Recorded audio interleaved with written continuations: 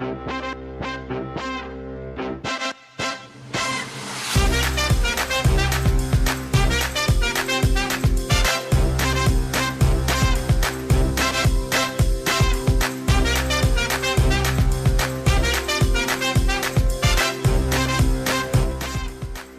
it's brought to you by Flag and Anthem.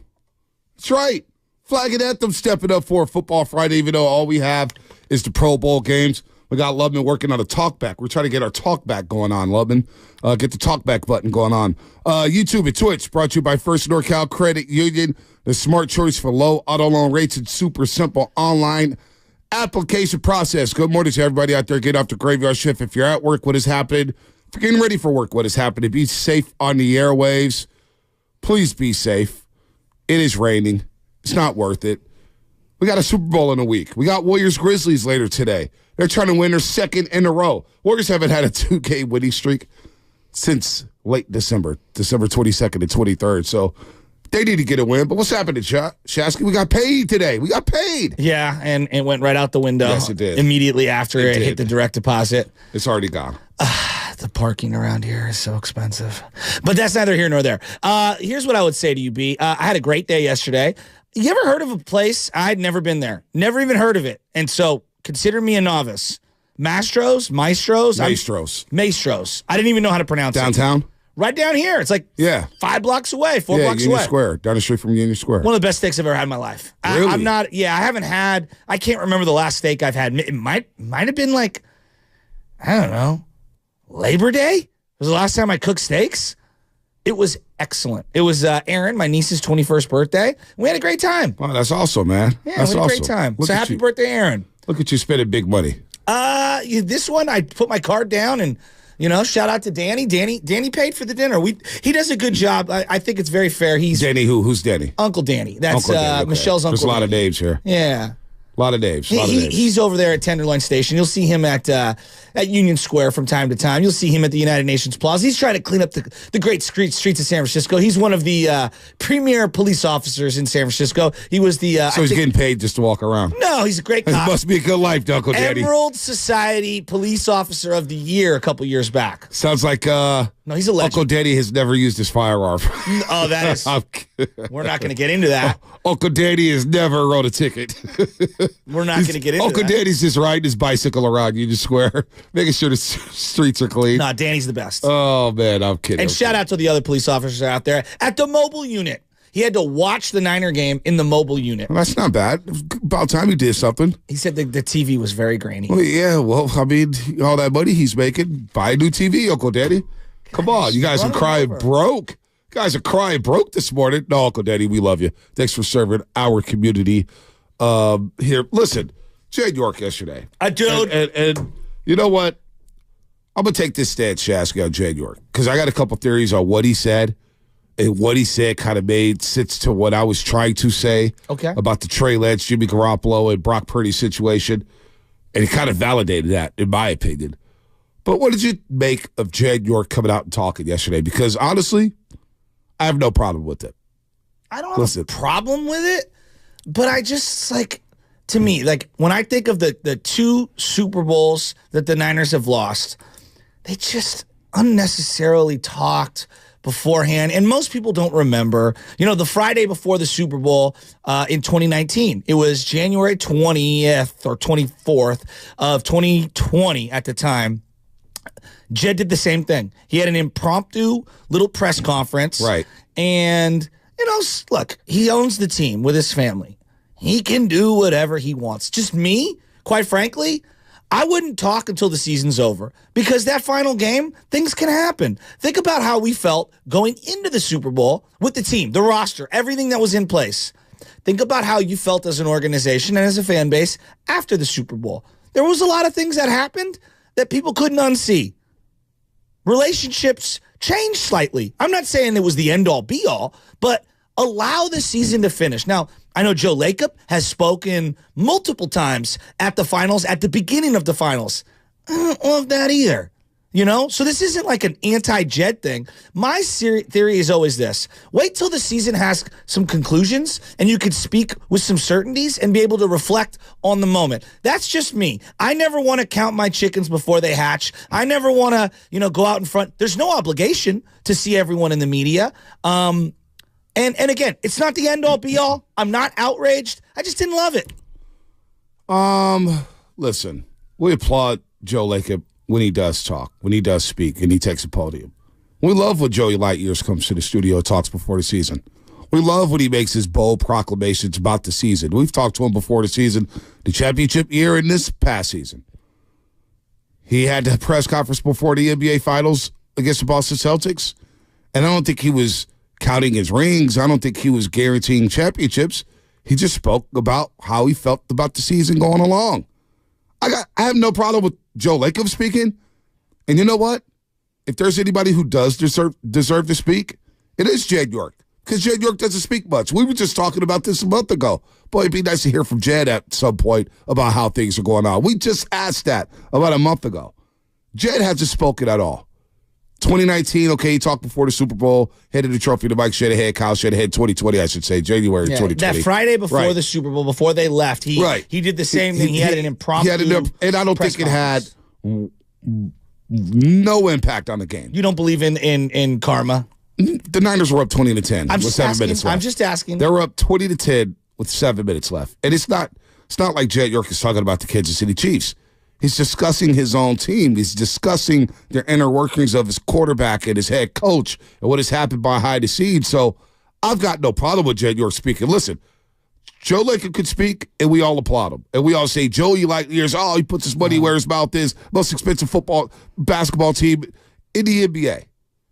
Well, Jed York has doled out at least $355 million in guarantees, and that's not including Nick Bosa. That's not including the go-ahead to trade for Randy Gregory. It's not including the green light to trade for Chase Young.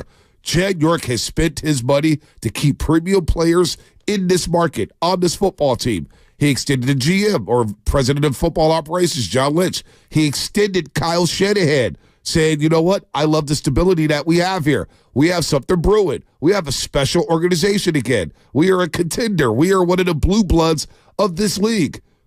So when Jed York came out and spoke yesterday, it's what he said was just like, wow. Well, I can't believe he said that. But I have no problem with Jed York speaking at all.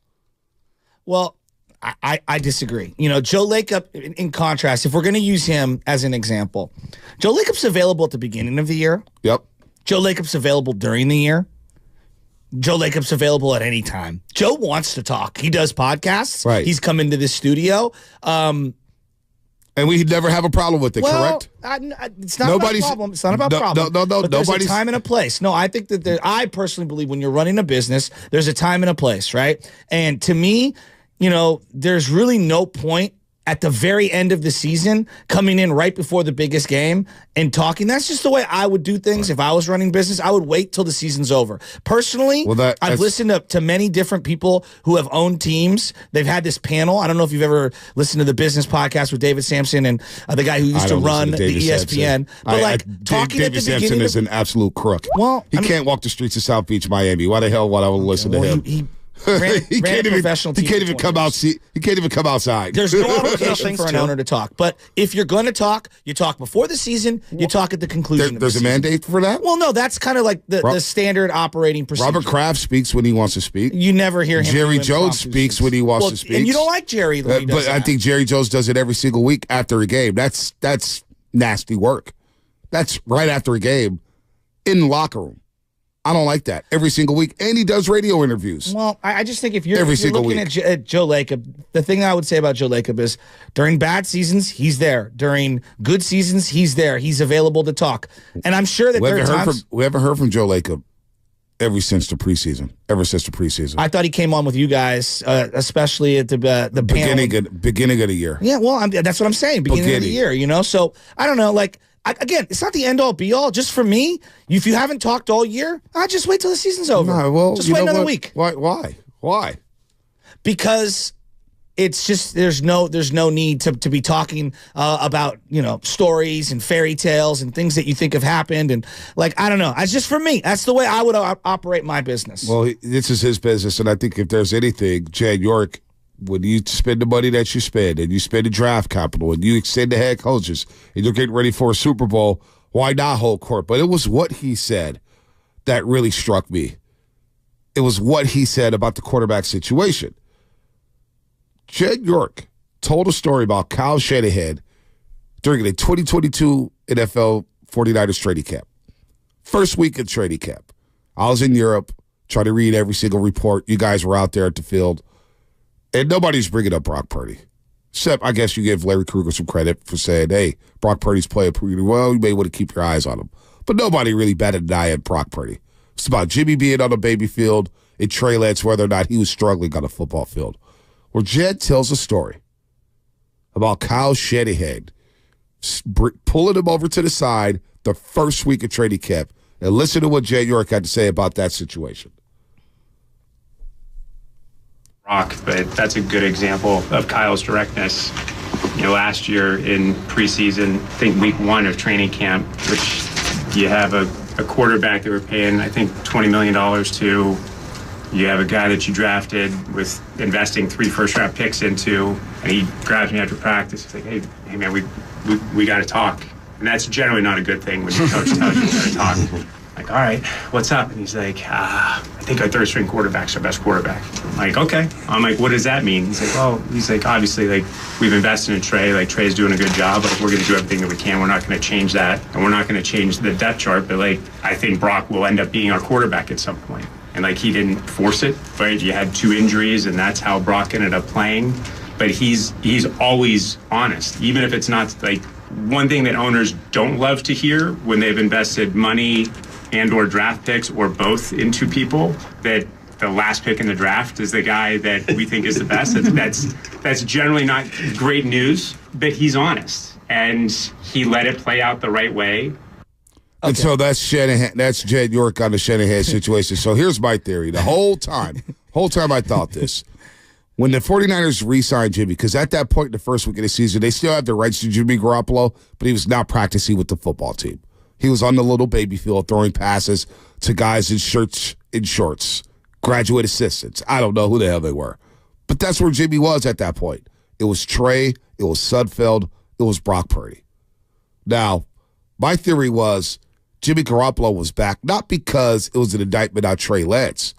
Jimmy was brought back because Jed probably told Kyle Shanahan, okay, if you really believe Brock Purdy's going to be playing at some point this season, we can't go into the season with Trey Lance, who's only got 2 starts under his belt, and we can't go in there with the backup being Brock Purdy, who's never thrown an NFL pass. I need a veteran here in case something goes wrong with Trey Lance, and we can't go right away to Brock Purdy. I need some experience in that quarterback football locker room, or whatever, quarterback room, I should say. And Sudfeld wasn't cutting it. And so I believe they brought Jimmy back to have insurance and have a veteran in the locker room said, okay, we know who Jimmy is. Jimmy's helped us win a lot of football games. If things do go awry with Trey Lance, we have at least Jimmy. But we cannot, Kyle, we cannot go into the season with Trey Lance as a starter with only 2 starts under his belt and Brock Purdy backing him up, Mr. Irrelevant. We can't do that, Kyle. So Kyle probably said, okay, let's work. If we can't trade Jimmy, let's work on bringing him back. And if, you know what, he reduced his contract, he renegotiated, reworked his deal, and he got brought. That was my theory the whole time. I just didn't believe that Jed would allow Kyle to go into the season with 2 young quarterbacks like Brock and Trey Lance. I think that's a very plausible, plausible, scenario that you're laying out there. I actually subscribe to portions of that. Look, I don't want to parse every single word Jed is saying, because then it sounds like I'm out to get him, or that I'm, jaded and I don't like him, or this, that, the other. I just don't believe. I don't believe the whole story at all. What don't you believe about it? If the kids in the car, when you drive around with a bunch of 12-year-olds and you're on your way to baseball practice and somebody says something ridiculous, you know what the kids say? I call cap on that. Yeah. And that's kind of like listening to Jed. I'm like, all right, dude. But what do you call a cap I'm going on? to tell you. It's a great fairy tale. But, like, I remember exactly how that week went, okay? The first 3 practices were non-padded practices, all right? At the time, the NFL Network was there. And I remember Steve Weish was out there. Mariucci was out there. We were out there. Lubman, me, Langford. I believe there was somebody else with us. Guru was there for parts of the time. He says he calls him the third-string quarterback. Now, and he had referenced Jimmy making $20 million. So, like, and again, I don't want to get all deep in the weeds here. At the time, the reason the NFL Network was there was because there was still indecision on whether the Niners were going to trade Jimmy, bring him back, renegotiate his deal, or cut him outright. He was not on the depth chart. Yeah, that's what. He was not on the depth chart. They had Sudfeld in fold, and Sudfeld was getting a ton of reps. All right. So I just find it hard to believe that they decided to restructure Jimmy Garoppolo, bring him back after 4 or 5 weeks of training camp of seeing Brock and cutting Sudfeld, and not elevating Brock Purdy to the number 2 status and just releasing Jimmy Garoppolo, or, getting rid of him, because they could have at that time. They had the injury settlement. There was a window to release Jimmy Garoppolo. That's why I believe Jimmy was back, because, again, I don't believe Jed felt comfortable or John Lynch felt comfortable saying, okay, if Brock Purdy is that guy, I can't go into the season with Trey Lance with 2 starts under his belt. That I believe. And Brock Purdy being the backup without a starter under his belt with this championship roster. I can't possibly go into the season with those 2 guys as my top 2 quarterbacks. So here we do have Jimmy over here. Is there any way, if Sudfeld doesn't perform at a high level, and we don't believe Sudfeld was terrible. He was terrible. So knowing that Sudfeld was terrible, let's renegotiate Jimmy's deal, and in case something goes awry, Jimmy's our backup for the meantime. But if you have so much conviction in the other guy after a couple of practices, right? This is where I'm coming. This is the part where I'm jokingly saying I call cap on that.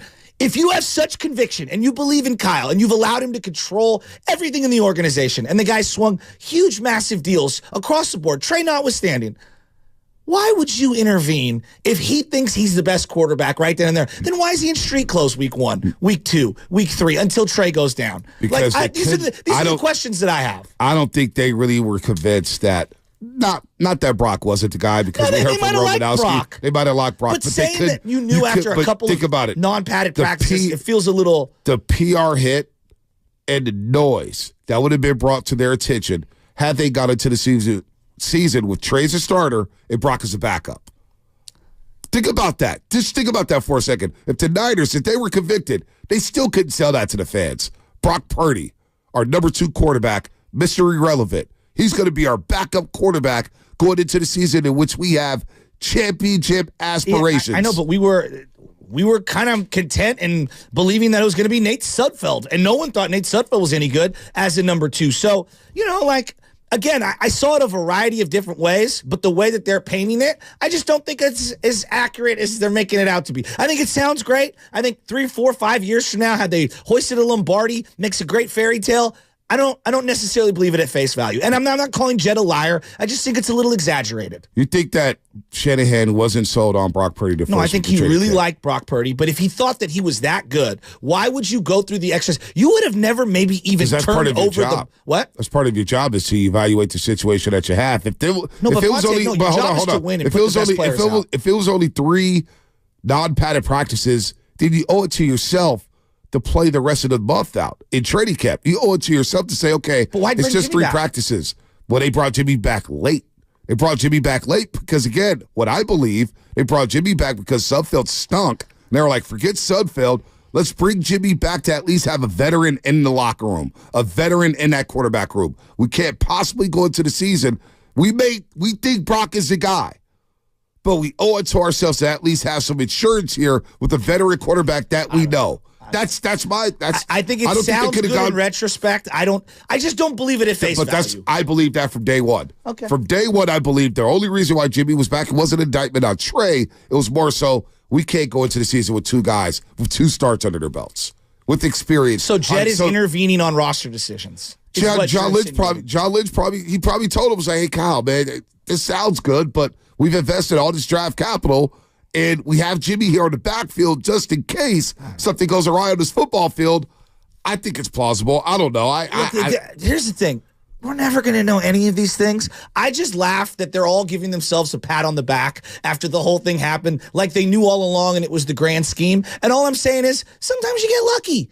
And I don't think that you guys had some crazy grand scheme. I think you got a little lucky, and it's okay to say that out loud. So even if the players are saying, boy, that Brock Purdy's looking good, Fred Warner and Trent Williams walking off the practice field, I mean, you don't believe them? Are they just capping? No, but Bonte, I'm happy with Brock Purdy. There's many freeway exits from the guy looks good to he's clear cutting away our best quarterback and getting these other guys out of the way. Bill Romanowski also told us, Mike Shanahan. Bill Romanowski always told us too that when he read into Mike Shanahan told him, I told that Brock Purdy kid, be ready. He's the guy. Romo told us that. All right.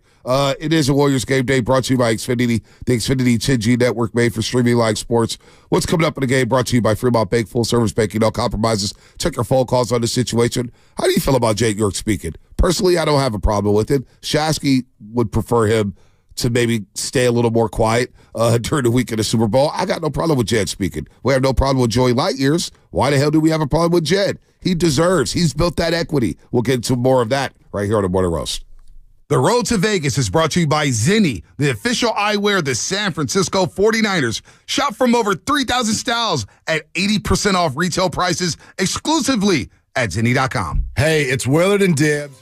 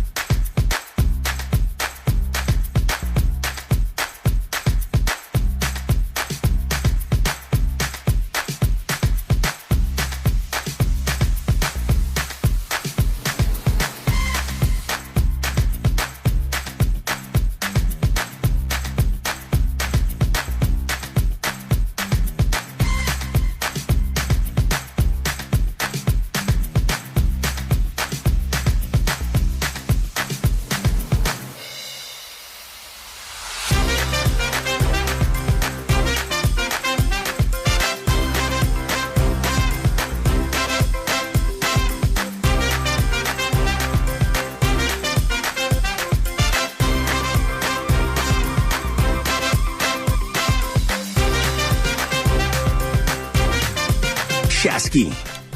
Welcome back here on the Frisco/Payday Friday.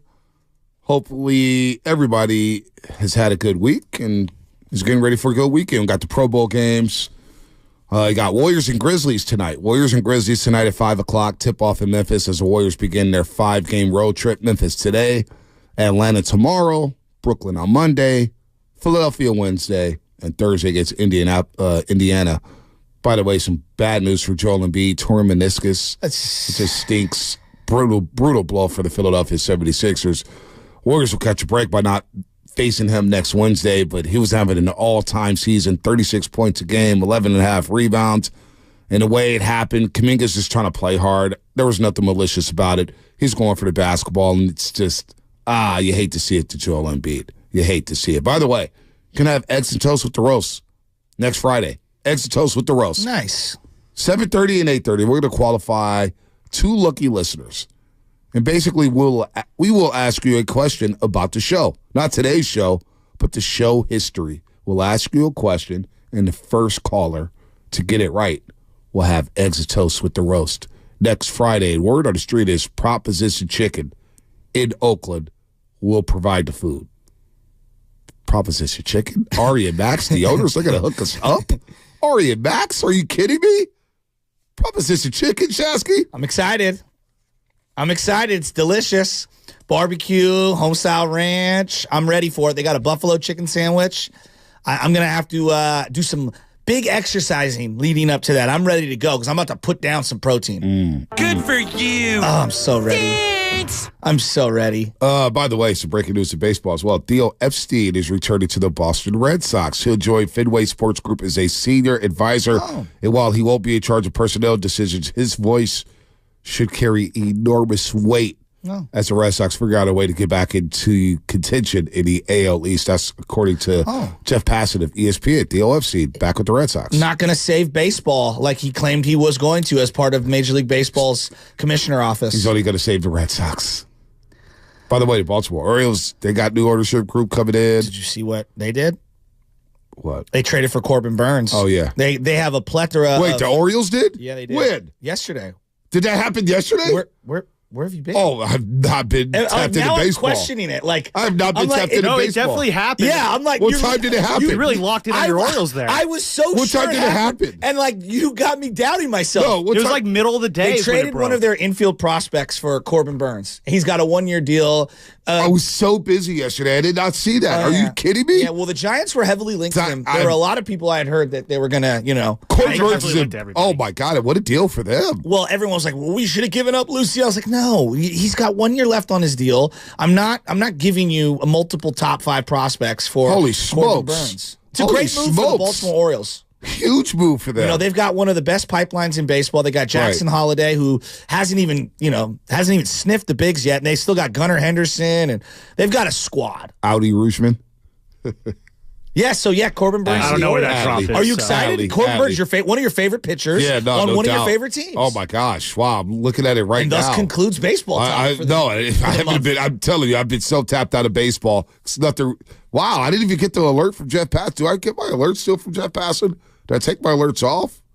Must have taken my alert. Wow. I used to get the alerts. I didn't see it. Yeah, that was 29 the big years news old. yesterday. Damn. Look at the Orioles. Anyway, all right. Eggs and toast with the roast next Friday. Nice to have new owners. When I said it, I looked across at him and I was like, well, maybe the internet got me and maybe I'm wrong. No. I started doubting Ball myself. Sack Sports at it again. That's right. I was like, oh man, maybe I'm the idiot here. And I totally had no confidence. Wow. I was leaking oil. 707, the Comcast Business Text Line, Yay! says that Eggs and Toast with the Roast changed the theme for next year to get toasted and roasted with Shasky and Bonte. Toasted and roasted. Well, this is a smoke-free zone. Stunted and blunted. Stunted and blunted. Smoke-free zone. No drugs. It's a drug-free show today. You okay? know, B, I just look.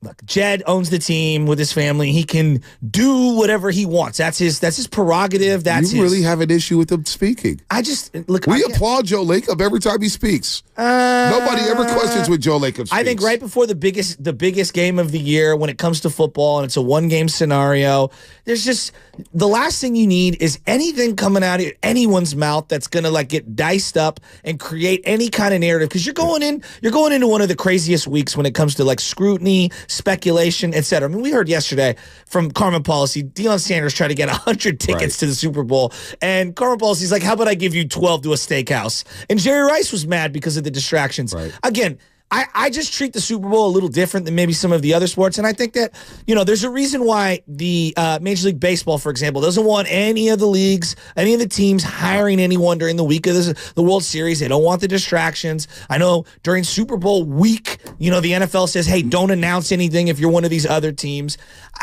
I'm of the nature in this scenario, because it's such a big game, less is more. And then afterwards, you can do all the boasting and the bragging and whatever you want, or the scrutiny or whatever you want. That's just how I would do it. And again, I'm not mad. I'm not angry. It's not preferable. Yeah, but it's okay. I think we're making a big deal about nothing. The owner came out and spoke and gave us some great nuggets about what went on with the quarter. We're finding out that Shanahan was sold on Brock Purdy a week into his tenure as 49ers quarterback. He was sold on Brock Purdy the first week of training camp, which, again, I didn't hear that from anybody, but we're 8 days away from the Super Bowl. No, 9 days away from the Super Bowl. Yes. By the time next week comes around, people are going to resurface the story. They're going to ask Brock Purdy a million questions. Of course. It's not going to be a distraction. These guys are professional. They know how to block out the noise. This isn't doing anything. This is getting a couple clicks, and once the news cycle goes to tomorrow, we'll be talking about Warriors, and Jet York will be a thing of the past. What he said will be a thing of the past. Now, this will help out people with their stories, but next week's going to be next week. And a lot of things are going to be distracting.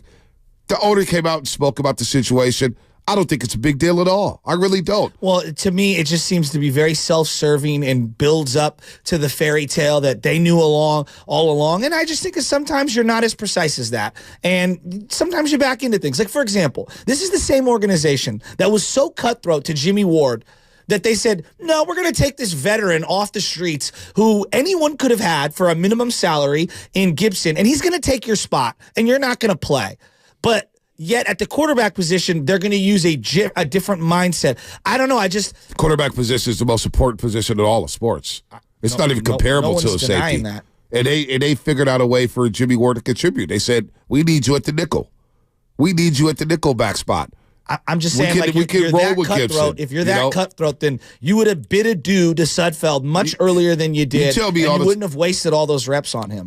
No, I think you owed it to yourself to see what Sudfeld had with the pads. And you had the Jimmy Garoppolo, but you also had the Jimmy Garoppolo situation where you couldn't trade him. You're actively trying to trade Jimmy. So you needed to keep a veteran in that quarterback room. At some point, Sudfeld wouldn't contribute. But at the time, you only had the two quarterbacks, right? So, most teams were only suiting up two quarterbacks. Right. Again, I'm not saying that Jed is malicious. But you had the I situation. think this is a tall tale. No, I don't. I believe Jed and everything he said. Maybe he's too truthful. We don't want to handle the truth. We don't want to handle the truth that Trey Lance was never the guy. It is what it is with Trey Lance. Well, no, clearly I feel like some of us with Trey Lance are holding on hope that, man, Trey didn't get a fair deal. Well, it was apparent that, according to the head coach, Brock Purdy was outplaying him. I didn't see the reps. I was in Europe. I didn't know what was going on. So, but if that's the case, I'm just saying, like, if you're running an organization and someone tells you that's the best guy and he's buried on the depth chart and Trey goes down and then Jimmy goes in and Jimmy plays, you might not ever be able to pull over that poker card at any point. So I would say, like, if you believed with such conviction he was that good, man, maybe you should have elevated him to a higher status earlier. That's all. But think about going into the season. You already got question marks about Trey Lance going into the season, and he had 2 starts under his belt. The Houston Texans start, the do-or-die game in which he performed at minimum like Jimmy Garoppolo in that football game, and he got to start earlier that season against Arizona where they lost 17-10. They couldn't convert 4th downs, and Trey looked a little rattled which was his first start of his career. You couldn't go into the season with Trey Lance having 2 starts under his belt and then the 7th-round pick, who was the last pick of the draft, as the backup quarterback. Think about what that would have told a lot of people. That would have been a PR nightmare. So you needed to. So again, you had Jimmy Garoppolo on the side field saying, "I've tried to work out a deal with him. I've tried to get him traded. He doesn't have a market. Let's just hold on to his rights while we have Sudfeld, and let's see what Sudfeld has. And if Sudfeld doesn't have anything, We can always fall back on Jimmy Garoppolo. I think that's a great business model. I think they didn't give a quarterback away for free. They brought a quarterback back who helped them go to 2 NFC Championship games, and you had a veteran presence in that quarterback room to where, you know what? We believe Brock Purdy's going to play, but we don't have to rush it right now because we got Jimmy G back. I got no problem with it. You got no problem with Jerry Jones talking every week on the radio. Why do we have a problem with Because he's available, win, lose, or draw. Yeah, but he talks too much. Every game, before the game, every week on the radio, you have no problem with that. He talks too much. Jerry Jones talks way too much. You can't just talk when you're winning, right? You have to be, if you're going to talk, you talk win, lose, or draw. He talked when he lost, and you guys told him to shut the hell up, Jed York. You guys said enough of Jed York when he were losing, right? I don't get why we're going so hard on Jed York when Joe Lacob talks all the time, but we have no problem with it. We give Joey Lightyear's high fives. If anybody's built the equity to talk, Jed York has built the equity to talk. He spent over $400 million in guaranteed money on his team. So has every other NFL team that gets $500 million in TV cash. No, they don't spend like Jed. The Cardinals they don't spend like Jed, Shasky. They don't spend like Jed. No. I bet if I looked at the Arizona Cardinals and their escrow accounts, they would match over the last 2 years the exact amounts. They don't spend like the Niners, man. Bonte, there's a minimum spending in the NFL. Why are we just hating on Jed? We're hating on Jed just to hate on Jed. What's coming up in the game? Accurate. Brought to you by Fremont Bank, full service banking, no compromises. You got a problem with Jed speaking? Because I sure the hell don't. 888-957-9570 is the number. Give us a call here on The Rust. B, I can't argue with you. The Red and Gold hotline is up and running. That catch by Ayuk was incredible.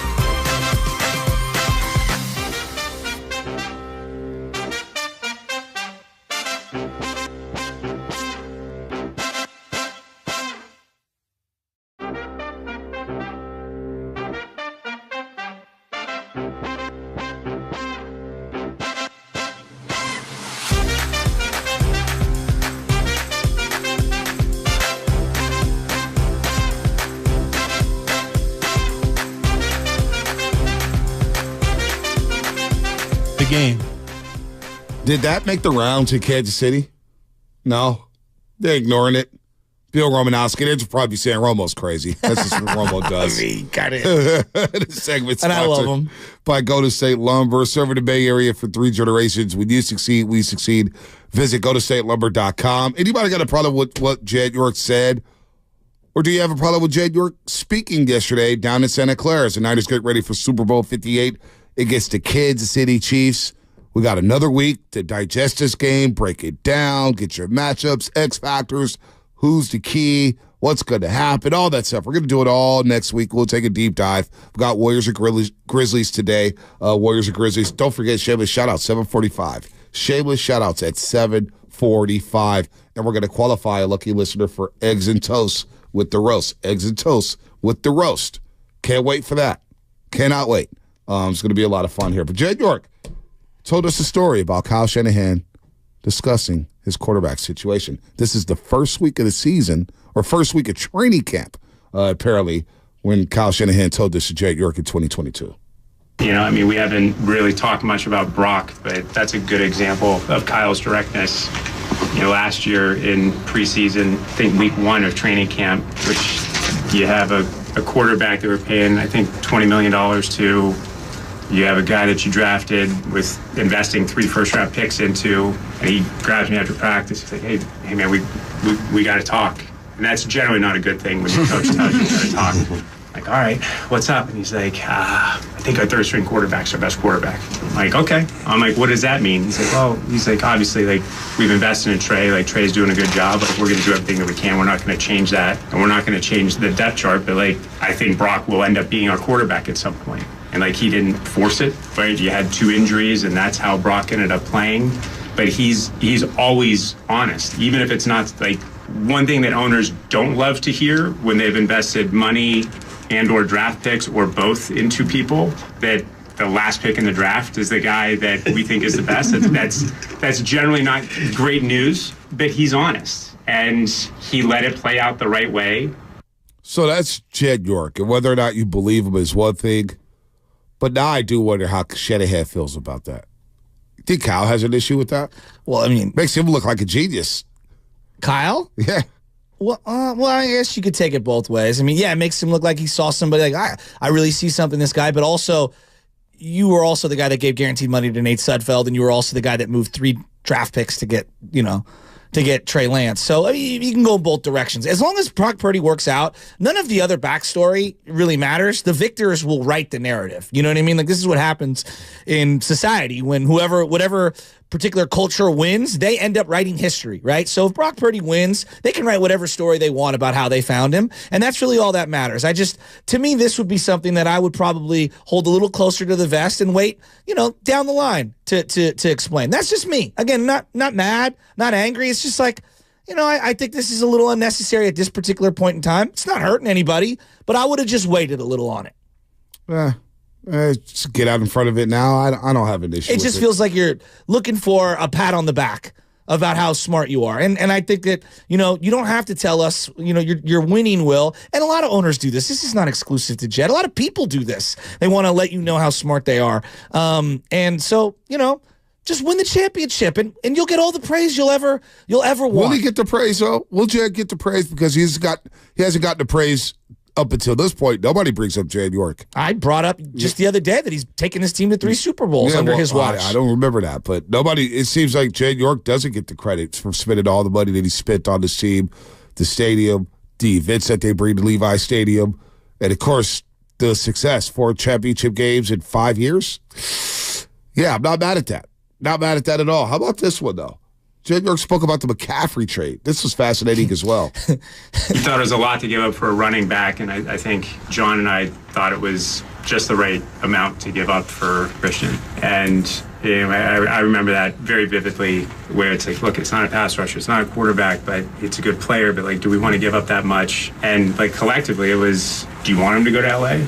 Like, do you want, like, this is where we are, right? And I mean, as somebody that plays poker a little bit, like, you don't go all in on, like, 6 jack offsuit, right? When you have pair jacks or ace king, like, you might not win the hand, but, like, that's the time that you want to push your chips into the middle. And I feel like that's where we were with Christian, and we did give up a lot. But I think we have one of the best, if not the best player in the National Football League on our team. And, for Kyle, because he cares so much about the overall organization, and you look at us when we draft, when we do things in free agency, it's generally on the defensive side of the ball. Like, we generally do not draft offensive players super high. We're not doing a ton of stuff in free agency for offensive players. It is more that he's focused on the defense because he knows he's going to spend more time on the offense. And I think it was just making sure that he felt comfortable knowing that, like, it might not work, but it's a bet that we're all willing to make. You don't smile when you hear that whole exchange? Smile. Yeah, I'm happy that they did trade it for Christian McCaffrey. I love the insight. See, I find it funny that, like, in my mind, I'm now imagining a conversation of John Lynch and Jed on one side explaining draft value and positional value to Kyle Shanahan, who's forgotten more about football than anyone on the planet, right? Like, I just find that funny. I find that to be funny. And, like, not that these things don't happen. Sometimes it gives me a chuckle. Sometimes Kyle is his own worst enemy, though. No doubt. This is why you have a crew of scouts. This is why you have, other people on the staff. Possibly. It's funny to hear to hear Jed explain that him and John were on one side of the room, saying we should do this trade, and Kyle was like, I don't know, it might be a little too rich. I find that to be funny. Well, I find it to be revealing that sometimes Kyle's and these head coaches, look at Belichick right now. He doesn't have a job. You let Belichick go out and buy his own groceries. What has happened to the New England Patriots? right? You let these coaches go out and get their own groceries. Sometimes they don't know how to cook.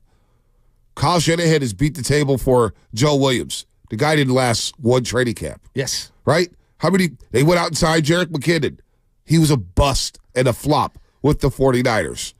All right? Kyle Shanahan has moved up and said, hey, we got to get this D tackle. We have to get this D tackle. Well, you draft Solomon Thomas, and that didn't work out. And you draft Javon Kinlaw, and a lot of people are out on him. It's been an underwhelming tenure with the 49ers for Javon Kinlaw. Yeah, but so sometimes Shanahan is his own worst enemy. Think about that. Oh, yeah, that's too much for Chris McCaffrey. Now the guy can't sit McCaffrey down. Now he has all these fans saying, you got to limit McCaffrey's touches. You're using him too much. So it's pretty funny to me that Shanahan sometimes like, that's too much for a running back. Shanahan, your offense is stuck in neutral right now. You need to make this trade. And give more credit to John Lynch because we forget he's the Hall of Fame player. So he played at a high level, at a Hall of Fame level. Okay. So I'm not laughing too much when John Lynch says, hey, man, I think we need to do this, dude. Forget these damn picks. It's just there's a contradiction of, like, if Shanahan's so brilliant and he's genius and he knew that the quarterback after a couple practices was going to be the best guy, but then he doesn't understand positional value for Christian McCaffrey. Like, I'm laughing at Jed trying to, like, explain that to Kyle. I find that funny. He may have understood it, but he probably was like, oh, that's a lot of picks. That's a lot of picks. Every coach in the history of any sport, even the greatest of the great, no matter who you're picking, whether it be Bruce Bochy, Popovich, Phil Jack, they've got a laundry list of guys that they liked that didn't work out. Yep. They all do. They absolutely all do. It's just, we were sitting here and we're praising Jed, and he does deserve a lot of credit. They are a great run franchise. I mean, they're like basically a version of the Yankees in football. Like, that's kind of what they are, right? Some sort of a version. They're a cash cow. No one denies any of those things.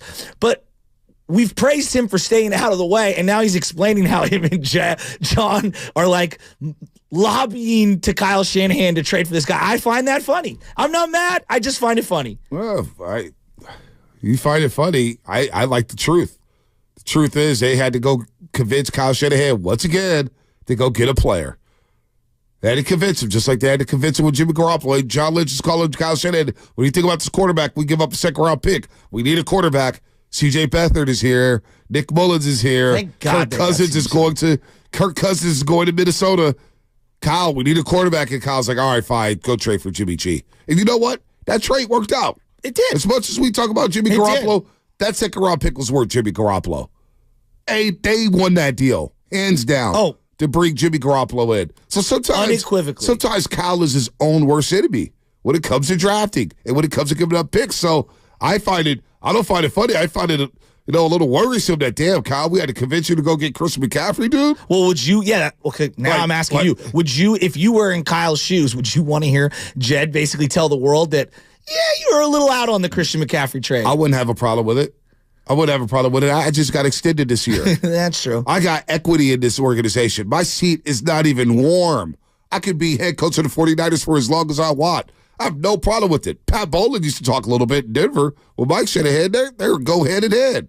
Owner wants to talk. It's not a problem. Let's go to Larry in San Francisco. Larry, you got a problem with Jed York speaking today or yesterday? No, I don't have a problem with it at all. It's the Super Bowl, man. He's wrote a lot of big checks. This is his baby, man. His name is on the line. When everything falls apart, it's Jed York's fault. It's Kyle Shanahan's fault. But everybody criticizes him for what he said about Trey Lance and the Brock Purdy thing. I believe that's what really happened because when Joe Shasky was going crazy about a pass that Trey Lance threw in practice, one pass, the dude can't make a first down in a game, but he threw a great pass in practice. Larry Krueger kept talking about this kid named Brock Purdy, about how he might be the most smartest quarterback on the team. And so I believe that kind of transpired that way. Yeah, I do. Now, what do you think about this, Larry? Jimmy Garoppolo's on the side field. Sudfeld's throwing up in practice. He can't buy anything, right? Can't complete a pass to save his life. I believe that maybe even if they did believe that Brock Purdy is going to be the guy at some point, my belief is they had to bring Jimmy back to say, you know what? We need a veteran in the quarterback room just in case. Trey Lance doesn't work out, and we have to go to Brock Purdy very early in his rookie season. This is the last pick of the draft. We can't put him in that position, and we can't have a quarterback who's only had 2 starts under his belt have a backup with no experience. That's why I believe they brought Jimmy back. I don't think they really wanted to, but it was like, you know what? We've won a lot of games with them. It could be a lot worse. What do you think about that, Larry? Well, no, I agree with you. I think the reason why Jimmy stayed is because people like me, and then there's people like you guys on the radio, and then there's Grant Cones and Larry Krugers. If the whole thing fell, if Trey Lance ended up being what Trey Lance ended up being, if Brock Purdy ended up being the number 262 pick that couldn't throw a pass, couldn't manage a game, couldn't win a game, people would have got fired, man. So Jimmy G was insurance, I think, you know? Yep. All right.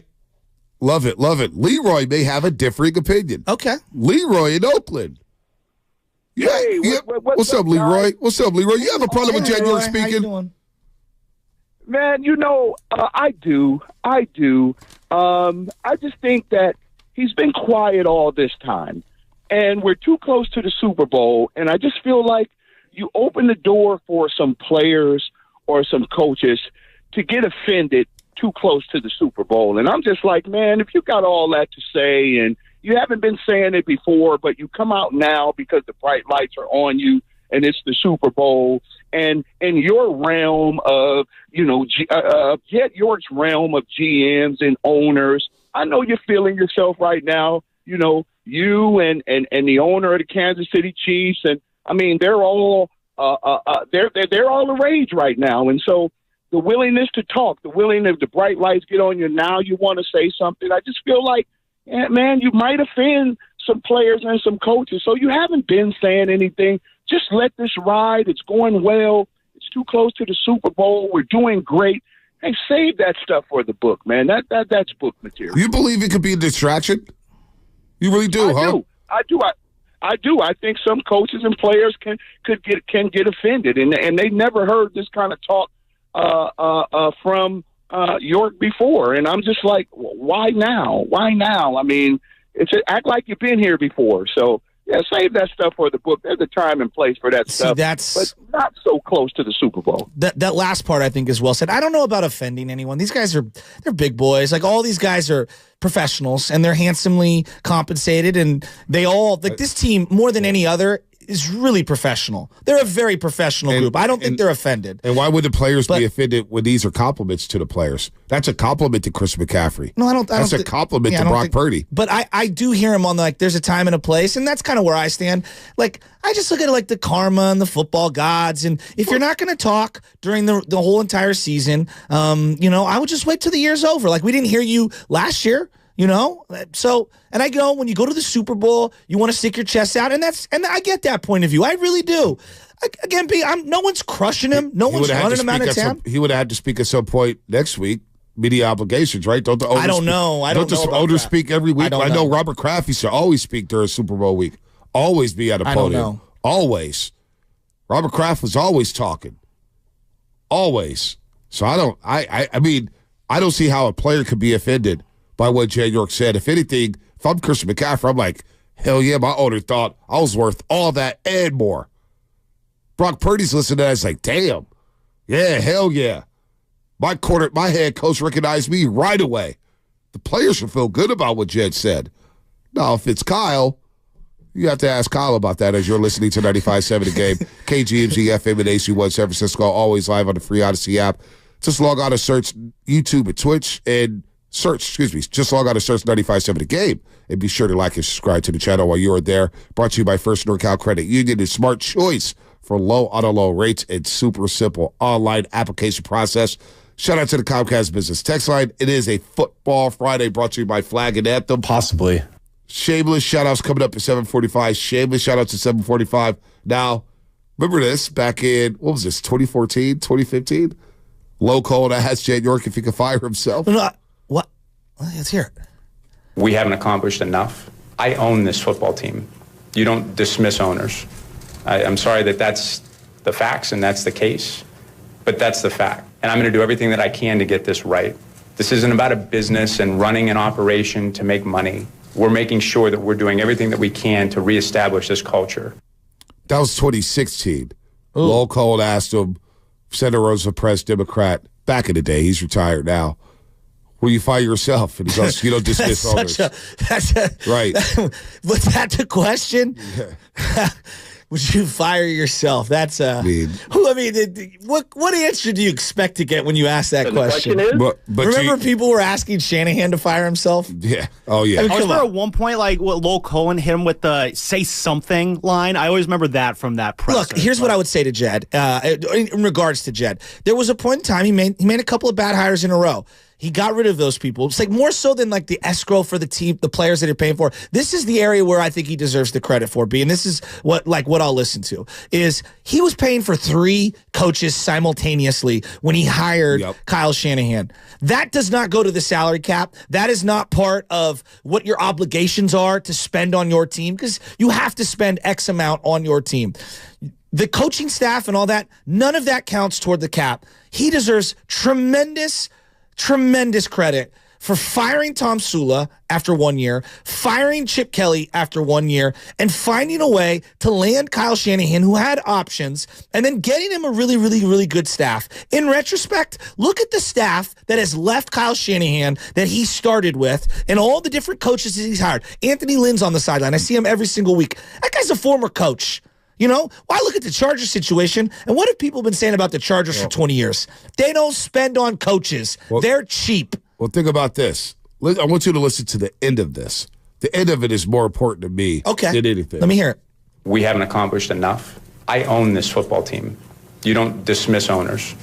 I'm sorry that that's the facts and that's the case, but that's the fact. And I'm going to do everything that I can to get this right. This isn't about a business and running an operation to make money. We're making sure that we're doing everything that we can to reestablish this culture. Doing everything we can to reestablish this culture, and I'm going to do everything I can to make it right. I think he's done that. Kyle, Wildly Jed York, under his watch, the 49ers have appeared at 7 NFC title games. Now, when did he start running the squad? Say 06, 07? No, not even that. It was like, I would say 07, 08 when he texted Adam Schefter that we were going to have a worldwide search and we found Mike Singletary's in our locker room. So, 7 NFC title games. After Mike Martz wanted the job. Under Jed York, 7 NFC title games. It's pretty damn good. Oh, it's really good. I mean, outside of the Patriots and Kansas City and who else? 3 Super Bowl appearances. No, but I mean, who else is even like... I know there are teams that have won, like the Eagles have been to, 2 Super Bowls in that time frame and won 1. How many other organizations would trade spots with the Niners in a heartbeat? 27? Yeah, 28? Exactly. So he said back in 2016, he's going to do everything he can to make it right and everything he can to reestablish the culture. And look at us now. Look at us now, 49er fans. Got to give Jed York his flowers. Well, I would got to give Jed York his flowers. If you're a little offended because he spoke yesterday, I'm sorry. You probably just have something against Jed York. I have no problem with him speaking, and you know what? He's earned that clout. He's earned that equity to come out and speak whenever he wants to because he doesn't speak a lot. And when he does, he actually says something. And he said something yesterday that was, wow, okay. And he's put his money where his mouth is, and now we have a premium football team. Jerseys are selling off the rack. Primetime games. Levi's has become the spot to be. They're 6-0 in the playoffs, at home, at Levi Stadium. I had no problem with Jed. Talk your talk, Jed. We applaud it when Joe Lacob does it. We get mad at the Giants for not speaking enough. How many times did you guys yell about the Johnsons? The Johnsons need to come out and speak. The Johnsons need to come out and speak. They never show themselves. Well, Jed York is kind of falling back. I know, but what I would say is that, you know, I want to see you after the 2020 season when you get kicked out and go to Arizona. You know, like I wanted to see you after the 2021 season and after the 2020. So, like to me, you got again, to NFC Championship games. Yeah, I know. It wasn't like you lost. I didn't say that, but let York cook. All right, let York cook. My theory is, I want to see you in good times and in bad. Just be consistent. That's all. Okay, I think he'll do that. That was 2016 when that clip came out. Held a press in 2016. He had fired his Chip coach, Kelly. Yeah. He was down bad. For what you're asking for, he did that in 2016. And he said he was going to make it right and reestablish the culture. Check, check, check, check, check. All right, more coming up on the roast. Brought to you by Fremont Bank, full service banking, no compromises. The road to Vegas is brought to you by Ameriwest Credit Union. Working for you today, tomorrow together. Hey, it's Willard and Dibs.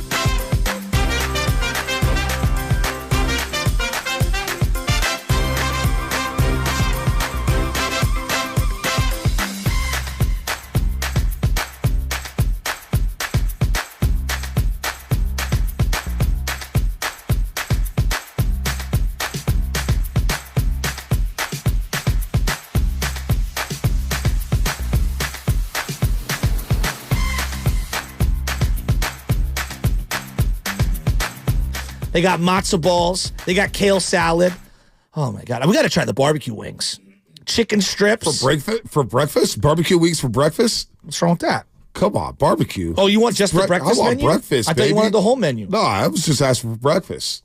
Here are the sides. Potato wedges with a little house-made ranch. And then they've got the buttermilk ranch breakfast sandwich, the buffalo breakfast sandwich, and the barbecue breakfast sandwich. Again, fried chicken, rotisserie chicken, or crispy tofu for any one of those sandwiches. There it is, prop chicken next Friday. Eggs and toast with the roast. We'll qualify somebody in 9 minutes. 9 minutes. What we got here on the line? We got 888-957-9570 is the phone number.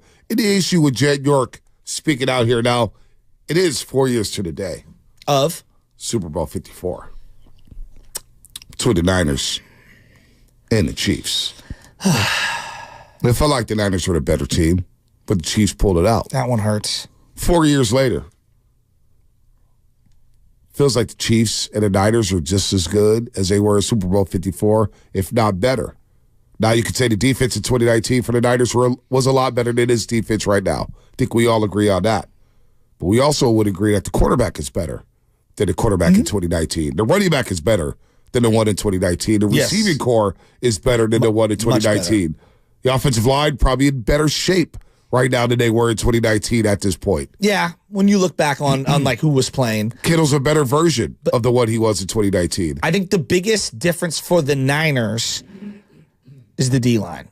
Because that D-line, looking back on it, Armstead playing on the edge in certain situations, inside in other situations. You had DJ Jones as a backup. Yep. You had DeForest Buckner having a monster year. And when D Ford was healthy, his pass rush win rate was closer to 40%, which was highest in the league. As a team, I mean, they sacked the quarterback 1 out of every 3 or 4 plays. They're legit. Now, is Kansas City better? It's hard for me to look at that offense. Like, I think their defense is significantly better. Yeah. But I think that their offense, when you lose Tyreek Hill, gosh, that's a big blow. But I do think that Pacheco's much better than Damian Williams, and who was the other running back they had at the time? They had Damian Williams. Who's the other running back? It's going to bug me. Was it Clyde Edwards from there? No, he got drafted, I believe, a year or two Who's the other later. running back? He was on that LSU team with Joe Justin Burrow. Jefferson and Joe Burrow. And But their running game wasn't as good as it is now. But in that game, late in it especially, they did kick our butt.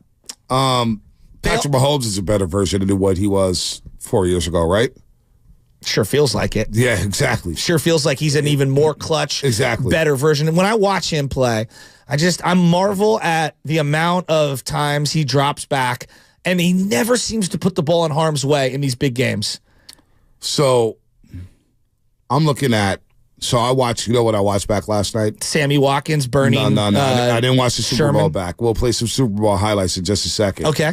Watch back the 2022 regular season game. Now that was a game that I was at the NBC studios. I couldn't go to that game, couldn't attend it because I had a Warriors-Kings game. It was our first game on the network, so it was Warriors and Kings, and I know you were at the football game. It's the last game I took my dad and my grandfather and my brother to. So that game, I think Patrick Mahomes, in that game, it was one of the best quarterback performances I've seen in my life. Like, just watching it back yesterday, and the point. Mahomes went 25 and 34. He threw for 423 yards, 3 touchdowns, and 1 interception. And in that football game, he was letting it fly. I marveled at the performance he put on display at Levi Stadium. Now, with that said, the Chiefs ended up winning 44-23. I think the game was closer to what the score indicated. Jimmy Garoppolo, they settled for 3 field goals. He threw the most bonehead interception right before halftime. It was one of the worst throws I've ever seen in my life. He just threw it up out of nowhere, and they zapped all their momentum. That was when McCaffrey had joined the team 3 days prior. Niners were down 28-23 early fourth quarter, but then Kansas City went crazy in the fourth. They couldn't match. Jimmy was just not that great. They settled for field goals in that game. And that's one thing in this one. If you do get into a shootout with Mahomes, you better score touchdowns. Less Jake Moody, more touchdowns. The team feels so different. The Niners, forget the Chiefs. The Niners feel so different from that game.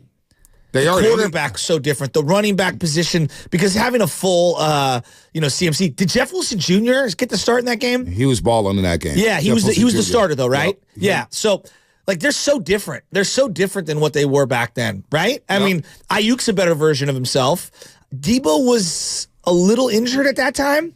Debo's a little, he didn't come in the best shape. He was a little heavy, right, at the time, because that was still in the middle of the year. Yeah. So, I don't know. I do believe that they're a much better team at this point in time. The 49ers from 2019, what's interesting with the 2019 team is there's only 11 players left on the 49ers from that roster. That's crazy. So it's a completely different team. Crazy.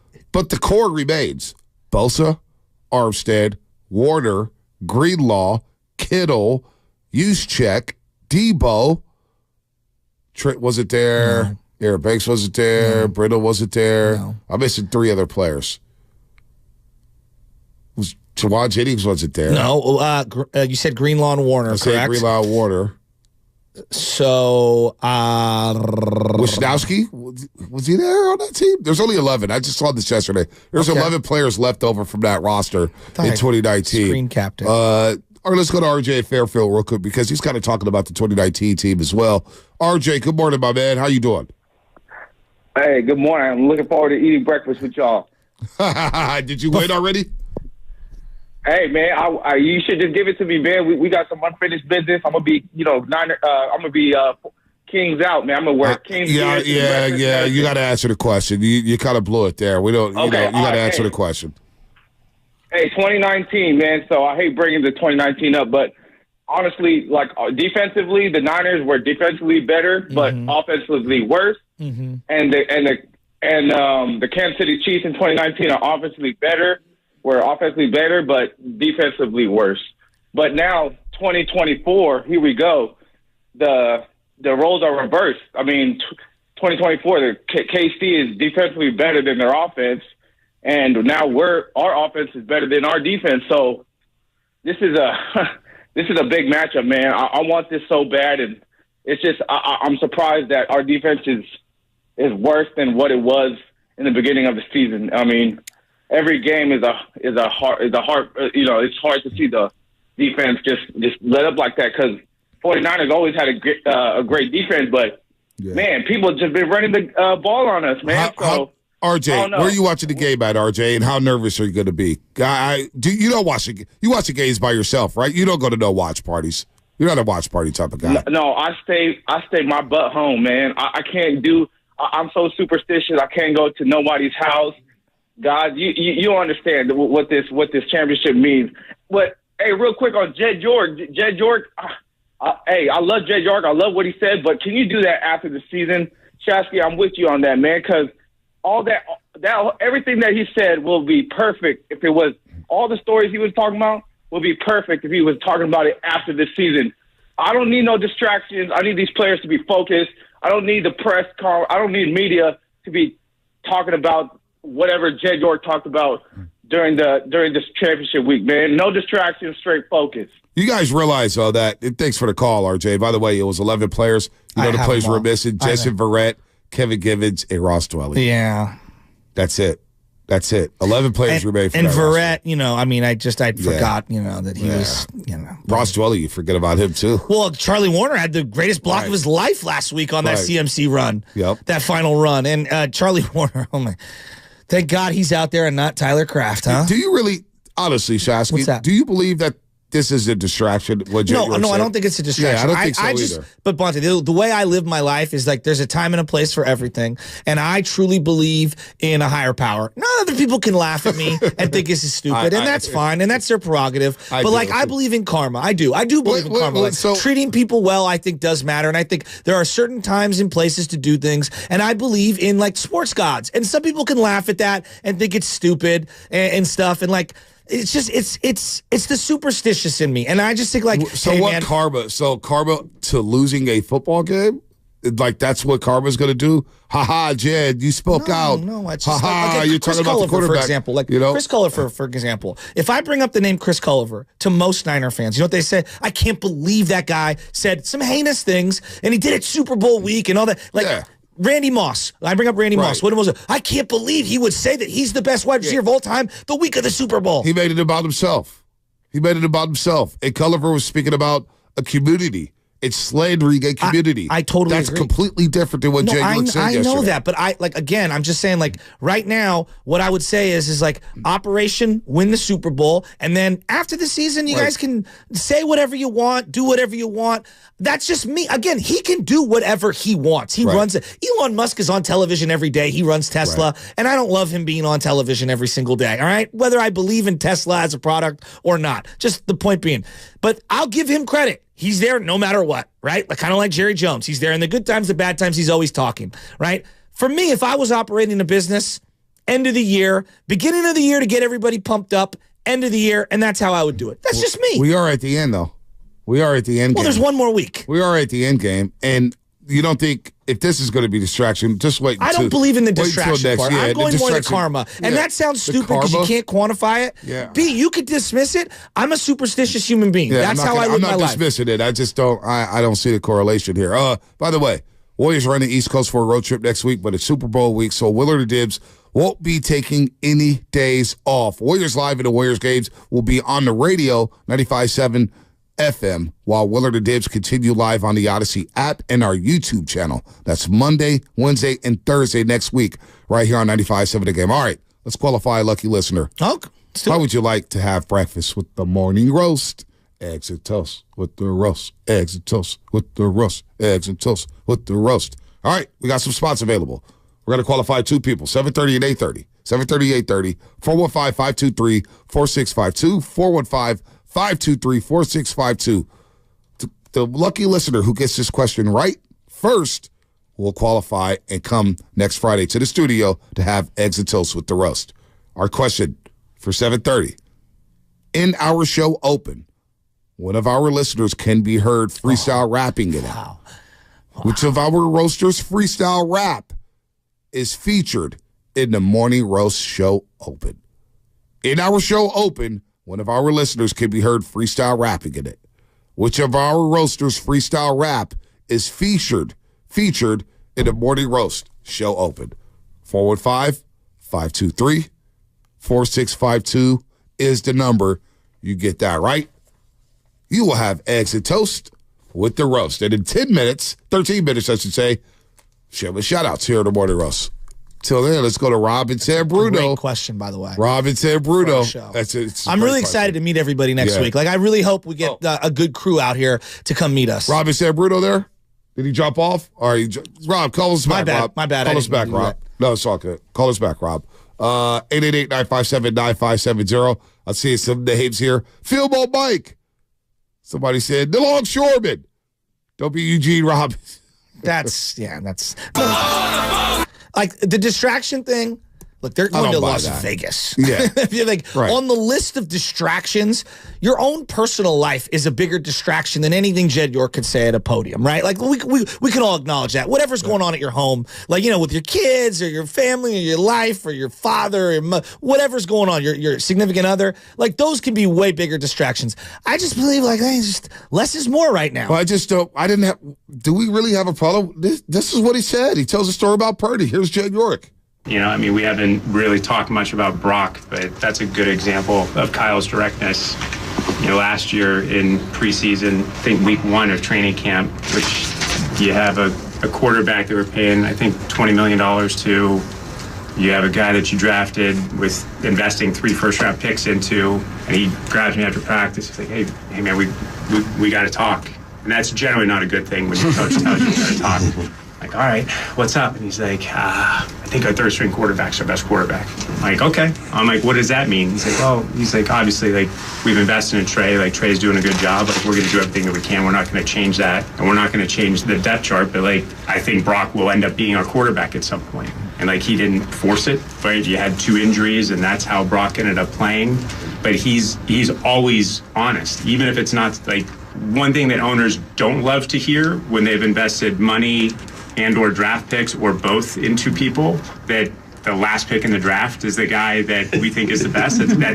That's generally not great news, but he's honest and he let it play out the right way.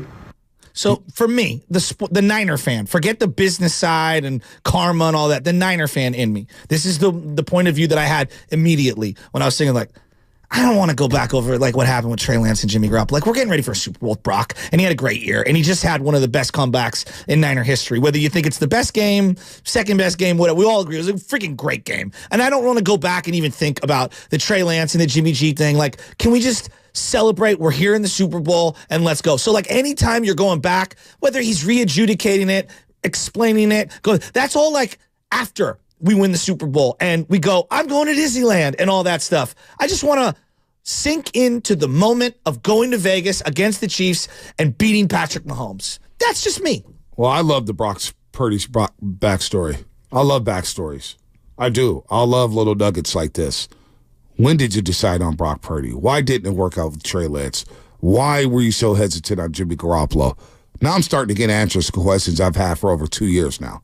And I love as a fan, journalist, I don't just me, Bonte Hill, I love the fact that I get to hear that. I want to hear that. Wow, the coach is sold in. It now validates what Bill Romanowski told us back before the Niners played the Eagles on December 3rd. Here's Robo. I read it to Mike Shanahan. Here's his story about Brock Purdy again. This was the week of the Eagles game. We had a Broncos reunion and for the Super Bowl. And I talked to Mike Shanahan about him. And, and I said, Mike, what is it about him? He said, Bill, the first practice I laid eyes on him, I saw it in him. Wow. And I remember walking by him in the hallway. This is when he's a rookie. And he told me this. He said, Bill, I told him, Brock, be ready. I don't know when you're going to get your shot, but be ready because you've got something special. This was a training camp, Romo? Yeah, Mike told me that he shared that to Brock Purdy. He said, when you get your chance, it's coming. I don't know when it's going to come, but be ready. And sure enough, he saw it because he saw the way he picked apart the starting defense when he was playing scout team. Julius Vigay. Congratulations, Julius Vigay. Oh, nice. Will be coming next Friday to have eggs and toast with the roast. We'll qualify another lucky listener at 8:30 for eggs and toast with the roast. But that's Robo. And Mike was telling them the same thing about Brock. Just be ready because you got something special. So they identify something with Brock very early on. They didn't say it right away because they wanted to keep it under wraps, obviously, right? You wanted to give Trey Lance his due. You wanted to give Suffield his due. You had Jimmy there dangling them, trying to move off of him, but obviously that didn't work out. I got no problem with that. I don't believe in karma. Like, what is karma going to do? Because you're talking about Brock and how you decided he was the best quarterback on the roster? There's no karma. There's no bad karma. The Niners have done everything well. They've done everything. They did their due diligence on this situation. And to have the gall to pivot off a guy you traded 3 first-round picks for, to pivot off of Jimmy Garoppolo, who had helped lead you to a couple of NFC championship games. Takes a lot of guts for Kyle Shanahan to do that. That I would never argue with. So karma, I don't know where the karma thing's coming in at, but well, got you don't no problem believe with in this. It. That's okay. You don't No. I do believe in karma. I would operate I do believe in karma, but I'm trying to figure out how karma's going to deal with this. I don't have a problem with that. It's just an unnecessary thing to put out there until the job is complete. And when the season's over, then we can go over all the backstories and we can write the books and we can have the parades. Success, everybody wants to be a part of. We kiss and when Joe there's failure, Lacobs. We kiss Joe Lacobs. You know what? When he comes out and speaks. Yeah, but he talks all year. Right? He comes at the beginning of the year. No, he doesn't. Did he not come at the beginning of the year? Beginning of the year. When was the last time anyone just when was the last time anyone had to sit down with Jed? Joe Lacob was going on podcasts in the middle of the season last year. I know. And in the middle of the year. He was going on podcasts, he was doing interviews and all of it. And all we were saying was, boy, we love when Joe Lacob talks. He's talking. Look at our owner. He's sitting courtside and he's talking. He's visible. You're missing my point. My point is that you can't just talk when things are gravy. Like Joe talks. They had a subpar year last year. During the year, it was very rocky. He's talking the entire time. Either you're going to talk all the time or, at the end of the year. And that's all. That's it. It's just be consistent. He is being consistent. He's talking at the end of the year. We got a game left. It's the end of the year. He's speaking. He's going to have to talk at some point next week. Maybe he's just getting out the way now so he can avoid all that in Las Vegas. I don't know. I don't see what the big deal is. Rob and San Bruno, what's happening? Rob. What's going on, fellas? I kind of agree with Shasky, but at the same time, he is big boss man, so he can say whatever he want to say. But like Shasky said, you had no reason to really come out and say that. My point is this: no hate on Brock Purdy. But you telling me, so Shanahan was in the camp 2022 clamoring for a 7th-round pick.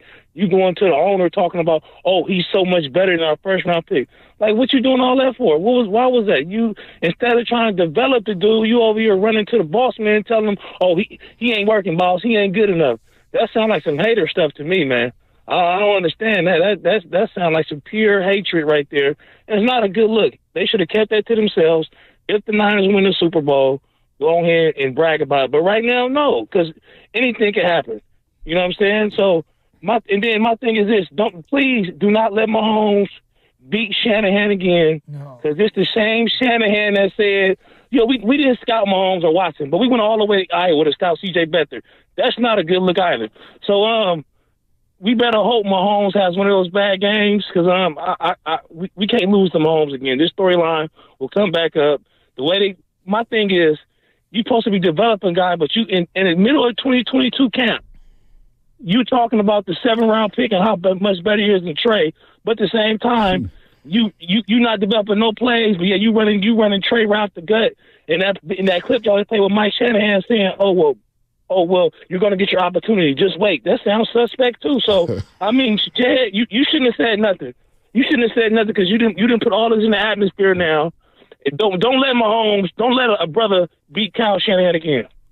So Rob, this is what I didn't want to do. Like I've turned the page from Trey Lance a long time ago, and I don't think we should be talking about him or Jimmy unless we're referencing Jimmy in the Super Bowl from a couple. Like we're getting ready for a Super Bowl, and like that's kind of like my big man, we're getting ready for a Super Bowl, man. Let's go. We got time. I mean, the players are getting ready for the Super Bowl. The coaches are putting together a game plan.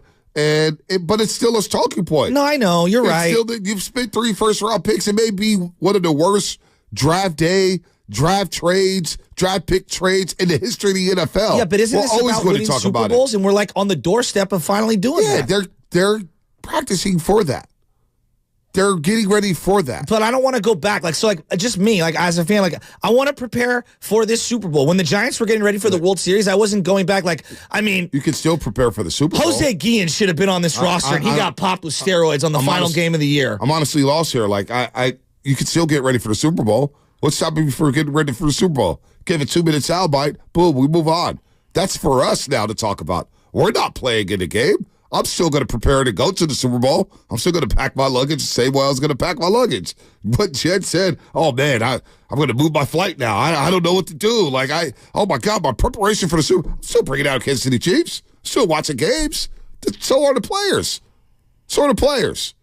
They got to talk, too. And they're getting asked questions about Brock Purdy left and right. They will be next week at Media Day. Absolutely. All those guys will be asked that. It's part of the deal. It's not going to hold anybody back. It's not going to change the outcome of the game. It has no impact on the football game, what was said yesterday. Not one iota is going to have an impact on next Sunday's game. Jed York's not making a tackle. He's not going to, all of a sudden Jed York's talking, all of a sudden we're going to go from cover 3 to cover 1 on the play. Like, it has no impact whatsoever on the football game.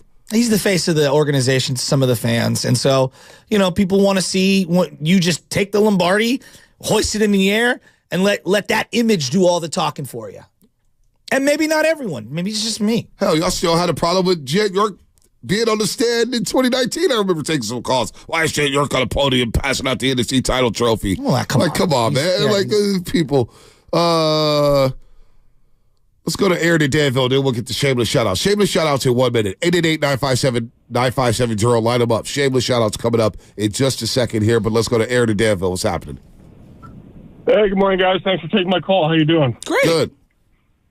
Good. I remember back in the Harbaugh days, it seemed like Jed was out in front, in the spotlight all the time. You heard from him every week. And I'll tell you what, back then it got old, and I remember thinking to myself, just stay back and let those guys do what they do. And he's done a great job of that so far. And then once you hit that NFC Championship podium, hey, the whole organization is in the spotlight now. So I think him coming out, a couple words about Brock and what he said, I actually liked it. Okay. That's actually a good point of view. The fact that we hadn't seen him all year, basically. I can't even remember when they showed him in the booth. Yeah. I don't even remember during any of the telecast. I know we see John Lynch a lot. Right. I can't even remember the last time I seen him. That's a good point. That's actually a really good point. Now, I expect fans to be like, Jed, why? But we can't pick and choose when we want an owner to speak. We really can't. Like, we applaud Joe Lacob every single day. Jed York quietly spent as much as Joe Lacob on his football team. Look at the guaranteed money he's given out. Drake Greenlaw, Fred Warner, George Kittle, Trent Williams, Deebo Samuel. Ayu's going to get it back. Javon Hargrave got it back. Nick Bosa got his back. All right? Kyle Juszczyk got it back. These guys are getting paid. Can I stop right there? That it kind of irritates me when the Niners themselves say that, well, look how much money we spent on the team. And are the Bidwells good owners? They're terrible owners. Okay.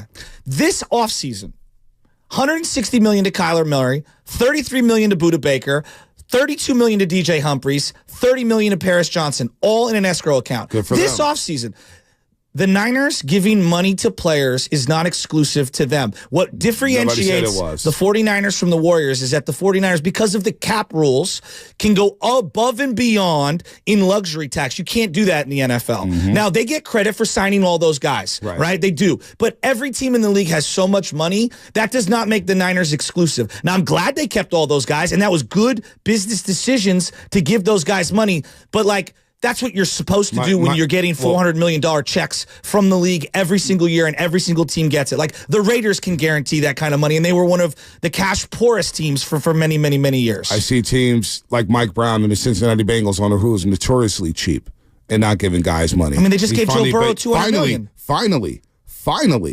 Finally, he's notoriously been frugal with that organization. There was question marks about him giving Burrow that money. So just because you're spending money to Bidwells, and give Arizona credit, their organization has won some games in the last decade or two. They've become a respected organization. They've cleaned house, no doubt about it, but they spent their money. But Jed, quietly, hey, you guys want to get paid? I'm going to pay you.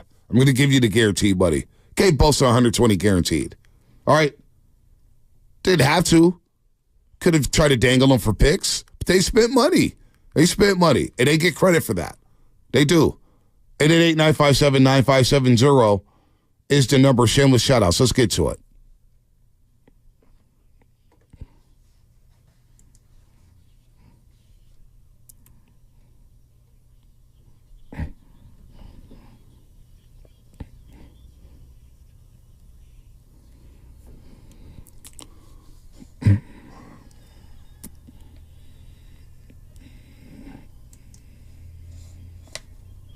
Go ahead, Shaq. I'll start off here. I want to shout out my niece. Happy 21st birthday, Erin Manion. I know you're out there somewhere. You're one of the most caring, generous, smart, great athlete human beings that I know. And I know Bonte would be proud to have his daughter become some semblance of a version of you. You make the whole family proud. We love you. Happy 21st birthday. And be safe out there this weekend. Be safe. Be safe. Shout out to my niece, Nai. Nai turns 12. 12 this weekend. 12 years old, Nai. It's a big age. You're growing up too fast. Nai, happy birthday to you. I love you. Can't wait to see you this weekend. Guys, it is Groundhog Day again.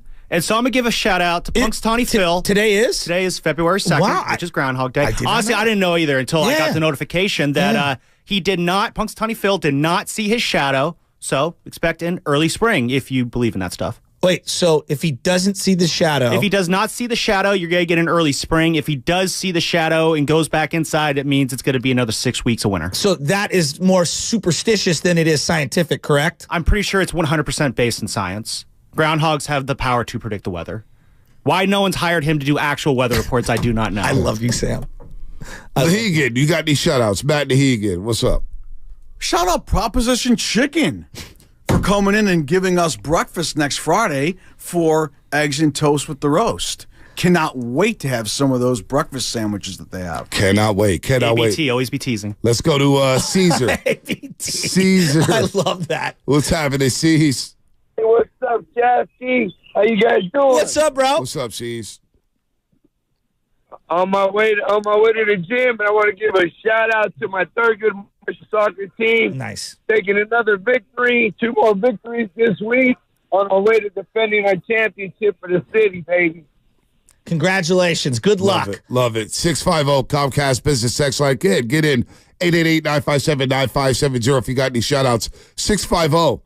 Shout out the love of my life, Cynthia, who's at home pregnant with baby girl number 2 while watching our 2-year-old. I love you. That's from the 650-408. Shout out to my guys at TD West Electric. Bonte and Joe, hit me up. Nice. TD West Electric. Shout out to you guys over there. Also, a shout out to Cam Newton for being Donkey of the Week from the 415. I don't know if you caught Cam Newton saying Brock Purdy's the 10th best player on the roster. Don't really care. I think Cam Newton's put himself into the meet. You know, we could talk about it after this. Yeah. We could talk about it after Also this. have Brian Young coming up. Brian Young, Pro Football Hall of Famer, coming up at 8 o'clock. Good, he was there with the Foghorn at halftime. Let's go, Niners. Let's come back. And boy, I do want to come back. I do want to give another shout out. Sarah Monty Ford, my guy Matt and the whole crew over there, they really took care of me and my wife. I had never been able to really pick out a new car. I never had anything. And I wanted to get something that was practical, that could kind of usher me into the new era. I got the hybrid Maverick. And I'm telling you right now, I'm in love. I'm in love with this car. It's a truck, technically. And the gas mileage is incredible.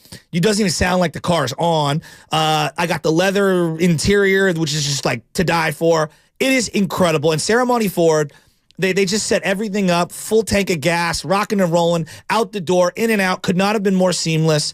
Tracked the vehicle from when it left the manufacturer's plant all the way to them. Just everybody at Sarah Monty Ford, thank you so much. I am so happy driving this thing around. I'm going to go on some road trips. There you go. 415 Comcast Business Text Line. Shout out to Holy Angels, 4th and 5th grade boys basketball team. Let's get the dubs this weekend. Go Angels. Nice. That's Coach Campos. Shout out to my wife from the 415, Shannon, a.k.a. Shorty, for being my partner in life. Love you, babe. Shannon, getting the shout out there. Let's go to Chris. Chris, what's happening? Who you shouting out this week?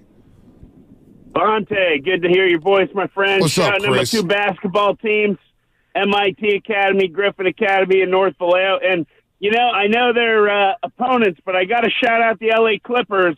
They've reached out to all the high schools in California saying, hey, send us your jersey, and we'll display it in the new stadium. It's really cool. That's it for me today. Good to talk to you, brother. Oh, that's pretty cool. Clippers doing that. Yeah, you see that in Atlanta, too, and they got all the high school helmets up there in Atlanta at the Mercedes-Benz Dome. All the Georgia high school helmets up there. That's pretty cool. I think that's a really cool touch, and that's something that's I think is really that's awesome.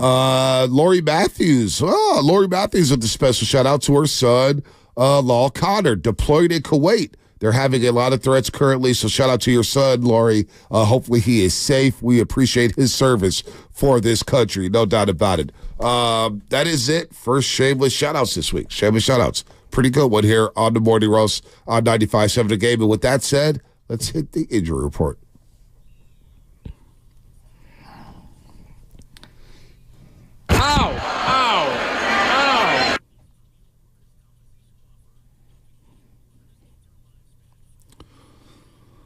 Serial Connection, Kings fan, not happy. Shout out to all the whack West coaches and their All-Star picks. De'Aaron Fox and Domantas Sabonis didn't make the All-Star game. Boy, poor Sacramento. Poor Sac. No smile, Sasky? I mean, it's just it couldn't have happened to a better group of fans and media people. What about Domantas Sabonis? No, De'Aaron Fox I would like to see in the All-Star game because I'm a NBA fan and I want to see him play. I don't want to see Sabonis. Nobody wants to see Sabonis.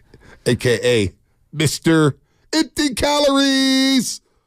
All right, anyway, the Warriors. Speaking of hoops, it is a Warriors game day. They're in Memphis taking on the Grizzlies. They will have to win without Dario Saric, who was scratched from tonight's game with a bout of general illness. Also, Draymond Green is listed as a game-time decision, as he is dealing with a right knee bruise, right knee contusion, which is a bruise, of course.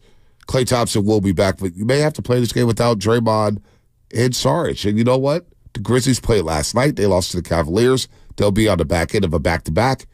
But you can't overlook them after they destroyed us Martin Luther King Jr. Day. So Warriors need to play their A game today. Try to win 2 in a row for the first time since December 22nd and 2030. Injury report brought to you by Boxer & Gerzer, Northern California's premier workers' compensation law firm, helping injured workers get their lives back for over 40 years. What's coming up in the game brought to you by Fremont Bank, full service banking, no compromises.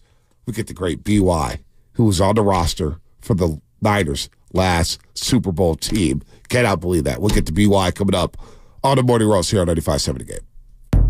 It's the Red and Gold Hotline Caller of the Week. Bang, bang, Niner gang up in this.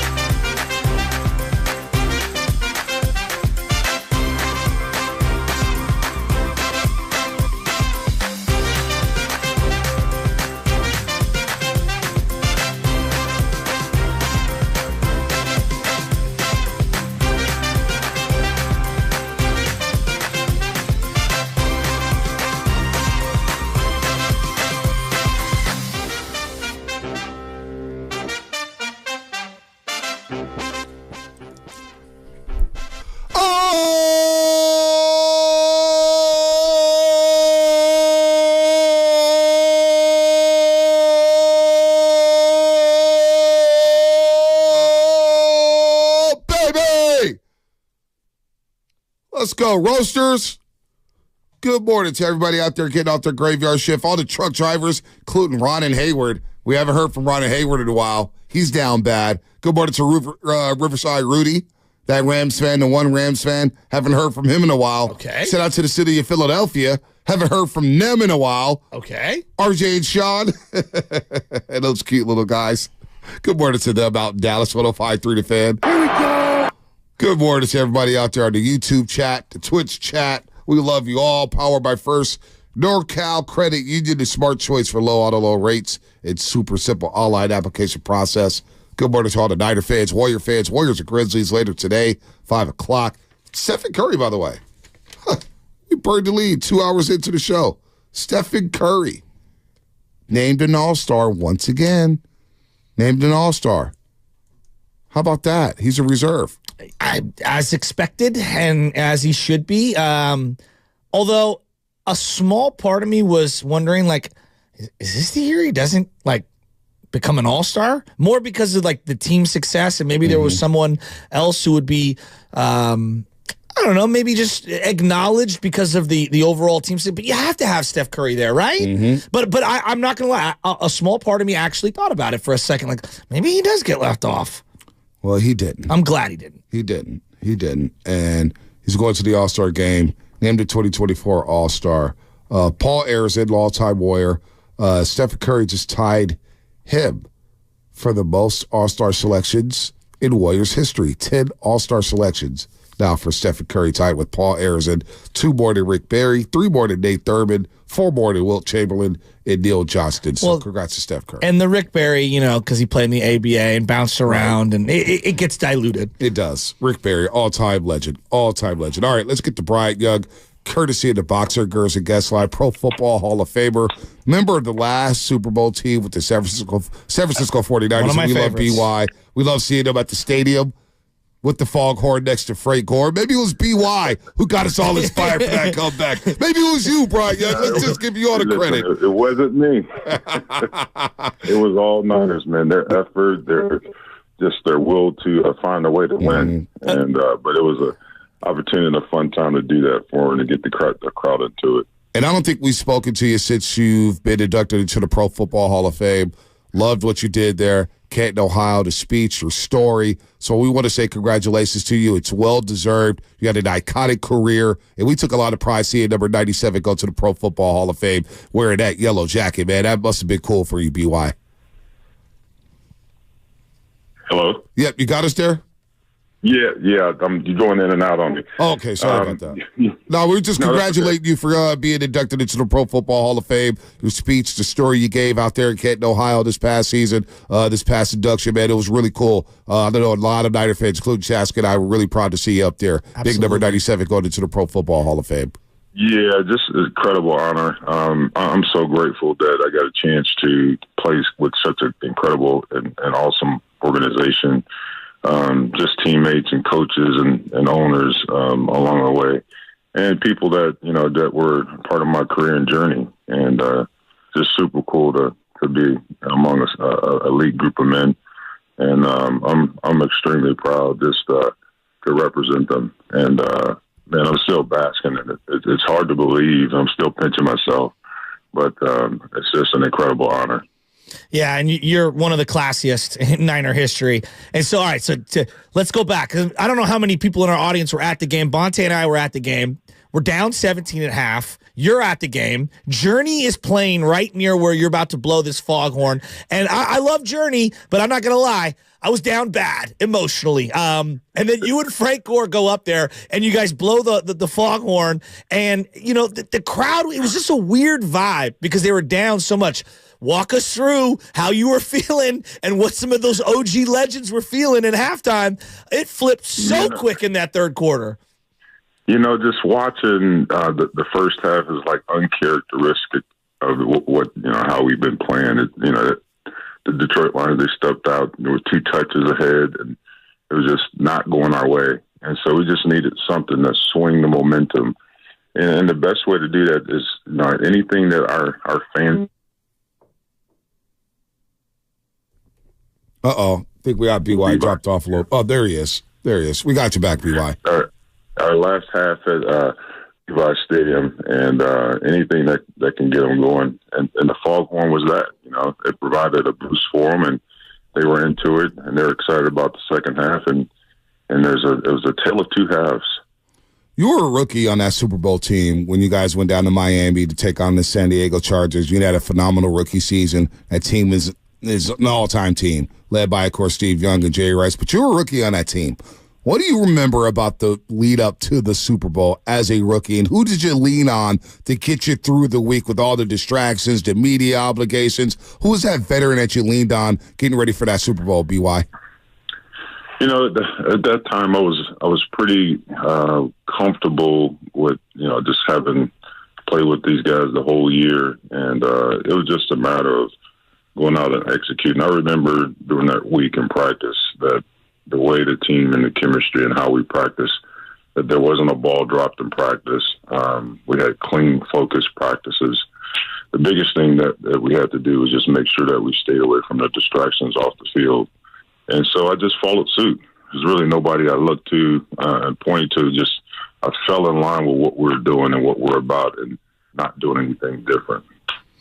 What did you notice from this defensive line this week, the Niners one? Because that was like the strength of the team for multiple seasons now. And I know Nick Bosa had a great second half, but it felt like, man, it just felt like they weren't getting home. There was a lot of gaps in the run game. I know that the linebackers play a part of that. I mean, there's a lot that goes into it. What were you seeing just from that defensive line? Because I expected more, quite frankly. I think, too, when I look at the run game, I think we're getting a little too maybe on second levels on the line, allowing some creases to get in there. And I think most importantly, we weren't playing as together as we'd had in the beginning of the year and the whole year. And so what I saw in the second half is us closing and playing a little tighter, not being as undisciplined in the gap, in our gaps, and just making the plays that were necessary. It was the tale of two halves in terms of how we played it in the run game and also how we impacted the passing game. The guys were getting hits and sacks, and that was a big difference. Bryant Young here on the Boxer and Girls and Guest Line on Morty Ross on 95.7 The Game, a Super Bowl champ, a Pro Football Hall of Famer. Spent his entire career with the San Francisco 49ers, 14 years in all. Looking at Brock Purdy. Look, Brock Purdy's cool, calm, and collected. His second half, the past 2 weeks against Green Bay in Detroit, we're going to remember forever. He did not wilt despite things going awry in the first half for him. What advice would you give to Brock Purdy getting ready for his first Super Bowl with all the distractions and all the lights? And, of course, it's going to get all the questions about his draft pick status. What would you tell Brock Purdy leading up to this game in Las Vegas? To do what you've been doing all season long. Stay consistent, block out the noise, don't listen to the critics, stay focused. That's not easily rattled. And he's real cool, calm, and collected. He's mature beyond his years for a young guy. And I really think that, he's just going to go about his business. It's a really big game, different stage, and he's not going to let that rattle him. So I anticipate him playing the way he's been playing the whole season. Who's your favorite guy to watch on this Niner team, either side of the ball? Debo's an electrifying playing. I'm a trench guy. I love watching the defensive line and the O-line as well. Trent Williams is a phenomenal left tackle, and Warner, of course, is a electrifying linebacker. He's always excited. He's a great leader for the team. Bosa on the edge, getting after the quarterback. There's just so many players that you could just focus on, and they make you excited to watch. You were known for having just great character, BY. This team is full of guys like that, great character. And it's a credit to Jed York for reestablishing the culture. I know we spoke yesterday about that. But when you watch these guys, you just named all the players, the trenches. I'm kind of like you too, BY. We love the trenches, which is why we were going crazy last week. We're like, you got to stop the run, man. What's going on down there in the trenches? Because you got to do that there. But how proud of you as a veteran, as a Hall of Fame member, not only in pro football, but with the 49ers, and you see these guys carry on your legacy here. It must make you and Frank Gore and the rest of the veterans so proud to watch these guys because they do have a roster full of high-character guys. They do. It's a credit to those guys that are in that current team, understanding, the history and the mystique of the organization and the success over the years. And really, they're just continuing and carving their own pattern, their own history, writing their story. And so when you look at what this current team is doing, it's theirs. It's their identity, and they understand what's at stake. They understand the standard that which we played, many years over the years. And so I'm just excited to continue to watch this team do something amazing. And so I'm rooting for them to get their 6th Super Bowl. Yeah, I mean, we all want that. We've been dying for it for 30 years here. I'm looking at Chris Jones in this Kansas City defensive line, and he's just a monster. Like, similar to yourself, he can line up inside, he'll line up outside, he'll take the matchup wherever it comes. Who do you think has the edge, their D-line or the Niners' D-line? I'm going to give it to us. I think I'm biased, obviously, right. but certainly I'm going to give the edge to us. But, Jones is a dynamic player. He does have the versatility to do, line up on the edge and inside. But, there are guys on our defensive line that have that same capability, like Eric Armstead. He's played on the edge and plays inside, and he's a very impactful player inside. But we have guys on the edge that can get it done. And so I'm going to give that to our guys. Yeah, Brian Young here on the Boxer and Aggressive guest line on the Morty Rose here on 95.7 The Game. Mahomes. All right. I know we're playing against him, but he's just such a good player.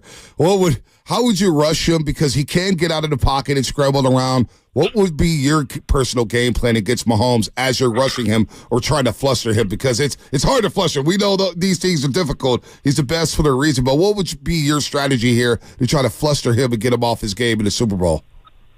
Well, the most important thing, you got to push the middle of the pocket and then allow our ends not to get high on the rushes and to squeeze the edges.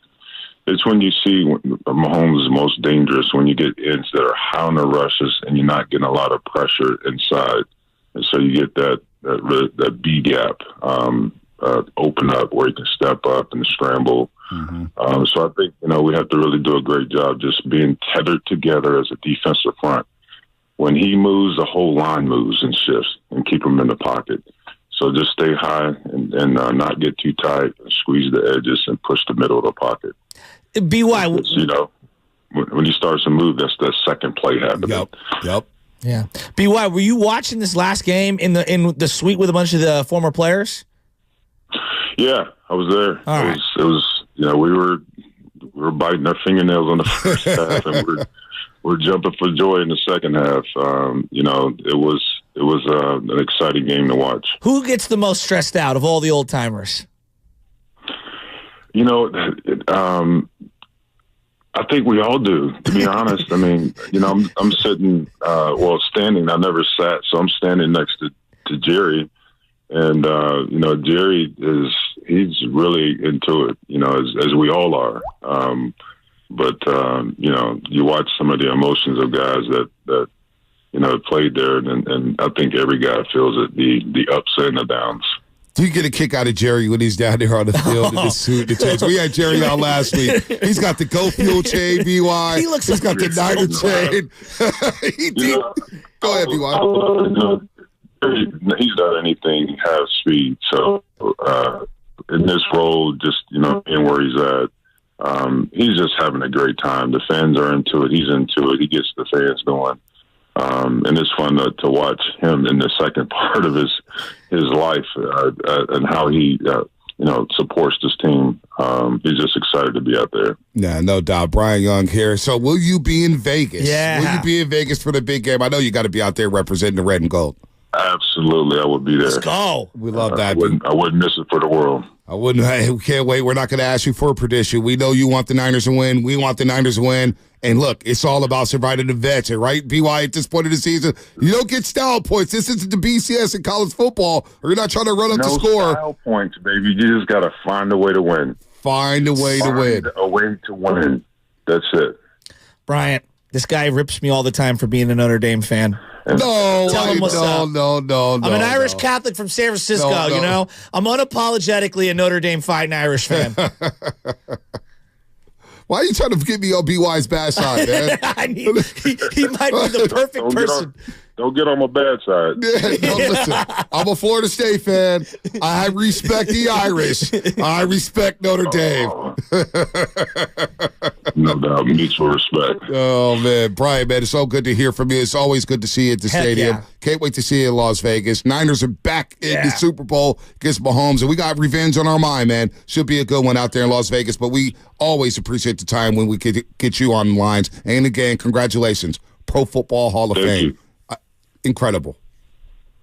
Thank you for having me, guys. Anytime. BY here on the Morning Roast on 95.7 The Game. Legendary guy, high character dude. 14 years, never took a playoff. Love BY. Love BY. But he mentioned that with Mahomes. Push the pocket inside. Get A-gap pressure. So I'm looking at Eric Armstead. I'm looking at Javon Hargrave. Hey, Javon, this fan base will forget about some of the no-shows that we see this season. We'll forget all about it if you have a monster game against Patrick Mahomes. And we saw him last year against Patrick Mahomes, and guess what? The Eagles didn't get pressure on Patrick Mahomes last season. No doubt they didn't. And, I was listening to Nick Bosa yesterday, and I'm not sure if we ended up cutting the sound or not, but he was talking about, the last matchup against Kansas City. And I personally believe that Nick Bosa channeled his inner Phil Jackson here by basically saying the loud stuff that you should keep quiet out loud to put it into the referee's hands and into their lap. This is what you should do. I've been begging Steve Kerr to talk about this with Steph and Clay and the off-ball physicality. You have to address it before the games happen so that the referees are aware of it. And I love that he said this. Taylor and Smith, when you watch them on film, Taylor's, I think, leads the NFL. Ton of penalties. Anything stand out when you watch them? They hold a lot. They hold a lot. They hold a lot. And then here's what he said about 2019. Yeah. You were pretty adamant after that game that you weren't going to watch it. You didn't watch it. Have you indeed watched it or been forced to watch it this week? Yeah, no, I've watched it. Yeah. What kind of feelings did that bring up? It's definitely just I start sweating a little bit. But it's fun to watch. I mean, that's a Super Bowl defense right there, and we got to take a page out of that if we want to go win it. Were you held on the Wasp play? On which one? The 3rd and 15. I don't think they had the back view, but yeah, I'm sure. It's Eric Fisher. I mean, 3rd and 15. I mean, Jesus, 3rd and 15. Why? I mean, are you really going to do this to me on a Friday as we're getting ready for the Super Bowl? 3rd and 15. Chiefs need some Mahomes magic. Launches down the middle. Hill, open, caught, and they get it. Kansas City, the big play. Now, I wish we would have cut Aikman leading up to that play because Troy Aikman was in the booth, and he was saying, boy, Mahomes really needs a big play. You're getting down to the nitty-gritty here, blah, blah, blah, 2010, nothing's going your way, and then, boom. Chiefs need some Mahomes magic. Launches down the middle. Hill, open, caught, and they get it. Kansas City, the big play. I don't understand to this day how there wasn't one hold called in that entire Super Bowl. I don't know what my boy Emmanuel Mosley was doing. So the players of the Kansas City Chiefs described this play as Jet Chip Wasp. Jet Chip Wasp was the name of the play, and it was a turning point. Of all the plays in 49er history, and I'll even throw the Sherman play in there, if you could take away one play from an opponent. It's 3rd and 15. Is it 3rd and 15? It's 3rd and 15. Over all of them. All time? That's what I'm saying. I've got a lot of plays I could take away. I mean, this was a Super Bowl. Leonard Marshall hitting Joe Montana. I wish I could take that play away. And they would have won 3 Roger in a row. Craig fumbling in that same game to give the Giants the ball back, and Matt Barr makes a field goal from 44 yards. I wish I could take that play back. Kyle Williams. Which play can I take away from him? The first fumble, punt fumble, the second punt fumble, the fumble on the reverse. I would have taken away numerous plays. The Bradshaw fumble, right? That should have been. The 3-play sequence, the 4-play sequence against the Baltimore Ravens. Love to take back a lot of plays. Jacoby Jones's touchdown return in that one, too. Yeah, to open up the second half. Yeah, well, Bruce Miller was held on that. Well, they call it. They love to play that game. Jerome Boger was the referee in that game. He was a crew chief, and I remember leading up to it. True story.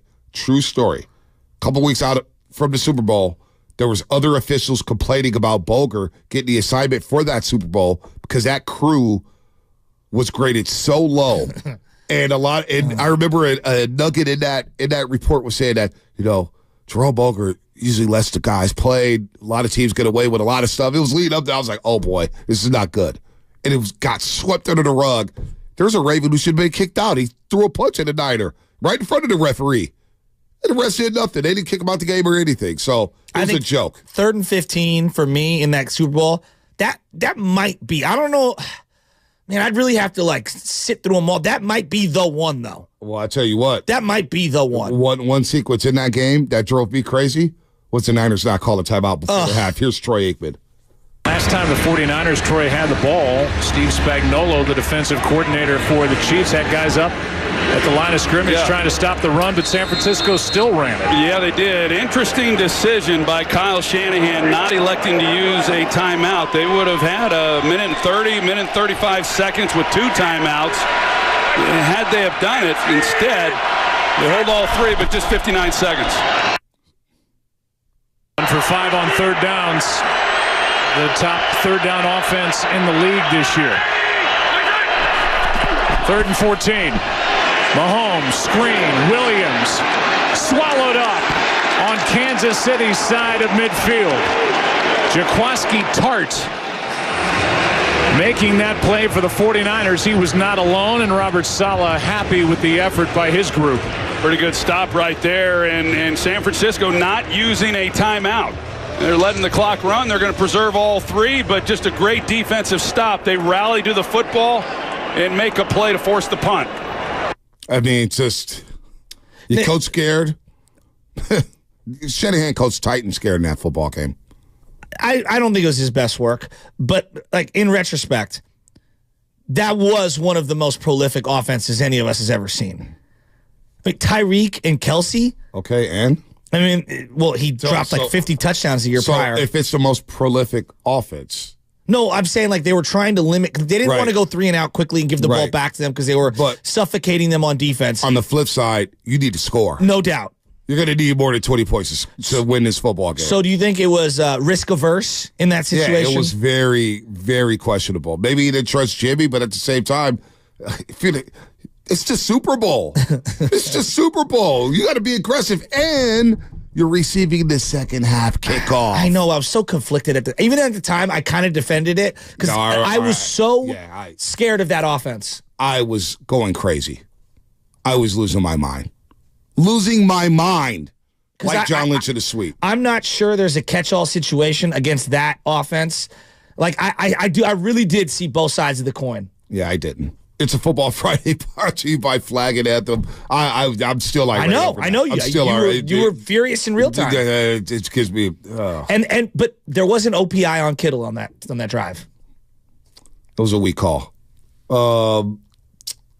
Eggs and toast with the roast. We're going to qualify somebody on the other side. That's what's coming up. Brought to you by Fremont Bank, full service banking, no compromises.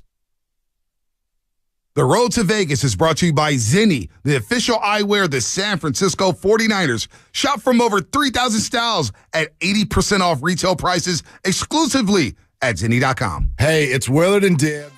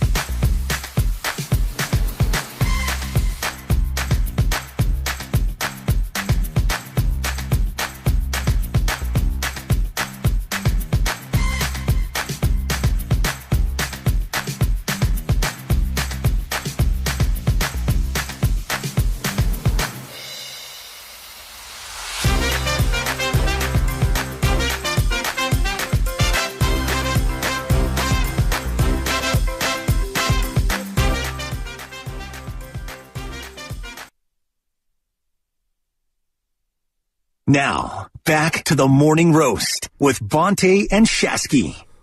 4 years to the day where the Niners lost to the Chiefs in Super Bowl 54, 31-20. Not a memory we love. It's not. It really isn't. And you got to deal with this joker, Patrick Mahomes, once again. And you know what, Shasky? We're going to get Boobie Dixon on. Anthony Dixon, of course, former Niner fullback, running back, Mississippi State, now coaching in the area. He's at every game. We'll talk to him about the Niners and the vibes at the NFC title game. But I thought last year, everybody's worried about Steve Wilkes and his defense, and I get it. Trust me, I understand. I'm worried about him too. But it wasn't like DeMeco Ryans in that defense last season didn't get cooked by Kansas City. Kansas City dropped 44 points at Levi Stadium last season. They were throwing deep. They were throwing short. They were throwing intermediate. And after watching that, and that's the game I watched back yesterday. Charvarius Ward was coming back from the hamstring injury or the groin injury. And Bosa was coming back from a groin injury as well. Because I remember Charvarius did not look right in that game. Yep. They didn't look right, but Mahomes did. And it may have been one of the best performances I've ever seen from a quarterback on the football field. I'm not being hyperbolic here. 25-34, 423 yards, 3 touchdowns, and an interception. Now, it was Christian McCaffrey's first game, and the Niners did move the ball. Jimmy had the egregious interception before halftime. Kansas City takes the ball, go right down the field, kick a field goal. Jimmy was just taking sacks. He took 5 sacks in that game. I mean, Jimmy was not great. We know that. But Mahomes, on the flip side, I think about Marino and Bledsoe dueling at Joe Robbie Stadium in the rain with the baseball diamond on the dirt, one of the most classic duels I've ever seen. Patrick Mahomes, the display he put on at the quarterback position at Levi Stadium last season was one of the best performances I've ever seen from a quarterback. Refresh my memory. You did watch the Netflix quarterback doc, right? Oh, of course I did. Okay. Because that moment when they show that game, and they didn't show lots of that game, but one of the key things that I remember walking away from that was Bosa and Patrick Mahomes meeting at midfield. Yep. And Mahomes acknowledging how great Bosa is and says, you need to get right. And he says, oh, I'm good. Bosa says, I'm good. Yeah. And Mahomes like, nah. You ain't right. Nah. Get that groin right. Like, he knew he wasn't 100%. Yeah. Now, that to me was very interesting. No, it was interesting. But also, Mahomes noticed, he goes, their safeties are playing down. They're daring me to throw deep. And Mahomes started letting it fly. He threw one to Marquez Valdez-Scantling, 57-yarder. It was on a 3rd and long. And Mahomes dropped back. He dropped back and just let it fly. Mm-hmm. I mean, think about the yardage. They were Juju Smith-Schuster, the catches or runs. Kelsey. I mean, Mahomes was throwing darts that day. I'm telling you, man. Watching it back, I was like, wow. Holy smokes, we got to deal with this guy. Now, we know how good Mahomes is, and hopefully Bosa's right. But you got to get pressure on him because he carved that defense up. And that was with the D'Amico rides. And I know there were some injuries on the defense side of the football, but Mahomes made it look too easy. They did the end around 3 times near the goal line, right? With the jet sweep of McCall Hardman. McCall Hardman. Okay, yep. I was thinking, was it Kadarius Toney? Was it McCall Hardman? Yeah. I mean, it was not good. All right. It was not a good performance. All right. We got to qualify another lucky listener here. Another lucky listener. We're about 5 minutes late, but it's all good. Got people here. Be the first caller on the contest line to answer this question correctly, and you will have eggs and toast with the roast next Friday. 415-523-4652. 415-523-4652. The question is, who was the last producer of the morning roast before Sam Lubman? Who was the last producer of the morning roast before Sam Lubman? And I'm not giving these folks the hint, Lubman. They don't get a hint. You just got to know. First caller to answer this question correctly will win a spot to have eggs and toast with the roast. The last producer of the morning roast before Sam Lubman. Who was it? And if you win this, you get to come in here next Friday, and we're eating proposition chicken. And I'm looking at this classic breakfast sandwich, toasted croissant bun, over easy egg, not poached, American cheese, house-made ranch. I'm ready. Egg and cheese. They got a bacon, egg, and cheese sandwich. I am ready. Yeah, I'm ready for proposition chicken. I'm ready for prop chicken. But I'm more ready to listen to meet the fans and meet all the listeners. Somebody asked me, what's the best part of your job, Bonte? Somebody asked me this last week. I said, it's the people. I get to meet different people from all walks of life. That opportunity to meet older, younger, doesn't matter, kids, people who listen to the show. 3 Filipino ladies I met after the game last Saturday against the LA Lakers. 2 of them live in LA. They listen through the Odyssey app every single show. They're living in LA. So shout out to them. They know who they are. We took a photo after the game. I mean, that's the best part of this gig. So I look forward to meeting new people next Friday coming into the studio. I truly do. You're smiling, but I do. Well, no, because it's funny. I got a phone call yesterday, and I was talking with my buddy Jimbo, and we were going on and on. I said, hey, how was the Warrior game? And he's like, well, the kids got to go out onto the floor, but you have to keep it moving when you're going out onto the floor. And, he's one of my good friends, and he's with his son, Rye Guy, and Rye Guy's 5 years old. He goes, hey, look, there's Steph Curry. And, they were looking at Steph Curry, watching him warm up. And Rye Guy goes, I think that's Bonte. And he saw you dapping everybody up, and he said that you were working the room like a politician. Which room? Down on the floor at Chase Center. Really? Yeah. Really? Just dapping people up? What you were talking about right now is meeting people and saying hi and everything. And he wanted to go over, but he didn't want to make it look like he was some fanboy of yours because he's a friend of mine. And he just didn't want it to be awkward. I welcome all fanboys and fangirls. Shaking heads and kissing babies, baby. That's what we do, Drew Dowd. That's what we do. We love to do it. Let me know who wins. Let me know if anybody got the answer right. Gucci Mane? Zucci Mane? He got it right? Let's go. What was the answer, Lubman? What was the answer? Who was the last producer before you? Some guy named John Curley. Yeah, that's my guy. Man. Big John Curley. I'm Irish. Big John Curley with the tweet of the night during the NFC title game. Well, back in 1957, the Niners were up 24-7 on the Lions. And, what do you know? The Niners came back. Oh, no, the Lions came back. Well, you know what? Here we are, 2024. Niners are down 24-7 to the Lions. Go figure. My man. Slow down on Curly, bro. Love you, John Curly. Love you, John Curly, because we had credential media members stealing his tweet, not giving any credit to him. So, it is what it is. And that guy poses a lot anyway. That's neither here nor there. Quick aside, it's right now Pebble Beach weekend, the Pro-Am. It's not a Pro-Am anymore. It's because they don't really allow a lot of the, celebrities into it. Does it do anything for you as a visual on television?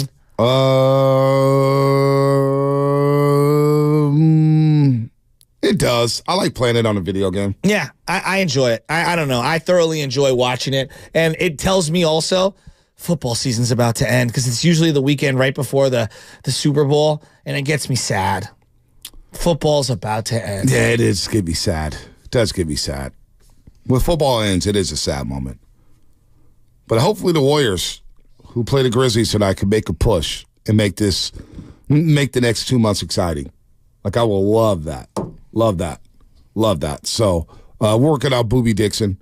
If he shows up, he doesn't. We could continue to power through. 888-957-9570. 888-957-9570. I want to ask this quick question, Shasky. Okay, because I have a point that I wanted to make. The rematch of the Super Bowls. Rematch of Super Bowl 54. Are the Niners better than they were in 2019? Are the Chiefs better than they were in 2019? So that's kind of where I was going. I think the three biggest differences for both teams, the three biggest ones in order.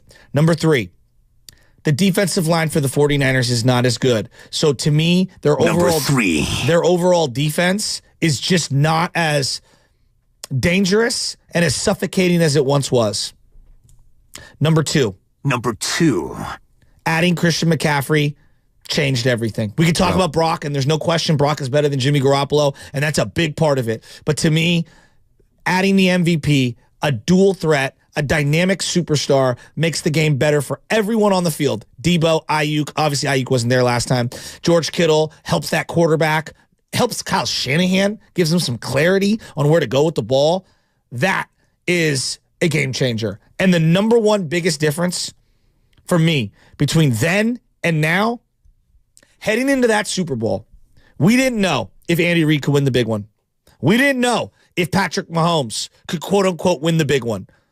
I think 4 years later, it's pretty cemented, even if they don't win another thing of this magnitude, another Super Bowl. Those two are battle-tested winners who cannot be doubted in the clutch. When you come back and beat Philly down 10 in the second half in the Super Bowl the way that they did, when you win the 3 games that they needed to this year on the road the way they did, or 2 on the road the way they did, I think it's pretty obvious. They're now 2-time Super Bowl champions. Going in, we didn't know. We knew they were great. We knew they were both really good, but there were a lot of question marks. Now, 4 years later, it's crazy what that one title does, as you referenced earlier this week, because there is not a doubt in anyone's mind, even if they lose this game, they are considered the most clutch, winner-esque dudes of this particular era right now. So they come back from 10 against the Niners in the Super Bowl in the fourth quarter. They come back from 10 at the half against the Philadelphia Eagles. They come back from being down 3 with 13 seconds left against the Buffalo Bills to advance. Think about that. You're down 3, and you come back and you make something happen there to advance to an AFC title game. So to your point about being battle-tested, yes, they are battle-tested. They will not flinch. They will not wilt. And they've been here before. And you know what? They're confident. They are very confident going into Buffalo and going into Baltimore in the way that they won those games, in the fashion that they won those games. Yes, you're going to have to deal with a handful. So are both teams better than 2019?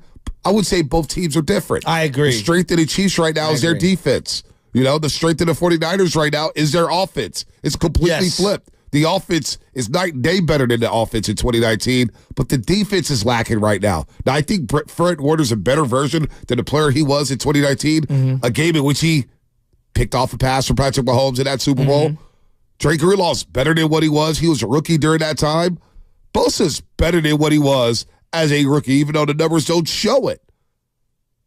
But this offense is light years better. Debo's a better version. Kittle's a better version. The quarterback's better. Purdue is better right now than Garoppolo was heading into that game. Ayuk better than Emmanuel Sanders? Absolutely. Bigger threat than him. And more involved in the offense. I would agree. Their running backs are better. The running back is better. Hell, the running back room may be better. No, I agree with that. And so, But at the same time, Patrick Mahomes is better. Is their special teams better?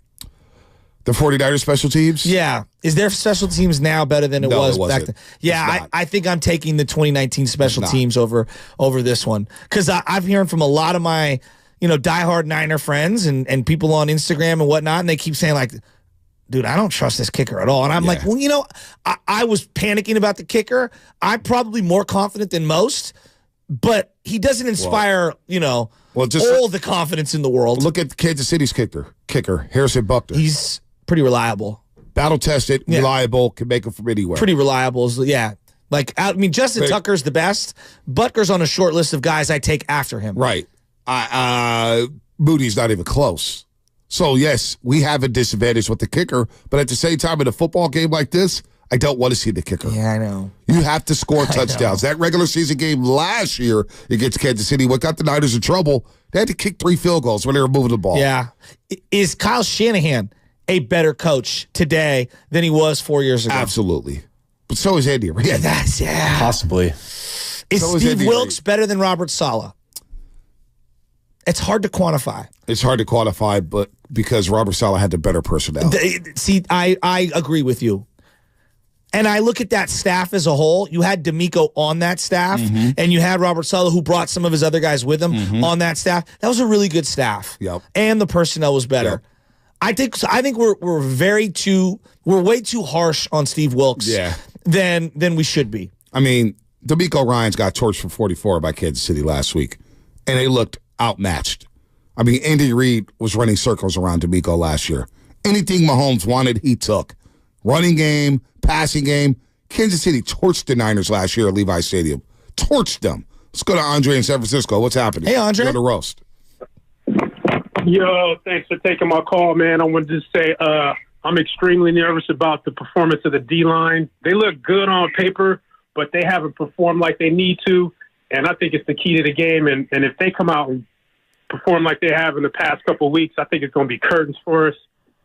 And then I just wanted to say thanks for Joe for taking that picture with me up at the Bruce Mahoney, man. Yeah. I really appreciate it. I was trying not to fanboy out, but I'm like, let me go holler at my man. It's like seeing a Bay Area legend, man. I just wanted to say thanks. I ran into Bonte last year at the football game. We were filming both of those, and I want to say good props to y'all, man. San Francisco legends, baby. I love that. Hey, that game, my niece's team, they blew a huge lead. Poor Megs. I had to give her a big hug. I was so sad for her. Sacred Heart battled back. That was a great game. Did you give Angelique a hug? No, she was out of there before I cut out. Angelique was not happy. But I had the little guy. Little guy was making the rounds. LJ? Yeah, he made his first Bruce Mahoney. Everywhere, man. You're taking LJ everywhere. Bro, he's got to get used to the loud noises. He's a Shasky. Got to keep him indoors. No, it's good for him to get the sun. Helps their skin. Get that vitamin D in. Shout out to LJ, by the way. Download the free Odyssey app and listen to 95.7 The Game wherever you go. Catch every single Warriors game live on the app, along with all the music and news the Bay Area needs. Catch amazing interviews you missed, too, like Cheryl Bosa. Cheryl Bosa has a nice rapport with Willard and Dibbs. No. She joined them the other day. Spit some facts about Bosa. Speaking of Bosa, he was asked about Kansas City's starting tackles. Here's what Bosa said. Taylor and Smith, when you watch them on film, Taylor's, I think, leads the NFL. Ton of penalties. Anything stand out when you watch them? They hold a lot. They hold a lot. They're going to let him play in this Super Bowl, though. I mean, we know that. So? Even though the final play last year was Bradbury holding, who was the wide? Was it Juju? Who was the wide receiver? Yeah, he was holding Juju, and they threw that penalty. It feels like the majority of the Super Bowls I've watched in my lifetime, they usually let him play and get very physical. Jawan Taylor had a rough start to the season, and then Donovan Smith, number 79. He wears the black visor. Yep. Yeah. I think Bosa has a very good advantage against these tackles. That's a large human being. I think Bosa can really dominate this football game. Now, can you get help on the other side? Can we get something from you, Chase Young? Can we get something from Chase Young? Randy Gregory? Anything? This whole, one big game and Chase could get paid. Not by us. Yeah, well, that ship is sailed. But no, they need one big game from every single one of those guys on that defensive line. How disappointing is Chase been for you? Because remember after the Jacksonville game, a lot of calls we took was like, you got to pay Chase over Ayuk. You have to pay Chase over Ayuk if it comes down to it. After one game, and Chase has done, it's been, even though the Niners didn't give up much for him, they give up a third-round comp pick. Yeah, but they're going to get it back. They're going to get it back, which is cool. When he walks. But damn, he has been disappointing. Like, and you know what's crazy? Big Dog City and I, after the Fiesta Bowl, Clemson, Ohio State, we both looked at each other like, Chase Young ain't it. Now, but I didn't want to overreact. You're worried about Chase. I think Javon Hargraves has been a bigger disappointment in Eric Armstead than even Chase. Like, I'm paying them way more. I'm focused on Chase, but I need him to set the edge. I see flashes from Hargrave. Hargrave made some plays in that NFC title game. I mean, I'm paying him $20 million. Yeah, I know. I get it. But Chase Young is starting at one of the edges. And I'm just saying, man, a guy like that with all the hype, it reminds me so damn much of Clowney when he came out. But you're right with Hargrave. I think the name is sexier. Hargrave is a big part. He's got to step up. There's no doubt. And Armstead, I couple them together. And Armstead, like, I'm sorry, like, you paid Eric Armstead DN money at the time, and he's now played D tackle, and he's been hurt the last couple of years, and that sucks. And I think he's a great dude, but in terms of bang for the buck, it's pretty bad bang for the buck. Yeah, I mean, they have 40-something% of the cap tied into the defensive line. Yeah, it's not good. And you're not getting, like, you're just not getting bang for the buck right now. And it's really frustrating. And I feel like, and they could tell me different, but it feels like to me, philosophically, the way Kyle and whoever the DC is wants to build this team is the D-line takes pressure off of every other level behind them on that defense. And so when you invest this much in it, then you're going to take money, from the back end, and you're going to reinvest it back into the D-line. Draft capital that you could have used on another linebacker, on a safety, on a corner. You're going to put that back into DNs to go get Randy Gregory and to go get Chase Young. Like, you have reinvested so much. This D-line's got to do more. They just have to do more. They do have to do more. But Chase has been a massive disappointment. That I can't deny that. Right. But they all have. But Drake, I think Drake Jackson simultaneously has been very disappointing. I had high hopes for Jake Jackson. Now Armstead looks hurt. He looked a little frail. Looked like he lost a little weight going into that NFC title game. He looked skinny, didn't he? Can I tell you what I'm like? I'm not trying to put this into the ethos. I don't wish this on it. But like these foot injuries, this is what ended Patrick Willis's career. Yeah. These foot injuries are serious. Well, plantar fasciitis is no joke, no doubt. I think he'll be able to make a speedy recovery in the offseason, but you could tell he's compromised here. He's compromised, no doubt about it. And I'm with you with Javon Hargrave. You heard Bryant Young said A-gap pressure is imperative this Sunday against Patrick Mahomes. You got to push the pocket right in his face. Boy, you think about Javon Hargrave and what you had back then going into the Super Bowl. Now, I believe DJ Jones got hurt. It wasn't available for the Super Bowl, if I'm not mistaken. Was that Ronald Blair or him? It could have been. DJ Jones got hurt. He got hurt, I believe. You could be right. But DJ Jones had a big impact. Oh, he was up the middle against the run. Really good, yes. So Javon Hargrave. 6th-round pick. No, I'm with you with Javon Hargrave. I don't disagree with that at all. Javon's got to step up. Well, and you need to see another, like because they rotate so much. Randy Gregory has to be good. Kinlaw has to be good. Givens or Joseph Day has to be good. By the way, I don't think we saw much Joseph Day in the last game. I didn't see him out. We only played 10 snaps against Green Bay. How many? Love it. Find a snap count real quick for. Yeah, I didn't because I saw Joseph Day a couple times. Okay, I didn't notice him out there. I noticed number 69 a couple times here, but I don't think he played a lot of snaps. He didn't play a lot of snaps against Green Bay. I think Randy Gregory has been slightly better than Chase Young. And then, I mean, we're talking a low bar to clear. So, yeah, DJ Jones went on injured reserve after the Saints game in 2019 when they won 48-46 at the Superdome. Yeah, he didn't play in the postseason. They missed DJ Jones against Kansas City. They did in that Super Bowl. DJ Jones is very good against the run, good against the pass, situational pass rush. Remember Sunday Night Football, he showed out against Green Bay when they beat the Packers 37-8. So DJ Jones was missed, and I need Hargrave to channel his inner DJ Jones. All right, snap count. Love it. What you got? Yeah, according to Matt Barrows with The Athletic, Sebastian Joseph Day had 5 snaps last week against the Lions. In half. So 15 snaps in the postseason. D-tackle. Oh, my goodness. 15 snaps. Defensive tackle. You know, D. Lou saying we need to run a 5-man front sometimes, and you see some teams do that. I kind of agree with that, and I like that. Like Detroit had 5 dudes on the line of scrimmage, and they were stuffing the run for the most part on first down in that NFC title game. But you fear Mahomes so much beating you in one-on-one over the top. Maybe. Even with their wide receiver. You can zone some things up. You could get creative with the 5-man fronts just to show it. just to show it and like dare them to pass the ball when maybe you do want them to pass the ball. I don't know, but something needs to shake.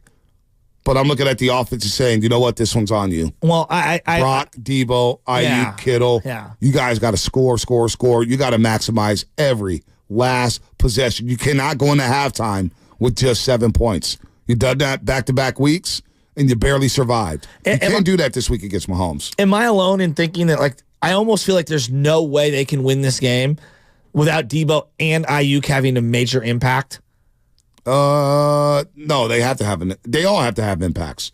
Like, because Kittle didn't do much. He had a couple of big catches. Well, I think it was huge in a run game. That I agree with. But I'm talking about as if I was looking at raw catches, right? Catches. Like, I would have expected, Kittle to be a bigger factor heading into that game. That was the team that gave up the 10th most points and yards to a tight end all year. And it just didn't feel like he was a huge part of the game plan. And I didn't have them beating Detroit with Kittle not being featured in the passing game. Well, maybe Detroit's game plan was to take away something. And maybe their game plan was to take away Kittle. I don't know if Purdy just missed him a couple times. But look, Kittle had the big impact against Green Bay, 4 catches, 81 yards. Yes. Maybe they're saying, look, we gotta pay attention to Debo and Ayuk. We'll take our chances with Debo and Ayuk in one-on-one coverage, especially with the compromised shoulder, but we're going to go after George Kittle and maybe try to take him out the pass game. He had one of the biggest catches of the game on that sail route in the fourth quarter, but you know what? Against Kansas City, I expect them to bounce back now. Their safeties are good in Kansas City. Their corners are good, Their safeties are good. Who is it? Justin Reed. Their corners are really good, led by L'Jarius Sneed. McDuffie's good. Their secondary is very, very good. Very good. So they all need impacts. But more importantly, just take care of the football. Take care of the football and score touchdowns. Score touchdowns, less field goals, because field goals will get you beat in this football game. No doubt about it. A week away from the Super Bowl, man. I'm just so excited to see this matchup. I'm so pumped to see what they've got going. Give Shanahan 2 weeks to prepare against this team. You finally get CMC against Kansas City with all the time in the world to be able to be ready to go. Part of the Brock Purdy story is the week he got traded, that Thursday, Friday, he shows up and he's working out with Brock Purdy on the field after everybody leaves for practice so that, CMC could learn all the checks and all the routes and all the different names of different plays that were out there. And that's when he started to believe in Brock Purdy. It's just, I don't know. There's a lot of feel-goods coming out in this week. In case you missed it, here's Jed York telling a story about Shanahan fall in love with Brock Purdy. We haven't really talked much about Brock, but that's a good example of Kyle's directness. Last year in preseason, I think week 1 of training camp, which you have a quarterback that we're paying, I think, $20 million to. You have a guy that you drafted with investing 3 first-round picks into, and he grabs me after practice. He's like, hey man, we got to talk. And that's generally not a good thing when your coach tells you to talk. Like, all right, what's up? And he's like, I think our 3rd-string quarterback's our best quarterback. I'm like, okay. I'm like, what does that mean? He's like, obviously, we've invested in Trey. Trey's doing a good job. We're going to do everything that we can. We're not going to change that. And we're not going to change the depth chart. But, I think Brock will end up being our quarterback at some point. And, he didn't force it, right? You had 2 injuries, and that's how Brock ended up playing. But he's always honest, even if it's not, one thing that owners don't love to hear when they've invested money and or draft picks or both into people, that the last pick in the draft is the guy that we think is the best. That's generally not great news, but he's honest. And he let it play out the right way. I have a question for you, B. Go ahead. Jed York is telling the story about Brock Purdy and how Kyle always liked him. You hear Bill Romanowski telling a story about how Mike Shanahan knew almost right away that they liked him. It sure seems like everybody in that building who's there currently, Greasy and the entire offensive personnel groupings all knew this was their guy. It feels like he has the longest leash of any quarterback at any point during Shanahan's tenure with the 49ers, right? It's possible. The most trust? Possible. Because we've talked a lot about trust. You can't bring up Super Bowl against Kansas City in 2019 without bringing up the T word. Yep. I feel like they have the most trust, faith, equity, respect, whatever you want to call it, for Brock Purdy than at any other point in Kyle's tenure as a Niner coach. It's well deserved. Brock Purdy's earned the trust. Absolutely. Brock Purdy's earned the equity. He's earned it from his teammates. He's earned it from his coaching staff. He's earned it from the owner. Brock Purdy has done nothing to disappoint anybody. Like, you look at his run last season, and he's followed it up with possibly the best season in the regular season in 49ers franchise history. He's earned it. Brock Purdy has earned Kyle Shanahan's trust. And even when things got hairy, what were we complaining about after the Green Bay game? Oh, he passed too much. 39 passes may have been on Shanahan. But Jimmy would have never thrown the ball 39 times in that situation. He would have never called 39 pass plays in that situation. No. Shanahan actually dialed it up even more, and it was without Deebo Samuel on the football field. Deebo got hurt first quarter. So Brock Purdy's earned that trust. He's earned it. Well, I just look at the last Super Bowl. I don't know. It felt like it was trending, and we got way ahead of ourselves. But through 3 quarters, it sure as hell felt like Jimmy Garoppolo could have been named MVP if the Niners would have won that Super Bowl. He could have. You could have gone in a defensive angle. You could have gone with Warner or somebody else or Bosa, even though he didn't record a sack. He was unbelievable. And then that fourth quarter happened. So I guess what I'm thinking is, no matter what happens in this Super Bowl game, if they lose, fans, we're all going to go crazy, and we're going to bring up all these different names and this and the other. But it sure feels like everything that I'm hearing from Jed and Romanowski and Kyle and the players and everything, no matter what happens in this Super Bowl, can we not lose our minds in the offseason about replacing Brock Purdy? Are you talking to yourself? A little. Yeah. Are you talking? That seems like a really big ask right. to Niner fans. Right. No, but would you agree with me? We're going to, no, we know. Speak for yourself. Speak for yourself. No, I'm agreeing with Shasky. I do. If the Niners do not win, at least half the Niner fan base are going to lose their minds. Is to say, go get insert any name here. No matter how good he plays, right? Because again, Jimmy played really good for 3 quarters of that game, and then the way it ended, it left a sour taste in our mouth. And we act, not everyone, but a lot of people act like Jimmy's the reason they lost. He's part of the many reasons that they lost that game. And I was ready to go get Tom Brady immediately. So I guess I'm cautioning myself. 3rd down and 10. Now 3rd down and 10. Garoppolo airs it out. Sanders downfield is overthrown.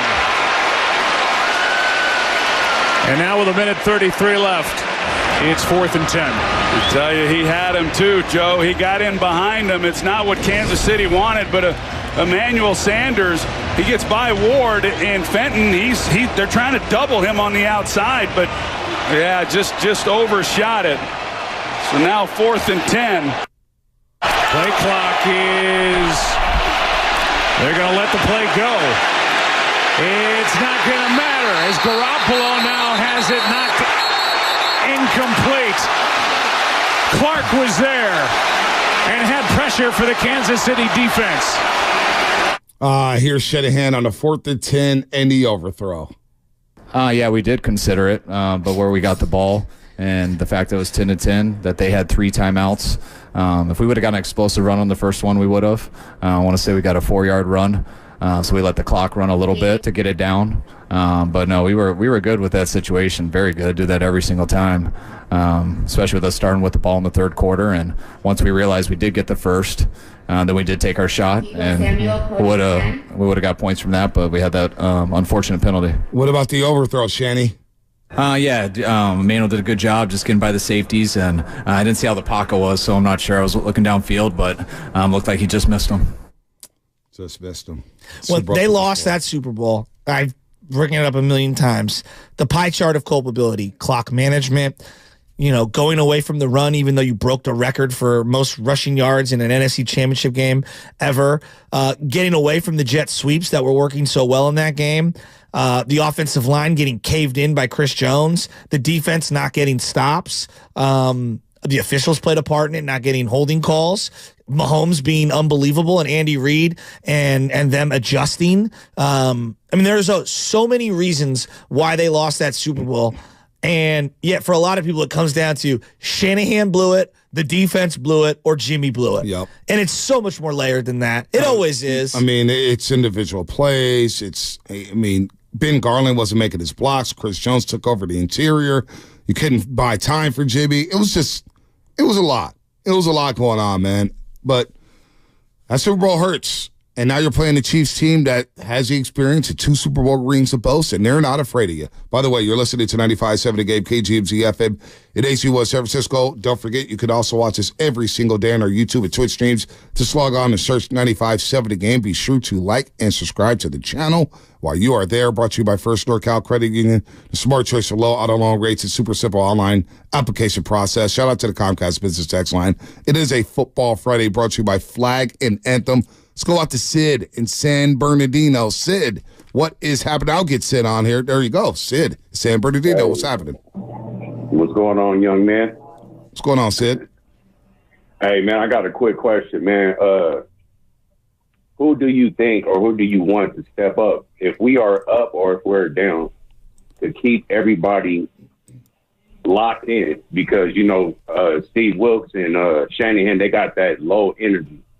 So who do you think that we need to step up to keep everybody locked in on the sidelines or when we're on the field, if we're up or if we're down? Fred Warner, Dre Greenlaw, defensively. Offensively, it's got to be Debo. It's got to be Big Trent. It's got to be Kittle. Kittle's one of your captains. So if you get down to that point, I expect the leaders to step up and kind of carry the torch to make sure everybody keeps their energy up. Is it too simplistic and for me to say, if Ambry Thomas has a really, really, really good game, the Niners are probably in a really good position. Boy, it would go a long way. Or is that picking on him? It'd go a long way for Ambry because he's going to get picked on in this football game. Right. Look, but like if he has a great game, that tells me that they're probably getting after the quarterback. Like, not that he's the worst link ever, but like, that means that they're getting heat on the quarterback, and maybe the quarterback's a little erratic, and the rest of the secondary is holding, and the defensive line and the linebackers are stuffing the run. And man, if you told me, hey, going into it, Ambry Thomas will have a really, really, really good game. I trust, Deommodore Lenoir and Charvarius Ward will be good enough. I feel like that's going to be a good indicator that this defense is in a good position. Well, Ambry's going to have his work cut out for him, and he'll give up some yards. It'll happen. It'll happen. You don't have a lot of faith. No, why would I? Mahomes was cooking Charvarius Ward last year. Well, this is his former teammate. They know Ward's. They let him walk. Kansas City let him walk. He's become an all-pro with the 49ers, but they know Charvarius Ward. The thing is, Patrick Mahomes is going to test everybody. Yeah. Ward, Lenoir, Oliver if he steps on the field. Well, he went after Kyle Hamilton with his eyes last week. Exactly. I've watched some of these play-by-play chalk-ups, all 22s, and just the way he was using his eyes to move Hamilton, who is a playmaker for Baltimore. And the Niners saw up close and personal how great he was. I mean, Mahomes is on a whole nother level. Hold on the level. Let's go to Danker in the city. Danker, what's happening? You're on the roast here with Shasky and Bonte. Can I get him up? Not working. I got to wait for 11. There we go. What's up, Danker? Gentlemen. What's up, my guys? What's up? What up? Man, it's revenge season. Because this reminds me a lot of when we were coming up and we kept losing to the Cowboys. Then we finally got over the hump. Steve Young got the monkey off his back. I think this is, we want this. If there's any team we want to beat and silence narratives, it's this team. Mm-hmm. And it is scary. Mahomes is playing well. We just got to chip those tight ends, beat them up off the line. And half the time, maybe just stay with them. They might wait for the chip and then, oh, no. Bottom line is, I love this matchup. I'm ready for it. And this is the 94 revenge vibe to me. All they got to do is show up. Like Chase Young, you want to make money next year? All eyes are watching you. You're not showing up the way we thought you would. Mm-hmm. All these guys want to, make that money because you will get cut because we have a lot of draft picks and we know who our guys are. And we free up that money, we could get guys cheaper. This is it. There is no tomorrow. That's it. Bottom line, you better make your money, make your name, or you won't forget how you lost it. Boy, I can't wait for this game. We're going to do the deep dive next week. By the time next week comes around, we're going to be fighting each other. Fan base is going to be yelling at each other. Who's this? Who's that? Who's got to do one? Who's got to do this? Why'd he say that? I just can't wait for the game. I can't wait for the game because there is no tomorrow. And when we talked about the journey in late July at the Hilton Hotel in Santa Clara, This is where we expected the journey to end up at, in Las Vegas for a chance to win a freaking Super Bowl. The Niners did that. They've created an opportunity to win their 6th Lombardi trophy. So we can talk about all the mismatches, and we will talk about all McCaffrey and Purdy and Mahomes and all this stuff. The fact that they get a chance to play for the Lombardi, which is all we wanted back in late July. There is some rich irony. I mean, they get to go up against the guy who's deemed the best quarterback of the generation, who they, I guess, in essence, passed on. They get to go up against Andy Reid, who Kyle Shanahan has been compared to for the majority of his career because, until recently, Andy couldn't win the big one. Like, there's a lot of connective tissue between these two organizations, and I'm super excited for them to get their opportunity to slay this dragon. I mean, this is the dude. If you're going to win one, and you were looking for the most storybook of all the teams to face, it's against Mahomes and Andy Reid, right? No doubt. It's against Mahomes. I mean, this is it. It's Mahomes. You're doing it against 2 Hall of Famers, man. Andy Reid off a bye week, he's so damn impressive. I don't know what Kansas City's going to bring to the table for their formations, how they motion. They're a carbon copy of the 49ers. They do some of the same things we do with all the window dressing and flipping the defense and getting your eyes in the wrong spot. This is as good as they get. This is it. To be the man, you have to beat the man. You beat one man in the NFC, and that was Philadelphia December 3rd. Now you got to beat the other one. And it's not going to be easy, but I can't wait. All right, the Red and Gold hotline is up and running. Your chance to be featured on the station. Give it a call right now. Leave a message at 628-400-9880. That's 628-400-9880. Here's the Red and Gold hotline caller of the week. Brought to you by Sensation Wine. Is that right? Sensation Wine? Somsation? Somsation Wine? Is Like that what sommelier? it is? I've never heard of it. Where's it from? It's the Red and Gold hotline caller of the week. Bang, bang, Niner gang up in this thing. Let's go. I died in that first half, and I got resurrected like my name was Lazarus in the second. Brock Purdy is the man. Silence all them haters, bruh. You came out there running like you was Lamar Jackson. You a champion. The Red and Gold hotline is brought to you by Somsation, the wine company. Experience some of the best wines you've yet to discover at Somsation.com. Somsation.com. Very good call. Somsation.com. Very good call. Mark and Redwood City will get you on the other side. It is a Football Friday brought to you by Flag and Anthem. Your calls coming up. 888-957-9570. That's all brought to you by Fremont Bake. Full service baking, no compromises. The Red and Gold hotline is up and running. That catch by Ayuk was incredible. Call it.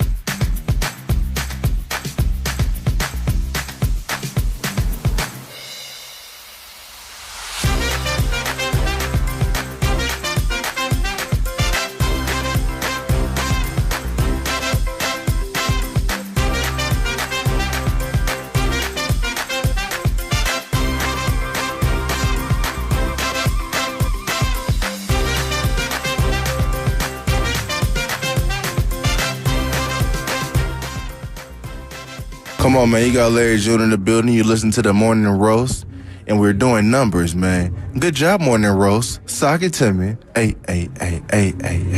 Yeah. Larry June's always got some new music. Always. I've been bumping Tony One Savage. He's got a couple nice tracks.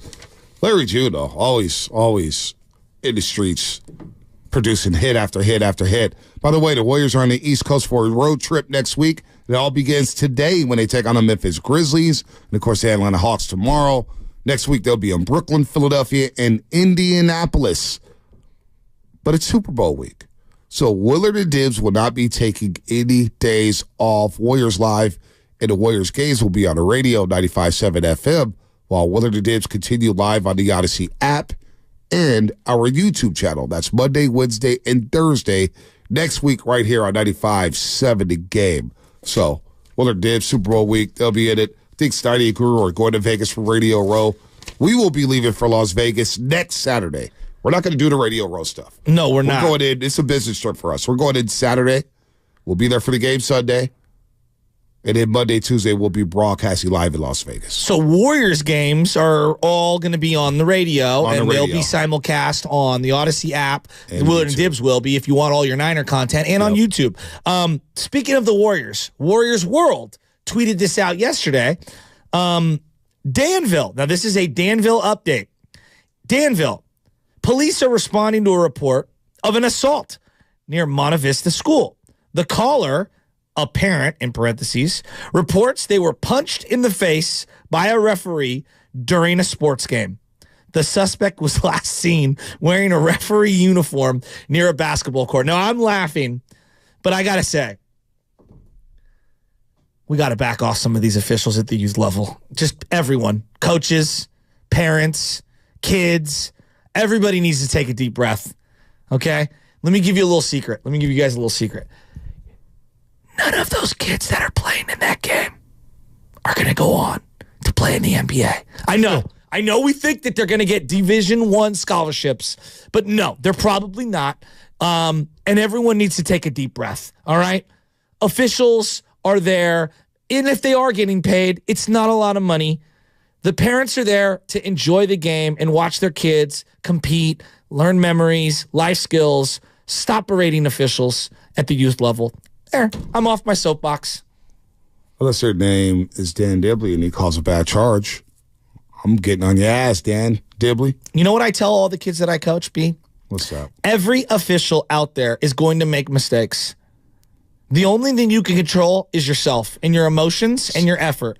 Don't worry about the officials. If it comes down to one call, we left way too much on the table. Should we apply that to NBA officials? No, they're getting paid, and they're at the highest level. That's different. I'm kidding. I draw the line. I'm just kidding. I draw the line at the professional level. Yeah, parents back up. Ease up off the Well, and it's also the children. The children watch the professionals who berate the officials, and then they think they can complain on every play. Like, we had our athletic director come into our little huddle and was like telling these guys, like, I've known that referee for 30 years. He doesn't care if St. Brendan's or St. Gabriel's wins. He's doing the best he can. He's going to miss some calls. Stop undressing him. He's an adult. You're a kid. And I agree with him. It's like, stop berating these officials. We have an official shortage to begin with. This is youth sports. There's a bigger calling here. We're trying to teach them life lessons. Everyone take a deep breath. Thanks.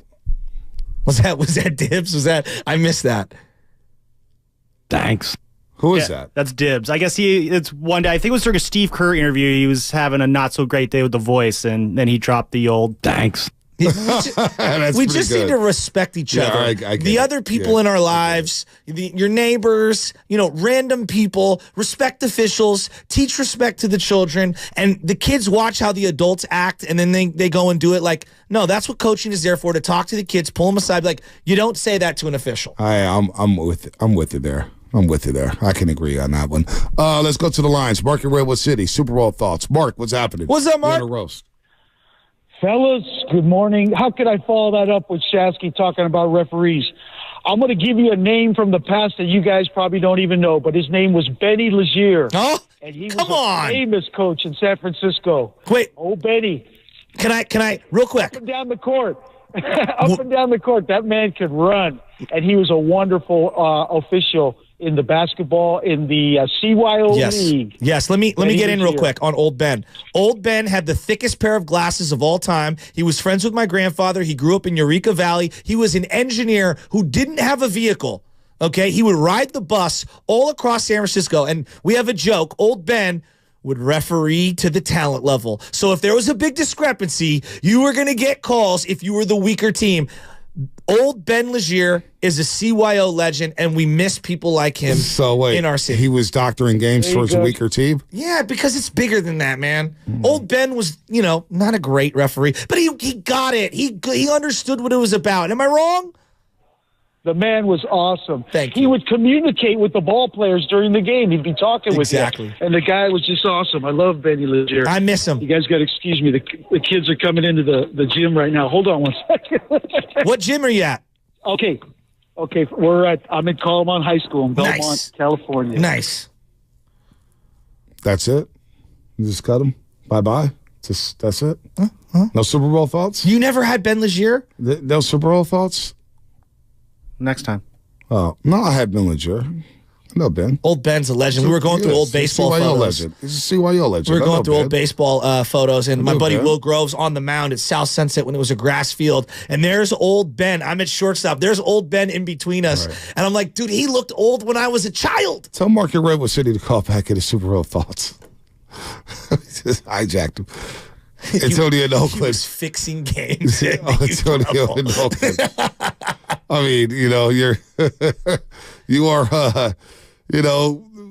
I'm going to say my thoughts. We're having a good show. I don't want to piss anybody off today. I don't want to piss anybody off. All right. Last week I could take calls. I guess now I can't take calls, so I got to wait for Lubman to get to somebody.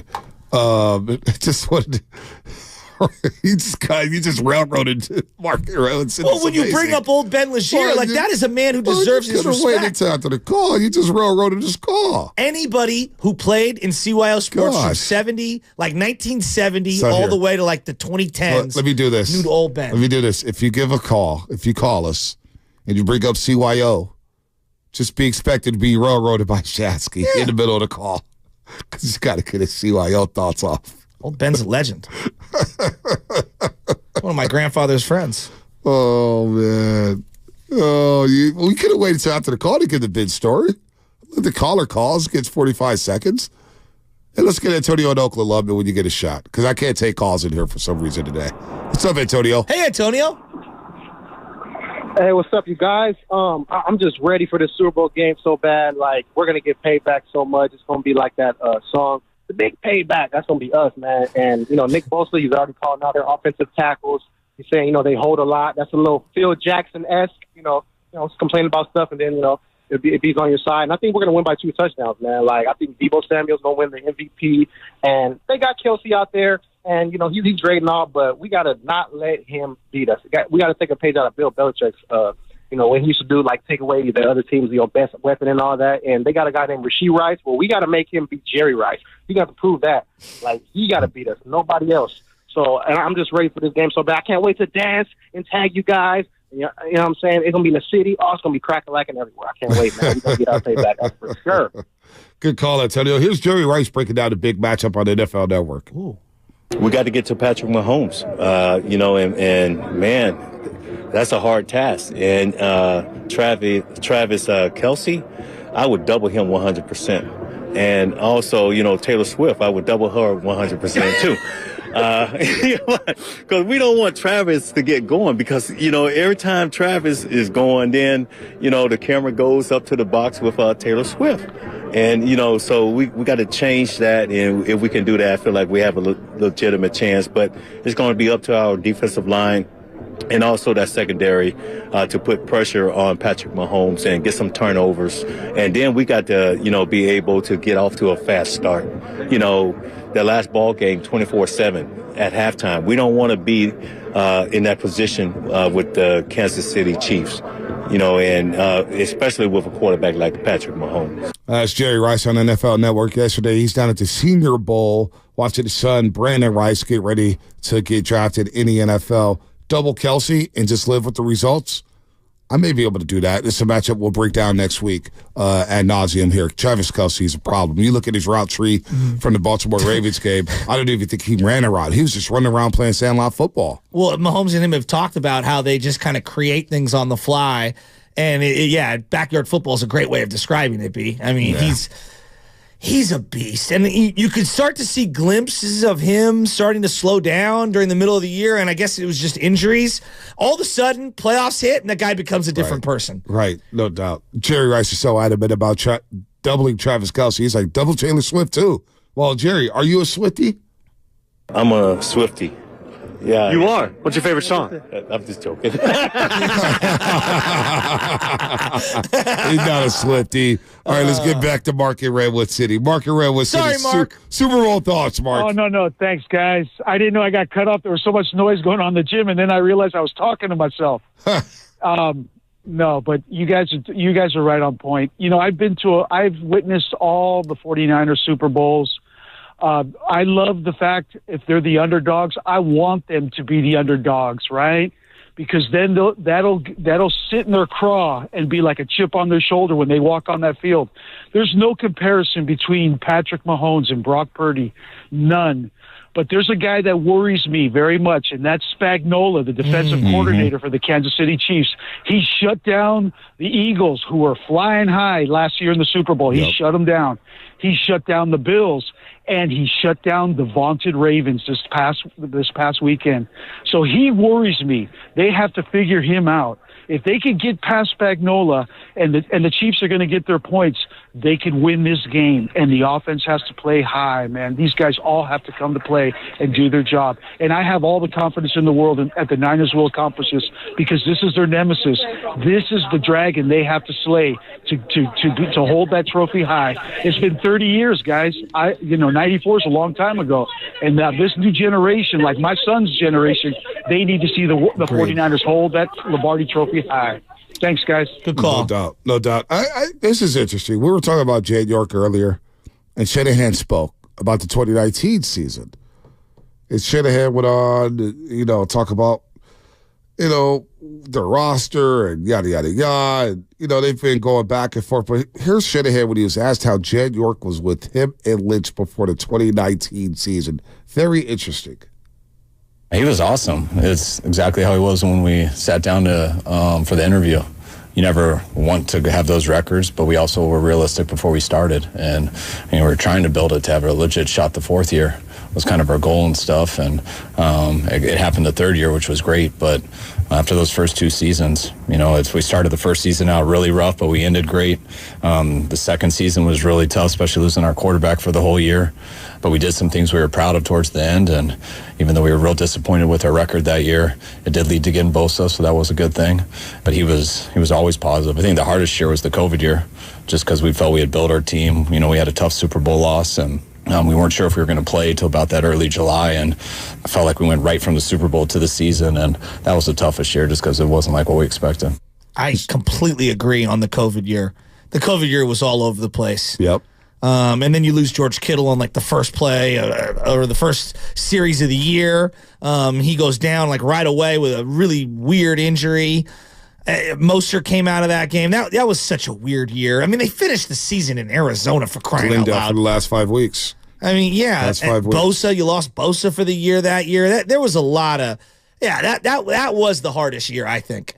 As sad as it was seeing Jimmy G go down in 2018, like, what were we talking about going into that year? Like, can you make the playoffs? Like, we didn't even talk about the West or anything like that. It's like, can you kind of like win 9 games? Maybe 8 games? Can you go 8-8?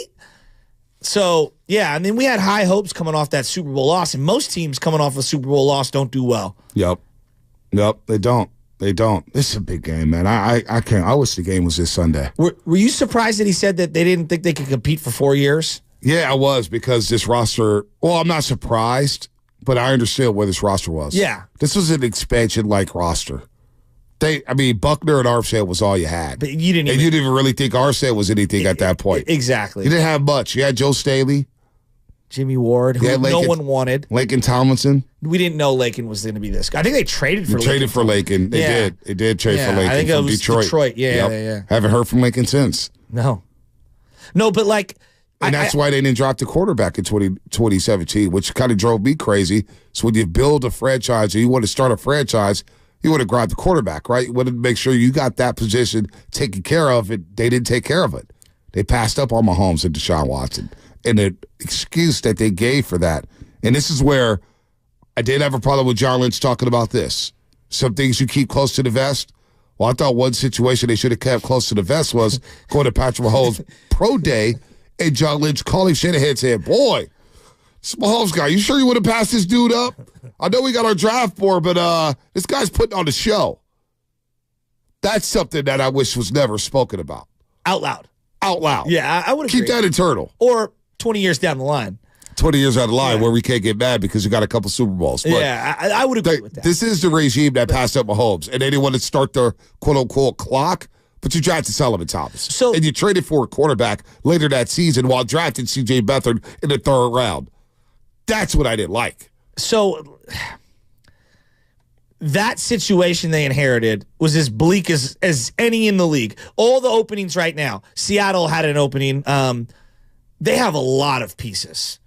A lot of pieces in Seattle. Wouldn't you agree? Yes. DK, Kenneth Walker. They've got a couple of young tackles. They've got the Witherspoon player on defense. Like, they've got pieces in place.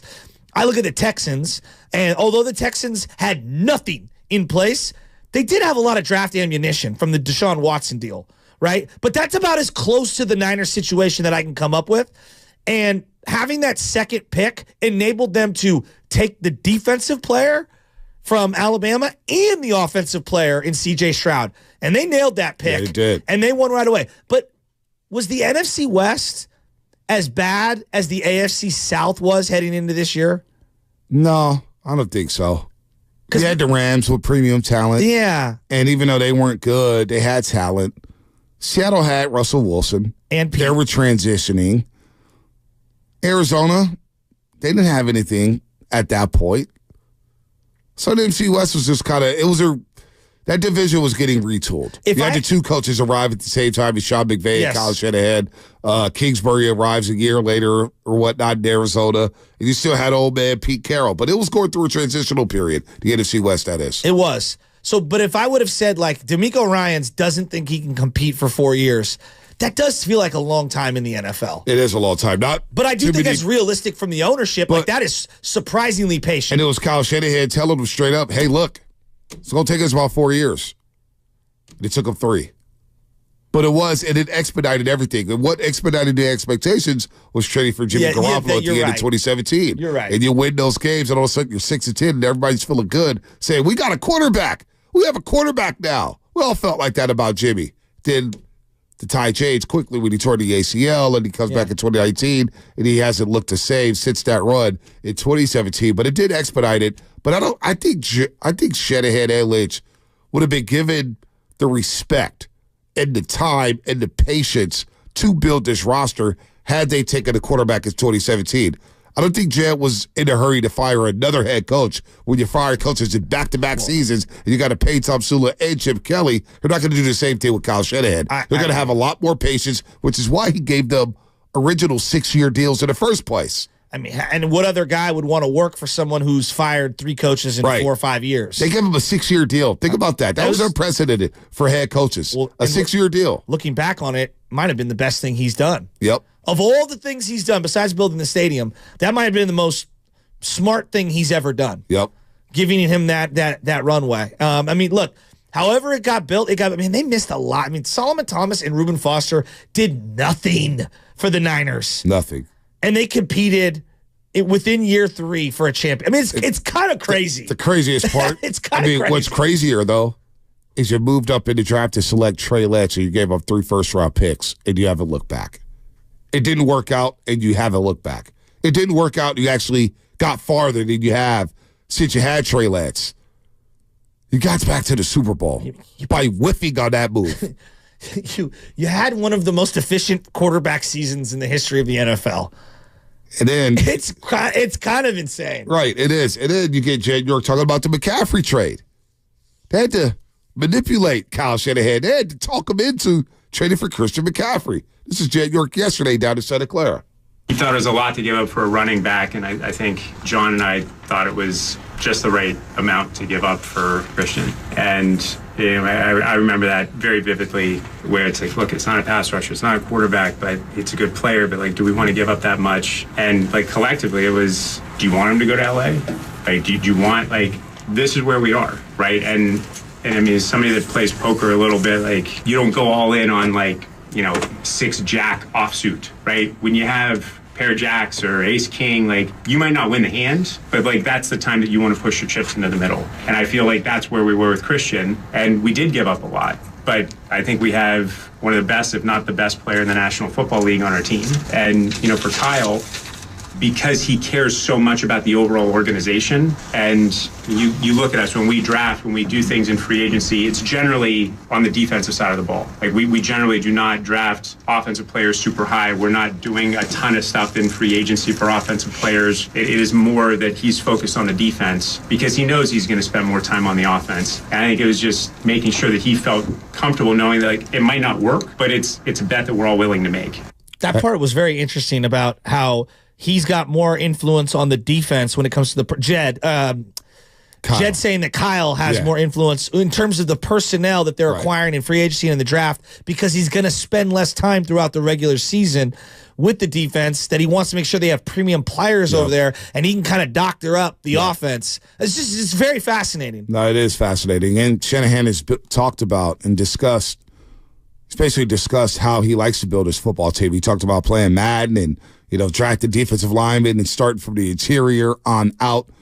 they've done that. They've whipped a lot, but they have done that there. Because Shanahan does believe. He does believe he can create great offenses with players who are maybe average. You know what I'm saying? I think that's the arrogance of Shanahan saying, I could take that player and I could make him into an all-pro. I could turn him into a Pro Bowl player and get premium production out that player, which is why Nick Mullins and C.J. Beathard's on the roster. You're throwing up crazy numbers with Nick Mullins because Shanahan does believe that. He believes I could take that guy and turn him into an all-pro. See arrogance there. I'm not mad at it. I would also say I think maybe he just has a more discerning eye, and so he knows he can find certain guys later on because of he knows exactly what he's looking for because he's going to be coaching with offensively. Those guys. Yeah. But that hasn't always worked out. No, but I'm saying like I guess your range is a little wider when you know you're going to be on that side of the ball. Right. It's confidence, but it's arrogance. It's both. And listen, Shanahan hasn't been great in picking offensive personnel. Jerick McKinnon did not work out. Pierre Garçon, I guess he was just a holder. He was a bridge to, but it wasn't good. It wasn't. You know, Dante Pettis, that pick did not work out. Joe Williams, that pick did not work out. Trey Sermon, that pick did not work out. Cameron Latu on IR, did not have a great training camp. Dropped everything. He dropped literally everything. Did not work out. So Kyle hasn't been the best. He did drop off the roster. Kyle Shanahan has not been at his best with picking off. Danny Gray, Jalen Hurd. How long do we hold on to Jalen Hurd? Danny Gray is on the milk carton. Well, I would say that all that. No, you're 100% correct. But the three maybe most important moves outside of the drafts of Ayuk and Kittle and Debo traded for Trent. I mean, that's a guy as good as anyone. Huge. You traded for CMC. And you sign Juszczyk. They had to talk about the trade for CMC. I know, but like those are great moves. Think about that. Now he can't get CMC off the field. I think he's obsessed. He's obsessed with CMC. They had to talk him into it. Tony in Oakland. Oh boy, Tony in Oakland. What's happening? Okay, there are so many people calling. I can't get through, but maybe I could get a breakfast with you guys. This is a poem I wrote for you, Bonte. Are you ready? Oh, I don't know if I'm ready for this. Is it a haiku or a poem? It's a poem. Okay. All right. You're going to love it. It's about your voice. You know how I said you were like Burton and the other guys, right? I'm ready, Okay, Tony. here we go. It's called Your Voice. Your voice, it washes over me, spreading waves of a perfect reality. And in what seems to be only a change of my mind, I find I am part of disassembled time. Ooh. How slowly the lamplight seems to pass on by as one continuous procession of light before my unguarded, wondering eyes. So wrapped inside this blissful feeling your voice has raised in me, the reason for its boundless being I only now begin to see. My silence holds the truth, the Christ I feel in thee. Your word is seeding rapture that blooms inside of me. And so I sit and watch golden mists of light as I drive by, and I find that we are one indivisible part of God, who is ever our word, our love divine. What did that have to do with Bonte? Wow, that is. Make sure we clip that out on Twitter. Get that out on Twitter. Very well done, Tony. It takes a lot of courage to read a poem over the airwaves. Are you asking him to the prom? I've already been to a number of proms starting in 10th grade. The Enchantment Under the Sea, like in Back to the Future? Anyway, so, your voice inspires all of us to call in, so I hope that might have gained me a breakfast, Bonte. Hey, you know what? We'll have to work on that. You're going to have to call, but we may have to make an exception because the people are dying to meet you, Tony. We are dying to meet you. I kind of like the mystery of not knowing. And you know what? I think Shasky will be blown away the minute he meets you. He would. I would hope so. Tony, that's I was one of those girls, right? Okay. So one of those girls. Wait. Hold on, Tony. One of those girls. What do you mean by that? One of those girls. The ones who had the feel, the stuff, right? The it factor. The it factor is what we call it. So anyway, but also what I wanted to say, I heard that York said that he knew immediately that Purdy has it. Well, the guy has feel to say that. Yep. But one thing also I do want to say is that, Shanahan has done a great job, but a man's got to know his limitations because the dude is sort of like Napoleon. Once he has a plan set in motion, it's kind of like the Russian winter coming on or water. Yeah, so you're saying we Napoleon. shouldn't march to Moscow in the dead of the winter. Yeah, they both hate to pivot from a pre-worked out battle plan strategy. So if we're behind at the half or even before, Shanahan has got to remember his Alamo with trailing in the fourth and stand aside to let Purdy take command and call the shots. The boy has his divine consciousness that enables a perfect read on the field, and he feels out lucky battlefield moments. That's something Patton could do, right? On the fly. Because, I'm sorry, but Shanahan just ain't on the fly. And you know what? This is also why we're going to win. There's stuff in motion here. People don't know, Joan of Arc. Tony, you're on the roll right now. Tony. The Alamo, Napoleon. Thank you for the call, Tony. We gave you 4 minutes. General George Patton reference in there? We gave, 4-minute call, courtesy of the Boxer Girls and Guest Line. Tony in Oakland, courtesy of the Boxer Girls and Guest Line. She's a poet. We're going to clip the poem out there on social media for everybody to get it. It was a very well done poem. So are you her Very Davy Crockett? I don't know. Davy Crockett. Don't be jealous, Shasky. I am jealous. That was one of her best calls ever, I think. Well, the poem was great, but I didn't see how the poem was about you. That's what I was expecting. Well, maybe you need to listen to it more and dig a little deeper. That's why you got to pay attention in English class. I missed the double and triple entendre. Hey, listen, man. Doobie Award nominee for Poem of the Year. Doobie Award nominee for Poem of the Year. Can't hate on Tony for that. It takes a lot of courage to write a poem. We've heard it from Uncle Do you Gene. include that in like the same categories like the freestyles? Yeah. it is, absolutely. Or we could just do poems. Poems / freestyle. That was acapella. That was like a Nicotina rap at the end of an album. That would.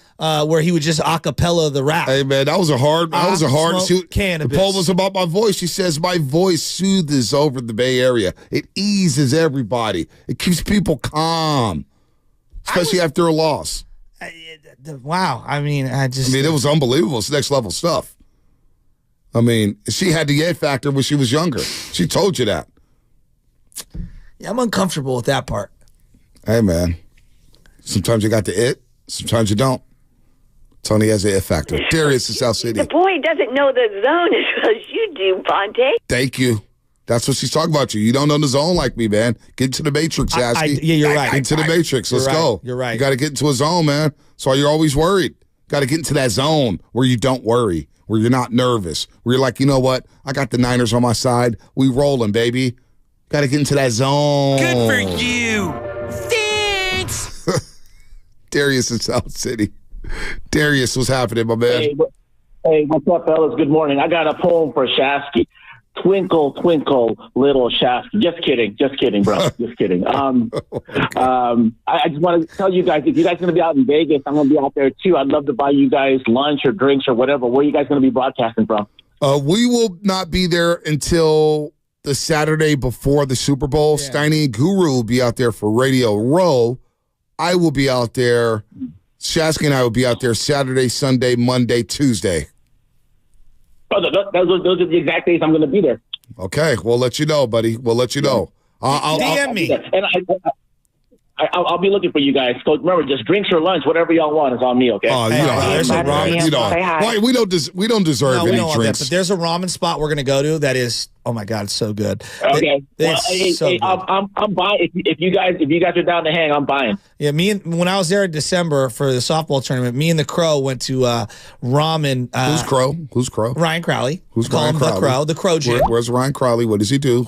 He's a friend, a dear friend, and so we went out. We were going to have a really nice dinner, and he was like, "Hey, we're going to go to this ramen spot," and it opened at 5 o'clock, and we were like the third in line. We got there like right at 4:55. It was perfect timing. The guy is the event planner of all time, and I'm telling you, dude, it was one of the best meals I've ever had in my life. I don't know what the name of the ramen spot is. It's right near that Egg Slut in the Cosmo, and it's the name of the restaurant.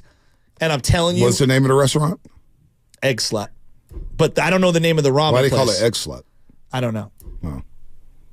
But the eggs are hella good there, too. Hey guys, can I get in one? Oh, yeah, Darius is still there. Wow. Oh, wow. Shasky cut off special. We forgot the caller was on the line. I thought he was done. It's just another day that ends with Y. Sorry, Darius. No worries. Just one quick thing. Your call screener almost didn't want to put me on when I brought up Peter Schrager. Why is that? This guy Peter Schrager picked the last 4 Super Bowl winners correctly, like the last 4 years. And he picked them before the season started, before the regular season. Oh. So in 19, he picked the Chiefs. In 20, he got the Bucks. In 21, he got the Rams. And then in 22, he picked the Chiefs again. And he did a preseason pick on this year's Super Bowl. And he took picked the Chiefs, Niners right? and the Chiefs to go all the way. And Bonte or Shasky, you guys know who he picked to win? Chiefs. He picked the Chiefs, and he even gave a final score, 34-28. How do y'all feel about that? I mean, I would love that. I would love that. We're going to get everyone's predictions over the next couple of days. Yeah. The ramen place that we're going to hit up, me and UB, Momo Fuku. And if I'm mispronouncing that, I apologize. I'm telling you, it's delicious. You know, when it comes to predictions, and everybody, I saw Coach Yak on Twitter, we're keeping receipts. First of all, it's just people's opinions. Yeah, these people get put in a position to ask, hey, what is your score prediction? How many people asked me last week, what do you got? What's the score, Bonte? What's your prediction? Niners are winning. What's the score? I have no clue. No clue. Like, I'm as I get older, predictions mean less and less to me. They really do. Well, do you watch, I'm just asking you, because I know you're in the media, so it's probably different. Do you watch the pregame shows for the predictions? No. I don't either. I watch the pregame shows, if I do watch them, for more of the prepackaged stuff that they're putting together. I like when they do that stuff. The banter and all that, yeah, I'm there for that too. But I don't know. I prefer more of the sit downs and stuff. That's what I like. I don't like the predictions. Yeah. I don't like when everybody on the panel picks the Niners. I don't like that either. Well, I don't, I don't like that either. Do you prefer when everyone on the panel picks against the Niners? It doesn't matter to me. It just doesn't matter. Use it as fuel. Yeah. Use it as motivation. It's there used to be a time where if my team that I was rooting for was picked or something by the analyst, quote unquote, it would make me feel good. It's like, oh, good, I feel better. Yeah. It gets to a point where it's just none of these predictions mean anything to me. Do I care if Michael Strahan's picking the Niners or not? Yeah, there's guys every now and then where if they believe it's oh, okay, sure, but do you care if Tony in Oakland is predicting the game on Sunday? That's literally the only prediction that I care about. You know what else I care about is hitting Fast 5 on time. Ooh. Especially on a Friday. You scare me, Bonte.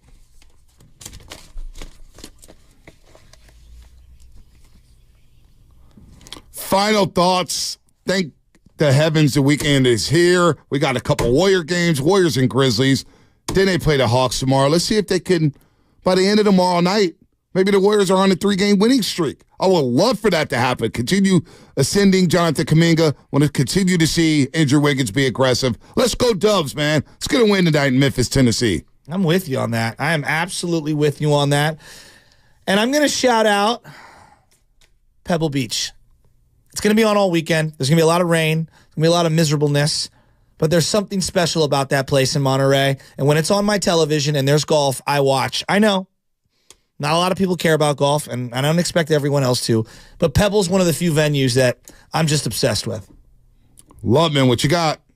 Anyone else find it suspicious that Spadoni wasn't in the morning after his guy Austin Reeves dropped 32 on the Celtics in Boston? No one thinks that's weird at all? Wasn't celebrating a little too hard? No, we miss you, Spadoni. I don't like running the board. Yeah, Loveman is a wreck when he has to do things by himself. But you know what? It's all good. You did a hell of a job today, Loveman. The Roasters, you did a hell of a job on Twitch and YouTube, powered by First NorCal Credit Union. That is Fast 5, brought to you by Xfinity, the next generation 10G network only from Xfinity. What a week, folks. We're another week out from the Super Bowl. The countdown begins. The countdown is here. Niners, Chiefs, Super Bowl 58. But in the meantime, we got some Dubs games. Go Dubs. And have a great weekend, everybody. The future starts now with Evan Giddings and Darrell Curry Johnson. Love it starting to piss me off. I'm what you might call very good at hide and seek. This one time,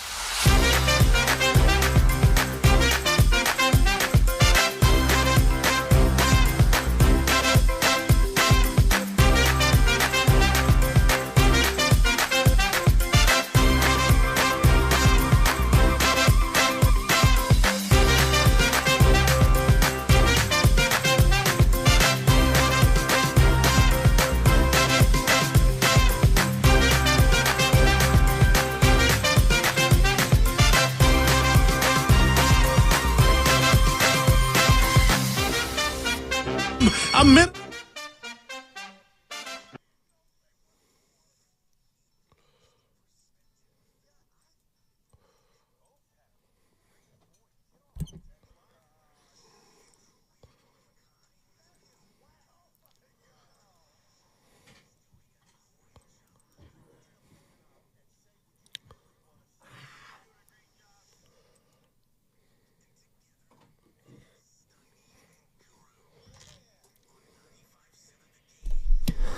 Can we have a little fun today? Can we have a little fun on a Football Friday, Goo? I'm a little hurt. We've been having a ball all week. So now you say fun. We got to have fun. It's Payday Friday. I'm juiced. Sir. Evan, I'm a little irritated. Why so? How it's so? Payday Friday. You and me at the cafeteria after, thank God, regardless thank if you can't even say no.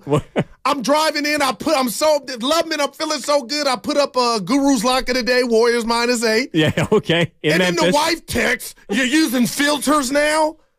Come on. I'm 50 years old. I don't know how to use a filter. On what, IG? Yeah, no, on TikTok. You got a TikTok? Yeah. Dude, I don't even have a TikTok. Well, thanks for following. But But anyway, I'm feeling good. The game feels like a week away.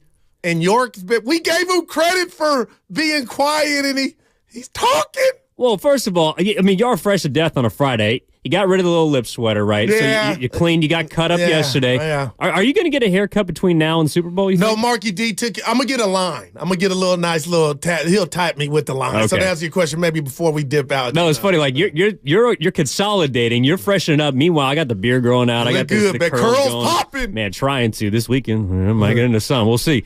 Evan Giddings in for Matt Steinmetz. He's going to be back on Monday. Him. I love you. You think we're going to hear from him today? I text him. Come it's on, crickets, man. Come on. Got to. Just break us off a phone call on air. Please. People miss them. Please do. They want to hear from him. Come on, man. That is Goo. Of course, we're going to have a great show for you lined up today. A couple of awesome guests. Danon Hughes from Kansas City does their pre and post. Former wide receiver out there is going to join us at 12. And then four-time Super Bowl champ, 49ers legend, Jesse Sapolu is going to join us at 1 o'clock.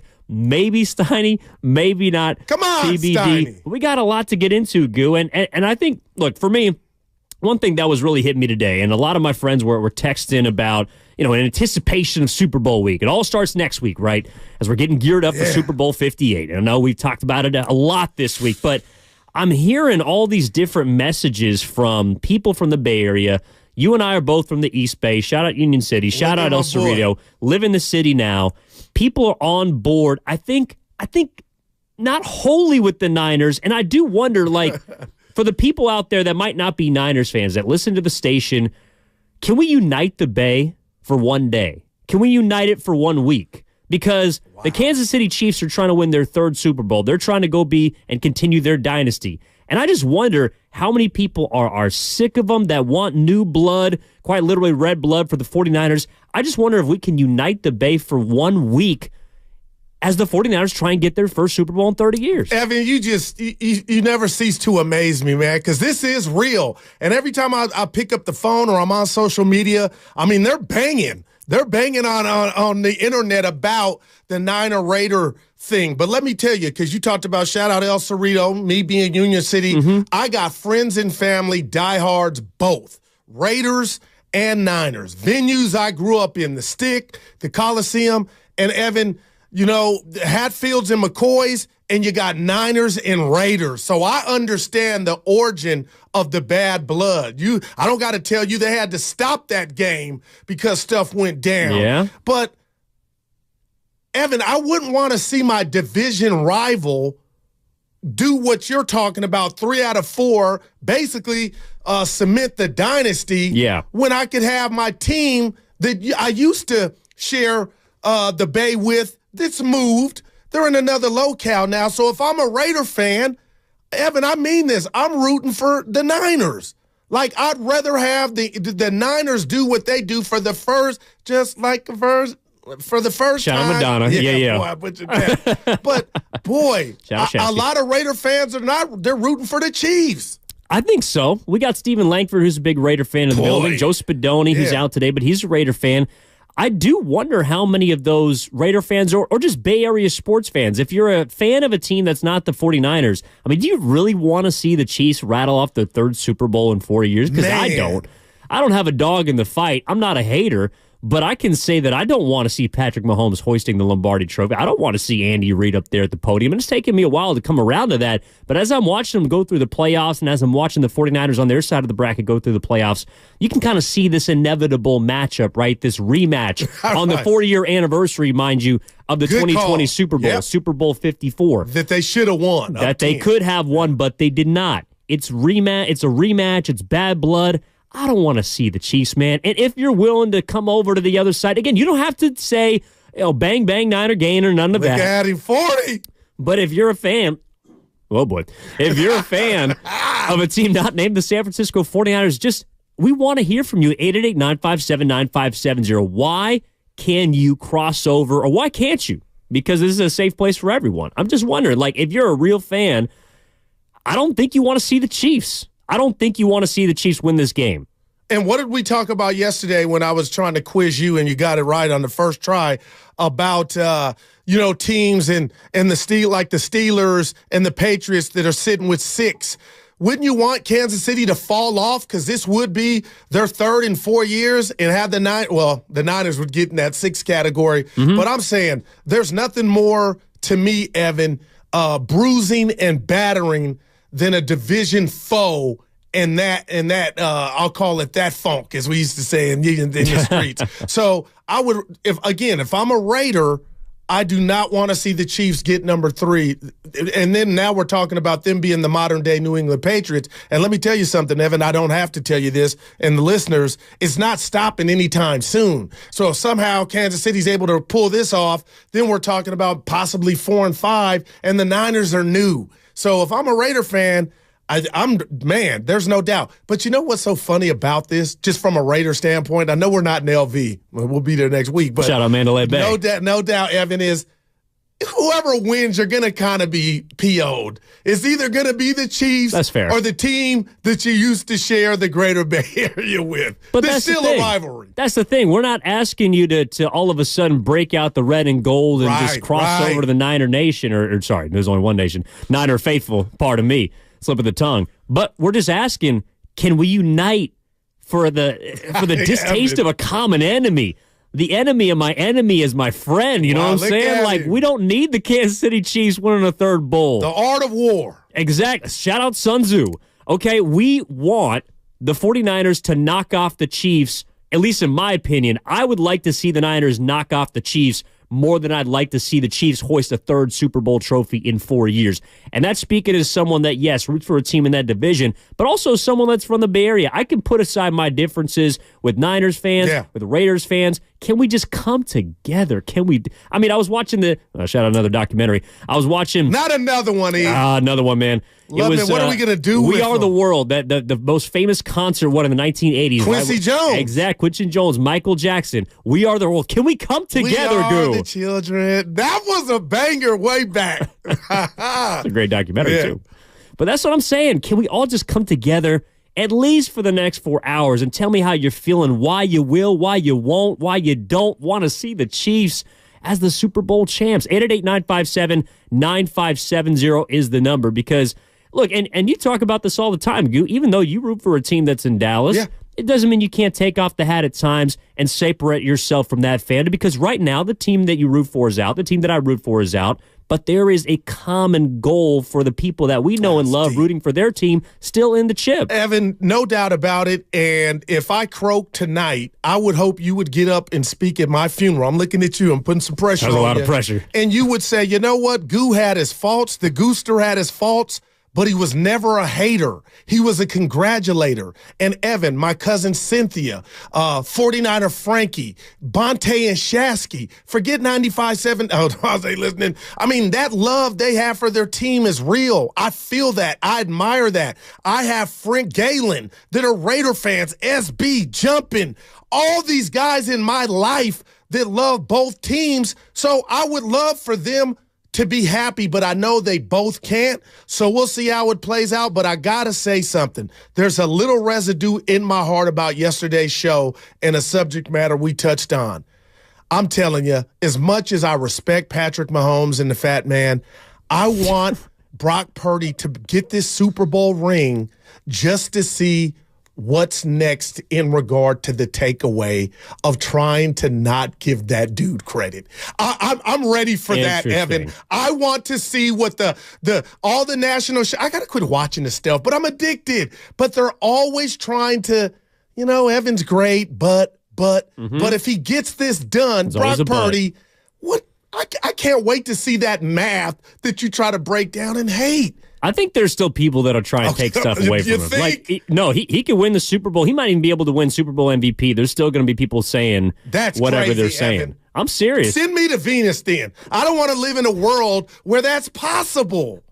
Well, you're going to have to live on some sort of planet, and it looks like Brock Purdy, no matter what he does, is not going to be able to win over some people. But it doesn't matter because he's won over the Bay Area. He's won over 49ers fans. And he's the quarterback of a team right now that is down to one of the last two teams left standing. And so if he hoists the trophy, we're going to be all here for it. Whether you're a Raider fan, whether you're a Niner fan, I do wonder if we can just bring it all together because I just don't want to see Patrick Mahomes. And really, I don't want to see Taylor Swift on that podium because he's going to be up there with Travis Kelce. I don't want to see it. No doubt about it. 888-957-9570 is the number. Let's start this thing off. We're taking your calls all day here on a Football Friday, on a Payday Friday, thank God. Look at you. Trey's out in Fairfield. Get us going, Trey. How you doing, my man? What's up with you guys, man? Talk to us, Trey. Uber, what's up with your boy? All right. Oh, man, you know it, man. Oh, man, I'm doing good today. Okay, first of all, let me get it started. I'm a diehard Raider. When I say diehard Raider, I'm still a diehard true Oakland Raider. They down in Vegas. I'm a diehard true Oakland Raider. Now, the way I look at the situation is like this. Yes, I do have partners. I can say too, Guru, like you related to. I got partners that's Niner fans too that I hang with. I hang with. We go out. Yes. Of course, every now and then we throw each other grief. We for shits and giggles. We'll have some fun with it. Twice. Sorry about that. A little 4-letter word there, Trey. Apologies. Look, man, I think there's a lot of diehards. Like we're in the movie Airplane, and you were in the cockpit. Yeah, you got a future. Yeah. We got a lot. We got a lot going on behind the scenes today. Sam Lubman is working double time. Appreciate you. He's taking calls. He's trying to dump 4-letter words. It happens. I understand. I love you, Let's try and keep it clean here today on 95.7 The Game. No doubt about it. But we got the gist of what he was saying. Evan, I get you. Now, let me just real quick. You're on my couch. I'm your doctor. It looks like the whole YouTube chat heard it. Hey, man, I'm just trying to stay clean here. Are you Mahomes' doubt, though? Yes. You are Mahomes? Yes, I am. Look, But you recognize his brilliance. Oh, he's the best quarterback in the league. Well, he might be the best. Okay. So you're not hating. He might be the most talented quarterback I've ever seen. Damn, okay. In my lifetime, you're just tired of him doing the dance. Yes, okay. I thought it was Aaron Rodgers when I was growing up, even though I understand Tom Brady's the greatest quarterback of all time. Shout out to Joe Montana as well. Well, he's mine, yeah. Aaron Rodgers is the greatest talent at the quarterback position I've ever seen. I never saw Marino. I never saw any of the old-timers with those howitzers that they used to have on their right shoulders. Aaron Rodgers is the greatest quarterback that I've seen in terms of talent up until Patrick Mahomes. John Elway on my Mount Rushmore. That doesn't mean I don't want to see him lose. Gotcha. No doubt. I love it. So you're giving credit, but you know what? I want to see somebody else hoist it. I want to see Kyle get that. And I want to see Brock Purdy get it. I want to see Nick Bosa get it. I want to see Fred Warner get it. I want to see George Kittle get it. Right. I want to see players that, again, played on the 4-year anniversary that we're talking about today, the 2020 or Super Bowl 54 from the 2019 season, the San Francisco 49ers and the Kansas City Chiefs. We are going to dig into what's changed since then. Is it just the quarterback? How has Kyle Shanahan become different? And then, of course, Jed York, who spoke yesterday to the media for the first time in quite some time, had some interesting things to say about both Shanahan along with Brock Purdy, because we don't get to hear from owners a whole lot. We talked about it in the crossover with Mark Lord and Dan Dibley. And I don't know how people kind of felt about some of those comments. So we are going to play those for you. I'll tell you what, Evan, and I gave you this analogy, and I'm going to use it all day. It's like me coming to your anniversary party, giving a toast to you and your bride. You've been married 10 years, and then I get up and toast and say, hey, I remember Evan almost left her. He came to my house, and he almost, like that. We just gave your credit for shh. And then I just thought he said, hey, it's his world, it's his team, but Evan, I just thought it didn't fit Like, you could have held on to a couple pieces of your truth. I thought it was odd after we gave him and applauded him for being quiet. Maybe I'm just cool with drama. I kind of liked it. Maybe I'm just cool with drama. That's a podcast. Shout out to DJ. Yeah. I'm cool with it, man. 888-957-9570 is the number. Let's go out to Herbert in Fairfield. Herbert, my man, what are you doing? What's going on? Herbert in Fairfield. Going one. Thank you. How's it going, you guys? What's up? Gas. Man, you know, I'm a former Oakland Raider fan. You know what I mean? And as it is, I don't know how many people can go for the Chiefs. I don't know what they smoking. It ain't no good because they tripping. You got to go for the Bay Area if you're a real Bay boy. It don't make no sense. I'm born and raised out here. I'm going for the Niners the whole way. You know what I mean? I understand how people could chase a team. That's like if your wife left to Las Vegas, what are you going to do, chase her over there after she took off with the Knicks dude? You guys crazy? Like, come on, man. You got to go with the Niners, bro. I love you for that. Stuff like that. He said, Bay Boy, Evan. Hey, let's go, Niners, baby. He said, Bay Boy. I love that. I used to be one. Now I'm a Bay man. But, Evan, I do want to say something to his analogy because what struck me is you're looking at your boy, me. I'll never be a former fan of nothing. I'm right. They could go to Venus or Mars. My thing is, the analogy is you have a girlfriend and then her parents moved to New York. She didn't actually, you know what I'm saying? That you couldn't control it. So the owner chose to move them to LA. So I would always ride with them, and I understand Raider fans following them. But to hear somebody call, like, do you have an X team? I'll never have one, even if I should, but I'm ride or die. That's always tough, right? Because I'm not going to sit up here and say, well, you should follow a team or shouldn't. Some people it hurt too bad. Some people won't be Raider fans. I know some people, my family members, that won't like the Chargers anymore because they moved from San Diego. I know a lot of people that feel about the Oakland A's already a certain type of way. I also know some people that are still going to be loyal to them no matter where they are. And that's the type of fan that I am. Okay. That doesn't make me better. That doesn't make you better. Nope. It just makes us different as fans. But again, the whole point of today and really of the next week is that can't we all unite the Bay against a common enemy, which is the Kansas City Chiefs? We don't want to see them be 3-time Super Bowl champs in 4 years because, in my opinion, I'm done with Patrick Mahomes. Now, he's a great quarterback. Andy Reid's the greatest head coach right now that's walking, that still has a job. Shout out Bill Belichick. But I don't want to see that. I want to see some new blood. I want to see the 49ers hoist their 6th Lombardi trophy because I got a lot of friends, and this is where I can separate myself. I don't have to be a hater. I'm 30 years old. All my friends have not seen the 49ers win a Super Bowl. Damn. I want them to experience that the same way we got to experience the Warriors walking down Market Street, the same way that we got to experience the Giants parades going down Market Street. All of those championships are valuable and provide lifelong memories, and I want my friends to experience that. You know what? I love that, Evan, and it's so real, especially for the, let's just say, Raider fans in the Bay. Just think of that day that you can have an activity to cross the bridge and enjoy, if you're not a professional hater, Evan, the Niners championship, because there will be a parade and everything will be, everything will be crunk or off the chain per se. So just, Bay pride. Why wouldn't you want, your city to have that to where you could come enjoy that? So that's how I look at it. And I get you on the Chiefs, like been there, done that, again. But I haven't, again, all this talk just has me excited about the game, man. But we can also take calls from the other side. If you can't do it, if you just can't bring yourself to be a 49ers supporter at this very time. And it sounds like Chris in West Oakland is on that train. So let's bring Chris on to 95.7 The Game. Chris, what's up, man? You're on with Evan and Goo. How are you? I'm good. You guys there? Yes, sir. Yes, sir. There we go, guys. There we go. Hey, Goo, first off, man, glad to hear my old Pete Franklin buddy, how many times we got flushed way back in the day. Yeah, what up, brother? Yeah, you still kicking. Hear you on the air prospering, man. It's great to hear what you've done. Congratulations. So let me tell you guys, I'm going to answer your question really bluntly. No, we can't unite. Okay, no true Raider fan will ever root for the 49ers. I was born and raised in Oakland. I live in Concord now. I'm not a Bay Area fan. I'm an Oakland fan. But here's the main reason. I despise the Chiefs as well. Yeah. I don't have to live with the Kansas City Chief fans. I got to live with the flag waving, bang bang Niner gang wearing, brand new T-shirts they just brought out of the box. The average 49er fan couldn't tell you the quarterback before Joe Montana or the coach before Bill Walsh.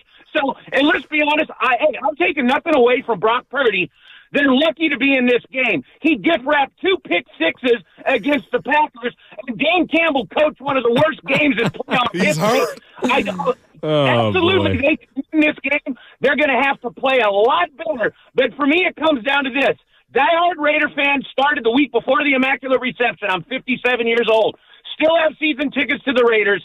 I will die and go to hell before I ever root for a team in San Francisco, the Warriors notwithstanding, because they're the only basketball team in the Bay Area. Anyway, you guys have a great weekend. Again, Guru, great hearing you on the air, brother. You've always been entertaining. Hey, take care, my friend. Yeah, no doubt. Evan, put that in the cap. I mean, that was the real, that's part of it, too. That's a section of the fan Evan, base. yeah. Although I think it's always funny, we got to sneak the caveat in. Yeah, the Warriors do play in San Francisco. Oh, but they're the only basketball team, so they're on limits. Yeah. So that's and Switzerland. Steve DeBerg was before Montana, is the first NorCal Credit Union. Chad tells us, but I respect that. That's his truth. That's how he sees it. But damn, you kind of let the Chiefs off the hook. But that wasn't about that. That was about sharing this market with the red and gold, who have won more Super Bowls than your squad here in the Bay. So I get that. Yeah, I mean, look, that's a Chris section of from how West people Oakland. feel, and I appreciate you representing. Yeah. But we also want to continue this conversation with people that do want to unite both sides of the bridge, and, of course, the North Bay and the South Bay. Shout out New Oakland. So let's get out to Carlos in Berkeley. Has a very different perspective. What's going on, Carlos? How are you? I'm good, but I don't know if I can actually do any uniting after that last caller. I'll try my best, guys. You're good. Listen, I as a little kid, I remember, and I can better remember watching Kenny Stabler, playing, and I was a huge, that was my first team as a little kid. I think I had a helmet. Did I just get a drop? Yeah. Mm-hmm. Yeah, so I had the Stabler helmet. I mean, I had the Stabler jersey and everything. And then they left, and I'm sorry. And Guru, yeah, the girlfriend can leave town, but, then you got a wife. And then, that girlfriend really can't be in the picture so much. However, to your point, you can still respect that team. And I respect the Raiders a ton because they were my first love. But, and I would love for the fans on the Silver and Black to come over. I know it's hard for them. I know it is. I mean, the reality is, we got a lot of loudmouths on our side too. I'm not one of them. I'm proud. I'm proud of our Niners. I'm proud of the history of it. But the reality is, it's a fun game, man, and that's really what I hope. I was at my buddy's house watching the NFC playoffs, and I got to tell you, man, we had some Raider fans there, and they just love what was going on. But it was fun. We kept it civil. So. But, hey, enjoy the game. I guess that's all that I can really say. Yeah. Thanks, Carlos. Well, they enjoyed it up until the comeback. Yeah. Well, they don't like Dan Campbell. The hate he's getting from Raider fans and all haters, you know. Dan Gamble. Man, that forever. was great. He'll be back next year. Probably. Yeah. 888-957-9570 is the number. Evan Giddings in for Matt Stein, Matt Steele, the Guru Johnson with you. Let's get to one more call before the break. We're going to bite a kneecap off. We're going to try. Let's get out to Campbell. Bring on Melanie. What's going on, Melanie? How are you? Hey. Good morning. I'm calling as a recovering Raider fan. I grew up, my dad had season tickets in the Black Hole. We would fly down to LA for Raider games. And then when they came back, he had this personal seat license that gave him nothing when they stabbed us in the back and went to Vegas. So my son is 10 years old, and he's always been like, why are we Raiders fans? They suck, and it's been very difficult to kind of suffer through all the poor decision making and the horrible trades, and especially Garoppolo for me was the last straw, and I was just done. And we've been taking my son to the Niner games. I love going to live games, and so I really missed that after the Raiders were gone. And so, for him, I can totally, he's super hyped that they're going to be in the Super Bowl. We are also Mahomes fans because of fantasy. And so we're just really excited just in general for the Super Bowl this year. Are you having a party at your house? Where are you guys watching it? I don't know, because I get stressed out because there's always people that just want to watch the commercials and stuff, and I would rather just skip all the commercials. So it's hard for us to watch it with other people. Yeah.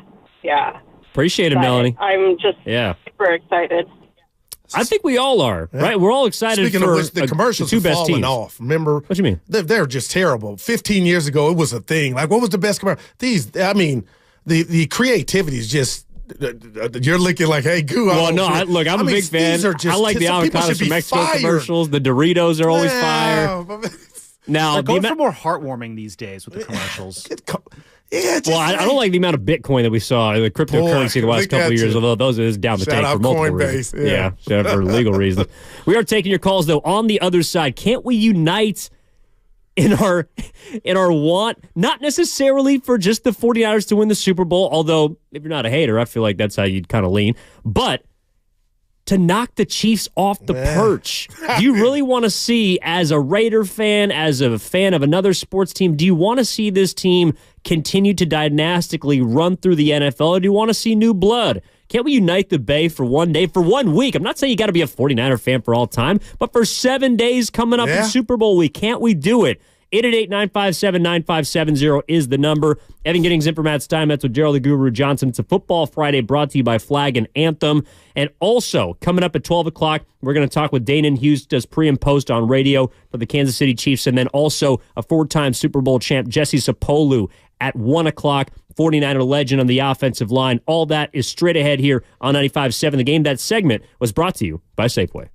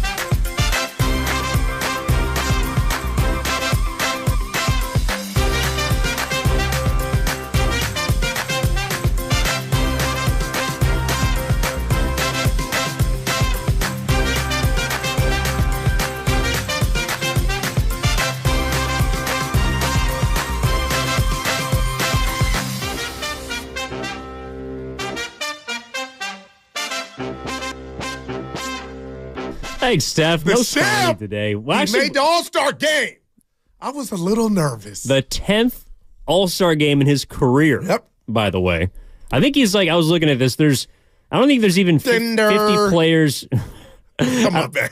I don't think there's even 50 players in the history of basketball that have made 10 All-Star games. Like Steph's Yeah, number good 45 call. or 46. Yeah. LeBron, one of them. Post-merger. Yeah. Oh, well, we don't have to go down the list. There's a Okay, lot of gotcha. them. But it's incredible. I think they're going to get hot, Evan. Starts tonight, Memphis. The Warriors? Yeah. Well, it better start tonight in Memphis. I mean, no doubt. What do you say? They're 8-point favorites? Man, 8 points. And they just lost to Memphis on MLK Day. They sure did. I have a dream. Well, had a dream. Yeah. For the Warriors, at least. Now, by the way, that tip-off is at 5 o'clock. Of course, Warriors live here on 95.7 The Game, which also brings us to the point where we want to remind you that because the Warriors are on an East Coast trip, for a road trip really starting this week, but throughout next week as well, it is Super Bowl week, and Willard and Dibbs won't be taking any days off. Warriors Live and the Warriors game will be on the radio, so don't worry about that if you want to catch Tim Roy on 95.7 The Game as always. But while Willard and Dibbs are going to continue live on the Odyssey app and on YouTube. So on Monday, Wednesday, and Thursday, even though the Warriors are playing games, please tap into the Odyssey app. Download it right now. It's free, easy to use, a fantastic rewind feature.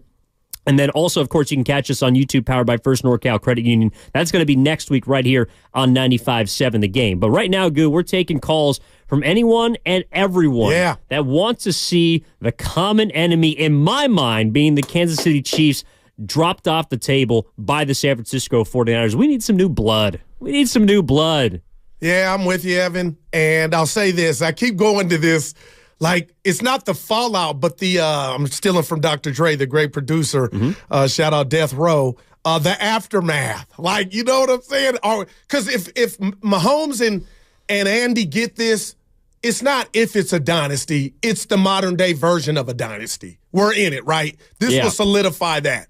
And you could argue now, well, hey, Goo, we're kind of in it, but this will put them over the top, E. I'm with you, man. I'm with you. Let's see if we can bring the people together here on 95.7 The Game up until 2 o'clock. And let's go out to San Francisco, bring out one of our favorites, Phil Mo Mike. Phil Mo. Insurance, man. Yes, sir. New York. What's happening, Phil? Hey, what's up, man? What's popping, man? Hey, I mean, I'm going to keep it real. It's kind of like a Jekyll and Hyde to me. Because on one end of the spectrum, you feel me? You want to be respectful because at the end of the day, now me personally, the Raiders in it, see, this is the thing. I have no qualms with the Raiders other than when you play the Niners. Right. That's the only time I'm tripping on, you feel me, the Raiders like that. When the Raiders playing on Channel 5, right before the Niners play, I'm rooting for the Raiders.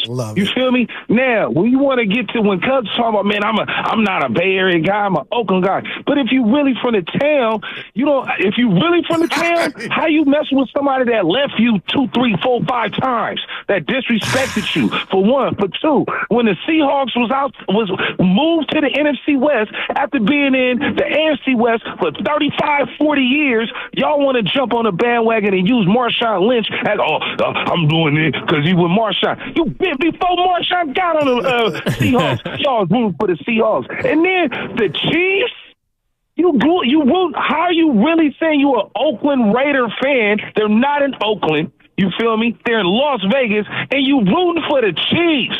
Come on, man. I would never root for the Dallas Cowboys. Never root for the New York Giants. Never root for the New Orleans Saints. Never root for the Green Bay Packers. It's a reason. But when you just do it like that, you just, it's really, you know what it is, blood? You really got something wrong with you deep down inside. You got something against the city. You got something against the Niners. You're a real hater. That's real haterism. That's a hater. That's never been a Raider. Al Davis ain't never been a hater. Only person Al Davis hated on was Paul Tagliabue, but whoever that was, the commissioner in the NFL, and he got his money. Be like Al Davis. Just win. Just win, baby. Love it, Mike. And even if you can't completely go to the other side, it's like, again, it's not just the fact, I'm not asking you to just support the Bay Area team because they're in the Bay Area, but the other part of it, too, is like, I think there is a greater enemy here being the Kansas City Chiefs. If you're in that division, that's the team that stands in your way all the time, every single year, seemingly since Patrick Mahomes has come into the league. It's like, I want to see that team get knocked off. So even if you can't get on board with the Bay Area being all about the Niners, well, can't you get on board with, we just don't want to see the Kansas City Chiefs win again? I can, Evan, and you know what? the Danker, he reached out to me and he said, you know what, Goo, it's like Niner fans root the division angle. Because I love what you just said. It's like the Niners rooting for Seattle. I totally get that. But no, this is different because you shared the Bay. Yeah. This is your neighbor. It's like the Mets and Yankees. New York benefits either way. So that to me, Mike and Evan, I don't got to tell you, grew up in El Cerrito. Some people are proud to be a hater. Like, I need Haterade repellent. They do sell it, and I don't know how much. But, Evan, come on, man. The fact that they shared, people, you live next door to them, you work with them, you might have dated them. Come on, man. That, to me, is why this is different than the Niners if it were rooting for Seattle. Nobody would ever ask you to take on that task. But this one is different because you guys were neighbors and you built a rivalry for so long, and it was so strong, and it's still strong to this day. Yeah, and I'm speaking to the fans. We're speaking to the fans that whether you went with the team to Las Vegas, literally, or with your fandom, or if you left them behind, again, I just don't understand why we can't find some common ground. And maybe that's, to film on Mike's point, the Jekyll and Hyde of fandom with the Bay Area, because you got one side of the bridge, the side that we're from, and then over here in San Francisco. I don't know, man. It's been a lot of fun to be living in the city. Even though I'm not originally from San Francisco, it's been a lot of fun to live in the city and see just the joy and jubilation on people's faces because everyone has been galvanized by this Super Bowl run that we hope culminates in a championship for the San Francisco 49ers. And even though I'm not necessarily, I don't have that love or that emotion, that connection to it, I can recognize the feeling that it is permeating throughout the entire Bay Area, the type of uplifting and the type of joy on all these people's faces. And I guess I'm just not that kind of person to say I don't want to continue to see that. I would like to see that raise even further because I'm tapping into the mindset of when we're walking down Market Street watching the Warriors hoisting their trophy. Never forget it, E. Everyone was on the same page. Everyone was united because that team went and did something that no one thought they could or that very few people thought they could. And it was just a great day. It was a great week. It was a great time for the Bay Area, and I guess I want to see that again. Congratulations, E. You are not a hater. There's no doubt. And I'll say this. I'm from Union City, California, born and raised. But, Evan, I'm no turf hopper. I'm no front runner. I feel like the city's mine. Every time we had family come in from Timbuktu, we was so proud to go to the city. I lived in Oakland for 12 years, man. So every Walnut Creek, I feel like they're all mine. You know what I'm saying? So that's why I don't have that hater mechanism in me, that gene. I want to be a part of the festivities, and I'm the guy you call, hey, Goo, what happened, Evan? I passed my driver's test. We're throwing a party. I'm coming, bruh. That's what I love to do. I want people to be happy, even if my team is not in it, man. 888-957-9570 is the number if you want to get on the conversation. Daryl the Guru Johnson, Evan in for Steiny here today. Hopefully he's going to be back on Monday for Super Bowl week. We may week. have him today. We might have him today later on in the show. Yeah. We're putting out feelers. We're talking to his agent. That signal just tingled, went off a little bit, but we gotta hone him down. Yeah, we gotta get him out for the East Bay, man. Bring him out of Oakland. You think he's walking with a cane? Or you think he didn't? Well, he ain't at the gym. You better not let me see him walk with a cane. Now, why would you laugh? Because I'm not going to let him forget it. Oh, Evan, you gotta just love me. Who's this? What do you got against us? Well, older people. Well, first of all, you're not walking around with a cane. If you were walking around with a cane and you were doing it because you needed to and you had something that happened to you, you would make a joke. No, that's understandable. But Steiny's going to be back off using a cane in about a month or 2 weeks. I'll let you off the hook. Okay, so if you saw Steiny walking around with a walker with 4 tennis balls cut into it. Oh, I've been there. You wouldn't chuckle? Yeah. No, it would. Why would it? Evan, see, that's what's wrong with the youth. You chuckle. What do you mean? He just went under the knife. This, nothing funny about it. I'm going to be there one day. We can laugh at each other. I would ignore it and be like, you're good. What can I do for you? You got jokes. Well, I got jokes. It's not, but I'm going to help him across the street if I need to. I would, okay. And I guarantee you he wouldn't let me. All right. He would rather fall down. I got friends like you. What? Like me? Yeah, I got in a car accident real quick here, random. I got in a car accident, a serious car accident, and I had a scar from my eyebrow. Dude, I was the real Scarface. My boy Relaford shows up to the hospital, and normally if you see your guy that's in the hospital laid up, the first thing he says is, your face is jacked. Like, I'm not that guy. Dude, I'm laid up. Ignore the scar. We'll talk about it later, but you're that guy. No, I'm Dude, not your making fun of face a permanent facial feature. Well, it wasn't permanent. We got rid of it. But, yeah, shout out Catherine Leverett. But you know what I'm saying. You kind of – you don't talk about the obvious. No, but, okay, if you're close enough with someone, again, like you guys are my boys. You and Steiny are my guys. I can let you know when, you're leaning a little bit into that. Okay, when he was coming on talking about how he's got to get a handicap card. Yeah, the or commode. He has a chance. The commode. Yeah, I finally figured out what a commode was. Shout out the YouTube chat. Exactly. But my thing is, like, if he's making fun of himself, why can't I? Well, if you say it like that, I'm going to sign off on it. But you were like, I got material waiting on them. Well, Lucas Alexander, director of sports, producer extraordinaire, just got me here and said, we need to get Steiny a pip cane for Vegas. Right. There you go. We need We need to get him some jewels. Yeah. We need to get him a big coat, maybe some fur on that thing. Probably fake, but that's okay. Yeah. That's what we need for Steiny right now. I'm sticking up for the OG. I know. Yeah. We need some love. A wolf on the top of that thing. Dude, exactly. Right, boy. A hat, little tilt to the side. What would make me ask you if he has a cane? But no, just random. Okay, so if you saw Steiny with a cane, what would be the first thing?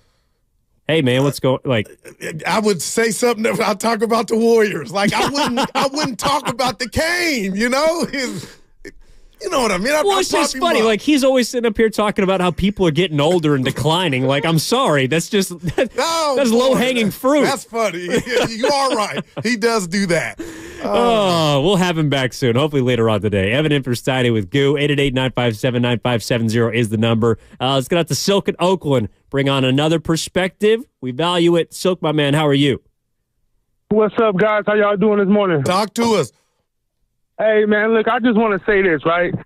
It's the reason why the Niner fans have so much success because we're classy. What I would call a Raider fan is kind of like trashy, and I'm not trying to disrespect them, though, right? But look, this is why I say that though, because like Phil Mo Mike just said, when the Seattle Seahawks went to the Super Bowl, I wasn't root for the Seahawks. You know what I mean? Like when the Raiders play, I watch the Raider game. I'm from Oakland, but let's keep it real. The Raiders hate the Niners because the Niners is a faithful team to the Bay Area. When I was born in '85, the Raiders weren't here. I didn't see the Raiders. They came back. So you got to understand, when the Raiders leave, that's when the Niners had their success. I'll take it offline, guys. Thank you. So it sounds like Silk is saying basically the fact that the Raiders haven't always been faithful to the Bay Area is why they kind of hold it against the Niners. Right. I just, again, as a fan, I wouldn't hold it against said player. They're not the ones that moved. And obviously, Evan, they need a job. So if you move them, they got to follow. But I understand the hurt, and I've seen it. I've watched people turn in. My boy P. Lawrence, he traded in. He's now a Rams fan. In my world, you can't do that. You can't team hop. But he was hurt the second time they moved, and it's his prerogative. But, he was just talking his truth to caller about the Raiders weren't here when he was born. But it's just something about sharing the same demographic to me to where you're brothers for life. And that's what the Raiders and Niners are.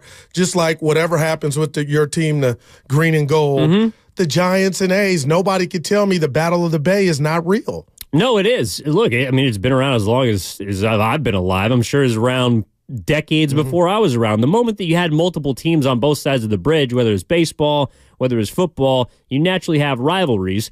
And that's just the way it is. My thing is, can't we put that aside for 1 week, right? And also, sports are let's be honest, sports are a drug. I mean, we're addicted to them. Yeah, they're a narcotic that most people can't No kick. treatment, Evan. But some people are able to, and more power to them. Like, for example, my buddy, he grew up, and I know a lot of Raiders fans just because I'm from the East Bay. He's a Raider fan, and he is now a Dolphins fan because they were the only team, and I believe the only owner that voted against the Raiders' move to Las Vegas. Now, wow. So he thought that was really cool. That's how he found his new team. I can respect that. That is total respect right there. But it has to do with his love for his old team. He's trying to figure out where to put it. I don't know, man. I mean, we're just trying to figure this thing out. Figure it out together. 888-957-9570. Let's get out to Oakland. Bring on Chucky. Chucky, my man. How are you?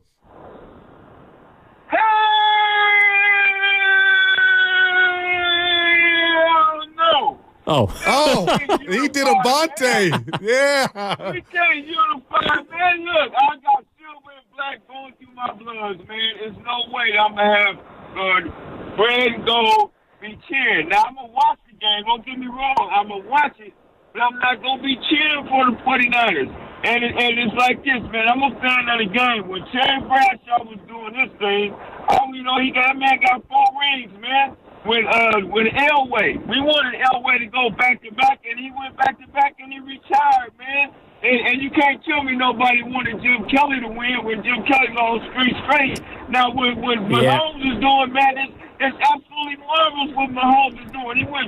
He's been to 3 of the last 4, and now this could be 4 of the last 5 and win 3, and he's still in his 20s. I got you, Chuck. Yeah, sorry, Chuck, you're kind of breaking up there, but point taken. Maybe he's someone that likes to see greatness, because some people like to see that too. But Evan, you are right, and I'm not saying Chucky's wrong, but when you guys come up here with examples of just regular teams and division foes, I get that, but it doesn't resonate with me, Evan, because you were not sharing the same jurisdiction as the Raiders and Niners did. That's why I'm trying to preach just for one day. Can you have some love for your brethren? That's all. You know what I mean? Like Dankers, he hit me in the face with a bag of bricks. Niner fans, I don't believe, would ever root for Seattle. I totally get that. But you didn't share a market with Seattle. That's all, E. That's fair. Your teachers in school were fans of the team. You know, to do it for them. But I would also like to think that they wouldn't actively root against. And that's kind of it, too. I mean, look, if you can't support the Niners and you just can't do it, I understand. I get it. I mean, you have the Cross Bridge rivalry, the Bay Bridge rivalry, whatever you want to say. I understand maybe you can't bring yourself to root for them, but can you bring yourself to root against the team in your division? And that, to me, is where it sways. Now, that's easy. And maybe you're just sitting there enjoying the game. You hope it's a good game. But to sit there and hope that one side is this and the Niners fall and they lose because you want to see people around, that does sound kind of haterish to me. That's a little different, though, Evan. I'm like signing off on that license of division rivals. It's okay to hate on that. I just think, again, I keep going to the Jets, the Giants, the Mets, the Yankees, the Lakers, Clippers. Mm-hmm. There's nothing like the A's, Giants, Niners, Raiders to me, man. I grew up on it. Like, we were blessed, and I know the Raiders are gone now, but it's just like, man, you can't just tap into that Bay love and that Bay parade that you could be welcome. You might, half the people still are living here, you know? Come out, enjoy yourself. That's interesting, too, because you do think of the East Coast sports fans as being much more combative, right?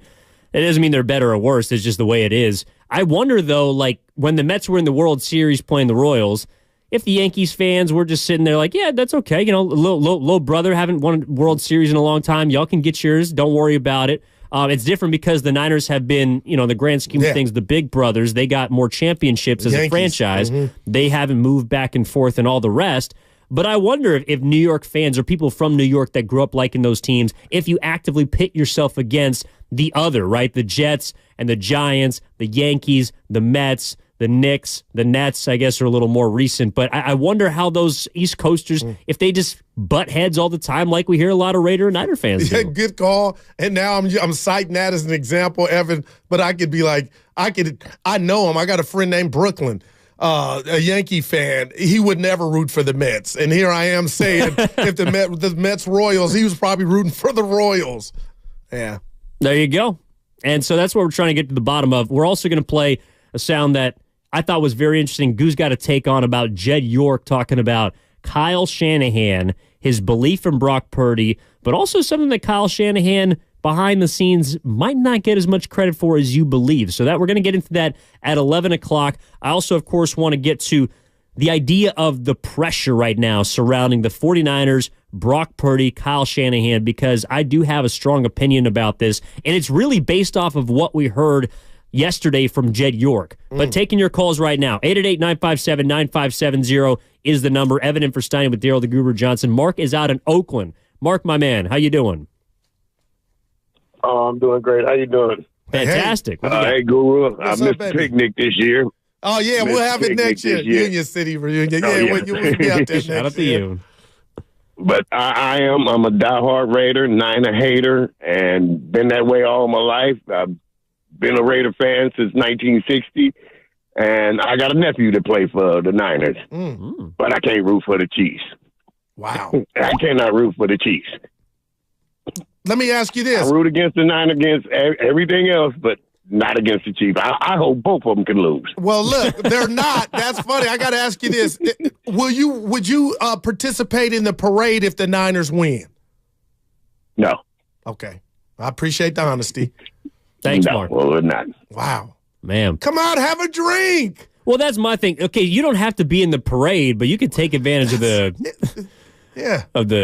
happy hour. There you go. You can take advantage of the happy hour if you want. Didn't he just say he has a nephew playing on the Niners and he's not going to celebrate? Or played.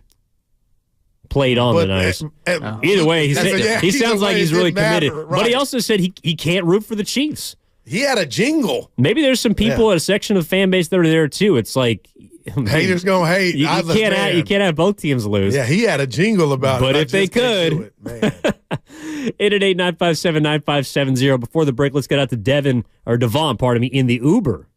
Where you headed, Devon? What's up, man? Hey, gentlemen, how you guys doing? Hey. Hey, so really quick, I am a diehard Raider fan, man, and unfortunately. And I really don't have a horse in the race, so it's not that I'm going against the Niners. More so, I'm looking at it from this perspective. If the Chiefs win, it it shows how dominant our division is. I think the Raiders are going to do good. I think we know what the Chargers are going to do. The Chiefs are them, and we'll see what the Broncos do. But it almost gives a different perspective, like the AFC West is loaded, and they kind of represent us in a way, even though it's not us. You see what I'm saying? That's one way I look at it. Then the other thing is Niner fans aren't that loyal, man. Like, I be Ubering, and I picked up a lot of fans at halftime, and I was the main one saying, hey, man, the game's not over till the clock strikes 0. And I feel like when the Niners weren't winning, I didn't see a lot of Niner flags. I didn't see a lot of Niner love and pride, and that's what Raider fans demonstrate. Win, lose, draw, we're going to try to go to our games. We're going to root for our team no matter what. It doesn't matter if they're in Vegas, the moon, Mars. We're going to love our team. So good luck to you guys. No hate here. Good luck. I do have Pat winning. I just can't go against Pat in the playoffs. Yeah, good luck. That's to you guys. fair. Man, that's fair. yeah. But again, we're not asking to say who you think is going to win. It's just who's got your support on Super Bowl Sunday. Yeah. Could be the Chiefs. Could be the Niners. I think for the Bay Area, I would like to see people be happy for one another. Speaking of which, our caller, the nephew part, people coming down his road, like, you got to root for your nephew. No. Come on, buddy. Last time I checked, blood's thicker than water, but I guess not. They're getting on them. Also, a reminder to get to breakingt.com/957. It's our 95.7 The Game merch shop for all your Red and Gold Station merch. Get out before the big game. Celebrate by getting to breakingt.com/957 The Game. Fantastic looking McCaffrey, Purdy, all the 49ers gear that you can hope for is going to be there. Your Red and Gold Station merch. Catch that at breakingt.com/957 The Game. As we get ready for Super Bowl 58 between the 49ers and the Chiefs, also go check out all 4 hours of Steiny and Guru on the free Odyssey app. Use the rewind feature to go check out Bryant Young, 49ers legend, Hall of Famer, was on with the Morning Roast earlier today. And watch us on YouTube and Twitch, powered by First NorCal Credit Union. Evan Giddings in for Matt Steinmetz with Daryl the Guru Johnson. We're back after this, 95.7 The Game.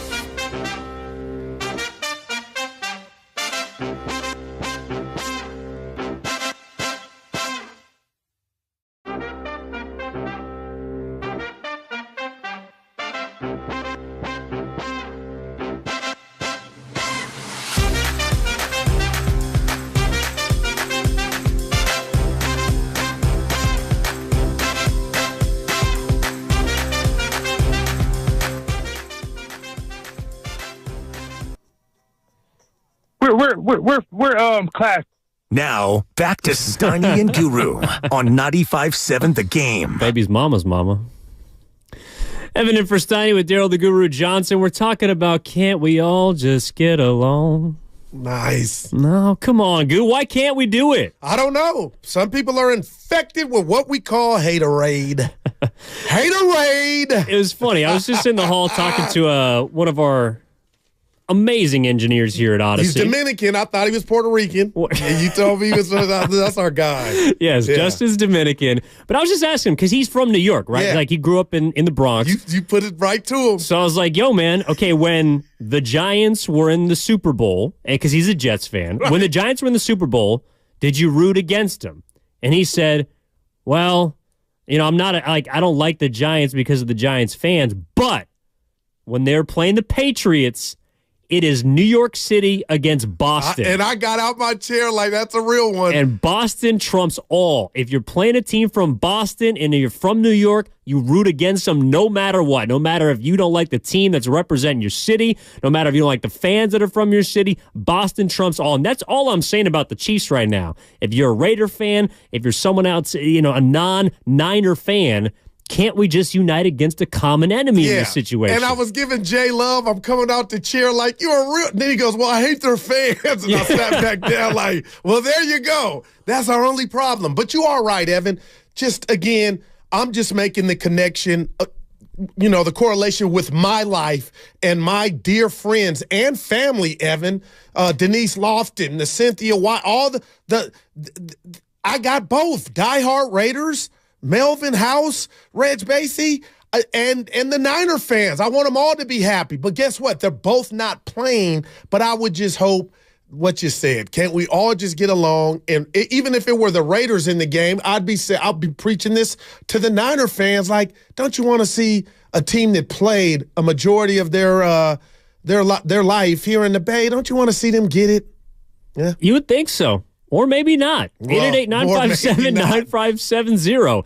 If you're on either side of the conversation, we want to hear from you right now. We'll also hear, of course, as we've been teasing, the owner of the San Francisco 49ers, Jed York, who spoke yesterday for the first time in a long time. Who had some extremely interesting comments about really the formation of this team that we're seeing right now as it relates to the brain trust, so to speak, in Kyle Shanahan. So again, 888-957-9570 is the number. Evan in for Steiny with Guru. Let's get out to Oakland. Bring on Z. Z, my man, get us rolling. How are you? Hey, how you doing today? Hey. Awesome, man. So I live in Oakland now. I grew up on the other side of the bridge, going to Candlestick with my dad. Niners, Giants fan. I never really saw the Raiders or the A's as true rivals.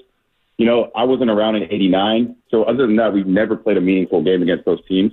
I remember asking my dad, when the Dodgers played the A's in the '88 World Series, who did you root for? And he hands down said, I rooted for the A's. I would never root for our rival, the Los Angeles Dodgers, to win a World Series. And so I look at that. This is very similar. The Kansas City Chiefs have a chance in your crib to pass the Raiders in Super Bowls as your division rival. And you got to face them twice a year, and Mahomes is going nowhere. And you're mad because 10 years ago, some Niner fans at work were a little mean to you. Like, it just doesn't make sense to me how you wouldn't root for the Bay Area to thrive, especially given everything we've been through nationally, people dumping on the area, saying it's the worst place in the region, and how much a parade would do for our local economy, for the people that are going to be able to go there and sell T-shirts, all the restaurants, coffee shops, foot traffic through the city, revenue through BART, and you want Kansas City to get all that, and then have Mahomes come into your crib and hold his fourth trophy to pass the Raiders? Like, come on. This is what I want you to do. Quit your job and run for mayor. You got my vote. You got my vote. Man, Ebony laid it out, man. The civic pride. That's a great call, Z. Wow, Thank man. you, Z. I hope and you're the doing hate well. that our region has gotten.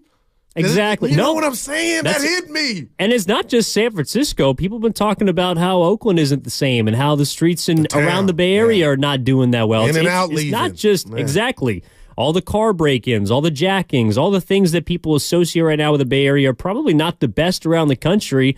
And we have a chance to shine a light with the help of the San Francisco 49ers, of course, on all the good things that do happen in this area, all around. I'm not just talking about here in the city. I'm talking about all around the Bay Area because, again, the 49ers do play in the South Bay. It's like we got fans all over the Bay and a chance with a parade, whether it's a celebration. Even if you're not participating, I do think some people might overlook what Z is speaking about, that civic pride and economic uprising, no doubt, which could hopefully help. That hit me, Evan. I'm going to vote for him if he runs. Yeah. Yeah, Z. Call in. Let us know when you're on the ballot. Yeah. Let's keep this thing rolling. Eric's out in Oakland. Eric, welcome to the show. What's up, man? Hey, how you doing, guys? Hey. Fantastic. Yeah, I was born also like Z. I wasn't born. I was raised in the Mission on the other side, so I've always been a Niner fan. But because of the cost and everything, now I live in Oakland. So everybody, my neighbors, they're all Raider fans, and I don't hate them. If the Raiders would go to the Super Bowl, I'd totally cheer for them. I'd totally go out all out Raider. I would probably even buy a shirt. But I don't know. They don't like the Niners, but I don't care. I like the Raiders. Even if the Niners disappear, I'll probably be a Raider fan. So that's it. Yeah, congratulations. You are not a hater. No, seriously, Evan, it's just amazing, man. But I will tell you what, I don't know about what generation you are. I hate that I'm a 70s baby. I'm a millennial. All right, but our world now is geared more towards, with social media, to be a hater. That, the old school, you could kind of, you know what, I didn't get it done. Evan won. Tip the cap to you, Evan. Here's a drink. But now it's just our society is more, it's just easier to be a hater. That's all. It is. And look, neither of us are holier than thou because at least I can speak for myself. I've been through points where I didn't want someone to have something just because I didn't get it. Like, I know how that feels.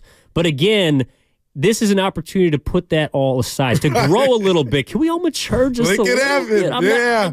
I'm just wondering if we can do it. If we can do it together. It's a big ask, though. If the Raiders were in the Super Bowl, like, again, I don't root for either team here in the Bay Area.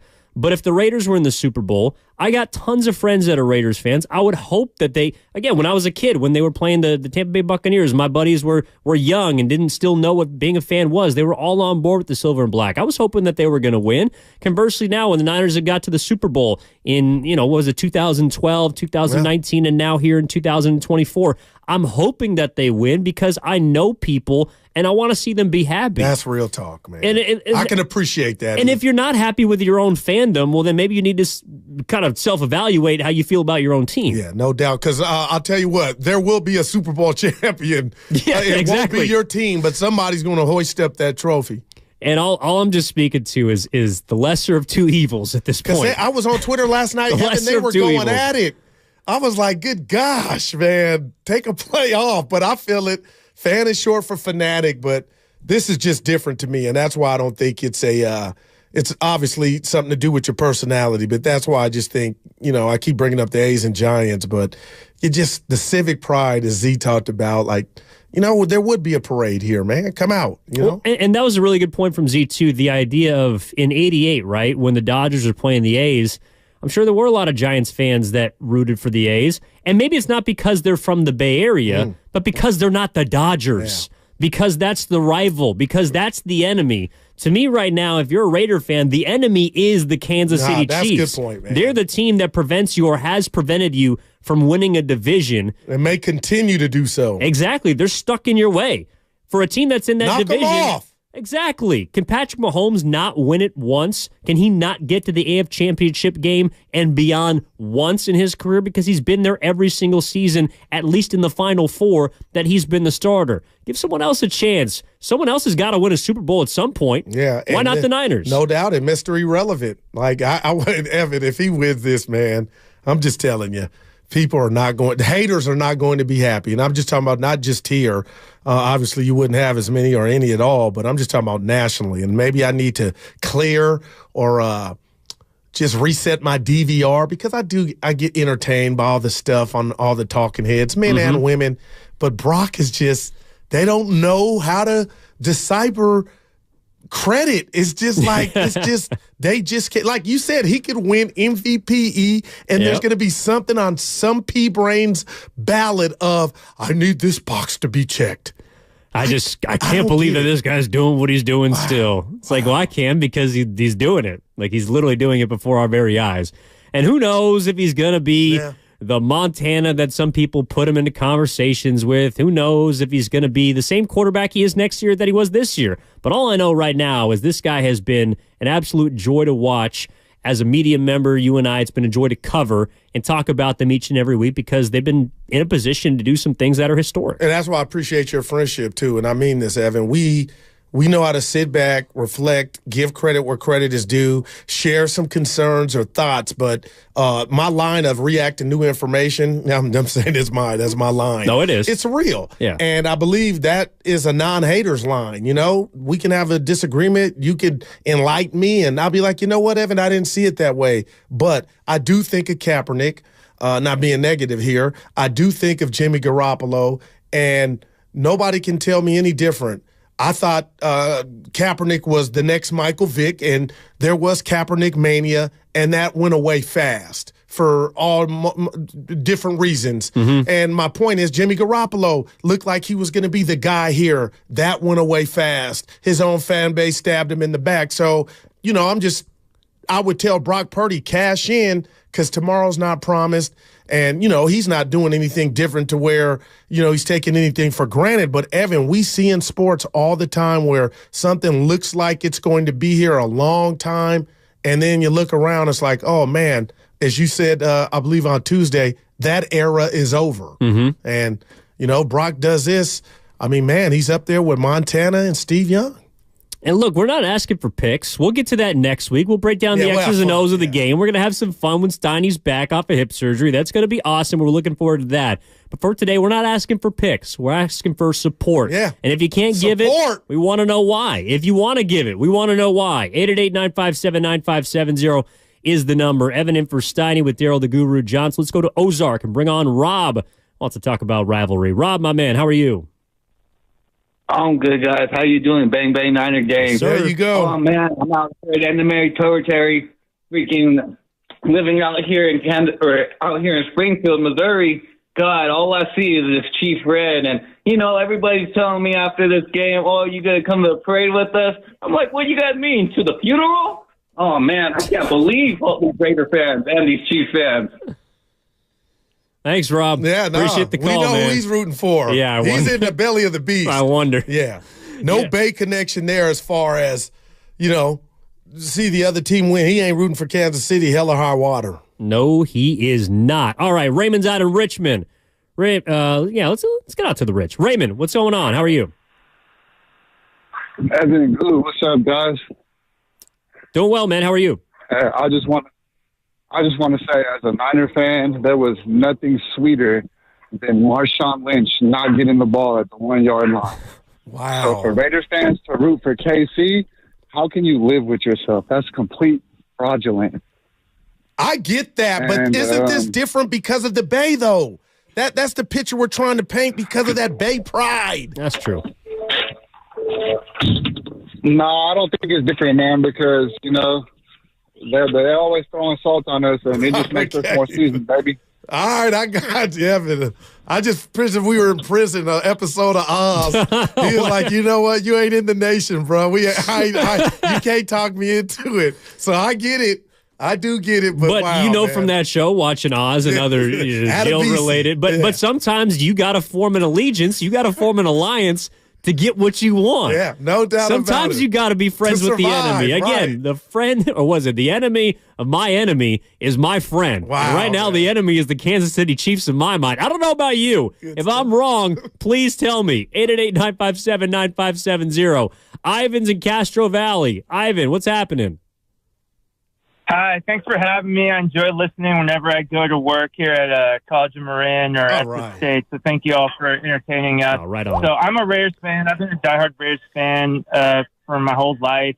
And also being an Ace fan, so having to sit through the Giants with their dynasty as well as the 49ers Super Bowl trips, being on the other side of that, it's been tough, you know, but I do feel like in this sort of situation, and as well as when it was Chiefs versus Tom Brady's Tampa Bay, it's like I don't have to root for either of them. I could root for none of the above. I could root for the halftime show. But I do feel like lesser two evils. 49ers haven't won one in a while. The Chiefs are in our division.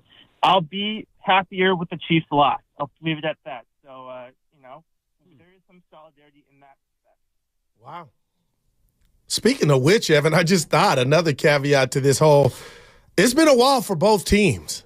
You know, being the like, so it ain't like where you're at. I'm so tired of watching this, and I get that. Let's be honest, 1994 for the Niners and the Raiders has been forever.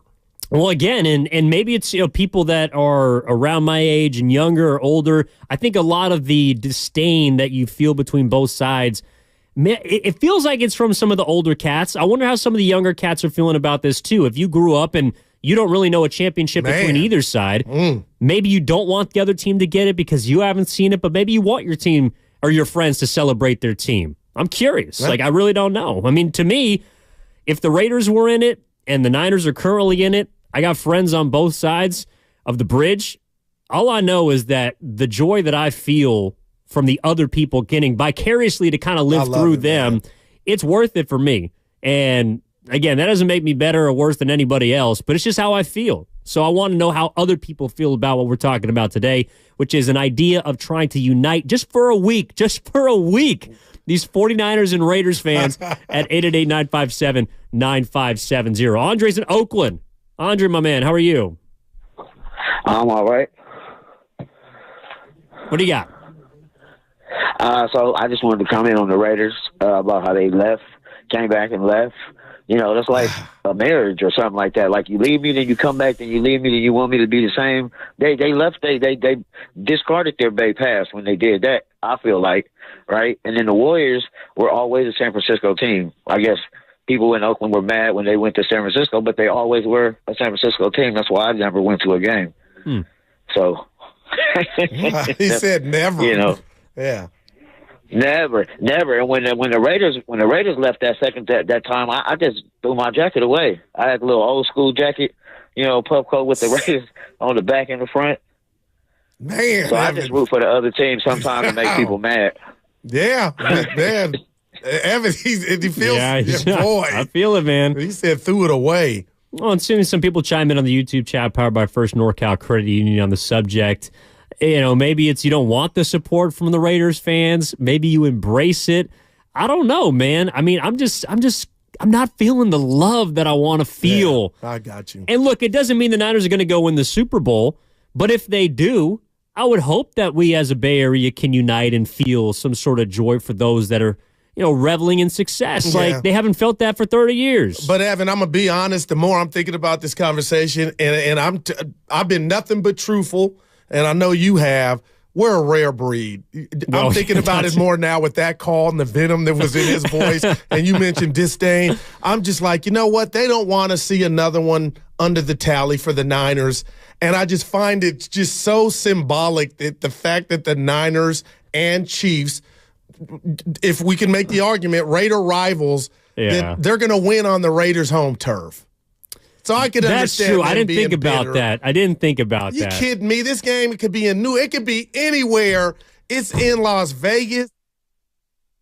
Hoyt, Kyle celebrating. So I ain't switching, but I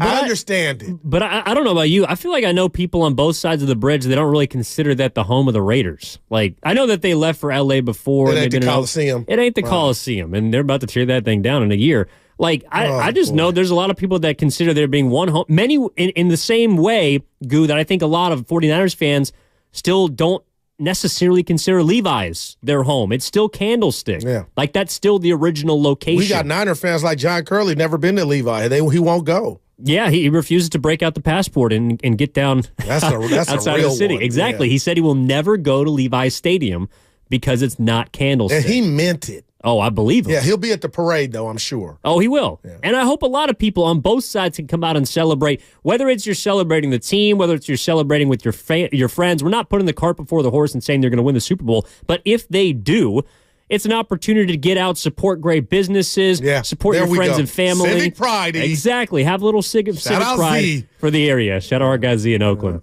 All right, let's get to one more call before the break here. Again, a reminder that in half an hour, we're going to talk to Danon Hughes. He does pre and post on our sister station in Kansas City for the Chiefs, former wide receiver, get a player's perspective on the big game, along with maybe a little bit of the rivalry that he's feeling between the Chiefs and the 49ers, as this is the second time in 4 years that they have met in the Super Bowl. By the way, the 4-year anniversary of Super Bowl 54 between the Chiefs and the 49ers. 888-957-9570 is the number. Mario's in Jacksonville. Wants to talk about rivalries. Mario, what's up? Oh, for sure. Hey, thank you, guys. Thank you for having me on. I appreciate it. Heard you guys are doing good today.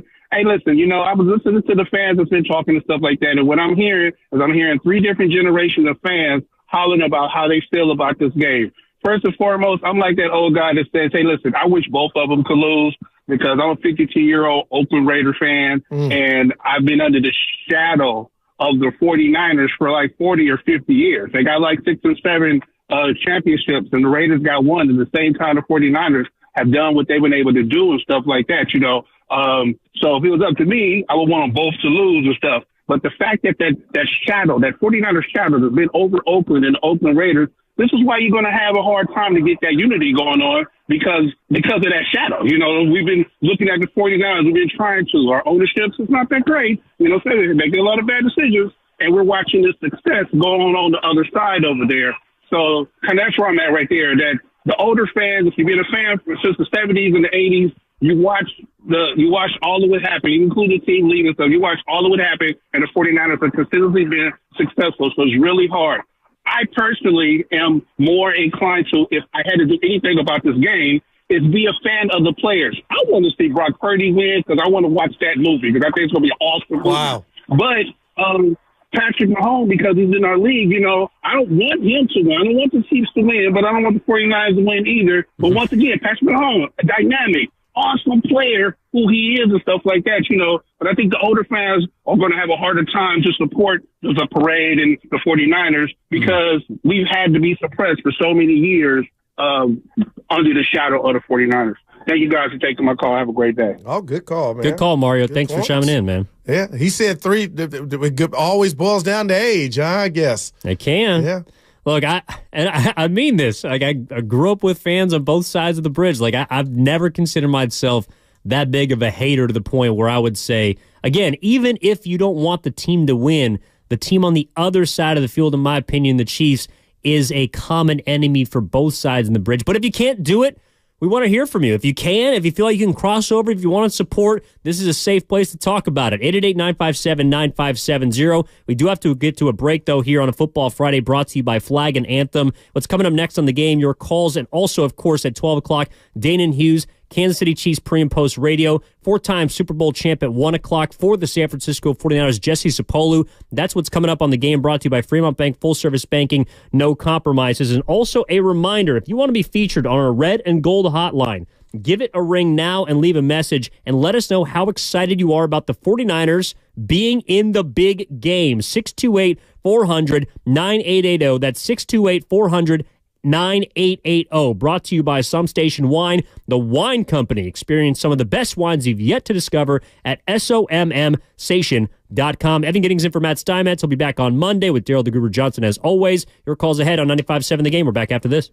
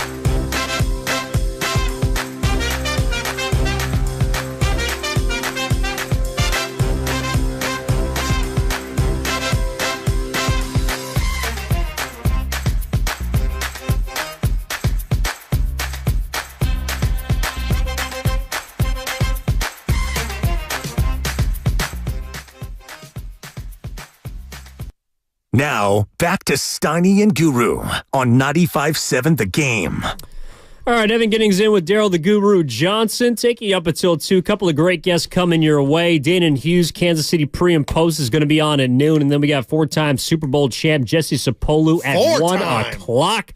Yeah, he's got 4 of them Think things. he wears all his at once on Super Bowl Sunday? You think he can fit them on his hand? I mean, those are some big rocks, dude. Yeah, no doubt. So they've gotten bigger. I wouldn't tell him that. You see these Super Bowl ring now, Evan. Good I wonder what God. the average cost of a Super Bowl ring is. It's in the millies now. Like, they were talking about how Christian McCaffrey and his bride and the rest of the McCaffrey family can't afford a suite at the Super Bowl at Allegiant Stadium because they're going between $1.5 and $2.5 million, the average price for a suite at Allegiant Stadium. Good God. And they're going to get that chicken from somebody. I also do believe they can afford it. Oh, yeah. No, I just don't think they want to spend the money. That's the problem I had digesting. Like, no, just don't think they want to spend the money. Yeah, I think they could absolutely afford it. But we were talking about the San Francisco 49ers and, of course, their big game coming up next week at the Super Bowl with the Kansas City Chiefs. It's the 4-year anniversary, Goo, of Super Bowl 54. Unfortunately, the Niners did lose in that game. And I want to start, before we get into that Jed York sound, just off the top of your head, like what do you think has changed the most between 4 years ago and now in respect to the Niners? The quarterback, that would be number one. And the owner that you, Willard, and Dibbs and I talked about yesterday, taking a step back, not making it about him, and letting the guys that he hired, one, trust them and let them do their thing. And that's the biggest difference, I think, Evan. How could I forget? You just mentioned the McCaffrey family, the addition of Christian McCaffrey, making this offense explosive. I agree. I think the biggest difference is the offense. Okay. And that's why I would feel more confident in this Super Bowl than the last one. Because if there's anything that I feel like I've learned from Mahomes and the Chiefs in the last 4 years, or really since they started making their deep postseason runs, it's that, yes, you do need a good defense. Yes. But unless you have a historic all-time defense, you are going to need firepower. You're going to need at some point in the game a quarterback or a particular playmaker to go out there and help you put together a sustainable drive, a deep drive to chew up yards, especially against a Chiefs defense that I think is better than either the Lions or the Packers that they've faced so far. So we're going to see if this Niners offense, that again was, I think, number one in terms of point or yard differential this season in the NFL, can they be the driving force? Whereas in 2019, I think we all identified the defense as the driving force. No doubt. And the word that I've kind of hated labeled on Brock Purdy, Evan, to be honest, and Jimmy did okay in that game. There was a quarter and a half to where you thought Jimmy might be Super Bowl MVP. My point being is nobody will lie to us and say, you know what, Jimmy wasn't more than a game manager, but like that applied to Jimmy. And if you're listening, I respect what you've done, but I don't look at Brock Purdy and the quarterback position limited like I did under Garoppolo. So with that said, it's kind of funny, Evan, that you talk about, and it is part of the matchup, the Niners offense maybe being their best defense after the last two games, looking at the Niner defense to where anybody that knows what they're looking at will say, you know what, that's not the Niner D we're accustomed to. So I say all that to say is I'm more curious to see what this Niner defense can do to Patrick, how that's going to play out. And they both are equal. But, Evan, I'm more confident that the Niners can be the Niners offensively than I am all of a sudden now after 8 quarters of watching Packers and Detroit kind of do what they kind of wanted at times. What can the GOAT or the baby GOAT do to this defense? Can the defense get their stuff intact? Can they play up to their talent level? Can they play up to the amount of money that they're making on that side of the ball? That's what we're going to find out. I wonder what the people think about the biggest difference between 19 and now 23, or I guess 20 and 2024. Okay. What's the biggest difference between these two Super Bowl teams? It's the 40-year anniversary of Super Bowl 54, which the Chiefs defeated the Niners 31-21. What's the biggest difference between now and then? Right. Because there's a lot of players on both teams that were on those respective teams. One, of course, was winners. One, of course, was losers. But 888-957-9570 is the number if you want to get in on that. To me, Goo, it's interesting because I think the Niners' offense is more dynamic. Yep. The defense though it has a lot of similar pieces, has taken a step back in respective areas. Mainly, I think the D-line. Like that 2019 D-line was dominant against both the pass as well as the run, but mainly the run defense is different. To me, also, I think when I look at the Chiefs, though Patrick Mahomes is still the quarterback, and he's the baby goat like you mentioned, that offense to me is not nearly as dynamic as it was in 2019. Yeah. I think their defense is better, but I think that's why we were talking about yesterday about why the Niners deserve to be favored, why they're 2-point favorites and all the rest. I think the biggest difference is if I'm looking at Kansas City, I think their offense, statistically speaking, has taken a step back. This is not the same Patrick Mahomes that he was even a year ago, but he's looked similar, more similar to that player in the postseason. Yeah. So which Mahomes is there going to be? Yeah, not Jerry Rice, but Rice that's catching the ball. Rashee Rice. Yeah, thank you. It's opened up something. And I think, Evan, you know, when you talk about a defending champ, it's like, you know what, guys? We're lucky to be here. We had the drop season all season long. I had the Chiefs in the coffin.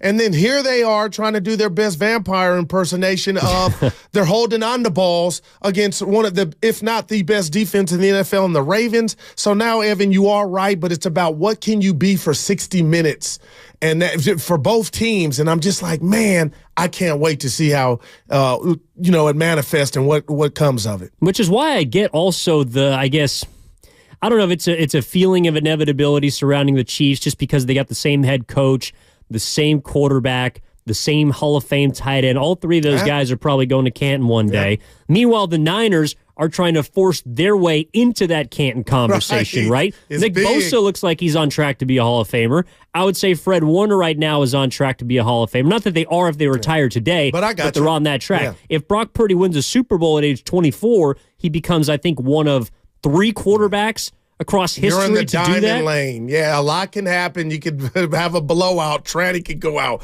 But he's in the diamond lane of greatness, And so is Kyle Shanahan, right? And you talked about this too. Kyle Shanahan, I think for a lot of people, does need a chip to affirm what we believe, which is how great of a play caller he is, how forward-thinking of an offensive mind he is.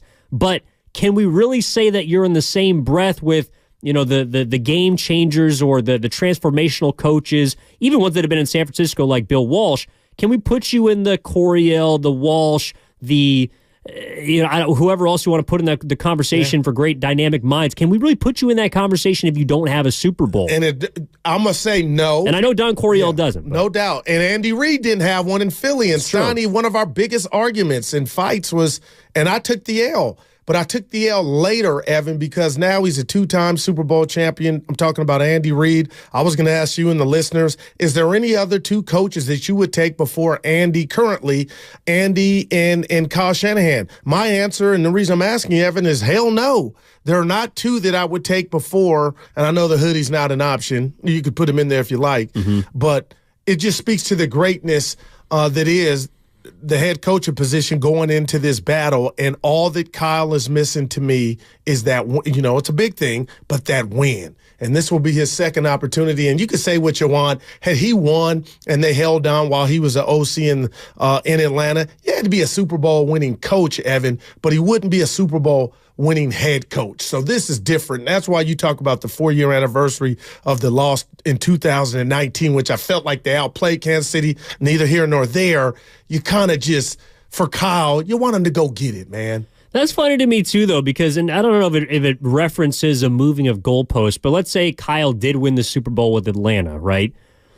Would people still be saying, well, you don't have a Super Bowl? I believe so. You think so? Just because he was a head coach, he doesn't have it yet. No doubt about it, right. Because it's weird. We hold the downfall, we hold the collapse against him as the OC. This is what we do. Even though it was your boys now in Washington, Dan Quinn, who's the head coach. His name never gets brought up in this because it was the offense's fault, so it's Kyle's fault. But now it sounds like, okay, well, if he did win a Super Bowl, we wouldn't be giving him the credit for it because he didn't do it as a head coach. So Dan Quinn gets all the glory but none of the blame. Kyle Shanahan gets all the blame but none of the glory. And that's how it happens, Evan, when you're trying to get something to fit your narrative. Oh, there's a trend. Kyle can't come back. And it was fact. 28-3. They shouldn't have been passing neither here nor there, but that falls at the doorstep of the head coach. Regardless of who was the coach. If that was Bill Walsh he would have had to take that blowback. You're the captain, James T. Kirk. If the Enterprise crashes, that's on you, not Spock, not Dr. McCoy. Well, it also sounds like from what Jed York was saying yesterday that Brock Purdy is on Kyle Shanahan. And also, Peter King spoke to this yesterday on Wilder and Dibs, so we can kind of compare and contrast the amount of ruffled feathers that surrounded, surprisingly, the last pick of the draft. But here's what Jed York had to say about Kyle Shanahan and Brock Purdy in regards to how just forward-thinking he was when he saw this guy first play. We haven't really talked much about Brock, but that's a good example of Kyle's directness. Last year in preseason, I think week 1 of training camp, which you have a quarterback that we're paying, I think, $20 million to. You have a guy that you drafted with investing 3 first-round picks into, and he grabs me after practice. He's like, hey man, we got to talk. And that's generally not a good thing when your coach tells you to talk. Like, all right, what's up? And he's like, I think our third-string quarterback's our best quarterback. I'm like, okay. I'm like, what does that mean? He's like, obviously, we've invested in Trey. Trey's doing a good job. We're going to do everything that we can. We're not going to change that. And we're not going to change the depth chart. But, I think Brock will end up being our quarterback at some point. And, he didn't force it, right? You had 2 injuries, and that's how Brock ended up playing. But he's always honest, even if it's not, one thing that owners don't love to hear when they've invested money and or draft picks or both into people, that the last pick in the draft is the guy that we think is the best. That's generally not great news, but he's honest. And he let it play out the right way. Wow, Evan, hearing that a second time, and just me, I thought it was that was weird. He didn't have to say that, but that was his truth. And he was actually giving kudos to Kyle Shanahan for being that up front with his boss. Because what was your first initial thought that you shared with me? Okay, why wasn't the best quarterback on the field? And I'm going to go CNN. I think it was politics. You're right. You're paying one quarterback $20 million, and you invested 3 first-round draft picks in Trey Lance, so follow the money, Evan. And it's kind of funny, that would have never came out had Brock Purdy and the injuries never had happened. I'm wondering right now, are we seeing Brock Purdy on the field? I wonder. That's interesting. That would have been something they would have taken to their grave. Because the owner's also saying, well, we let it play out the right way, right. Which is 2 guys getting hurt. That's how Brock got on the field. No doubt about it. So if 2 guys hadn't gotten hurt, you wonder, would we have seen him at the beginning of the season? I think there would have been a quarterback competition. Darnold probably wouldn't have been in it. Probably would have been Trey. Yeah. And then, Brock Purdy, and they would have duked it out for it. And I guess there was technically, allegedly, a competition, throughout the summer, but it was Brock's job. John Lynch said he was the guy. Kyle Shanahan said he was the guy. And I just wonder if quietly they were kind of not hoping, but wondering, how do we get him out? How does he get to number 1? How do we do this the right way? How do we get it to the point where we think this is the best quarterback on our roster, but he is the 7th round pick? To the politic point, this is the 3 first-round pick trade that we got. He's got to play. We got to give him a chance. No doubt about it. But it never really sounded like they really believed that he was going to change their minds, and that Brock Purdy was going to be the guy that changed their minds. No doubt, Evan. And you tell me if this sounds like Trey Lance shade, because it's not. But it's damn, I almost want to give Kyle credit, and I will, Evan, just for knowing and watching, Brock Purdy's our best quarterback. Again, you couldn't just say, hey, huddle up, everybody, Brock's starting this week. It was just something he saw from his expertise. And now you look at what the Niners offense is, obviously with the addition of McCaffrey, but that's just interesting to hear Kyle go to his boss. And it was almost, you tell me if I'm off here, Evan, boss, I got something to tell you. You might not like it, but our third-string quarterback is the best one we have. And I spent 3 firsts. I talked you into it, but he's better. I got to give Kyle keeping it real. Got to give him credit for that. Yeah, no doubt about it, man. Jed York also told another story later about Kyle Shanahan and his involvement in the Christian McCaffrey deal, because right now there are 2 game changers that are on the team compared to their predecessors, right? And we talked about the biggest difference between 2019 and this year.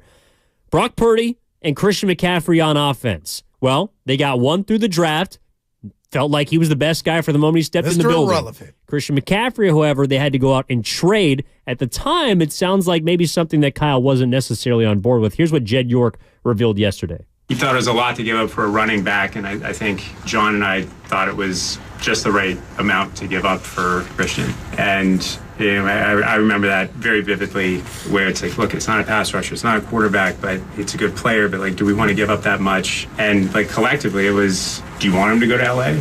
Like, do you want, like, this is where we are, right? And I mean, as somebody that plays poker a little bit, like, you don't go all in on, like, 6-jack offsuit, right? When you have pair jacks or ace king, like, you might not win the hand, but like, that's the time that you want to push your chips into the middle. And I feel like that's where we were with Christian, and we did give up a lot. But I think we have one of the best, if not the best player in the National Football League on our team. And, for Kyle, because he cares so much about the overall organization, and you look at us when we draft, when we do things in free agency, it's generally on the defensive side of the ball. Like, we generally do not draft offensive players super high. We're not doing a ton of stuff in free agency for offensive players. It is more that he's focused on the defense because he knows he's going to spend more time on the offense. And I think it was just making sure that he felt comfortable knowing that, like, it might not work, but it's a bet that we're all willing to make.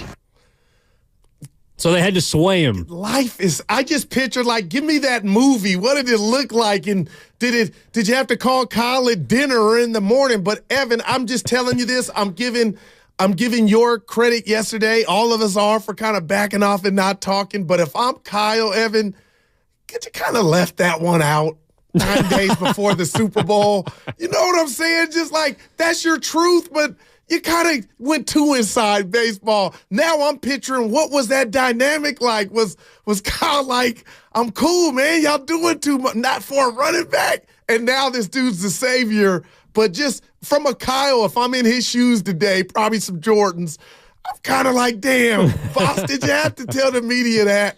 I think he has some threes on at the podium in the Okay, there NFC you Championship game. But this is funny because we talked about it on the crossover yesterday. I might dig into it again. This idea of what you want from an owner. Well, you want him to be honest, but stick in the background, but you don't want him to be too honest. No doubt. I don't know. Does that shine Kyle Shanahan in a strange light? Am I wrong? I'm stepping on you. Was Kyle, am I wrong for any Niner fan just to think, oh, Kyle wasn't gung-ho about bringing in McCaffrey? If it was up to Kyle, Christian McCaffrey wouldn't be on the team. I don't think you're too far-fetched. But I also think it dispels something else about Shanahan, which is he has the final word, right? Like, he brings the hammer down in every judicial meeting that happens when it comes to personnel. Because clearly, he had to be swayed. He wasn't the first one that said, let's go get this guy.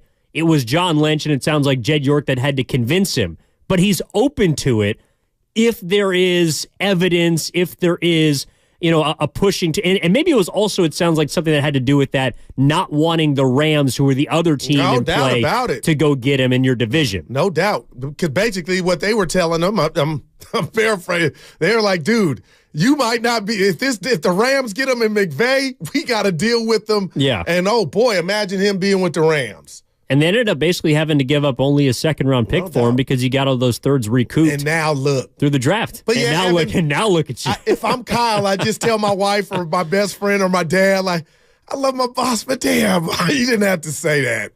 I don't know if I actually don't think Kyle Shanahan minded him saying that. Because he also gave him the love for identifying his quarterback in the first place. Well, let me do this. Not trying to cause drama, but what if that had been secret all up until yesterday? What if you're McCaffrey driving to the facility like, my head coach didn't want me? You're right. Hey, boss, let's have a beer. Give me a shot. You really didn't think I was I'm just saying. Well, if you're Christian McCaffrey, I think you knew he wanted you when he gave you the ball 30 times, like the first game that you were on the field. What was it against? I don't know if his first start was against the Rams, but that was one of the first games McCaffrey played and like really started in. And remember, he had the LaDainian Tomlinson, right? He had the passing touchdown, a rushing touchdown, in LA. And a receiving touchdown against the team that might have gone and traded for him in the Rams. No doubt about it, man. I just thought that was funny. The timing of York, after we were like, he's just been in the back chilling, and now he's chatty Cathy. Yeah, he was breaking news yesterday. Right. And then he said the V word. Vividly, he remembers, like, Kyle might have been, that might not have been just, hey, think about it and give us a call tomorrow. I could see, like, damn, Evan, what you doing? For running, you had to convince me, you had to sway me. But it all worked out. But Kyle Shanahan also, and this is something that look, I know it's easy to say now, 2020 hindsight, but it did take gumption, I think, to identify Brock Purdy as the guy, even though he got on the field due to injury in the offseason. After you got to an NFC championship, you're still a 7th-round pick. It does take gumption as a GM, if you're John Lynch, as a head coach, as Kyle Shanahan, to say, no, this is the dude. No doubt. And it sounds like it's because they always kind of had that in the back of their minds, but then once he got on the field and got a chance to prove it, everything they saw in practice or behind the scenes was exactly what they saw on the field. And I got to give Steiny the win. We love you, Steiner. I got to give him the dub for this one, Evan. He was like, "Goo, they see it, and don't you see? They see it in practice." I'm like, nah, it's the games. But, Evan, you're right. Seeing those guys front and center every day, Kyle had the thought, and I appreciate him keeping it a buck with himself and his boss, Evan, to be like, yeah, I went and did all that for Trayman. I'm watching. You know what? Lubman's better. And that, you got to give him not an award, but just some credit for being real, man, regardless of the politics and the money aspect of it. No doubt. Yeah. No doubt. I mean, Jed York is revealing all the kind of difference-making decisions that the 49ers have made in the last couple of years, really in the last 365 days, it sounds like, that have resulted in the place they are now, which is a chance to capture their 6th Lombardi trophy. So, speaking of difference makers, our difference maker of the week on the hardwood, because the Warriors do play tonight. Yes, they play at 5 o'clock in Memphis, hoping not for another repeat of MLK Day against Grind City, but they play the Memphis Grizzlies at 5 o'clock, tip-off at 5, 4 o'clock, Warriors live here, always on 95.7 The Game, and it's time for our difference maker of the week, who is none other than Draymond Green. Beverly with the ball, guarded by Wiggins, screen set by Embiid. Beverly takes advantage, drives in, but Draymond closes the gap, blocks the shot. Curry gets it to Kuminga. He goes in and goes over the head with a dunk. Make it 100-91. Tim Roy on the call here on 95.7 The Game. Draymond Green, the difference maker of the week, brought to you by Freeman's Appliance, a trusted name since 1922. Visit freemansappliance.com today. Yeah, also seeing unfortunate and sad news from the YouTube chat powered by First NorCal Credit Union. Carl Weathers has passed away at the age of 76. His family put out a statement. Oh, man. Rest in peace, man. R.I.P. Apollo Creed. No doubt. R.I.P. Man. It's short, Evan. I ain't got to tell you. Happy Gilmore, Action Jackson. I mean, the dude was in I think I read over 75 films throughout his life, and he was amazing. Man. So, R.I.P. to him. Yeah, no doubt. Fantastic film, action star, movie star, and he passes away at the age of 76. But unfortunately, we do have to move on, and we will do so coming up next with Danon Hughes on the Boxer and Gerson guest line. He is the Kansas City Chiefs, both TV and radio, pre and post analyst, and he's going to give us some insight onto the other side of this thing as the San Francisco 49ers look at the Kansas City Chiefs coming up next Sunday, Super Bowl 58, of course, in Las Vegas. A chance here on the anniversary of 4 years ago in which the Chiefs were victorious against the 49ers to reflect back, to take a look at what's different between these two teams. We'll talk to Danon Hughes about that coming up on the other side. Also a reminder, you can catch all 4 hours of Steiny and Guru on the free Odyssey app. Go check out the fantastic interview this morning with Brian Young in the Morning Roast using the Rewind app. And, of course, you can watch us on YouTube and Twitch, powered by First NorCal Credit Union. Danon Hughes on the other side with Evan and Goo. Evan and for Steiny on 95.7 The Game.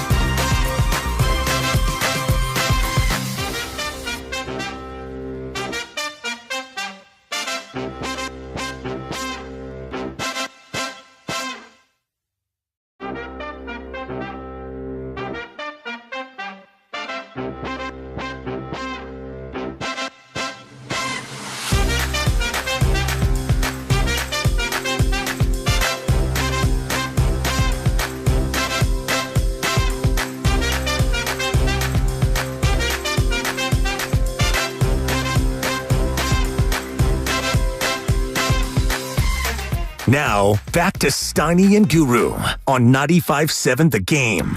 Evan Giddings in for Matt Steinmetz. Will be back on Monday off of hip surgery. Daryl the Guru Johnson with us as always. Let's get out to the Boxer and Gerson guest line and bring on a guest I'm looking forward to chatting with. Television, radio broadcaster for the Kansas City Chiefs, also a color analyst down there for our sister station in KC. Danon Hughes, former wide receiver for the Chiefs. Thank you so much for taking time out of your day. How you doing?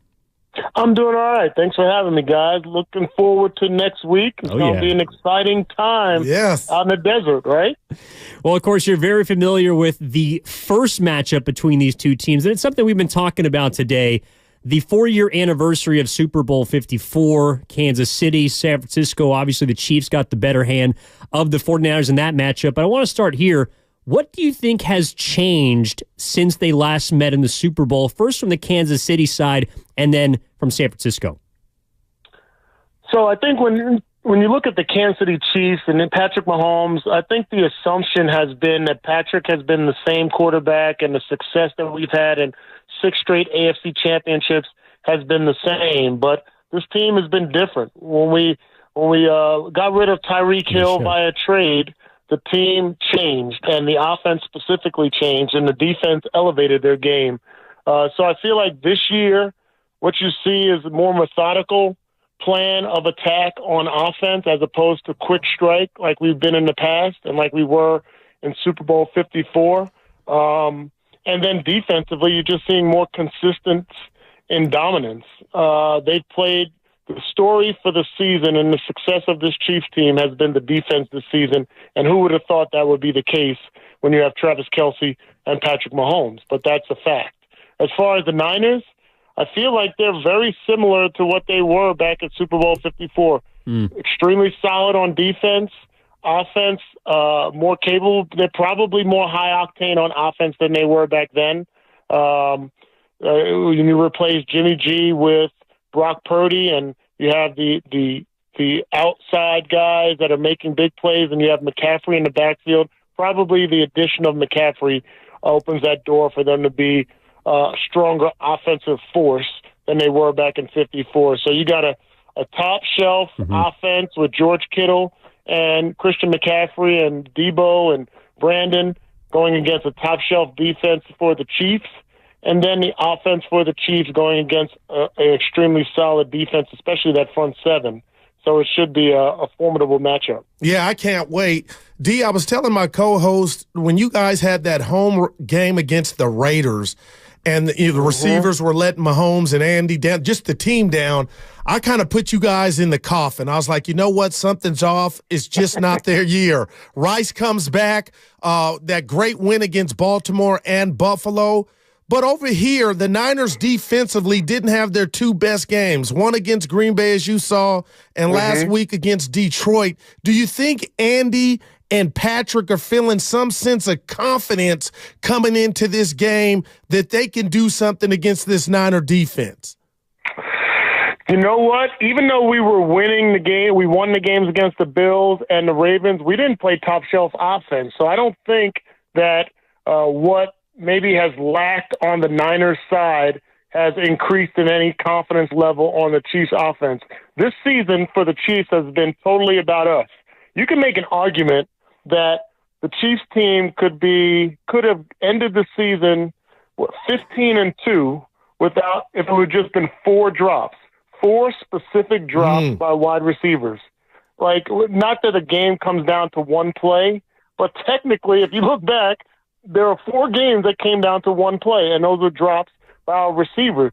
So we have been kind of up and down, inconsistent. So I don't think just because we've played much better in the postseason this year and gotten tough wins on the road that's any kind of incentive for extra positivity. They realize that we have a tall task at hand, and we got to this place differently than we have in the past. But I don't think just because you guys have given up a lot of points or more points than you're accustomed to, that opens the door for us to have any extra confidence. Former Kansas City Chiefs wide receiver and now current television radio broadcaster for the Chiefs, Danon Hughes, joining us on the Boxer and Gerson guest line here on 95.7 The Game. You mentioned Mahomes specifically, and in terms of the offense, when you were watching him this season, I know he's coming off an MVP campaign, obviously defending champs.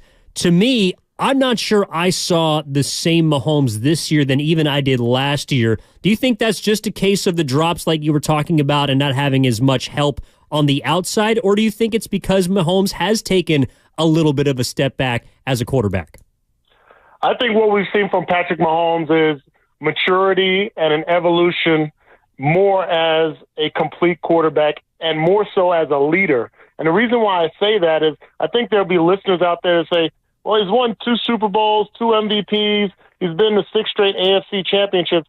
Like, how much better can he get? Well, he got better this year, more so on the leadership side and understanding the dynamic of not having to make the play all the time. And that's what maybe he's done in the past, and he's been successful. But as the season started moving forward and some of those inefficiencies happened on offense, you started to see kind of a shift in Patrick Mahomes where instead of forcing the ball downfield, making the big wow plays downfield like we've seen in the past, he was just going to take what the defense gave him. And if it meant running the ball more like we've seen in the postseason, he hasn't checked out of those plays. There's a lot of plays that are run-pass options, and he's sticking with the run, going with the safe, shallow crosses and 5- and 10-yard routes, and moving the ball down the field, taking up a lot of the clock, not throwing the ball in jeopardy positions, not putting his receivers out there in jeopardizing positions. So I feel like Patrick Mahomes this year and last year recognized something specific about this offense and was able to make crucial adjustments. Last year, after we lose Tyreek Hill and we got Juju Smith-Schuster and Marquez Valdez-Scantling and Sky Moore and Kadarius Toney, what did he say? We're going to be just as efficient. He specifically said this, but we're going to look different. Everybody thought he was crazy. We just lost one of the top playmakers in the game via trade in Tyreek Hill. What do you mean? And then lo and behold, we go and win a Super Bowl by basically throwing the ball to 10, 11 guys a game. This year, just the same way. Rashee Rice, a rookie, comes in and assumes a number one role as the wide receiving threat on this team. And what does he do? Adjust his game to expose defenses with Rashee Rice and Travis Kelce more. So it's just a maturation process. So impressive for Patrick Mahomes. It is, Dane, and you got me in my feelings now because when you talk about Mahomes, he's so great. I was with my partner watching last year's Super Bowl, and I said, is Mahomes actually going to win this on one wheel? You know, he's got one good wheel, and he got it done. But I want to ask you about the defense in Spagnuolo. Are you shocked that the defense took the steps that they have this year? Because I am. I didn't know they had it to this degree. Speak to us about his job and the defense for the Kansas City Chiefs going into this game. Yeah, I wouldn't say I was shocked because I don't think I'm ever shocked with what the Chiefs organization has done. But I will say there were some surprises. You wondered how the young talent from last year, especially with the immediate success that Trent McDuffie had, Joshua Williams, Jalen Watson, Nick Bolton was in his second year. George Karlaftis was a first-round pick. You wondered, okay, well, what would that sophomore season look like? These are still young guys outside of Chris Jones on this defense. What is that going to look like? So with the injuries that we saw last year with L'Jarius Sneed, the injury earlier in the season to Trent McDuffie last year, you just kind of wondered. But I don't think surprise is the way I would say it. But then as this season moved forward, and you saw the physicality by the defensive backs. Normally, and I'd probably make this argument with the San Francisco 49ers, their defensive backs are really good based on the front four and the front seven and their dominance. You can make an argument that the Chiefs' defensive backfield is really good because the defensive backfield is really good and the front four and front seven are making their noise based on the defensive backfield and how long quarterbacks are having to hold on to the ball and how they're not comfortable throwing the ball downfield because our DBs are all over the place. So I think it's two different dynamics of success, and it's really good to see a defense be dominant when you have such a great quarterback. Joining us on the Boxer and Gerson guest line, Danon Hughes, television radio broadcaster, Kansas City Chiefs color analyst, also played wide receiver for the Chiefs back in the day. Danon, I want to talk to you about the head coach matchup in this because you've had the chance to play for someone like Marty Schottenheimer, who I think gets unfairly associated with coming up short. Kyle Shanahan kind of is in that category right now here in the Bay because he's done some great things, 3 of the last 4 years, NFC Championship games and beyond, but he hasn't got the big one. And now I know that Andy Reid stood in his way in 2019, but do you look at Kyle Shanahan as someone that can't get it done, or he's just ran into, in various situations, greatness in front of him? How do you break down the head coaching matchup in this big game? You know what? I think what you see from Kyle Shanahan is maybe a younger version of Andy Reid. Like, you think about the success that Andy Reid had with the Eagles and winning the NFC and going to NFC championships, winning the NFC East consistently with Donovan McNabb, and then coming up short and then having his one opportunity and ultimately going against Bill Belichick. Like, that's the 1 year he made it to the Super Bowl, and he had to go up against Bill Belichick, arguably the greatest greatest coach in history, and winded up losing. He didn't have that postseason extreme success until he came over to the Chiefs. That's kind of similar to what Kyle has faced in his career, having that success to the limit and then ultimately getting into a position where you're facing one of the other great coaches of all time. So I feel like his time will come. Hopefully it doesn't come this weekend, and it doesn't come against the Chiefs in the future. But, I mean, he's such an absolutely great offensive mind. He comes from a great lineage. Obviously, he's been around success, whether it was with the Denver Broncos back in the day when I played and now with the Niners. His time will come. I think you got a great thing out there with Kyle Shanahan. He identifies with the players extremely well.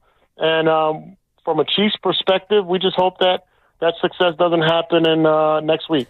No, awesome. I got to be transparent with you, Danon, because when Christian McCaffrey came here and had the impact on the Niners offense, I was telling people out here, and I wasn't being negative. I was like, you know what? The Debo-centric offense that we were accustomed to under Garoppolo is somehow Debo wasn't retained. This Niner offense could afford to lose his services. Then they had the 3-game losing streak, and it just hit me like, how dare I, not hate, but miss out on what Debo means to Brock Purdy pre-snap, the stress he puts on defenses, and the fact that you played football and seen a lot. Can you speak to just how what I want to call it rare, or how unique Debo Samuel is as a football player and how Kyle uses him? Well, it's amazing. I mean, he's such an amazing talent. And when you consider the success of the Niners when he's on the field, Trent Williams, Christian McCaffrey, and Brock Purdy, I mean, it tells you about how complete a unit they are. But with Debo, with his running ability, his pass-catching ability, his speed, and his tackle-breaking ability, like those 4 things to have as a wide receiver or a slash guy are phenomenal for any offense and headaches for any defense. And doesn't matter how good we're playing, doesn't matter if you were playing the 2000 Ravens, they would break the huddle and everybody would look to see where Debo Samuel was, because he has that kind of impact on the game. And to your first part of your point, I think that when you talk about what they could have missed and what maybe they don't need, I think it speaks more to how we should, as fans, appreciate the level of greatness that we're seeing and the level of athleticism that we're seeing on both sides. Like, you think about the Detroit Lions and what they were able to accomplish when Amon St. Brown, you got, their quarterback situation, the storyline behind them, and then you guys and the young talent for the Green Bay Packers, not having a receiver or a tight end with more than 2 years of experience and able to have their kind of success on the field. And then obviously on our side, what we see from Lamar Jackson and Josh Allen and now Patrick Mahomes in the Super Bowl. Like, this is a window of time where there's some great football and great players like Debo and others that we should just be able to relish, get some popcorn and watch and enjoy. Well, we're definitely going to have our popcorn out on Super Bowl Sunday coming up next week. But, Danon, thank you so much for your time. Appreciate you taking us behind, at least here in the Bay, enemy lines. But we're looking forward to a great game, and we appreciate your time. I appreciate you guys having me. That's Danon Hughes joining us here on the Boxer and Gerson guest line. Again, he does color analysis for the Kansas City Chiefs, television, radio, all the rest, and, of course, played in the league. So, man, no doubt, Evan checks all the boxes. I mean, again, I know it's Friday, and we got another Friday before the game. Yes, but I'm juiced, Evan. Like, there's so much, man. You just talked about it. You asked him about the head coaching matchup. I believe it's Obi-Wan Kenobi and Darth Vader, or Yoda and it's just like, no, I'm serious. The pupil and the teacher or whatnot. And Andy's already got 2 rings. And then young Brock Purdy, who Kyle was not afraid to tell his boss, I think we got a problem, but it's a good problem, and we're watching that play out. And I'm just thinking, come next Sunday, if somehow the Niners win, and this story is concluded in regard to Mr. Irrelevant leading his team to a Super Bowl, Evan. I mean, man, that story will never go away. Well, I know that it might not be as exciting as Super Bowl 58, but you also got something coming up to tell the people about, correct? Boy, you are special. Evan, tomorrow, matter of fact, at Dick's Sporting Good at Ceremony Center in Daly City. I'll be there 12 to 2 hanging out. You could come get Niners gear, take advantage of their sales they'll be having, and there'll be a special, get this, Evan, appearance from an NFL player. Stay tuned to find out who that'll be, but in the meantime, you can get all the info on our events page at 957thegame.com. You'll be on the air 12 to 2, so you can't come. Yeah. Wish I could. I also want to remind people that, speaking of our events page at 957thegame.com, you can go to breakingtea.com SompStation.com/957 the game. That's our merch store. Get out there to grab all your red and gold gear before the big game next Sunday. We got Christian McCaffrey tees, Brock Purdy tees, all the rest. Grab your red and gold gear right now at BreakingT.com/957 the game. That's our team store here at 957 the game. Also, of course, you can grab gear from all your favorite shows. Rats on the Table, brought to you by Atco Pest Control. You can also grab stuff from the Morning Roast, Willard and Dibs, all the gear and the rest. Again, you can catch and buy at BreakingT.com/957. 888-957-9570 is the number. Evan Giddings in for Matt Steinmetz with Gerald the Goober Johnson. We got Jesse Sapolu. We got to the Kansas City Chiefs side with Danon Hughes. Go use the Rewind app on the Odyssey app to check that out. And, of course, we got the 49ers perspective from a Super Bowl side coming up at 1 o'clock with four-time Super Bowl champ Jesse Sapolu. So looking forward to that. Bagu, something else he kind of touched on, which we've been discussing, is the difference between the two teams, right?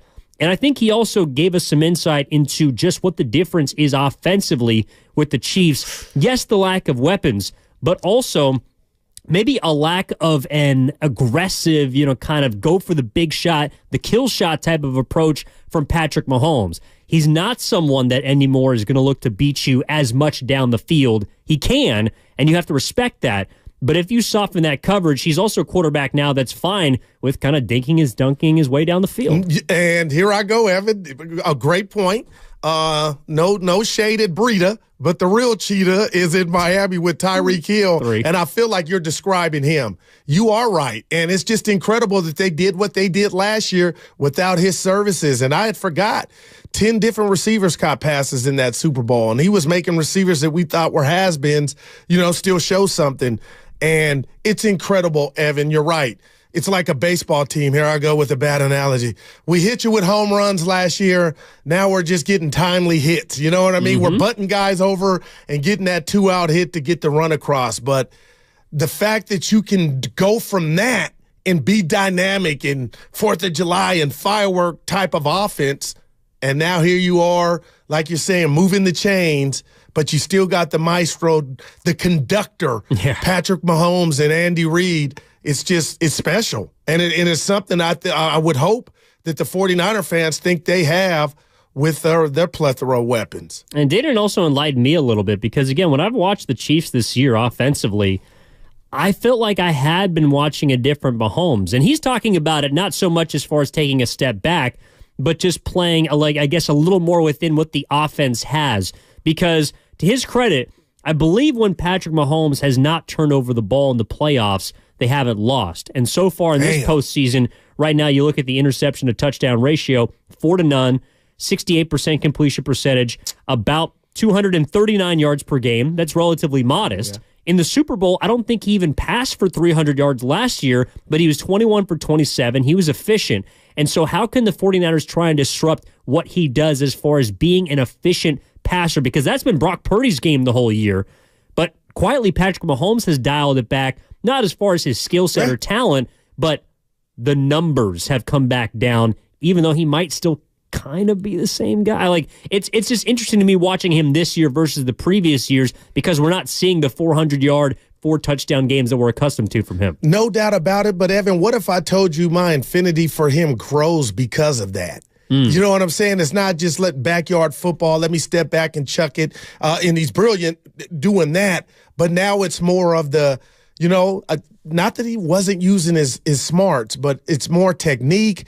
We never question him at the line of scrimmage. I do wonder, Evan, if the Niners front four struggles, do we see more blitzing from Wilkes that I don't believe we've seen a lot of if they try to manufacture pressure to try to get to Patrick Mahomes and rattle him?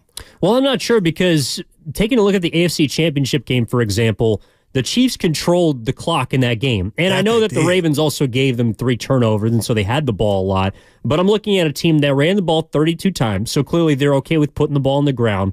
But you look at Mahomes, he completed 30 passes for under 250 yards. He was about 6 yards per completion. That's not a guy that's trying to drive the ball down the field. So from a defensive standpoint, if you're the Niners, yes, you can dial up pressure and you can blitz, but I do feel like we're just going to see them try and get home with 4 because if you blitz and you bring that extra man, Mahomes is just going to get the ball out quick, and he's okay with essentially throwing handoffs by getting those 4, 5, 6-yard completions. So I don't know if we're going to see a whole lot of blitzing. You know what's interesting? The way you described that, I described Brock Purdy throwing it to his guys, whether it be Debo, McCaffrey in the flat for those 4 to 6 yard wops, sometimes even more, Evan. But it will be interesting to see. And it's a hard job for everybody involved, just from an offensive standpoint with the Chiefs. How are they going to try to slice and dice the Niner D and vice versa?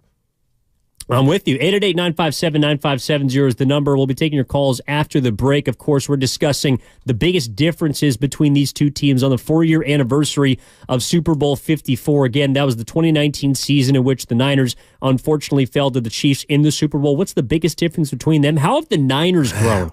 Has Kyle Shanahan grown? That's also something I want to dig into because there was a piece of sound after the Super Bowl 54 that sounded eerily similar to a piece of sound we've heard during this playoff run. And I wonder how people feel like that reflects on Kyle Shanahan. Is he different? Has he evolved? Has he matured? Or is he the same guy with a different quarterback, and is that going to be the difference? So 888-957-9570. We'll get to that after the break. And a reminder that it's a Football Friday brought to you by Flag and Anthem. Also, since the Warriors are on the East Coast for a road trip that starts tonight, again, 5 o'clock tip, Warriors live 4 o'clock, 95.7 the game. They're in Memphis. But it's Super Bowl week next week, so Willard and Dibs won't be taking any days off. Warriors live in the Warriors games will be on the FM station, 95.7, of course, while Willard and Dibs continue live on the free Odyssey app and our YouTube channel powered by First NorCal Credit Union. That's Monday, Wednesday, and Thursday of next week, all right here on 95.7 the game. 888-957-9570. We want to hear from you. Evan in for Stein with Daryl the Guru Johnson. We're back after this on 95.7 the game. Vegas is brought to you by West Credit Union, working for you today, tomorrow, together.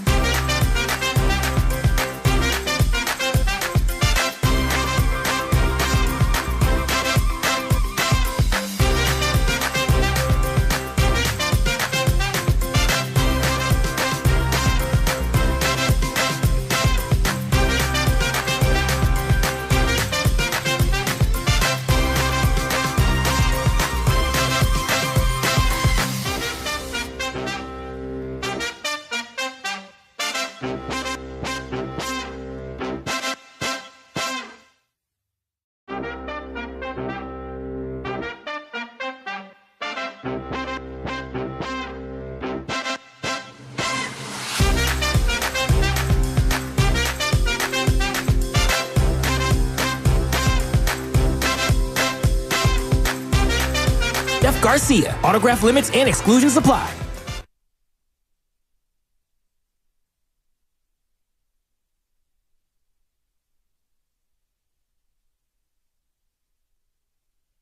Now, back to Steiny and Guru on 95.7 The Game. Guru, you all right? I hope I am. Boy. Dude, security, Goody. Oh, boy. Yeah, you might want to get out to Dick's Sporting Goods tomorrow on Saturday. I love it. I don't know if it's a meet and greet or a meet and... What? I don't know, something else. Boy, I'm bringing Mia. Yeah, exactly. Just soften... Lighten the situation a little bit. We got to lighten the mood here. Whoa. Yeah. Oh, man. Half hour away from four-time Super Bowl champion Jesse Sapolu joining us on 95.7 The Game. Use the Rewind app, the Rewind feature on the Odyssey app to go check out Dayton Hughes' fantastic conversation with him. But right now, I want to get into something else he brought up about these head coaches, right? About Andy Reid and Kyle Shanahan. And a theme of the day, in addition to uniting the Bay, which is yes and no, is what's the difference between these two teams, right? The team from 2019 and the team from now 2023, now in 24. And the head coach, like when I say Kyle Shanahan in 2019 compared to now, do you think he's grown? Do you think he's matured? Do you think he's evolved? I have to say yes, and I will say yes, Evan, but I still have questions. Can I say that? You don't get back to this point with a rookie quarterback. I'm just going back to last year, a first-year starter. If you have not grown and been able to change your mindset or thought process to a degree to look at the game and understand that you're looking at it on the field through a youngster's eyes. So I'm going to say yes, but I'm not saying he's perfect, Evan. I know you didn't ask that. No, he's absolutely not perfect. And no head coach is, by the way. Even Andy Reid. I mean, Dayton Hughes compared Kyle Shanahan to Andy Reid, and I think that's an obvious or an apparent connection. The fact that Reid got so close in Philadelphia, couldn't get the big one. Kyle Shanahan has yet to get the big one. He's favored to get the big one next Sunday in Super Bowl 58, but will he do it remains to be seen. My thing about Shanahan right now, and I wonder how people feel, is if there's a situation, for example, like in Green Bay, like even in Super Bowl 54, or before the half. Go ahead. That was the one. There's an opportunity to get aggressive, to try and dial things up, right? To try and go and get a score, but also maybe leave yourself a little bit vulnerable. What kind of Kyle Shanahan are we going to see? What are we going to see from the in-game decision maker? So I have two pieces of sound, right? This is from the 2019 Super Bowl after an unfortunate loss. But someone asked him about that very situation right before the half and the aggression. And here's what Kyle Shanahan had to say. Yeah, they had 3 timeouts. It was 10-10. The last thing we were going to do was allow them to get the ball with 3 timeouts, especially with their quarterback and offensive speed. To go in there and score before half felt real good. 10-10, especially with us starting with the ball. Thought it played out all right. Thought we should have got points, but they ended up calling that PI on Kittle, so it took it away. We felt real good at 10-10. I think that's what a lot of people associate that soundbite with. And the reason why I bring this up, Goo, is because I had the chance to speak to some 49ers fans, both in the office and outside of it. And going back a couple of weeks to the divisional round, something that just was in everyone's minds when it came to Shanahan in that spot was this soundbite after the Green Bay game in which he appeared to be okay. Lay it on me. With the score being 7-6. I mean, I like that they didn't score. I like that we won at the end of the day. We did try to score. We had a chance there right after on second down. Thought we had a chance for BA over the middle. Would have been a big play that got us inside the 10 with 2 shots to take it to the end zone. We didn't have the time to get it over the mic, and we ended up checking it down, and then we didn't get it. But that's how it works out. I thought we make sure they don't get another chance, but it's not like we were just playing for a field goal. We called for a big play. They played pretty deep.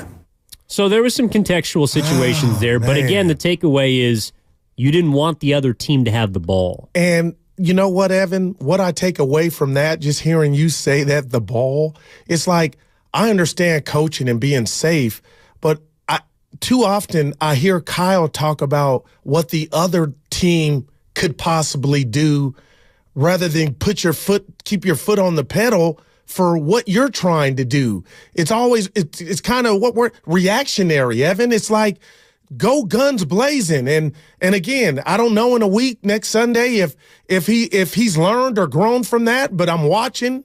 But you are right. That is kind of cryptic in the sense that I feel like he's so worried about the worst thing happening instead of what they can do guns blazing. Well, that's the thing. And I wonder, too, this is why I feel like this is a huge test. I was interested you found that. Wow. Well, it kind of was connecting the dots, but also listening to fans that felt the same way of an apprehension from him in that situation. Now, again, the situations are different, but the tone to me sounds similar. We were okay by not scoring. We were okay with the score being what it was. I hear you, man. And that type of conservative tone that I'm hearing, I wonder if that's going to be the same in Super Bowl 58. And here's the reason why. I think Super Bowl 58, in many ways, is not the final test, but the biggest test for Kyle Shanahan from the standpoint of conservative or being conservative, because the biggest difference that we've identified between these two Super Bowl teams or Super Bowl appearing teams is the quarterback. You didn't trust Jimmy Garoppolo. Yeah. That's objectively clear to me, from the playoff path to the game and everything. You didn't trust him. Nobody can argue that. And I don't think anybody would fault him for it. But now you have a quarterback that I think the majority of people do trust. The fans, 49ers faithful, they trust Brock Purdy. Does Kyle Shanahan, in the biggest game, in the biggest moment, will he trust his quarterback to try and get aggressive against a Chiefs team that has a better quarterback than Jordan Love, that has shown they can lap you if you give them a chance at the tail end of the first and beginning of second halves? How aggressive will Kyle Shanahan get in Super Bowl 58? That, to me, is the test of whether or not he's a different person, a different play caller, more specifically, from 19 until now. No, I love that, Evan, and I'll tell you what, regardless of who you are or where you rank or what your job is, nobody can manipulate what we're going to watch, because those answers to those questions are going to reveal themselves. And you are right. I think about the Green Bay game, and I know he didn't throw his quarterback under the bus, but, you know, he didn't say Brock had the best game, but going into that half, there almost would be pick six to Savage or whatnot. Yep. So I could kind of, see some nerves like, man, Evans not having his best game, but I don't think they can win this game with that mindset from Coach Kyle Shanahan. So it'll be interesting, Evan, to see if he's learned from kind of the big stage and be ultra aggressive or just aggressive. Because if somehow they don't win the game, could you imagine coming in here Monday, if those questions were to resurface? Those are the things that linger and have the fan base not turn on you, but question the said coach. And look, to his credit, the conservative approach out of the second half against the Lions did work in his favor. No doubt about it. You got the 3 points that ended up being the difference in the football game. Yeah. The difference is Dan Campbell's not on the opposing sideline in Super Bowl 58. It's Andy Reid. And I think more importantly, Andy Reid has Patrick Mahomes as opposed to Jared Goff. Evan. So, I think this is a game where I don't know if we'll see Kyle Shanahan stray away from who he is, because, again, it's gotten him to this point. I don't think he's someone that just switches up the process. Like, I don't see him, for example, taking the ball if he wins the coin flip. Okay. He's probably going to defer. I would. Yeah. But, again, with less margin for error against the best team from the other side of the bracket, I do think there needs to – like, the Niners will have to play better than they have in the division and the conference championship. There's just no doubt about it, Evan. And I don't want to go hoop on your Embiid injury, but I just think about trust the process. And it's almost like I could hear Kyle telling us, I'm on this big stage. I'm not going to get overwhelmed and kind of, goes back to the Dan Campbell thing. You've been ultra aggressive the whole year, and then you kind of, pucker up. But to Kyle's point, it'll be interesting to watch. And Evan, it won't just be you and I watching Kyle. There will come situations, down and distance, times of when people are going to be able to judge, his decision making. And Evan, sometimes you get credit. I know it's going to sound crazy. You get credit for a decision, and like Campbell, he calls a play, the receiver drops the ball, but we all can see that the play was there. That wasn't on you. But if Kyle doesn't take those chances and basically entrust his players, then that's where it comes to me to where it's like, you know, you were just so tight, you didn't even want to trust the players to make the play where aggressive was the call. And it's not just about trusting Brock Purdy specifically, although he's the one that orchestrates it all. I think it's also about trusting better playmakers on this team than you had on the team 4 years ago. Putting the ball into the hands of McCaffrey more early and often. Deebo Samuel, who's a better version of himself. ASAP. And he was getting active in the first half of that Super Bowl last year. I think he touched the ball once in the second half. Wow. So you got George Kittle. You now got Brandon Ayuk, who wasn't on that team. It is, yes, about, I think, trusting your quarterback to deliver the football, but also allowing the rest of that offense that I think everyone and their mom would identify as head and shoulders above what you had 4 years ago, trusting them to make the plays to maximize your points. Yeah, no doubt. And this is from our girl, Lori Matthews, on the First NorCal Credit Union YouTube chat. Tell me what you think, Evan. Kyle also needs to remember that Brock Purdy has never been here before.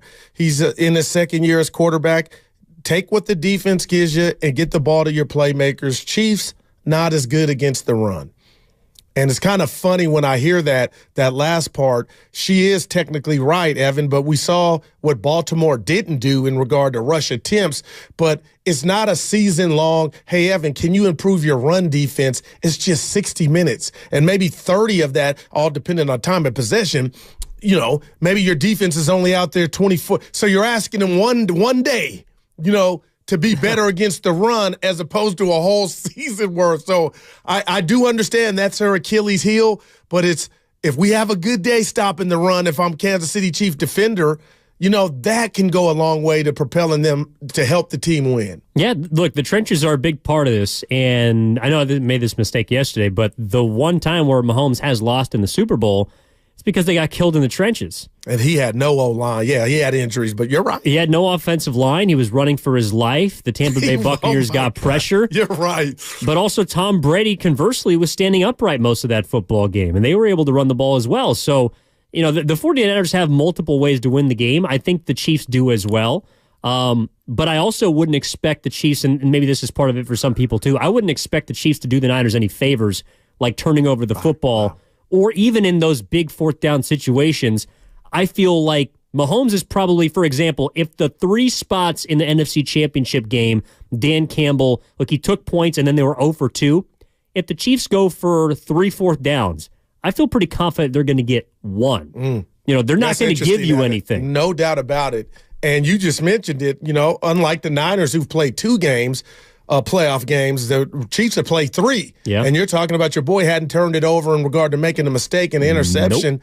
And, you know, all of a sudden now the receivers got Stickum. I know they had a couple drops against Baltimore. Yeah. But you know what I mean? That was symbolic that who caught that third down on his ass? Marquez Valdes-Scantling, the guy who was dropping balls earlier in the year. No doubt about it.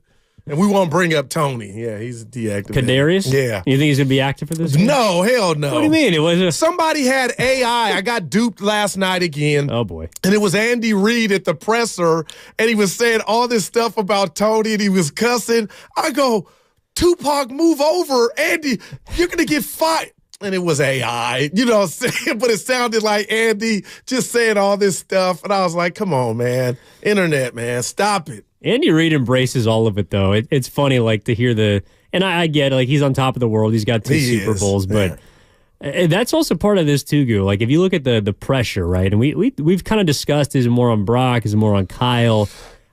I know that they're the favorites, and it's not because of this, but if I'm thinking about pressure, because of what the Chiefs have done and because of what they have to lose if they lose this game, and then looking at the Niners, how much they have to gain and how much they do have to lose, I wonder if fans, because this is the way I'm feeling, I feel like the pressure is on the Niners. Like heading into next week, heading into Super Bowl week, I think we're going to see it build. I'm not mad at that. I think pressure is all squarely on San Francisco. And would you tell me if I'm on your street with that? Evan, am I wrong to go back to the last 2 NFC championship games, regardless, a chance to go to the Super Bowl? You guys didn't win. And then if I can interest you in the 2019 Super Bowl where you were up 10 in this same game, like you've been so damn close. So I do feel like the team that doesn't have any hardware that's been knocking on the door, the pressure should be on them more so than I know Kansas City's not going to be like, oh, we lost, we got 2 Super Bowls. But no, Evan, I'm with you. It's almost like I don't like the fact that Kansas City they got the mental version of house money in a sense that we've done this.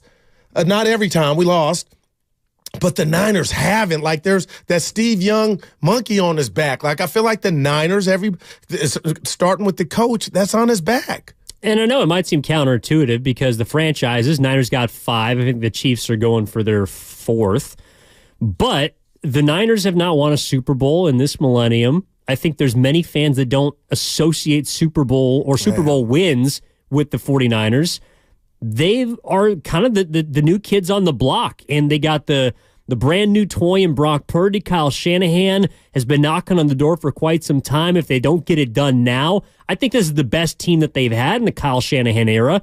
And also looking at the Chiefs, this might be the weakest version of Patrick Mahomes and the Kansas City Chiefs. That's interesting, Evan. And what scares me about that from a Niner standpoint is, okay, obviously the Chiefs know their shortcomings, and they can go add talent, maybe at the skill positions or whatnot, just their team. But if they were to win this and have that sense of superiority, you wonder, okay, Kyle, when are you ever going to win it? If you come out the NFC, you still got to face a guy now that is the modern day Tom Brady that's got 3 of the last 4 super. You know what I mean? You'll always, and you can do it. But we saw how lucky they are to get there just this one when we thought it was going to be easy way, talking about the Niners. But just that guy that is in his Steph Curry zone or his LeBron James zone of always having you got to take the throne from him. You want to kind of do it now, like you said, Evan, before they go get reinforcements and get right back here. Yeah, and if you're the 49ers, I know that it looks like things are going to be bright. And look, they could be right back here in the same situation next year because the team doesn't look like it's going to change much. You want that win under your belt. But you've also been extremely healthy this year. You've also had great production from a multitude of players. Everything from a salary cap structure perspective has been shifted and reorganized. You don't know if Trent Williams at a year older is going to be the same player. Like, there are questions that we're going to talk about throughout the offseason about the direction of this franchise. No doubt. But that's another reason why I feel like there's so much urgency on this game. If you can get this Super Bowl, if you can get this win, then it makes all those questions that we're going to talk about and dig deep into 7 feet under, we're going to be looking at those with a little more light because you have the ring, you have the chip, you have the trophy. And you took it away from the person that took it away from you 4 years ago. No, I totally agree. And Evan, I'm not a coach. I'm not in that building. But with whatever decision we had to make as an organization moving forward, that deep breath of we got one and we're working from that. You know, we got one. We're not good, Evan. We want 2 and 3, 4, not 5. But you know, everything would be different in regard to the stress level to me of seeing your new team, the decisions you got to make, still chasing it as opposed to having that one.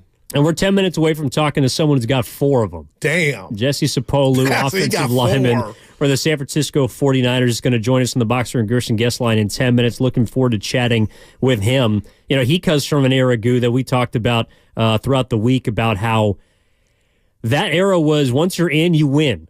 Meanwhile, this era is you're in and you might not win. What do you call it? I don't know. We've lost the last 2. Right? Yeah, second place. You're calling it second place. Tricky. Exactly. Yeah. And they're 2-point favorites in this football game against the Chiefs team that, again, like, I feel like if you're looking at the state of these 2 franchises under these head coaches, this is the strongest the 49ers have been.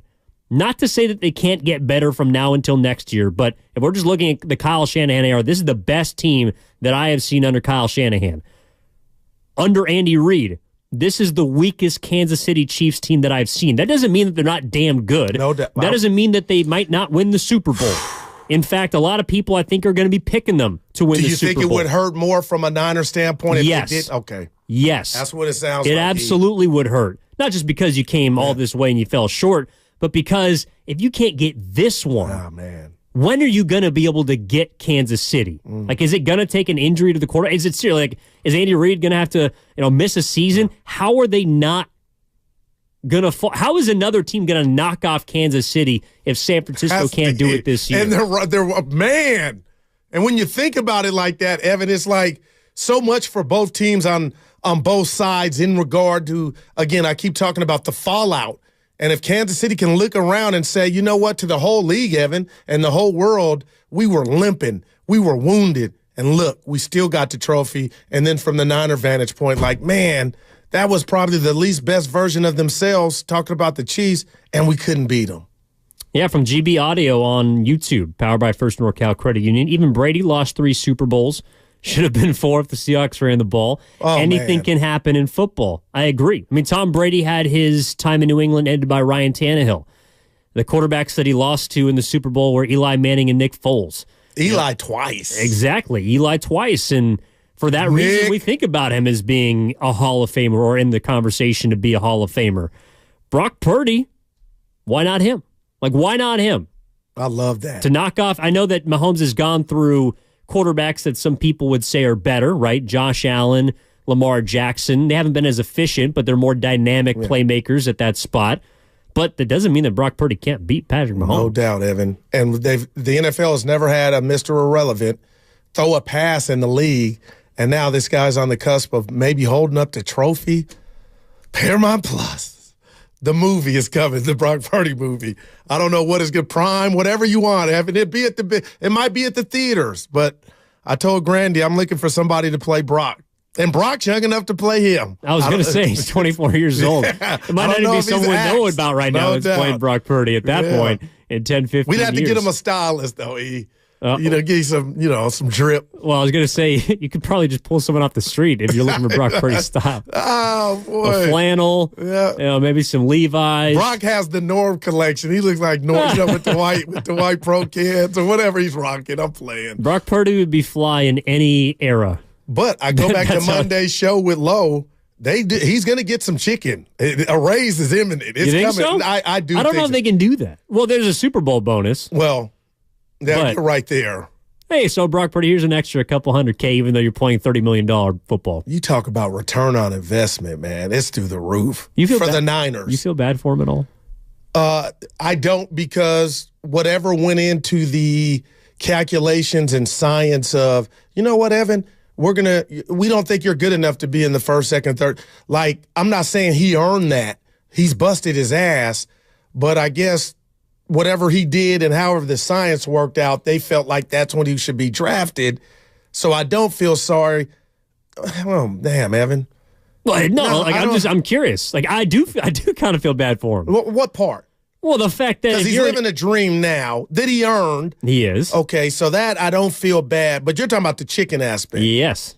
Because he's given you production of a $30, $40 million Now, what if he has a 2-interception game, they lose? Would you come in? I'm just asking. Well, he threw 4 picks against Baltimore. But he still got you there. He did. But would you still feel that way? Because right now, people are feeling like, Brock's the next. He's the next, and I get it. But what if you kind of find out, not he flames out, but there was some turbulence. Would you still feel sorry for him after a bad game, I guess? Even if he doesn't have a $35 million performance in the Super Bowl, he's still outplaying his $800,000 or $900,000 contract. He beat Jared Goff.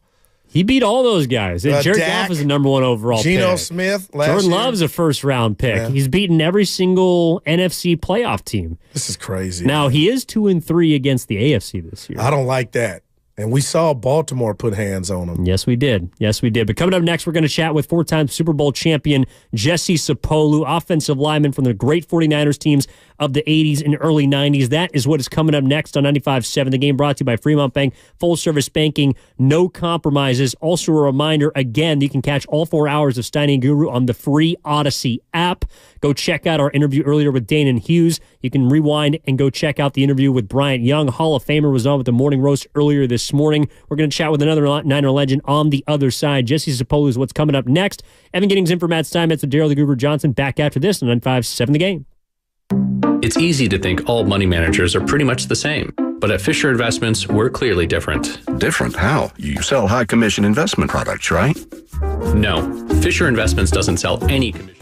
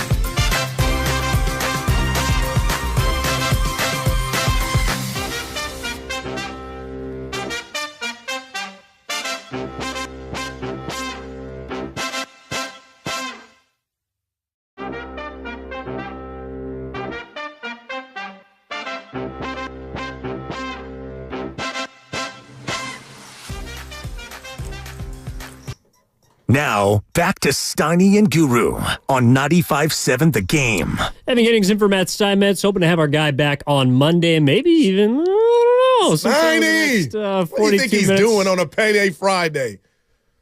I actually don't know. Taking a walk? Well, he's probably laid up. Yeah, well, yeah, he got a brand new hip. I don't think he's going to be walking anywhere anytime soon. We were talking canes and everything, yeah. Oh, yeah. We love you, baby. We're going to be walking to the cafeteria after the show. Hey, I got Willard's birthday gift in my bag. You want to tell people what it is before he gets in here? Or you think he's listening? I think he might be listening. Might be listening. He keep his ear to the street. What is it? You tell me.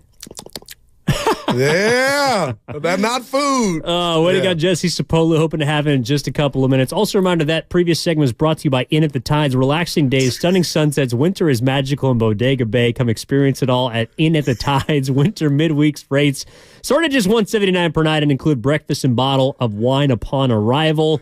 Might be something having to do with Mark Willard's gift, TBD. Book ahead at inatthetides.com. I'm so sorry for being unprofessional. What do you mean? Chris M. What? Words are incredible. They could just put you in a good mood or sour you on the First NorCal Credit Union YouTube chat. Street clothes Steiny. Because we just watched AD last night not play. Oh, my gosh. And they won. Yes, they did. It's fixed. LeBron's expendable. That's official. Get them out of here. Boston's Detroit. Something's up. I think their coaches, something's up. They don't respect them. Well, Mazzulla, I don't think is the right coach for the team. Okay, well, there you go. But I also wonder, it's around this time, like the All-Star break's coming up soon. It's like the dog days of the season. So? They let the Clippers come in there and take their Twinkies. They let But that makes sense. Like the Denver loss and the Clippers loss makes sense. Those are good teams. The Lakers without LeBron and AD, it's like, what the hell's happening? Somebody should get cussed out, though, Evan, at home on the Nash. So you think they just found out, oh, you know what? That doesn't excuse Jaylen Brown. They play more selfish basketball than they ever had. Just they're off. That's how I look at them. They're a good team, but Evan, something's off. You don't just lose to a Laker team with no. Spread was minus 15. Oh my God! Think about that. Well, you made a lot of money on the money line. Not me. I gotta have money. Wait a minute, but okay, because we've done this just to digress for a second. No doubt. I got a lot of people saying that after the last Warriors game against the Sixers on Tuesdays, Klay Thompson wasn't in the starting lineup, right? That Klay Thompson is all of a sudden someone that you don't necessarily need. Oh, boy. Do Lakers fans look at LeBron like, oh, him and AD weren't out there, so we don't need him? Like, just because you win a game doesn't mean you're a better team. No doubt about it, Evan. And that's ludicrous. Shout out to ATL. But I will say, I looked at the other guys, the others, and they looked empowered like, what did Kuminga tell us? And I know these guys are a little older than Kuminga, some the same age. I got to get the ball to my OGs. Obviously, he's mastered that now. He's just flowing. But, Evan, I guess there is something to playing like LeBron and AD don't have to because they're OGs to where I'm going to do what I'm going to do. And you guys just, too short. Get in where you fit in. And that might be harder than we think for guys like AK, I ain't calling them that, Reeves, and the rest of the gang. But how did they were balling. Oh, I'm sorry. I'm just reading the YouTube chat. But again, First NorCal Credit Union. We love you, Steiny. Chris M. Steiny's on the Embiid load management treatment. Get off Embiid. He's hurt. Steiny's actually hurt, too. I wonder if he's got a case. Like, why did he play against the Warriors? You were offended. I was. I still am. And now look. And a torn meniscus, that's what it was last night on X. Now all of a sudden, it's a meniscus injury. Dibbs, he's had everything under the sun happen to his body. I mean, Evan, how is he just not ruled out? Or is this something 2 or 3 weeks of rest and you come back and you're good? I hope it's only 2 or 3 weeks. But if he misses that much time, he's going to be missing out on a potential accolade, right? He can't make an All-NBA team. Do we really care? No, well, so I don't care if I'm Embiid because I've already been paid. But if I'm Tyrese Halliburton, I absolutely do care. Supermax. Because, you don't get to qualify for an extra $40 million. Now that is wow, because of a CBA regulation. Now that's a problem. That's messed up. If the Pacers want to pay you and you are on an All-NBA team, you should get paid. But he's not even going to be able to so here's my thing. If you don't have enough games played because you're hurt or you're load managing or whatever, well, then we factor that into the decision of whether you should win an award or be on a team. But you shouldn't be stripped of even the ability to make a team just because of a game requirement. Yeah, no That's doubt. how I feel. I appreciate that.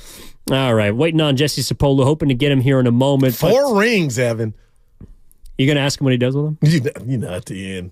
Dude, but 4. Well, he's a pretty down to earth fella. Like, Yeah, no doubt. I don't think he's the kind of guy that flashes him around. If you are that guy or gal, Evan, wouldn't the Super Bowl be the day you could do it though? Just go Mr. T. Have him on every finger, however many you got. Like, that's the day to me. Like, I get not going to the mall and having it on, but just if you have 4, on Super Bowl Sunday, rock them all. Yeah, I mean, if I had 4 Super Bowl rings, if I had 4 championship rings of any kind, I actually, so in high school is probably the closest that I got to like being on a championship team. I came in second place like twice in North Coast section playoffs. Who'd you lose to? Jared Goff. Marin Catholic. Oh, man. Marin Catholic. Oh, Evan. I don't know where those medals are, though, or the trophy or whatever the second place handout was. Like, I threw that in my trunk and I forgot about it. Wow. I don't want silver. I don't want silver. Win or go home. I want the Lombardi. There you go, baby. That's what the Niners are trying to get next weekend. Shout out Michael. I mean, I'm sure it feels good for them to hoist the George Halas trophy. And, they're talking to Michael Strahan at the podium. And Kyle Shanahan's this. And Brock Purdy's that. And George Kittle's with the one-liners. They had us in the first half. All of that does not get remembered, however, if you don't win the Super Bowl. No doubt, Evan. It doesn't. Unfortunately, the Niners have. The Niners have been runners-up, regardless if it's the NFC Championship game or the Super Bowl, and you just want that to come to a head next Sunday in Vegas, man. It really does. Also, the idea of, again, I just keep going back to this idea of the pressure and the pressure that's building and mounting for the biggest American sporting event, singular sporting event that we have. Yes. It's like, it's just hard for me to not look at San Francisco. Like, do you think the Chiefs feel like they're playing with house money? I'm not sure I'm there yet, but do you think so? And it scares me about this game. Evan, I promise you, in a crazy way, and obviously it'd be 2 in the last 4, but you got 2. And nobody, no matter what happens Sunday from a Kansas City perspective or just a average football fans' perspective, there's nothing going to change our view about Patrick Mahomes and how great he is. And to me, there's a comfort level in that of knowing, I've proved my greatness already, but to a degree, Evan. But I'm telling you, and I've said it to you guys all week, if Brock Purdy were to have, I can't look you in the face right now and say I'm 100% sure Brock's going to have this Niner job for 5 years. If he wins this game, I will triple down on that, Evan. So I guess, to me, that's what's at stake.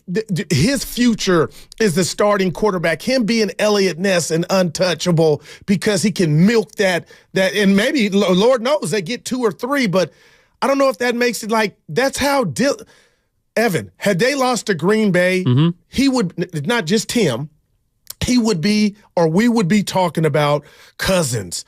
I keep going to the Shasky tweet in the stands at half. That was real.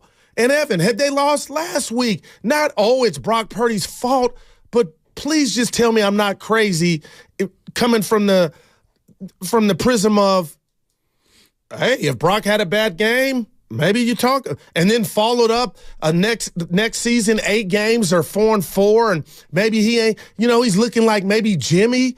The table would be set different. I wonder though, like after 2019, there was a clear shift from the front office that the quarterback position needs to be upgraded. We need a different skill set under center. You think it happened then, huh? Oh, absolutely. That's why they went out next year when he got hurt and had that high ankle sprain, got hurt in Seattle, the COVID year. I thought that was where they were like, it was half of, or probably more, Evan, real quick, his play, but he can't remain healthy. That, I'm sure, was part of it. He's an injury-prone quarterback where he can't catch a break, however you want to feel about it. But I also think it's because they recognize playing against Mahomes, you kind of need a dual-threat quarterback. Damn. And not that Brock Purdy is the runner that Mahomes is, or Josh Allen or Lamar or whatever, but he just showed us in the NFC Championship game that he can use his legs if he needs to. No doubt. That he can take off. And more importantly, he can extend plays and move the pocket. Jimmy Garoppolo could not do that. And the amount of happy feet that we saw across his entire time in San Francisco gave us pause. So I think the change that we saw and what Jed York is talking about, how Kyle Shanahan was going out trying to bring in quarterbacks.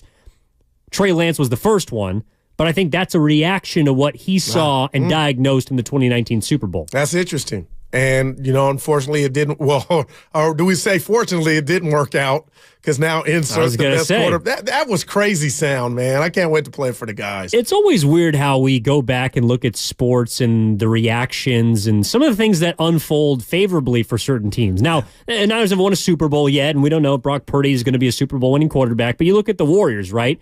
They got Kevin Durant because they lost in the finals.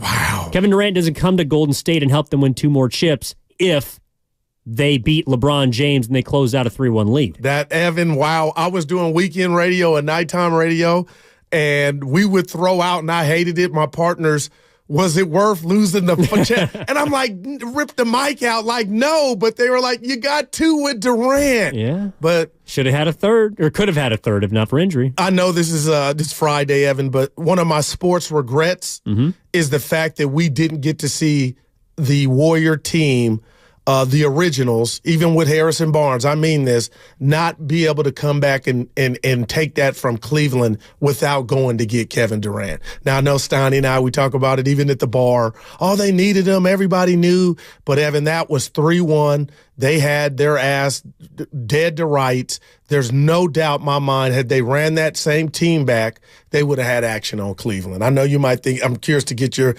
do you think that's so far? They were up 3-1. Dre got suspended. Had that version of that team come back, I think they'd beat Cleveland. Well, not to go too far back down memory lane, but I think the biggest threat to them was the team that almost knocked them out of the Western Conference Finals. Yeah. Boy. Because by going to get Durant, you don't also, you get, the best possible player on the market, but you also just absolutely eviscerate them. I hadn't heard that one. And any chance of them beating you again or coming close to beating you again. I like that. Yeah. I see a thug thizzle on in the YouTube chat. You need a dual threat quarterback like Tom Brady to beat Mahomes. I believe Tom Brady had 6 Super Bowls before he played Patrick Mahomes in that Super Bowl. And if Brock Purdy had 6 Super Bowls, if Jimmy Garoppolo had 6 Super Bowls, yeah, he's still. Then we could have a different conversation. Yeah. Raider for Life on the YouTube chat, Evan said, don't worry, everybody lost to DLS. Is that De La Salle? When your high school losses? Oh, no, we didn't lose to De La. We lost to Marin Catholic. Oh, okay. But yeah, I was like, he didn't go to De La Salle. No, yeah. but De La. Yeah, shut up, Lucas. Luke, the director. Yeah, allegedly. No, he is. He's awesome and has been helping us out a lot today. I didn't like that, Evan. What? He sounded like Steiny.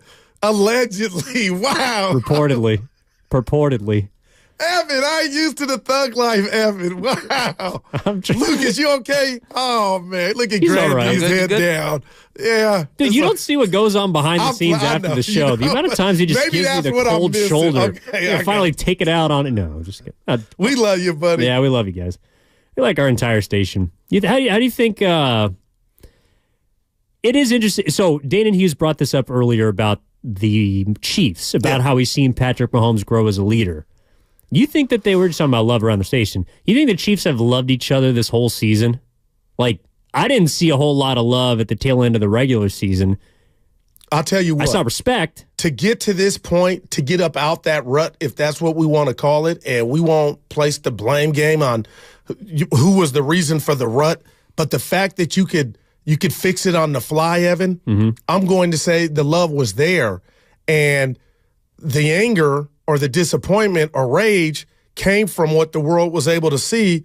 We're not being professional. We're losing games because, and Damian had to, Evan, the Eagle game, how many games did Kansas City lose because of a drop? My point being is, if the structure wasn't there, I don't think they fixed this. So to answer your question, which is an interesting one, I don't think they stabbed each other in the back. Now, Tony's a different story. I don't know if you saw his IG Live Sunday morning when I woke up, and I thought that might have an effect on the game. It didn't. But, Evan, I'm going to sit here and say, you know what? I think their culture actually deserves, this is crazy, a medal in the sense that, okay, it was a go time, and we answered the bell collectively. And maybe it's just Rice coming back. But, dude, I'm watching these games, and he's catching. I'm like, man, not Jerry Rice. Like he has an impact. They look normal. They look like themselves. And I know, again, you keep talking about it. If I'm Tyreek Hill, I'm just like, man, they won one without me, and now they got a chance to do it again. But that was a mutually beneficial move because clearly Tyreek Hill is now one of, if not the best receivers in the league. Neighbors with Rick Ross. Yeah, he's doing all right in Miami. Although I think actually his house might have burned down. I think he needed a new roof. But yeah, he's still exactly. there. Yeah. Shout out to Tyreek Hill. But also, you're right. The Chiefs haven't needed him. I mean, they won a Super Bowl last year. Even if they don't win it this year, you can't say that team is one that needed to keep Tyreek Hill or needed to keep some of these receivers that they saw walk away. I guess last year would be Juju Smith-Schuster. Well, how about this, E, real quick? I think they know it's apparent that they need a different version of that. Like you talked about the changes, and I don't think this is the way Mahomes wants to play or Andy Reid. They missed that luxury. And now I'm not saying they're going to go spend on a Tyreek Hill, but maybe you get some explosiveness in the draft and get something to go with what you have because, yeah, they're playing this way come Sunday, E, but I think they really, truly miss being able to go over the top and just have that threat to open up everything underneath. Probably, but they quietly have that. I mean, MVS is a guy that can beat you downfield. The question is if he's going to catch the ball or not. He did last Sunday. He did against Baltimore, and that was the one that iced the cake. So I think they do have a couple of weapons, clearly not as many as San Francisco, but the thing about Kansas City, and you talked about drafting, that is going to be the path for continued contention for San Francisco because anytime you have to pay, whether it's a quarterback and, Brock's going to get paid down the line, I don't want to talk about that, but you paid Hargrave this offseason, you paid Bosa this offseason, you've already paid Debo, Kittle's making money, Fred, big dollars, Trent Williams makes a lot of money. I'm just going down the line here. You're going to have to pay Ayuk this offseason because he's contract eligible and for an extension. You're going to pay him. Anytime that happens and your salary cap gets clogged, no matter how you maneuver and move around the money, you're going to have to draft well, and you're probably going to have to hit on some guys in those later rounds. The Chiefs have done that to their credit enough to stay in contention. The Niners, that's going to be their biggest challenge to me is who are you drafting? Man. Because this last draft, outside of Jair Brown, who was their first pick, and I know they didn't have a first or a second, and they're going to get their first back finally this year because of all the ones they gave away. Ronnie Bell's a fine player, I hear you. but doesn't look like they have a replacement in the near future for George Kittle. Jake Moody great call. Is a kicker that you trust sometimes, you don't other times. I'm just trying to think of, they didn't spend any draft capital on an offensive lineman, which has been perhaps an area of concern this year. They're going to have to do that this upcoming offseason. So they're going to have to, their future does lie in a way in the draft because these players are going to get older. Yeah, and Evan, everything you're talking about, because we know the draft is a crapshoot, it just puts more pressure on where they're at and maximizing and taking advantage of what's in front of you. And what's in front of you, Evan, is a chance to win Super Bowl 58, get that title, and then still do and mosey on down the road. But now you're looking at the Montana era, the George Seifert era, where you're talking about multiple rings as opposed to just, can I get this one? But to do that, and I know that's for another day, it'll be via draft. You're right. Well, right now the Rams got more than you. Man. And Sean McVay's a Super Bowl winning coach. That is amazing. The Seattle Seahawks, well, I guess Pete Carroll just got fired, but the Seattle Seahawks might feel like they're banging at the door with a brand new head coach. You never know how things are going to play out. I think the Niners will still be in contention. They should be favored to win the NFC West. They should be favored to win the NFC going into next year. I don't look down on Arizona like I did before. I don't know. Kyler showed me something. I know it wasn't wins. Connor on the ground, Evan, a do-over in Arizona, you never know. And the NFL was worst to first. That's where we see it more often than anything else, or MLB a little bit. But, I'm like, we're just like, oh, it's theirs, the NFC West, but you don't know. And that's why next Sunday is important. Cash that chip. Haven't been able to do it in quite some time. Oh, let's bring on Richie from Queens. Richie, what's going on, my man? How are you? Richie. Hey, guys. How are you? All right. I spoke to you guys at, I think it was your show. On the East Coast, I kind of get confused. But you guys had asked me what song I would use for the Niners before the playoffs. Yeah. Okay. And I came up with another one bites the dust. But after these 2 games, I'm thinking maybe I should have said Gloria Gaynor, we will survive. Because it has not been as aggressive and as dominating as I thought it would be. And, on the East Coast over here, most people are saying that, Casey can't lose, the whole Kelsey's back, and Mahomes is, third Super Bowl by the time he's 28. But I still have faith in the Niners. I still think that, it's funny too, guys, how Purdy was on the fence in those 2 games where, hey, he's our guy at this point, where if one of those games doesn't come through, the question marks arise. But the fact is, he did what he did in the second half. He was great. But I am so disappointed with their defense. Their defense is taking a back seat to what I thought they were. And they're going to need that because I think Mahomes is all of a sudden getting receivers. And like I said, Kelsey's coming around. So I don't know the feeling on the West Coast, but I'll still stick with them because I did pick them to win it. But it's been tougher than I thought it would be. Thanks, Richie. Appreciate the call. Yeah, no doubt. That's our guy. I do remember Richie. Evan, when this is over, nobody's going to ask me about the week that was with you. I mean, just a bunch of good stuff. But the one thing that you kind of instilled in me, or the one thing I'll remember, is just my take on the Niner defense as a whole from start to finish. And you're not giving any hall passes, but to Richie's point, Richie, I feel you knocking. You are not by yourself. Had the Niners and Brock Purdy not pulled it out, but the defensive side of the ball, the fall off that I believe we've seen, I still haven't gotten over, Evan. And that's the biggest question mark, and I'll save it for next week. Going into that game is, can Wilkes and whomever take those 14 or 13 days and get it fixed to, do I dare even say, Evan, tame Mahomes? Because that was not the Niners. I know you could go when they were ahead. They were different. But, Evan, you got to admit, this is not what you thought. That first half against Detroit, I don't care how that wasn't the Billy Sims Lions. No, it was not. No, they were kicking your ass in the first half. It's incredible.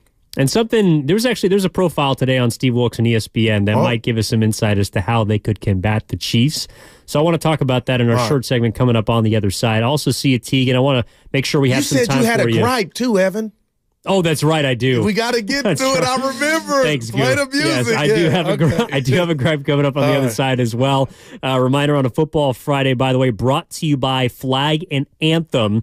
Also, of course, we got our What's Bugging You segment coming up on the crossover, brought to you by Atco Pest Control. So looking forward to that. It's not the gripe I have coming up next.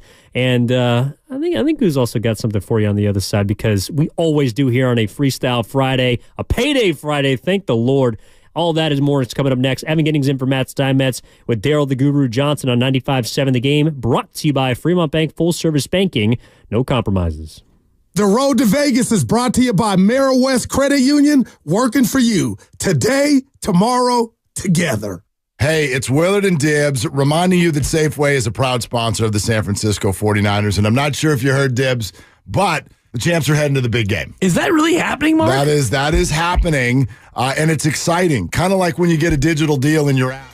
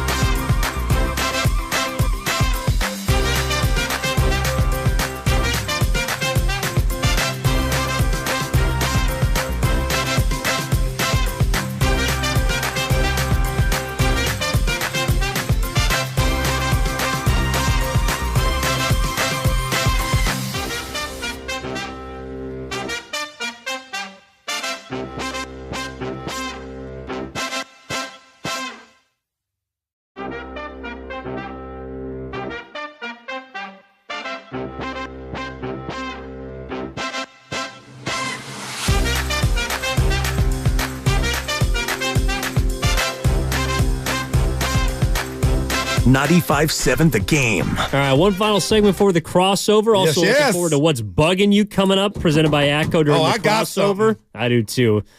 I'm disappointed, but it's not the gripe I got coming up in a minute, Go. But Evan Inferstein and Daryl the Guru John. So let's get to this call before we dig into our final segment of the show, at least on this side of the program. Tegan's out in Fairfield. What's going on, Tegan? How are you, my man? Hey, what's going on, fellas? How y'all doing? Hey. Yeah, man. So I've been listening to you guys for like the last hour or so, man, on my way to work and everything, man. Man, look. Oh, yeah, no. Hey, check me out. I've been listening to 95.7 The Game since 2012, bro. Look at it. I got time to listen to what y'all got to say and stuff, man. You feel me? So, man, but like I was saying, though, I've been listening to y'all for like the last hour talking about, y'all bringing up the old Super Bowl or whatnot, and you feel me, and how we can do this different, do that different. The Chiefs should be worried and all this other gobbledygook, because I can't say what I really want to say. But man, this is what it is. Yeah, this is what it all boils down to. Leave no doubt. Okay, go out there and play the game, man. You look for this entire season. We've been having to prove we can do this, we can do that. It didn't matter what it was. I'm talking, and look at the hate Purdy still be getting and stuff after having to prove twice. You feel me? That he can come back and play this game how it's supposed to be played from his position. This little dude out here moving his legs. He out here gunning it, even though that little ricochet off Cuzzo helmet, you feel me, should have been a pick. But hey, oh the hell will. You feel me? What really it boiled down to, Ayuk and that hand-eye coordination. You see what I'm saying? So we've been showing all year that we can get the job done. You feel me? And the Chiefs, come on, bro. They was playing like crap. You should have beat them the first time. If your coach was more aggressive, y'all should have beat them the first time, and I really believe that. No. But see, here's the thing. We were up in that game. Why? Just because the final 6 minutes come down to it, the defense break down. You see what I'm saying? Like, yeah, it was the defense. Like, even though offense was failing to go score when they had the ball and everything like that, if you have a championship defense, nobody scores, bro. We got the lead. We holding them on every down till the offense get out here.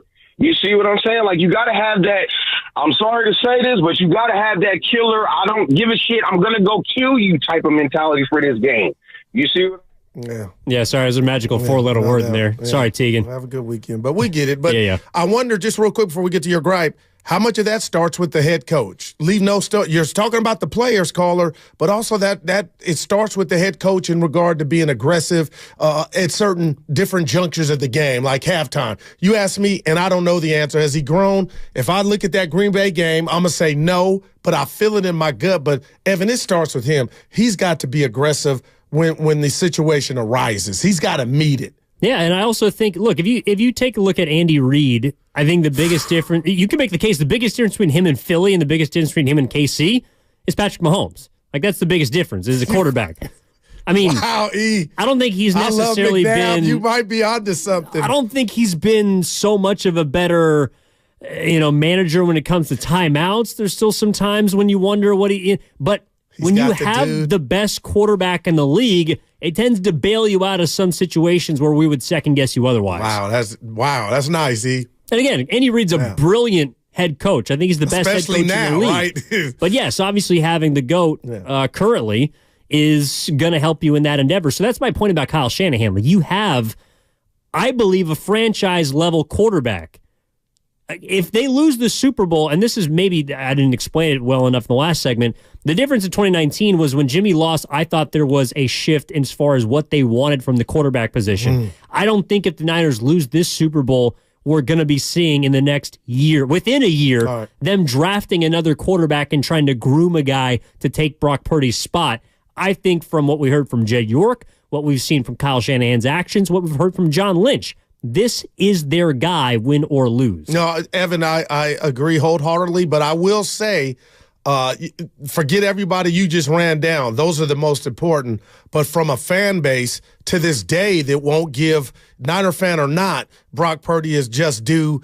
You know, you and I, all depending on how this game plays out and Brock blew it or whatnot, I think the clock starts ticking on the fan base in regard to we can do better or upgrade. Because I believe had you not escaped Green Bay, that's what we'd be talking about today, and I mean that.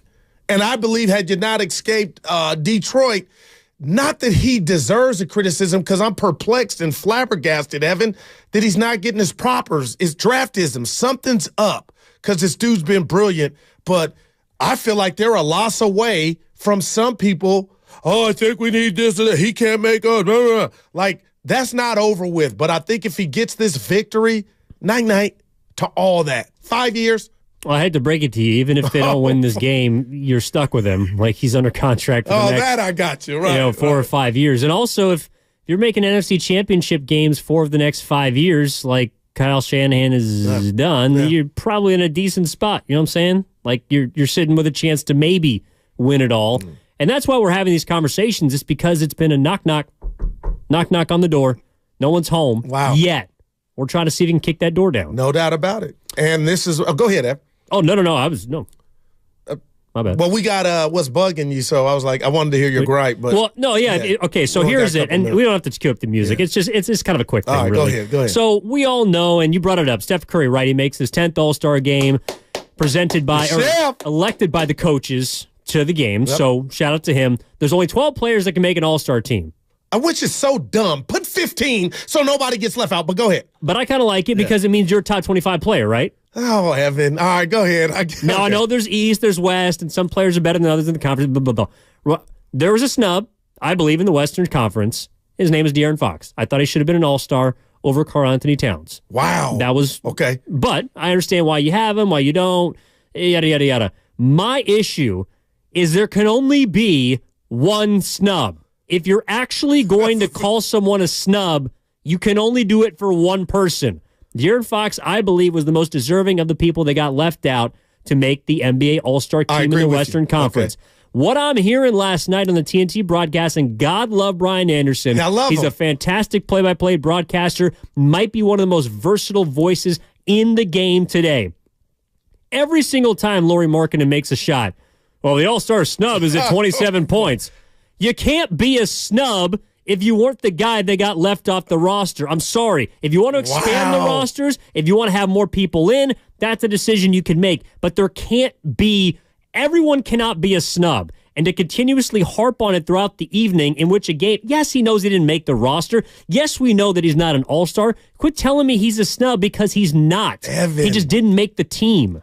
I watched that whole game in its entirety and never once had the alarm of he keeps calling Markkanen a snub. That's brilliant. Especially you're looking at Tyrese Maxey on the other side. He is incredible. Unbelievable. Had 51 points. But he's calling him, the first-time All-Star Tyrese Maxey. Opposite, the All-Star snub, Lauri Markkanen. But Markkanen should have made it. He's a baller. Who should he have made it over? See, that's what I don't like, Evan. Why are we at 12? If you're trying to promote the league, don't like the baseball all-star. I know that's give me one. Come on, but man. There's always going to be a snub. De'Aaron Fox and Sabonis. Let's say it's a 15-man roster. Okay, so that means Lauri Markkanen, De'Aaron Fox, and then Sabonis are probably the next three that get in. Yeah, but there's Evan, going to be a 16th not the Pony man. League. It's not resources. It's not the little Union City Little League that doesn't have the money for little Johnny. Just add 3 more spots, and then there'll be a snub. But where does it stop? Where does it stop? I'm serious. Okay, if you want I feel bad for Fox and Sabonis and Markkanen. Really, I do. What about Jamal Murray? He's a defending NBA champion. Could he be on the All-Star team? Because he'd be a snub. You are so right, but that right there, that should bother you. Well, the Murray one don't bother you as much, though, speaking of what's bugging me, we're going to get into that on the other side. Brought to you by Atco Pest Control. 20 Mark people Willard, make it, Evan. Dan Dibley will be with us on the other side. Evan Giddings in for Matt Steinmetz, Gerald the Guru Johnson back after this 95.7 The Game. From better poops to more energy, when you switch your dog's food to the Farmer's Dog, the effects can feel magical. What sorcery is this? None at all. It's just real food made for the health of dogs. Get 50% off your first box at thefarmersdog.com.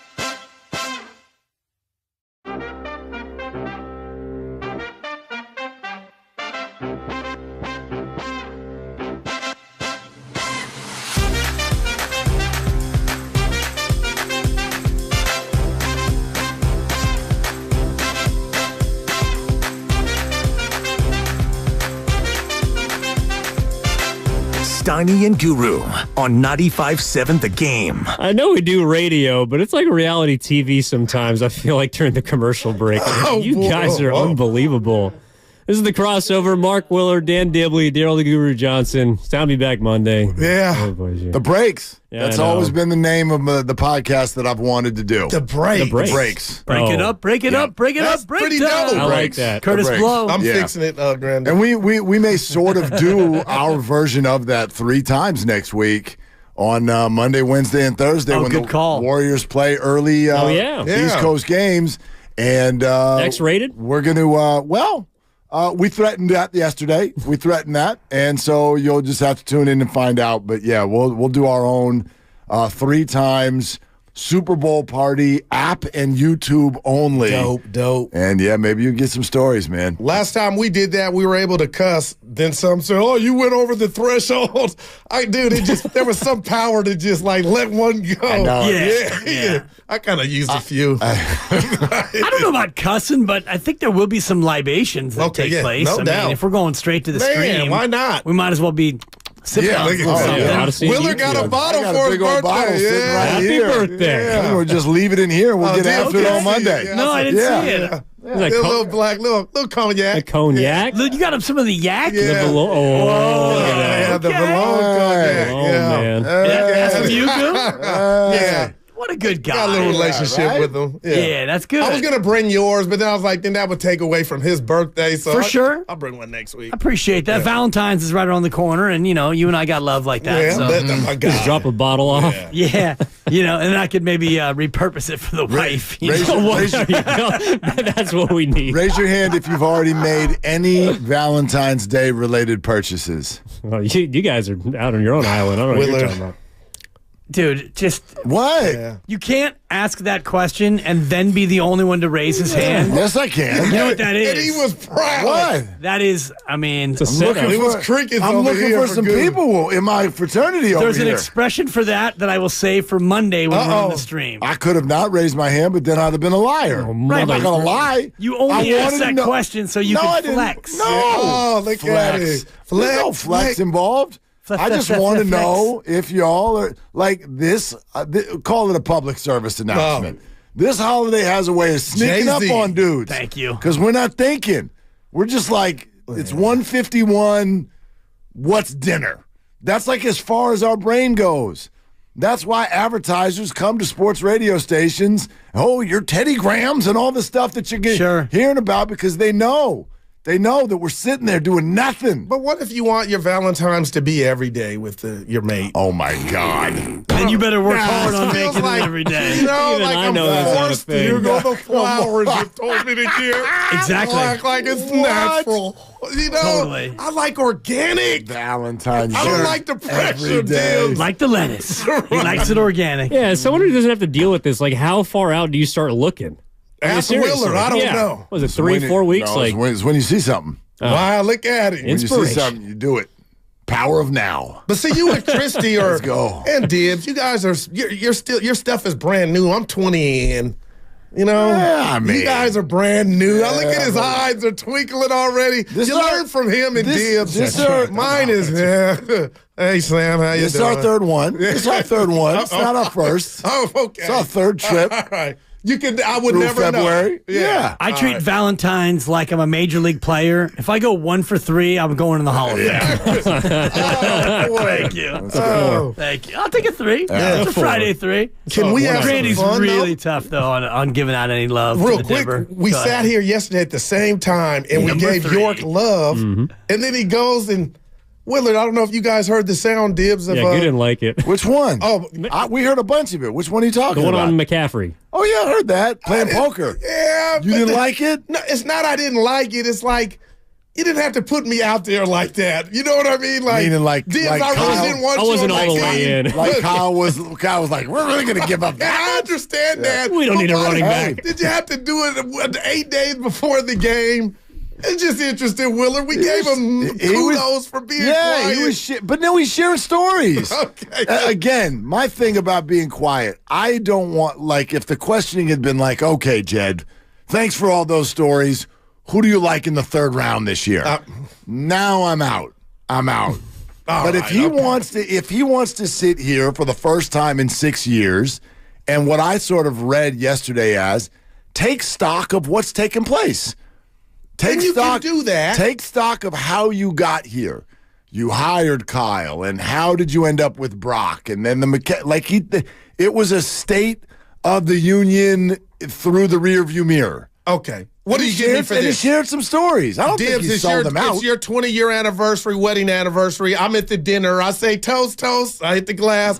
And I say, I remember when Diz wanted to leave her, and I talked him out of it. I can say that. It is truth, Willard, but that's not the time to say it. I had to talk him out of it. People going to be like, whoa. I had to take the keys out of his hand. He didn't say that. Willard, but that's how it felt. I know. We're going to give up that for a running back? Right. For a running back? Right. Well, but that's how the league looks at running backs. We couldn't go to L.A., though. That was real. And I do think that now is the time for that, because you're in between weeks, and if you do it at the end after you win the Super Bowl, well, fine. Now you're just bragging because you won the Super Bowl, and if you do it after you lose the Super Bowl, nobody wants to hear from you. So I do think now is a good time for him to step out, and I do think it's interesting that you have these other stories come out now in this week about this and that about the Niners, and all the praising that's gone on about the Brock Purdy selection and all the rest of it. Well, before you go, Evan, do you think McCaffrey already knew that about him coming to San Francisco? Because that was my concern. If Evan, for the first time, heard that, wouldn't that be a bit awkward? Just if you're McCaffrey. The first time you're like, oh, Kyle, you weren't in all of them. Okay, what up, coach? But damn, that's all. That's what I asked Evan. And my thing was like, I doubt he knows that. Well, I doubt he knew that then. I'm sure he also felt the love when, his first start against the Rams? He throws for a touchdown, receives the touchdown, and rushes for a touchdown. By the way that he uses him immediately, say that. Okay. He probably was like, well, I guess, this player's pretty good. I don't think did you take it as like Kyle was not in on the idea, or Kyle was not necessarily in on giving up that much capital? Like, I didn't take it as Kyle didn't. I take it as both. Didn't want Christian McCaffrey. He didn't think he was worth it. How the hell would an offensive coordinator not want Christian McCaffrey? Because he was too expensive. Well, and it's worked out, though. To be fair, a lot of people thought it was. I mean, I remember seeing like C grades and C plus grades I think from it the was trade. Bleacher Report crushed the 49ers. Yeah, they said it was a dumb deal. Crushed them. Yeah.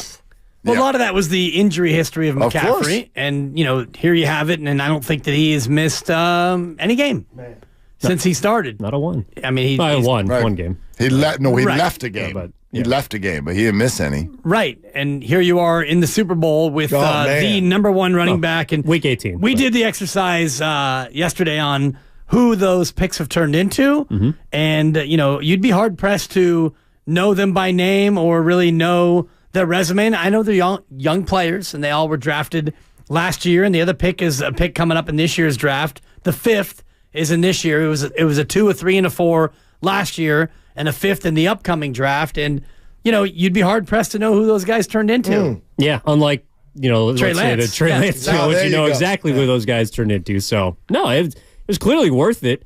I mean, at the time, I'm trying to put the hat back on. I don't think I was apprehensive, but you always have the risk of, well, if it's a running back, number one, he's getting a little older. Number two is the injury history. But I think to that point in that season, Brian Baldingard came on and said he'd played 95% of snaps to that point of the year. So the 2 previous years were due to injuries that were a little flukish. It wasn't like he was injury prone. So I remember being completely okay with what they gave up for it. And I think you even put it into words, Willard, with how much they were going to get back due to the coaches that were leaving. It's like you're basically only giving up a second-round pick. Yep. I also think that we learned this lesson repeatedly, and I get why it makes us nervous.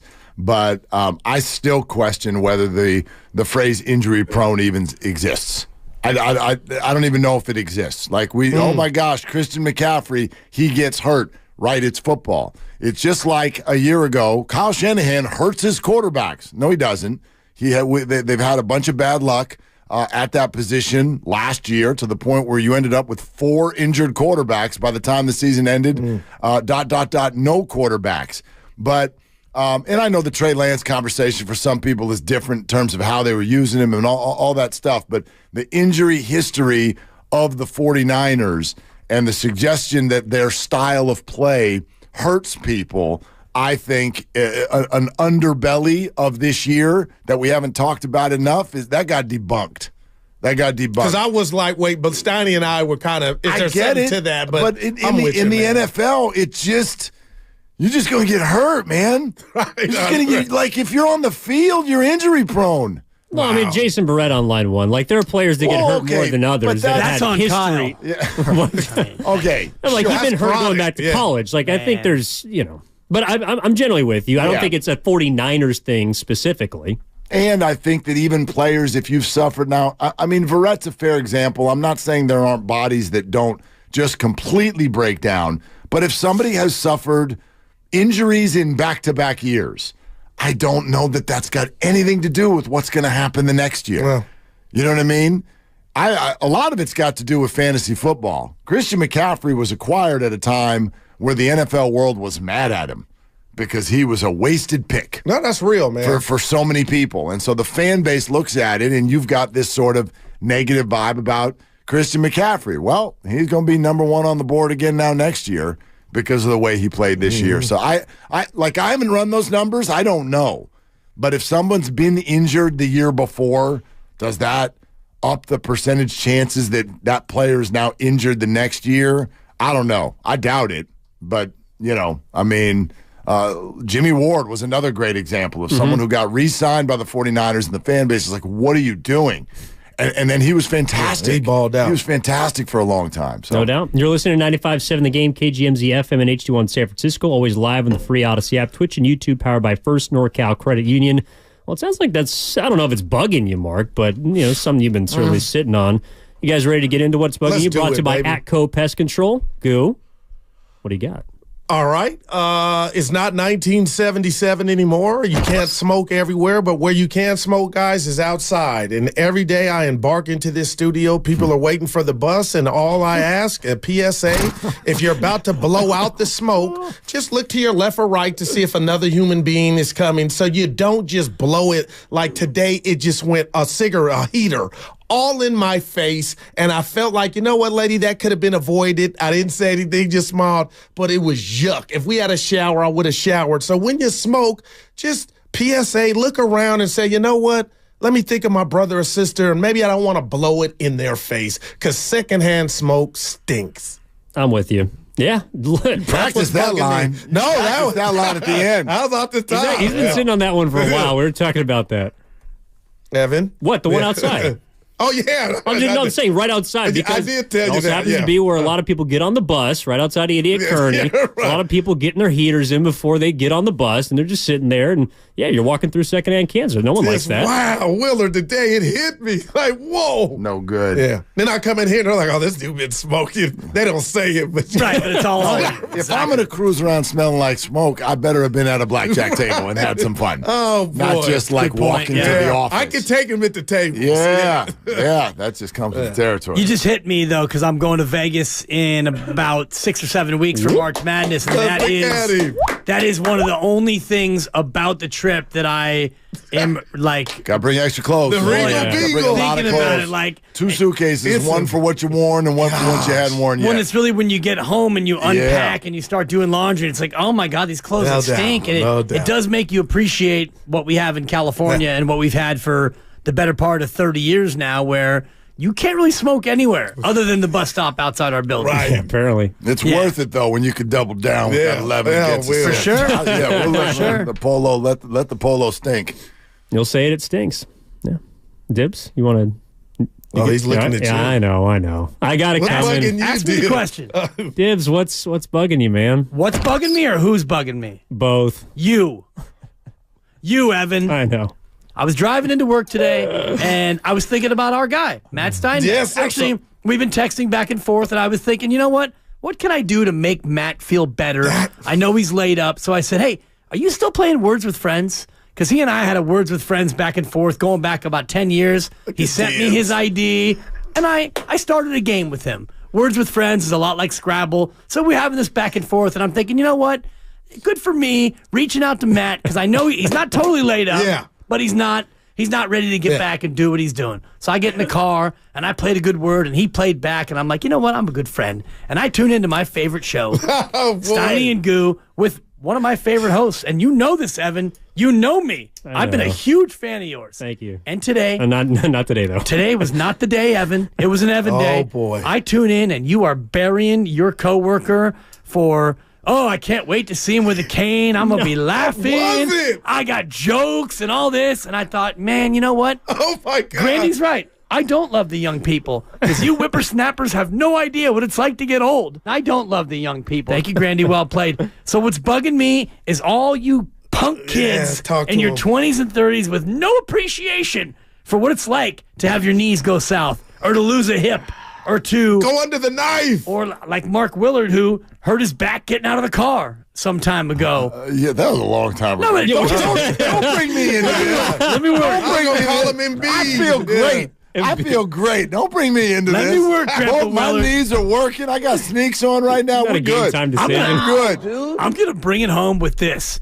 Shame on you, Evan. Yeah. You're better than that. I tried to read him the riot act. I didn't let that go. I almost pulled What's over. funny about I was it, going to fire off. You set me up. I mean, it was freaking Lob City. You asked Lob me. City. You asked me, hey, what do you think about Steiny using a cane? What do you want me to do? I didn't expect Eddie Murphy jokes.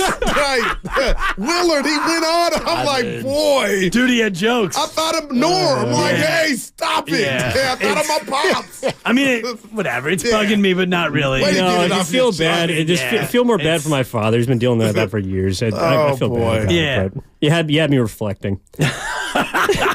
I'm gonna be at the ship, just sipping on my pop. And going, what did you do today? I might be at a different Those table 5 minutes, today. you are a You might be terrible by human being. yourself. Yeah. Oh boy. Just pour a little out for your boy Yeah, there Steiny, you who's go. coming back on Monday. Yeah, I might even have to go to church on Sunday. I don't know. Yeah. The odds. Say are hi to good, Brock though. for me. Exactly, Brock Purdy. All right, what's bugging me? I don't mean to make it dark, but there was a story earlier this week that did piss me off, and I don't mean to make it all about the entire population of Wichita, Kansas, but there's a couple of idiots that went out, stole a Jackie Robinson statue, and burned it. And that is what's bugging me this week. People still in 2024. I know it's 1% of the 1% of the 1%, but the amount of people that still think that kind of thing is acceptable, it's right, is just repulsive to me. And I also saw there is a good ending to the story because MLB stepped in. There's a donation of $180,000 to go replace the statue in Wichita, Kansas. But if we're looking at the type of things that have happened this week that are on my radar, that's what's bugging me. It wasn't the snub in the NBA All-Star Game, though. That was a fun bit. Yeah. It was people burning a Jackie Robinson statue. He's one of the greatest Americans in the history of our country, and his image and everyone that he still has that he's related to on the surf deserves better than that. So that's what's bugging me. Yeah. What you got, Willard? I got a few that I'm working through right now. I got to pick one. You're not writing them down. I got to pick one. No. That's a good one, Evan. Thank you for bringing that. Yeah. All right. You want to know what's bugging me? Yep. Those adorable Kings fans. They're bugging me. They're bugging me. Did you see the Western Conference All-Star reserves were announced? Yeah. I would like to name the names who were named as the Western Conference All-Star reserves. I'm going to go through these names. You tell me if you've heard of any of them. Steph Curry, Kawhi Leonard, Anthony Davis, Devin Booker, Anthony Edwards, Paul George, and Karl Anthony Towns. Flipping royalty. And the Kings fans, they're hurt. The Kings fan, y'all have been running around like something's wrong with that list because your adorable little point guard who's playing worse than he did last year was supposed to apparently take one of these people off the list.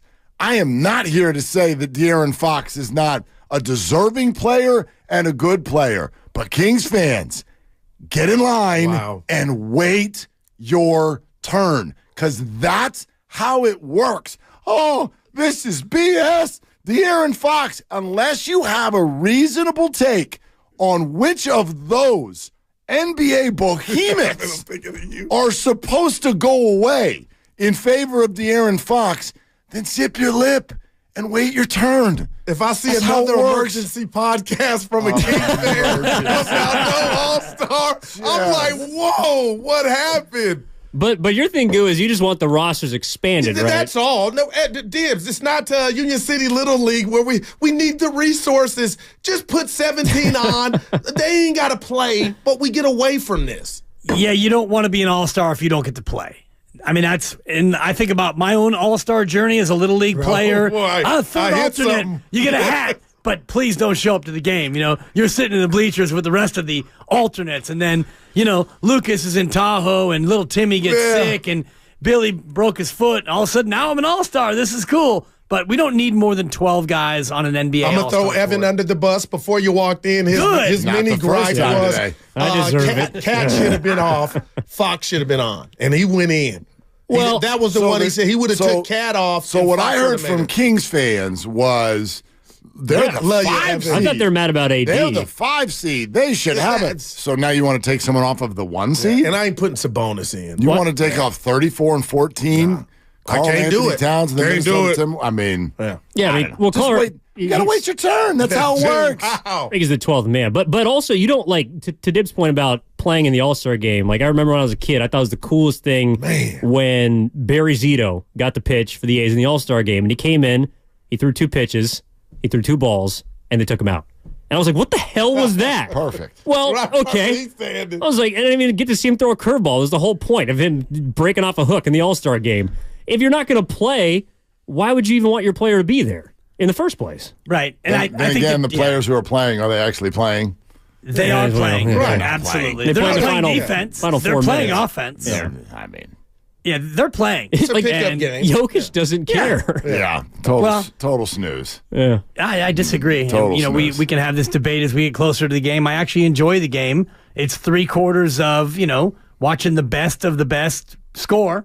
And then it's about a quarter, maybe 6 minutes. It's become more competitive of late. Now they go to a score, so the clock's not even in. Yeah, that's true. The Elam. The Elam. Wow, I didn't know that. Yeah.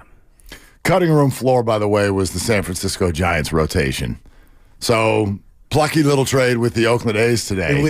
Evan talked to us. And I don't care. Steal for your A's. I don't care that Ross Actually Stripling. not. They got to put like $9 million. Go ahead, Willard. I don't care that Ross Stripling's not on the team anymore, but the day after Corbin Burns gets yeah, absolutely. Like everybody was it didn't even take that much. There was 2 prospects, but were you watching yesterday for about a half hour? Everyone's like, but there'll be more. There'll be more. Watch out for DL and Hall. then it was like, there's more. It's a draft pick. Man. That's what it took to get Corbin Burns. 2 prospects and a pick. And the Giants did not get involved in that, and instead the next day sent another veteran arm out the door. So now your rotation is exactly what? Man. It's Logan Webb. Yep. It's Kyle Harrison. It's at some point Robbie Ray will show up. Maybe earlier than that, Alex Cobb shows up. Man. And Tristan Beck or... I'm sorry, what? And you're reporting in 13 days? You forgot their 5th starter, who is Billy Breakeven, which is... Thank you. And I can't help but go back to the owner's comments. We want to kind of maybe come close to breaking even. When will it stop, Off you go, man? DeSclafani. Yep. Off you go, Stripling. See you later, Hanny. Those are 3 of the highest paid guys on the squad. If your last name is Johnson and you are involved with the Giants ownership group, let me be very clear with this sentence.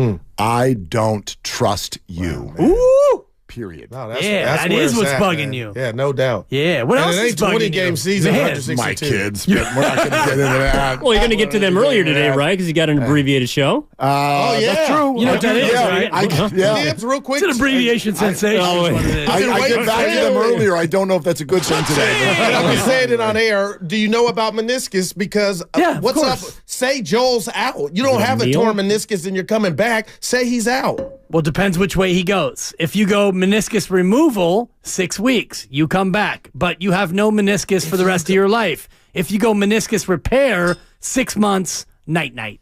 And that's the way it goes. When you're my age, and I tore my meniscus at 43 or 44, not an NBA player at that point, It was easy. Wouldn't that be bone on bone? Correct, and that's where I am now. Oh, my I won't make fun God, of you. Dibs. No, but yeah, Okay. sure you will. When I get my knee replacement here in a couple of months and I come in on crutches. Just don't bring in a cane. Dude, you're gonna be all over Taking me. your parking spot. When you are a 28-year-old MVP candidate, you most likely have the repair, which means they take your meniscus and they shave it. No. They put it back together.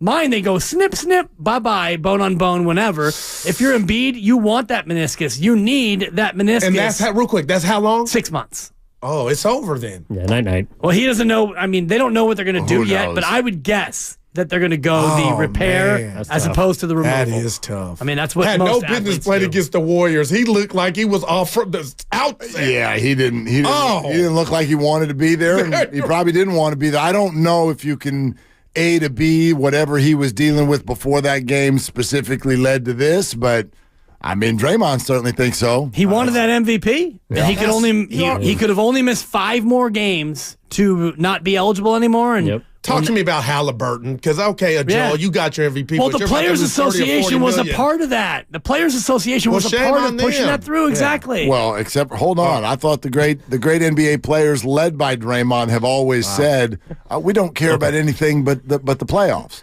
I have a hard time getting out of bed for games in March. He did. Yeah. Then don't. Yeah. Then don't. And you're not going to get any sympathy from us about your awards. That's who cares? Yeah. Your contracts are tied to it, though. If you're Halliburton, you might be out $43 million. Now that's real. Then sign a different contract. Yeah. I'm with you. Shout out Joel Embiid. We are out, and we look forward to seeing what you guys got coming up next. Willard and Dibs, 95.7 The Game. They're longtime friends. Let me tell you something real quick about Dibs that I'm sure not everybody knows. And first-time partners. Hang in there, big guy. There'll be brighter days ahead. Now, these two homegrown Bay Area boys finally come together to take over sports talk. Get the hell off of my doorstep. Major League Baseball, you stink. It's Willard and Dibs on 95.7 The Game. I got a fun question for you. I'll be the judge of that. I knew you'd say that. Of course. Before I ask it, Tim Kawakami in 15 minutes. Okay? TK Pod. Which is TK's been all over the place. Yeah, TK's getting that he's getting that FaceTime. Standing next to Jed York, getting all those stories. So we'll talk to TK about everything going on because, oh, by the way, we'll weave this into the conversation as well. I know he's been covering the Niners all over the place, but it was TK on this show, I want to say 6 weeks ago, maybe, somewhere in that neighborhood where he's like, oh, there's going to be a trade for the Warriors. Yeah. Oh, and I get it. That was the tone then. The tone feels different now, but I want to be ready for anything 6 days to go. So TK in 15 minutes. But here's the question. And it's two-parter, Dibs. So you got to answer one, and then you got to answer the other. I won't give them both to you at once because then, as we know, you'll only answer the second one.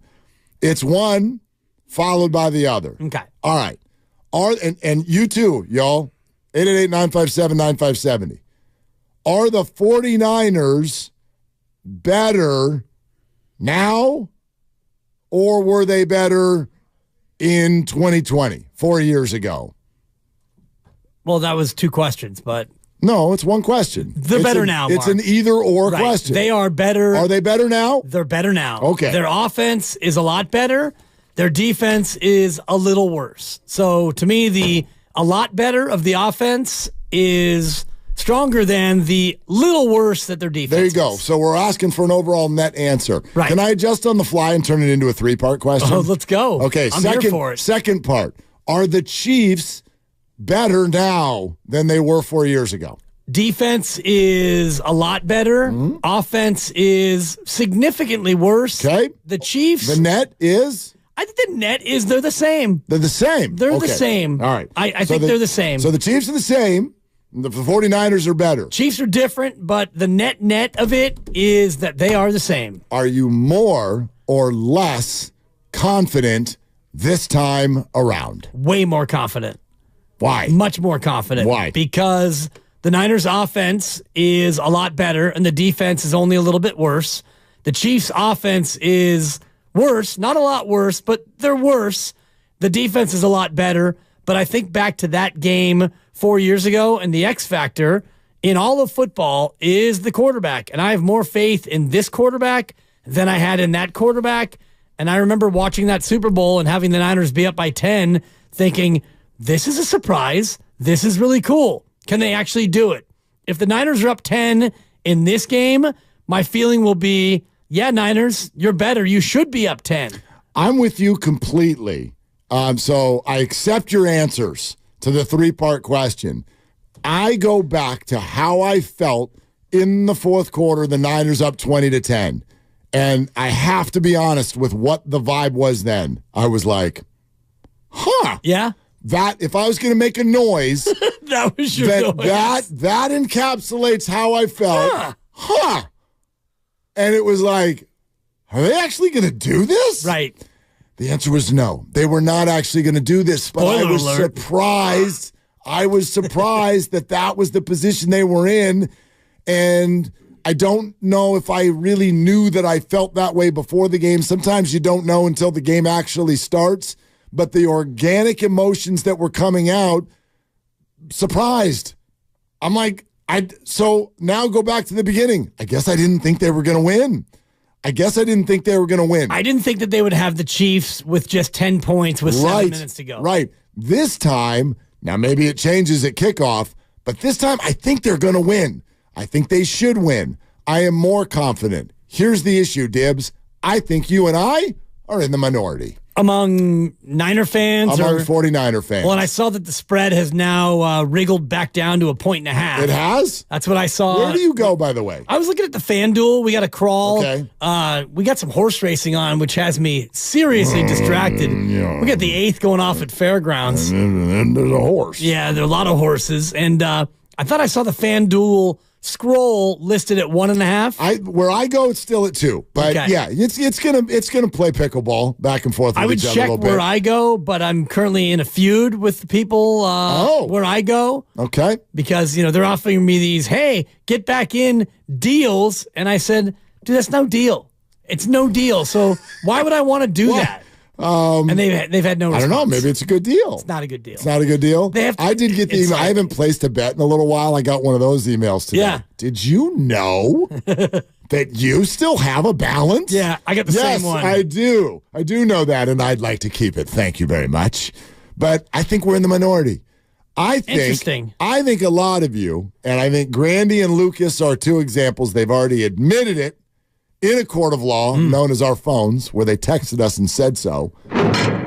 They believe that the 49ers are better than they were 4 years ago, and they are less confident in their chances to win this time around. That, to me, is a wild combination of thoughts, because unless you think that the Chiefs are a lot better than they were 4 years ago, and I won't speak for them. But they're not. I mean, they're clearly not. Their defense is.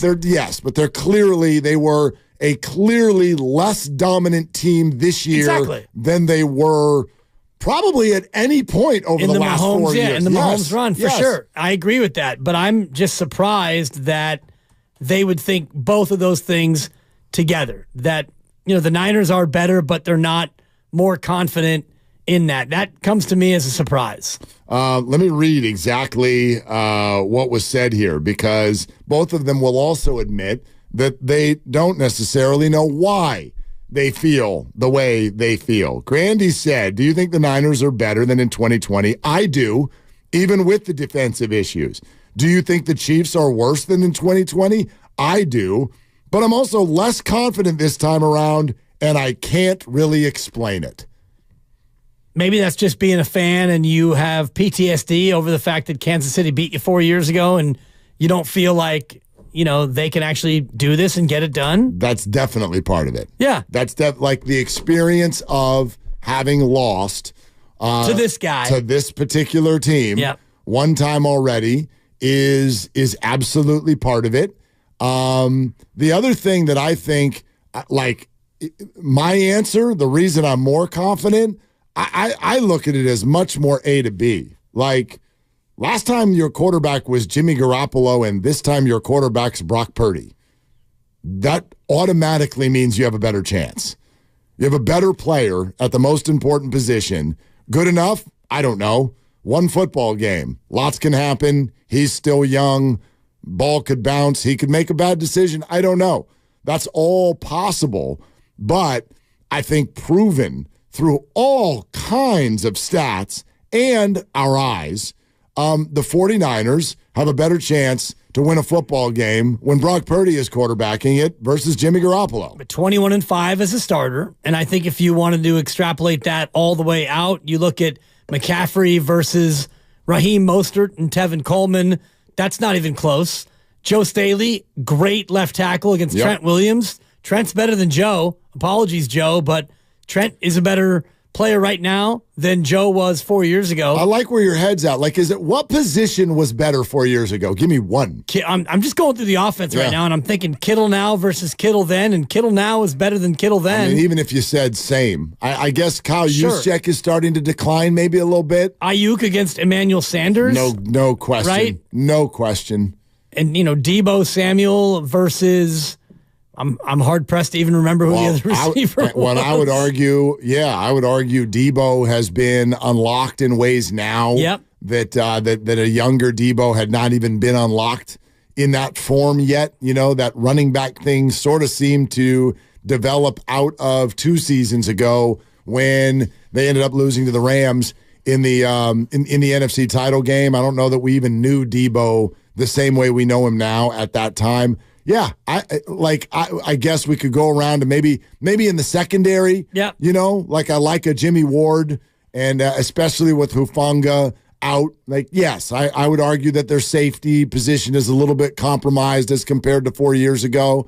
But man, you're not going to find a lot of answers there.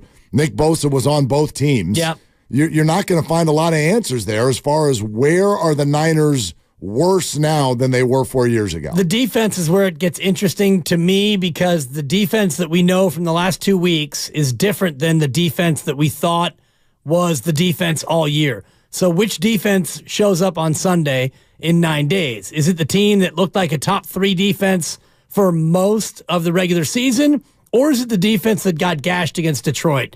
That to me is probably where the game ultimately swings.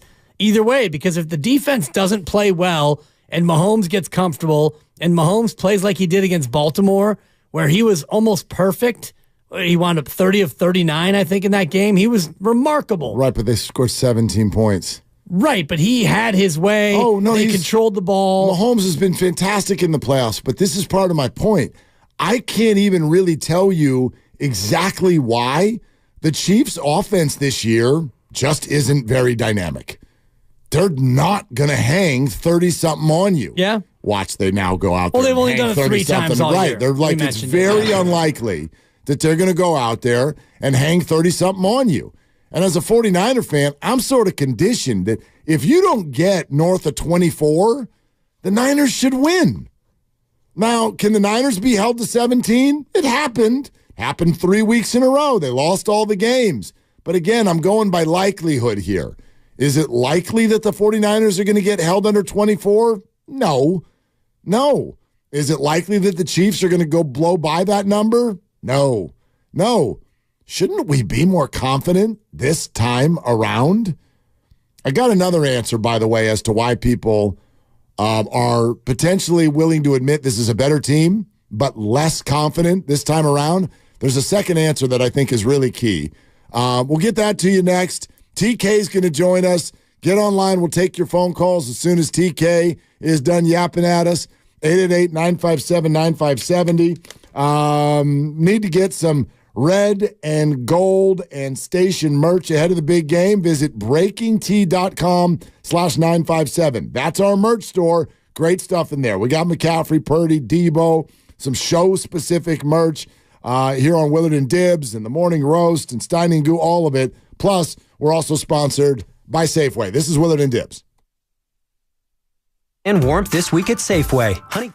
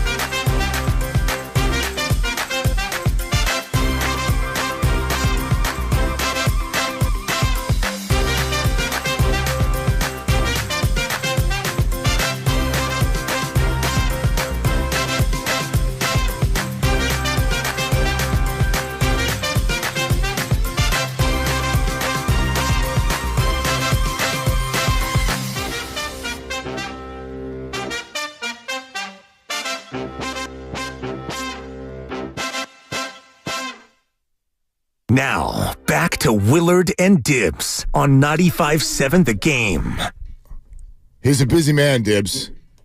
Lucas, yeah, our producer. No, Lucas is not busy. He's not busy. I'm still trying to figure out what he does. I do know what TK does. Tim Kawakami, The Athletic, and the TK Pod, part of the Odyssey family. He doesn't miss a big moment. No. We saw you standing next to Jed York like a big muckety muck yesterday there, Tim. Yeah, apparently a lot of people saw that. Yeah. It was me and Jed together. That's what it was. It was kind of our joint press conference there. We decided that we had to say some things. It's just hilarious what people react to. Like, I'm just there talking to him afterwards, but people seem to react to my reactions to Jed York. That was the big news. Yeah. Of my facial I thought you had great balance with your phone, the way you held it. You stepped back. I thought you had good elegance, good poise. It was well done, Tim. That's how you do it, man. The interviews, there's a style to interviews. It's just hilarious. It's funny. It's a group session. You're trying to just make sure you're in there. And I was not asking that many questions because I was going to talk to him afterwards. So people may view it as they view it, but that's the inside look at us standing around talking to Jed York. Perfect. There it is. Tim Kawakami joining us on the Boxer and Gerstein guest line here on Willard and Dibbs. What'd you make of it, though, Tim? Jed doesn't talk a lot. So this is both a question of why did he choose to speak now, and what did you make of what he chose to talk about? Well, he's talked before every Super Bowl in different, like in New Orleans way back when. He talked during the week. The last Super Bowl 4 years ago, he talked to the same kind of thing. He dropped in the media room the week before. So this is kind of standard. There's requests for him. I had put a request in for him. I'm sure I was by far not the only one. So like John Lynch talked today, obviously John talks more than Jed, but you kind of run your guys through the week before, and instead of backing everything up into this crazy week coming up in Las Vegas. So there was no surprise he's talking then. And it's a good time to talk. He is at time. He told me, like, he was on my podcast, I think last year. He doesn't want everyone to look at him like, "Hey, you're doing something." No, it's Kyle Shanahan and it's John Lynch. You kind of get that approach. He's around. You can see him, but this is a good time for him to kind of like, what's happened here? What do you think's been successful? You look back on some failures. I talked to him, of course, about Jim Harbaugh, just the coincidence of Harbaugh having his intro presser at almost the same time that Jed was talking yesterday. Just kind of, he runs this place. He's the one who hired Kyle Shanahan. He's the one who's signed off on all these moves. I think it was a good time to have him talk about that a little bit. As he's the owner, he can say some things that other people can't say about how, Shanahan told him early in training camp last year that their young last pick of the draft was actually their best quarterback. That hasn't actually been said like that by anybody. Kyle Shanahan has kind of hinted at that. He strongly hinted that to me beginning of this year, but the owner can go ahead and just say it. Other things that I think there was perspective out of Jed that maybe it's been developed over the years. There's kind of he didn't say we have to win, or the whole thing's over with. He had some, context, some patience. And I think that's the bigger picture here. Like, you didn't get here by your crazy moves. You got here by your calm, thoughtful, kind of thought out things. And that included, finding your way to Kyle Shanahan and John Lynch. It took a while, right? Fired Jim Harbaugh and ended up with Jim Tomsula. That did not work out. Then that led to Chip Kelly. That did not work out. And kind of through that process, learning process, painful process, whatever it was, all those things, he got to the right place. He got to Kyle Shanahan. He got to John Lynch. This is their second Super Bowl they've been together. Maybe it's their first championship. We'll see. But it's not terrible for the owner to talk about this. Right now, kind of away from the super glare of what's going to happen. You don't necessarily want to see 1,000 media people in Vegas. You kind of want to do it in front of the local people that and that's what that was yesterday. Is part of what he went through what has led him to be less vocal and less omnipresent in terms of being a vocal owner? Yeah, I mean, you have to hire the right people, right? I mean, he was popping up all the time because he had announced firings, and then he had announced a hiring, and then he announced the firing, 11 months later. You don't want to be that visible because you're coming out and it's always, in terms of failures, in terms of restart, in terms of here's what we got wrong and here's how we'll do it better. You hire the right people, and, you don't always know you're going to. It turns out they did finally with Kyle Shanahan and John Lynch. And then you don't need to say as much because guess what? They're the ones running it. They're the ones speaking, about what they've done, explaining what they've done and where they want to go. You hire them to do that stuff. Now, I think the owner should check in sometimes. I think we should hear from the owner for the big picture stuff. Not all the time, but some of the times. But the main people who are talking, who are explaining, who are doing stuff are the general manager and the head coach. And when you hire the right people, the owner does not need to speak that much. I mean, again, I always appreciate when the owner speaks. I always appreciate when Joe Lacob speaks, believe me. But this is set up, this franchise is set up for John Lynch and Kyle Shanahan to speak for the team, and they are the ones who do. Tim Kawakami with us, Willard and Dibbs. You've been down there talking to everyone, gaining perspective after these two playoff games. So, Tim, I want your perspective. What's up with the defense? It's not playing that good. They have played really well when they've needed to, but the yards, especially the rushing yards, has been, I think, a shock to them. It's been a surprise to, I think, all of us who follow this team. They have been a very good run defense over the years, recent years at least. And they gave it up to Detroit for sure. I think there's some issues on the perimeter for sure. I think Talanoa Hufanga's injury, now I hadn't really thought about that, but there's a run stopper, that safety who is a run stopper, who fills the right lane at the right time. They don't have that. I don't think Gibson and Jair Brown and or Logan Ryan have played poorly, but we've all seen the replays. There's been some missed angles. that changed the 15-yard gain into a 50-yard gain, maybe, or an 8-yard gain into a 20-yard gain. That doesn't always happen with Hufanga, or maybe that's even a forced fumble. I think Chase Young instead of Cleveland Ferrell, which has happened late because of Ferrell's injury, has been a difference for sure. And, just a couple little things maybe because they're not dominant. They're just, solid. And then you take a couple pieces of that and you add lesser pieces and you go against teams that are game planning brilliantly, as Detroit did on the 49ers, then you maybe have some issues. So I just think that there's, it's not been the team that we've seen over the years, but it's also not the same players maybe is part of it, at least two of them. And the guys are out there just have to play better. There's been some moments where they have not played extra hard, and that's surprising. And they're talking about that this week. That's just not, as John Lynch said, it's non-negotiable. Effort is non-negotiable. And it's been negotiable for a couple plays, a couple huge plays recently. That's just part of a team that had a defensive unit for sure that has not played as well as it should. If it doesn't play very well in the Super Bowl, I think the Chiefs are going to win. It's just simple as that. I think they know it. We don't know what's the result's going to be, but I think what's good about this game for them, good or bad, is that they know they have to play their premium game. They cannot play a B- C+ game, and I think they've played B or C games in the NFC playoffs, which is amazing that they've gotten through it. But playing by far not their best, and that's offensively and defensively. Brock Purdy rolls out, a span like he did in the first half of the last game or most of the previous game.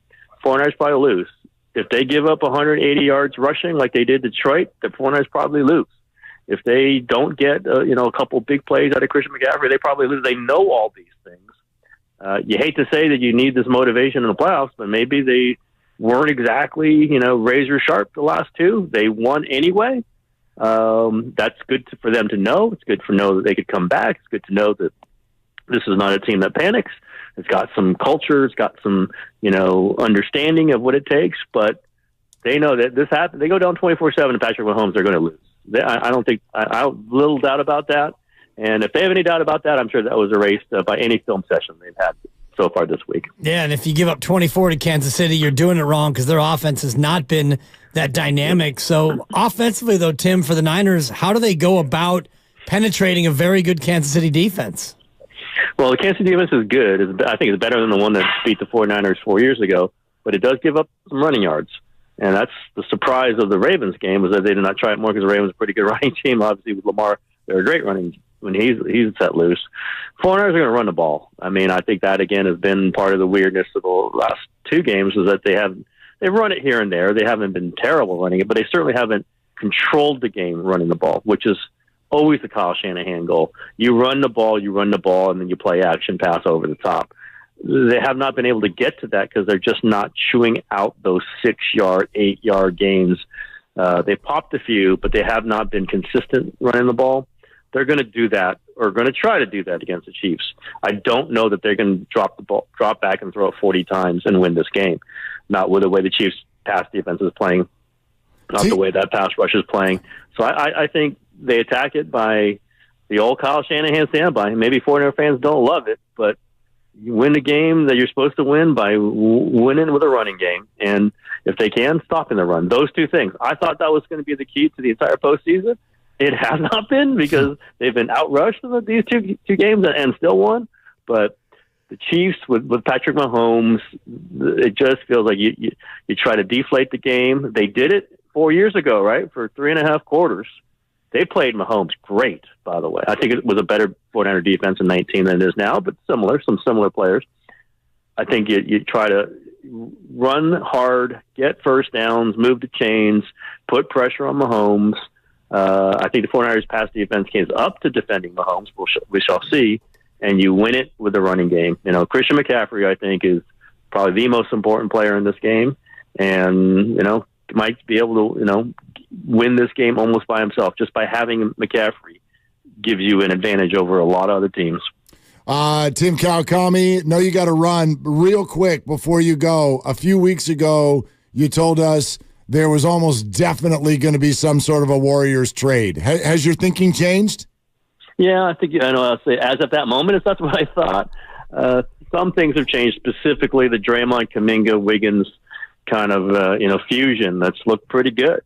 I think there's a chance of a trade, maybe a pretty good chance of a trade. I don't think it's as major as they were looking at a few weeks ago. I think they were going to, a few weeks ago, they were ready to trade Wiggins for almost anything. But things change, right? You have to judge what you've seen recently. That's what you've got to judge things by. Wiggins has played better. I don't think they trade Wiggins just to trade him anymore. I think they were ready to do that a couple weeks ago because you couldn't play him with Kuminga. And if you can't play him with Kuminga, you must play Kuminga. But now that you can play them together, I can see them going through this maybe with a minor move here or there, nothing major. We'll see. If they get a great offer, they'll do it. But they're not trading Kuminga. And I don't think they've got great offers for anybody else on the roster. And they're not trading Curry. So I don't see the major move right now that I was thinking a few weeks ago. But again, that was a few weeks ago. Their games were played. Lineups were shuffled. I think the commitment to Kuminga kind of has settled that down right now.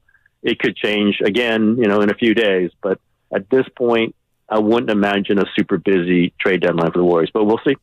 Always great to have you, my friend. Thank you so much for doing it. Yeah, guys, anytime. All right, there it is. Tim Kawakami, the TK Pod, part of the Odyssey family, The Athletic, joining us here on Willard and Dibs. So, yes, the chances of a Warrior trade have gone way down, and I sort of like where the discussion is going with regard to the 49er defense. Like, I think you acknowledge both emotions right now at the same time. Yes, 49er fan, nothing can get in the way of your joy. They're in the Super Bowl, but also, what the hell's going on? And Steve Wilkes today spoke did you publicly. see that? Yeah, he said it was embarrassing. Embarrassing, Mark. Use that word. Use Embarrassing. it. Yes, because it is.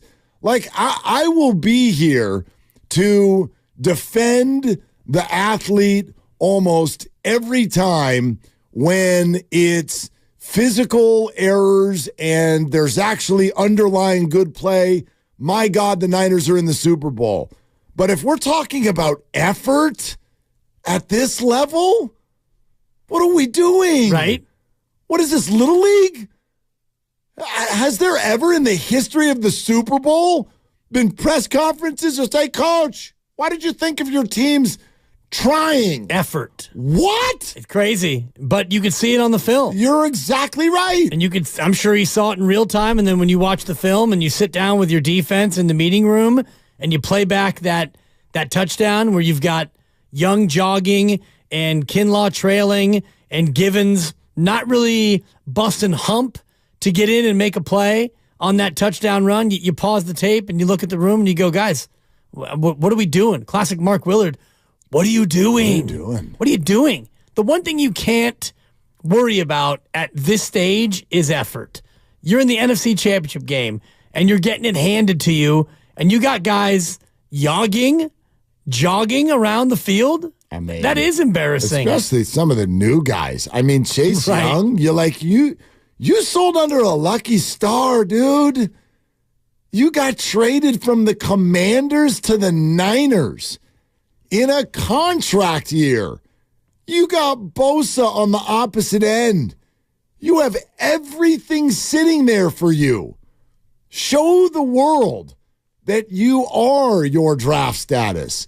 Show the world that you're worth what you think you're worth on the open market next year. And instead, you're putting that on tape, high-fiving Jahmyr Gibbs as he waltzes into the end zone? You got to be close to him to high-five him. What are you doing? Yeah, seriously. It's crazy. And the Niners do, I'll give them this, they do a great job of no matter what happens, that press conference comes around in a couple days, and their vibe is like, we're chilling. I got Yeezys on. We all get along. Here's George. He's funny. Here's Fred. He's really an elder statesman. Here's Nick. Brandon, he's really mellow. He's very quiet. Here's Brock. He loves Jesus. Here's Brandon and Debo. They're cool. Okay, we're all chilling. I don't really buy it. I think there is some stuff going on behind the scenes right now where people are getting verbally undressed in meeting rooms. I think there is concern all over the place in terms of how the hell do you put that on tape in the NFC title game? And by the way, I'm even going to point out my guy. He's had a hell of a week of like, wow, NFC championship comeback. Right. But you've looked bad half the time in these playoffs, Brock Purdy. Yeah, Tim actually mentioned it. And the 49ers are probably wondering why. Right. He's not the guy. He has not looked like the guy that we saw for the majority of the regular season. Green Bay, we all want to say, well, it was wet ball and bad conditions. But Detroit, you didn't have that excuse. And the first half, and Tim was talking about giving your B or B minus effort. Well, they played a D minus first half, and they probably played an A minus second half, both sides of the ball. And you can't do that against Kansas City. And I'm with Tim. If you're down 24-7 to Mahomes at the half, he's not letting you back in. This is not the Detroit Lions, and we're going to bite kneecaps and go for it on fourth down. This is a situation where you can't fall behind Mahomes by 17. No. Well, I mean, in general, you can't fall behind anybody by 17. Right. You don't fall behind by 17 and win the football game. By the way, I don't think the 49ers are going to do that. It's not like they've been making a practice of falling behind by 17. That was one game, and the Lions do have a phenomenal offense. But there are some underlying things here where people are doing uncharacteristic stuff, and I think it has something to do with why the 49ers in the playoffs have been good but not great. We can all admit that. They have not been the absolute best version of themselves. Let's be real. If this matchup had been handed to odds makers 3 weeks ago, no one's played yet, okay? Or even give the Chiefs their win over Miami in the Ice Bowl, whatever the hell was going on that day. Niners haven't played yet. They're the 1 seed. If you had said, okay, Vegas, give me your faux spreads based on these matchups, what happens if it's Niners-Chiefs? Yo, that spread's 5.5. Yeah, I was thinking 4.5, but you're probably right. That spread's 5.5 is my bet. And now it's 2/1.5. Yeah. And it's because of the stuff we're talking about right now. Well, it's because of both sides, because Kansas City went to Buffalo and won. Fair. And then they went to Baltimore and won. And the way they won against Buffalo, it wasn't flukish. They were trading punches. Back and forth they went until the fourth quarter when things tightened up. Buffalo gave them one. Kansas City coughed one up. Buffalo missed a field goal and you escaped. But then you went to Baltimore and you handled the number 1 seed. I mean, you handled them. They scored a touchdown on their opening drive. Baltimore did, and scene. That was it until the very end of the game where they took the 3, knowing they needed a 3 and a 7. Yeah, I mean, they did. They gagged some stuff up. Obviously, I mean, the one that stands out to me, Zay Flowers, fumbles at the 1-inch line. Yeah. But, you know, that's part of the deal, and it was a good play made by the Kansas City defender. I'd love to take your phone calls on anything we're discussing. Big Mike is in Alameda. Hey, Big Mike, what are you doing? Hey, man, just listening to the logic that you guys are distributing out. Thank you for taking my call, and happy Friday to everyone. Yes, yes. I really don't have much to add. I think the last segment before you guys were speaking about what's going to be the difference in the game, and I just have 4 small points. I think coaching is obviously going to be the major difference, because I do think both teams are equal in talent and in personnel, but it's going to come down to a time period where Shanahan's going to get into a gray area where he's unfamiliar, and his reputation is to panic, and I'm hoping that he can overcome that. I do believe that it's also going to come down to turnovers and penalties. Hey, Big Mike. Mike, can I ask you a question? Give me an example of Kyle Shanahan panicking. Well, I'm referring to the 2016 Super Bowl with when he was with the Atlanta Falcons. Okay. You know, he might in a situation where he needs to run with McCaffrey, and he might pass, or he might do the other where he may have to pass the ball and he runs, situational football like that. 3rd and 1 calls, maybe 3rd and 5, 3rd and 8, things like that, getting out of 3rd downs where, a solid play can get you out of that situation. That's what I mean. You know what I mean? Because he panicked, in 2016. And I do believe that's what everybody, all the fans are worried about, his reputation. And Andy Reid has been there. Yeah. You know what I mean? And they've been there. Well, I mean, obviously, Kyle's been there, too. They've been there together. Big Mike, thank you very much. I'm glad he said that. I listened to Guru and Evan do a whole segment on this as well. And I just was burning to get in here and ask everybody a question. Why don't you trust Kyle Shanahan? I'm not talking to everybody. A lot of you do. A lot of you have arrived at the same place that like every quarterback he's ever worked with has arrived at. I would love genuine answers to this question. Why don't you trust Kyle Shanahan? Like the point that was just, he panicked. No, he didn't. No, he didn't. He dropped Matt Ryan back, and Matt did not throw the ball away when he could have. We can do hindsight 2020 on every play call ever. This is my favorite one. Well, in 2020, Mark, the score was 10-10, and it was almost halftime, and he turtled up, and he didn't get aggressive with Jimmy Garoppolo. And I'll go, okay, do you think Jimmy was a good quarterback? Well, no, I don't think Jimmy was. Okay, then you just answered your own question. I sort of talked about this a week ago. Does 4 trips to the NFC title game in 5 years not earn your trust? Yes or no? Why don't you trust Kyle Shanahan? It's wild to me. It's absolutely wild to me. So Football Friday, brought to you by Flag and Anthem. And we're presented by Fremont Bank. Full service banking, no compromises. Let's take some calls on this. 888-957-9570. It's Willard and Dibbs. The Road to Vegas is brought to you by Zenni, the official eyewear of the San Francisco 49ers. Shop from over 3,000 styles at 80% off retail prices exclusively at Zenni.com. Stock up on season.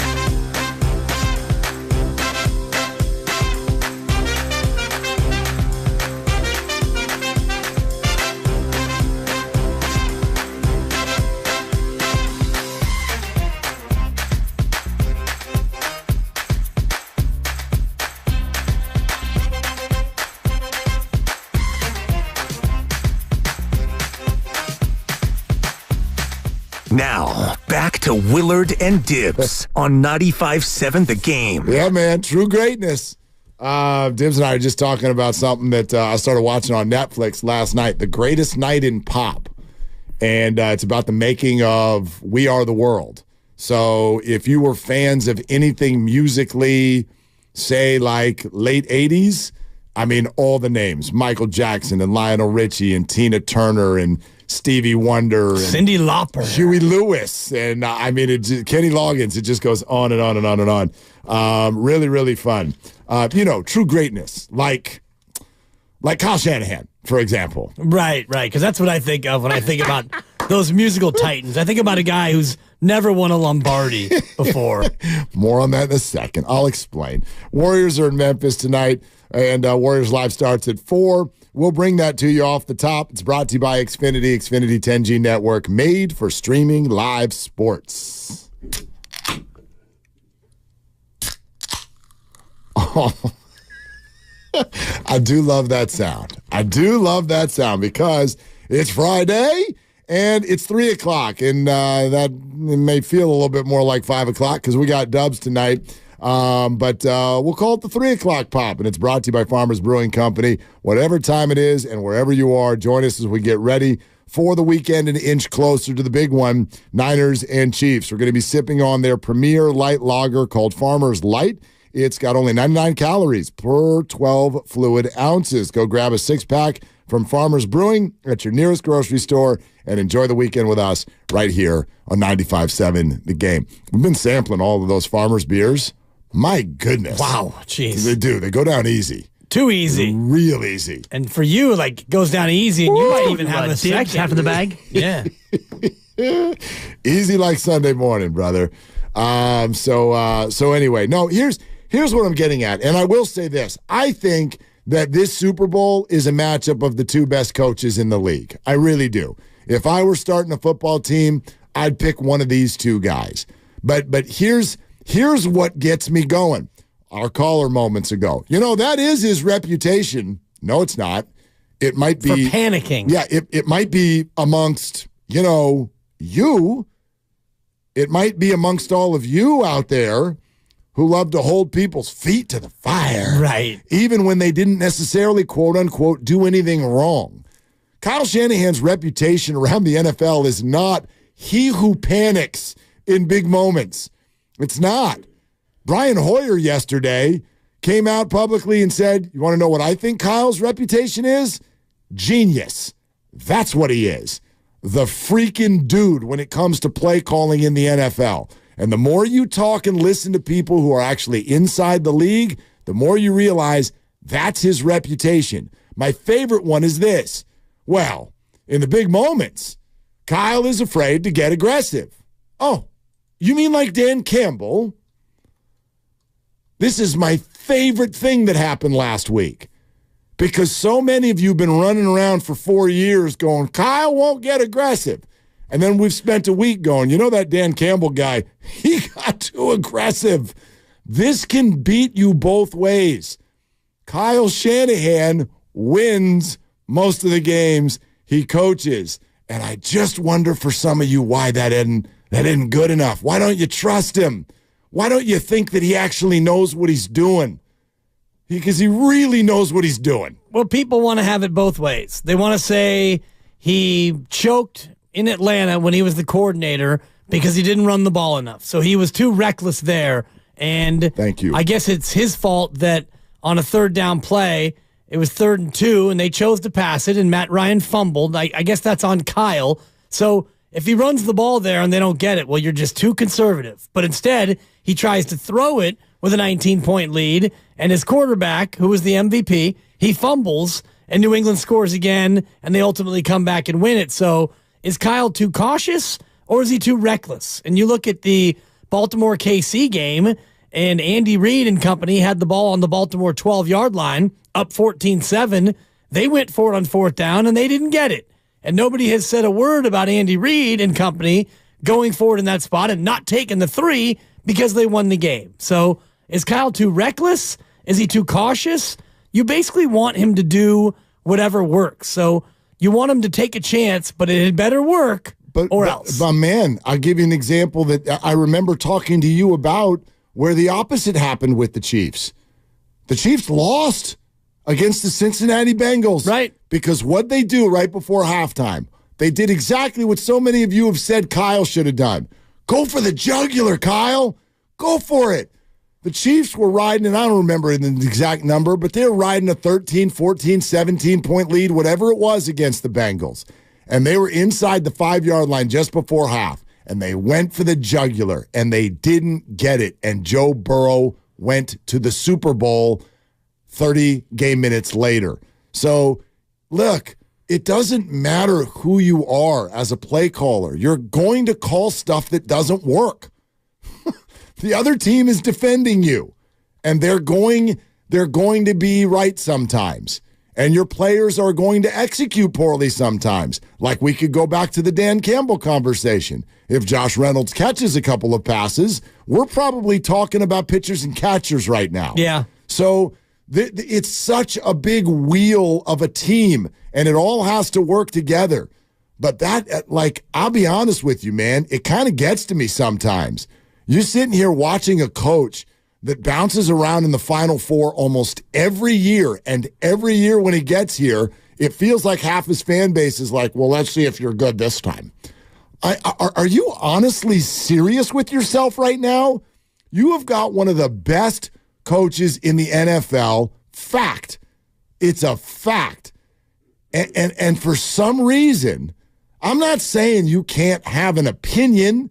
That's fandom. You can look at a game like we all did against the Packers. Dude, run the ball more. But, there's something more on a fundamental level here with Kyle Shanahan.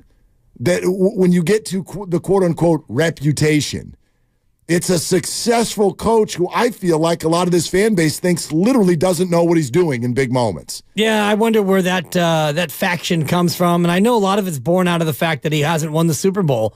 And his teams have been good enough. And he's been good enough to get close or get there now for the second time.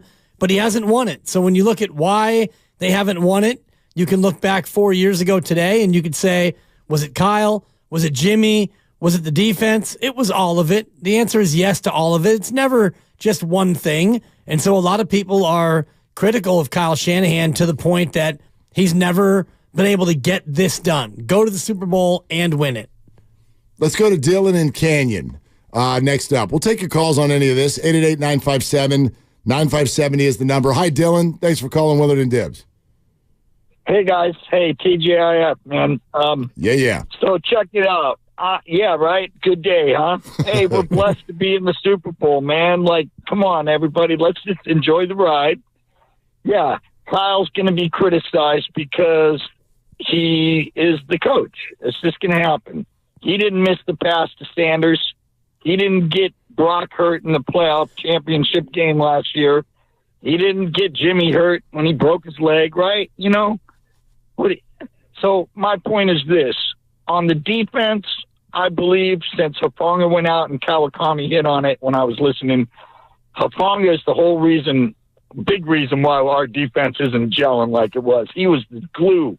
That man, right? Don't you think he was flying everywhere? Dylan, I wonder what y'all think about that because I mean, I love Hufanga as a player. I also know that we were critical of him with how he was playing in recent weeks or even going back to last year before he got hurt. He's a phenomenal player, but he's also a big risk taker, and at times he would over-pursue, which is actually what happened in his position, for example, when Aaron Jones broke out on a 52-yard run. It was an over-pursuit out of the safety position. So put it this way. Do I think the Niners are worse off because he's gone? Yes. Do I think he's the linchpin to the whole thing? I have a hard time buying that. You know what I mean? Yeah, no, I get you, and I hear that for sure. It takes the whole team to gel. Bosa kind of had a down year, even though his mom said he didn't. I still think, the stats weren't there. So, That's a hilarious statement. That's such a funny statement. I think Bosa had a down year, even though his mom said he didn't. But she's great. That was awesome yesterday listening to her. So You guys, I appreciate you guys, the work you do. And, I think we're all just blessed to be in the moment and go, we've had all these chances.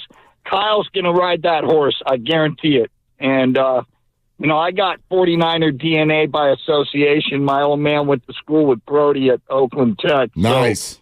So, I've been a fan since I was a kid, okay? And I'm ready. 94 was a long time ago, so let's get it done, right? Amen. Dylan, 9 days from today, Dylan. Have fun, man. Have fun. Enjoy it. Yeah. You know what? It's funny when you say that. It's like, 9 days from today. And then you're like, 9 days? 9 That's more forever. days? That's forever. Like, this is the first Friday where we're heading into the weekend and there's there's a Warrior game tonight. Yeah, that's going to be fun. Which is great, but like they're playing better. No football. Don't we have flag football on Sunday? We do, although the Pro Bowl. No, it's shaky with the flag football because the weather report Sunday is out of control. No, I mean the actual NFL flag. Oh, that football. flag football. Yeah. Oh no, you're not playing. We're not playing? Oh no! Like Sunday's supposed to be like I know, atmospheric river but times it's also 2. it's changing every hour. I get that every hour. Like this morning, they're like, "Okay, rain's done," and I'm like, "Cool." And I ran an errand, and I got back, and like 2 minutes after I got back, I looked outside and I went, "What the hell is happening?" It's back. It looked like a waterfall was happening out the backyard. So I don't know what the hell is going to happen, man. I'm just glad that the next Niner game is inside. Exactly. That's all I care about. I would love for it to be this Sunday, and 9 days does seem like a lot, but next week we'll get a good dose of that Super Bowl hype, and we're doing our own sort of Super Bowl show here from 2 to 6. No doubt. Yes. If you don't know what Dibs is talking about, we invite you to join us for some unique stuff next week because there will be 3 eastern half of the United States Warrior games, Monday, Wednesday, Thursday, that would normally we would kick it over to the game and then, we would go home and eat chips, but that's not what we're going to do this time. We might still eat chips, but we'll just do it on the air. So we're going to give you, the listener or the viewer, in this particular case, 2 options, which is you can, of course, listen to the Warrior game and Warrior countdown coverage and all of that on 95.7 The Game, or kick it on over to the Willard and Dibs Super Bowl party where you'll have extended coverage, commercial-free, and, a little bit looser maybe. We'll try some different things, and that'll be on the Odyssey app and on YouTube and Twitch. So if you don't have those things downloaded or you've never viewed or taken in the show that way before, this is a good opportunity to do it. Because we're going to have some unique stuff for you coming up next week. Again, that's Monday, Wednesday, and Thursday in the second half of our show, essentially. It'll be fun, and look forward to getting some feedback on the YouTube and the Twitch pages and getting some of your comments in there a little bit more prominently. But think about the excitement heading into a week from Sunday, Mark, and it's almost 9 days to the minute when that game's going to kick off. Oh, my gosh, that's right. 3:30, right? Yeah. And time goes fast, but time also goes slowly as you get ready for that game. I'm going to be nervous. Yeah. Super Bowl, the start of the Super Bowl is like a super nerve-wracking thing. And I think about the quarterback matchup here because Patrick is like, this is what I do the second Sunday in February. Right. And Brock is going to be like, wow. I'm in the Super Bowl. I think he can handle it. That's what pro athletes do. Yeah. But I worry in the first quarter about, kind of a wobbly mistake, a feeling each other out mistake on the 49ers side. Yeah, I don't worry about that. And maybe it's because of what you shared either late last night or early this morning. I saw it this morning, but the Connor Letourneau article from the Chronicle when he goes back to Arizona and interviews his former coach and his former teacher and his high school buddy and all the rest of the community out there 40 miles southeast of Phoenix. And you get the sense that this kid is special, and he's been this way for a long time. So as much as, yes, it's the Super Bowl and there will be some adrenaline, I think that Brock Purdy, the person that this article laid him out to be and the person that we've gotten to know, I think he's cut out to tune out all the noise and the hype more than anybody else. You're probably right. I mean, look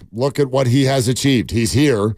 Right. It's not like last week wasn't nerve-wracking. It's not like being down 24-7 in your own building in the NFC Championship isn't nerve-wracking. And he handled it fantastically. He's gotten better in the second halves of these football games. By the way, that's the other thing that's sort of like I feel like is a slap in the face to Kyle Shanahan, in that a lot of people are getting ready for this game and detail, oh boy, he's going to be conservative at the wrong time. And I'm sitting here after 2 football games of going, Kyle just did what a lot of you have been saying for years he can't do. He just did it. He just did it. Back-to-back games in the playoffs, trailing in the second half. And here he comes for victory. This is supposedly the bugaboo. And so whenever there's been that line of people being like, yeah, Kyle Shanahan can call a play, but when he gets down, what about that? Well, what about that? What about that? Where's the mea culpa on that one?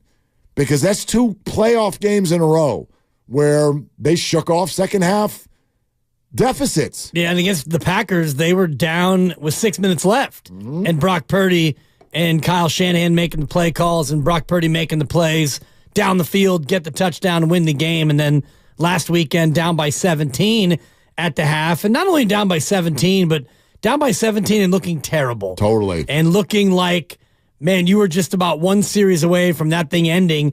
And even though you had a very Kyle Shanahan-like opening drive in the second half and you go down the field, it's a run-pass mix, you had to settle for 3.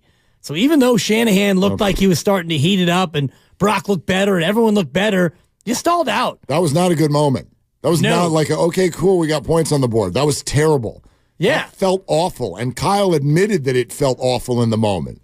It was like, we'll take the 3 because we have to, but this is not good. Right. That's not going to go well for us. No, and it wasn't until the Lions go for it and don't get it on 4th down. Then you go down and you score again, and then you kind of feel like, okay. Now we're in the game. Right. And then one play later, you're like, oh my gosh, we're going to tie the game. Exactly. So, yeah, it happened quick. But to your point, Kyle and company did something that everybody had said they can't do. And we said it for good reason because they hadn't really done it before. And we've talked to many experts who say, this team, this system is built to lead, run, and win in that fashion. This team is not built to do what they did last Sunday. Clayton in the Yoon is next up here on Willard and Dibs. Hey, Clayton, what's up? Hey, guys, how you doing? Thank you for taking my call. Yeah, man. I listen to you guys every day. Definitely on that 2 slot's my favorite slot because that's when I'm coming home. But, all these Niners fans just don't remember what it was like with Singletary and back when we were not very good.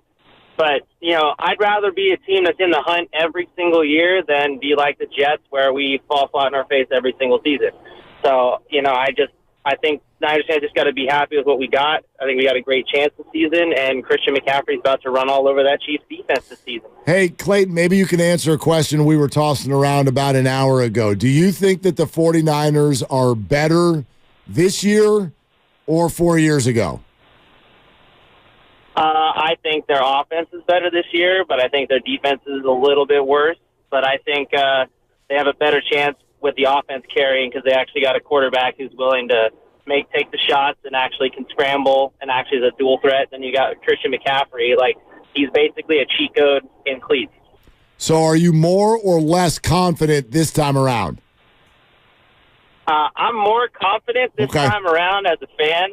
But I definitely Mahomes has you got to give him his respect because he is Showtime Mahomes. That kid is just incredibly good. No doubt. Clayton, thank you very much. I mean, the other thing that I think is going on as far as the dynamic, like you brought this up, we were talking about maybe the 49er fan who thinks this year's team overall, the net is that they're better, but they're feeling less confident is kind of a PTSD thing because of 4 years ago. Yeah. It's also the fact, though, that team, flawed though it may be, and many, many 49er fans lacked confidence in Jimmy Garoppolo. I wasn't necessarily one of them, but Jimmy was a different experience than Brock Purdy.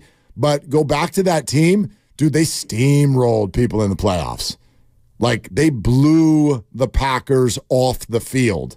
And the Vikings the week before, 27-10 was the final. Didn't feel like a blowout, but it felt under control the whole time. And so it's just that. It's also that. Like, that 49er team swaggered into its game against the Chiefs. The Chiefs also at that point were not quite the Chiefs yet. Like, they didn't have as much shine on them. So I think that has a lot to do with it. I think we look at this roster and go, this is a better roster, but in the playoffs, they're not performing nearly as well as that team did. Right. And does it really matter when it comes down to one game? We'll see, because that team, to your point, came in with a lot more momentum. If there is such a thing with a 2-week break in between games, they were favored by 7 over Minnesota. They covered. They won by 17. This year, the Niners were favored by 10 over Green Bay, 9.5-10, and had to fight to even win the game. The Packers were 7-point dogs against the Niners 4 years ago, and the Niners were up 27-0 at the half. Yep. And they put that thing in cruise control. This time you were 7-point favorites over the Lions, and you were down by 17 at the half. So definitely a different feeling as far as the playoff journey going in, but it doesn't mean that with a 2-week break, any of that matters. I think momentum matters less in the Super Bowl than in any other game at all. I agree with that. It does feel sort of like a whole new start. It's like a bowl game. The whole thing, yeah. I mean, it is a bowl game. It is a bowl game. You know what I mean? Like a college bowl game where it's a bowl game, except for there are people there. And it's super. It's a super kind of game. And it's not brought to you by FedEx or whatever. I hope they never do that with the Super Bowl. They're going to do that, aren't they? One of these days. It's going to be like the Applebee's Bowl. Eventually. Or something like that. If the price is right. I never thought they would do that with the Rose Bowl, the granddaddy of them all. But now even the Rose Bowl has a sponsor. College football sold everything. Of course. Including its soul. Yeah. I mean, I don't know if you saw the news of today. 10 seconds on this. SEC and the Big Ten, all the dignitaries are getting together for a meeting. Want to know what they're discussing? I can tell you. They won't say it this way. The downfall of the NCAA. Those two conferences are like, we'll take it from here.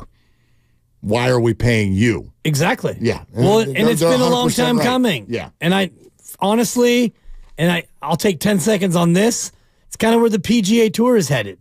Because, That's a good point. You know, pretty soon, these players, the defectors to live and the other players who are stuck on tour, they're going to say, we'll just have our own tournaments. Yep. What do we need you for? Love to take your calls. Rich, Gloria, the rest of you. We're coming to you in a moment. Warriors Live is a half hour away. Warriors on the East Coast next week, but it's Super Bowl week, so we are not going to let you down. We're not taking any days off. Warriors Live and the Warriors games will be on the radio, 95.7 The Game FM, while we continue live on the Odyssey app and our YouTube channel, Monday, Wednesday, and Thursday next week, right here on 95.7 The Game. And we're sponsored by Safeway. It's Willard and Dibbs. Find savings on freshness and warmth this week at Safeway. Honey Crisp apples and navel oranges just...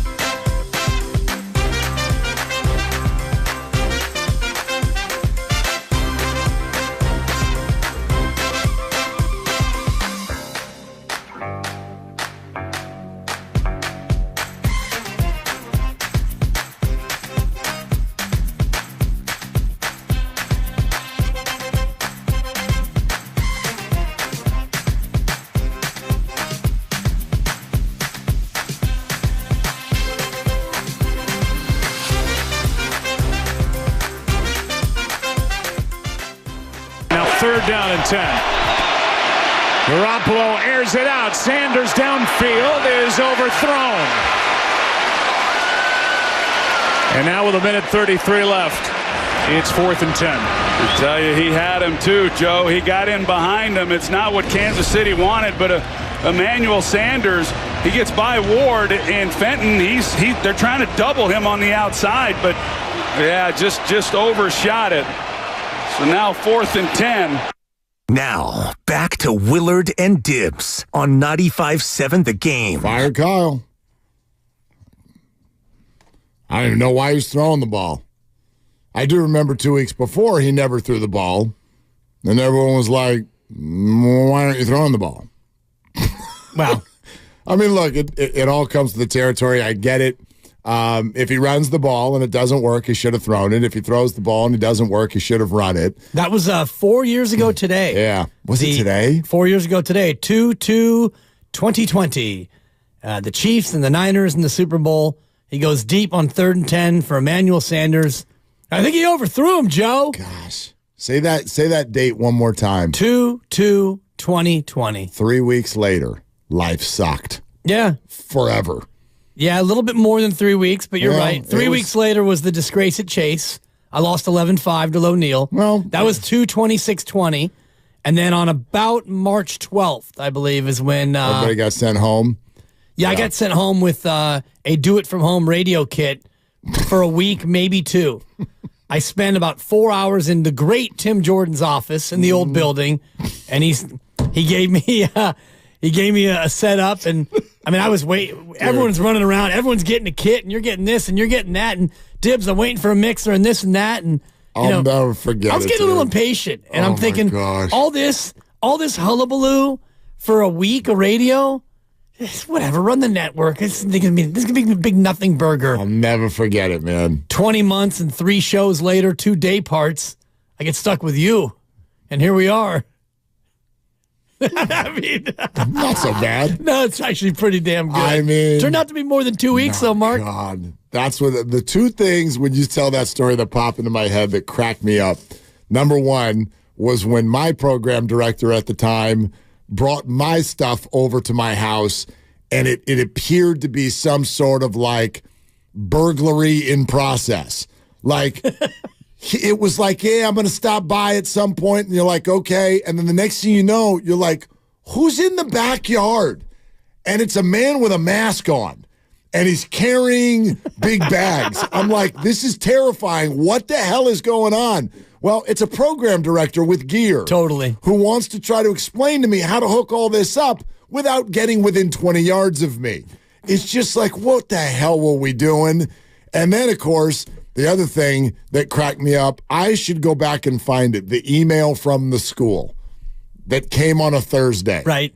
And was like, look, we're gonna do it from home on Friday. We're going to get this figured out over the weekend. And we'll see you on Monday. We'll figure it all out. Just give us 48 hours. Right. And we'll get, we'll move some things around and everything will be okay. And we'll see you on Monday. And my daughter, for instance, who was in 5th grade, never went to that school again. Yeah. That was the end of that. My son, who was a junior, basically had his entire high school ended. Yeah. I mean, I'm glad we can laugh about it now, kind of, sort of. Yeah. Jeez. That was 2-2-2020 Super Bowl. And, we had no idea at that moment. The month started with such optimism. Right. And it ended with the worst pessimism that we've ever felt in our lives. Pretty much. Well, ended with me getting bronchitis on the heels of an 11-5 beatdown by Loneal. Go to hell, Dibbs. Yeah, go to hell, Dibbs. And we did. We all did. Seriously. We all did. Let's go to Gloria in the city.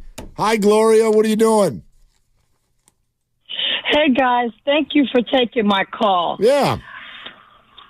What I want to say here, and I want to get this out of my head, the keys to winning for the Niners is that they have to win more often than not in the trenches.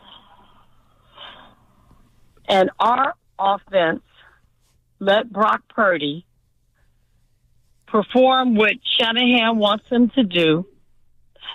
Take what the defense will give you, and the rest Purdy can improvise. Continue to dominate with time of possession and give Mahomes less opportunities to be great. And if we can master this, we'll win this, because some of Kansas City's deficiencies perhaps will come up. Like, for example, them having issues with their wide receivers throughout the year. It's just been the past 2 games in the playoffs that they came through. But if we can show dominance, maybe some of those deficiencies will appear with Kansas City. What are your thoughts? Well, Gloria, I think that you're onto something here. Appreciate the call. This is kind of what I think might help the 49ers. I think their defensive backs can hang with the Chiefs receivers much better than the Packers or the Lions groups. I know the Packers group is not known that well yet, but they are young and fast, and they are on the come, big time. The Lions group is known pretty well, led by Amon-Ra St. Brown. That's a very dangerous core of skill position players on that team. I'm not taking shots at the Chiefs group. Rashee Rice, nice player. Isaiah Pacheco's a good running back. But I really think that the 49ers defensive backfield can hang with this group, the Valdez-Scantlings and the Sky Moores of the world. If he plays, yeah. If he even plays. Justin somebody, whatever the hell their names are. Justin Ross. Thank you. With a Y. Yeah. Like, you can hang with them a split second longer. I really think you can.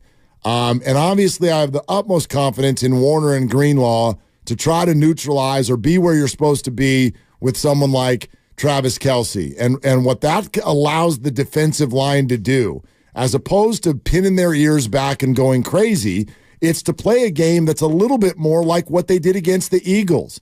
If the running backs are not gashing you out of the backfield, and you're putting a team in passing downs, and you're able to cover in the secondary, not only do you allow time for your pass rush to get after Mahomes, but he moves so well, so you also have to have gap responsibility at a very high level, which is what they did with Jalen Hurts. They're capable of doing this, and keep him from heading out around the corner and gaining 12 to 15 yards on these scrambles. If they can do that, if that defensive backfield, if Ward can just say, Rice, I got you, and Lenore, and God bless Ambry Thomas, if he could play a freaking football game that's just okay, then I think that this defense has a really good chance to look a little bit more like what we expect it to look like. You left out the biggest matchup, and that's going to be who guards Travis Kelce. And we can get more into it as the week goes on. I mentioned it. I trust Warner and Greenlaw to be where they need to be. I don't know if that is the way you can approach it.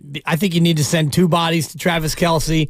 I don't know if, Fred Warner, Dre Greenlaw, better in run support and better in zone coverage than they are man-to-man. I don't know if anyone can stick with Travis Kelce man-to-man, so maybe you end up playing more zone than you did in the second half against Detroit.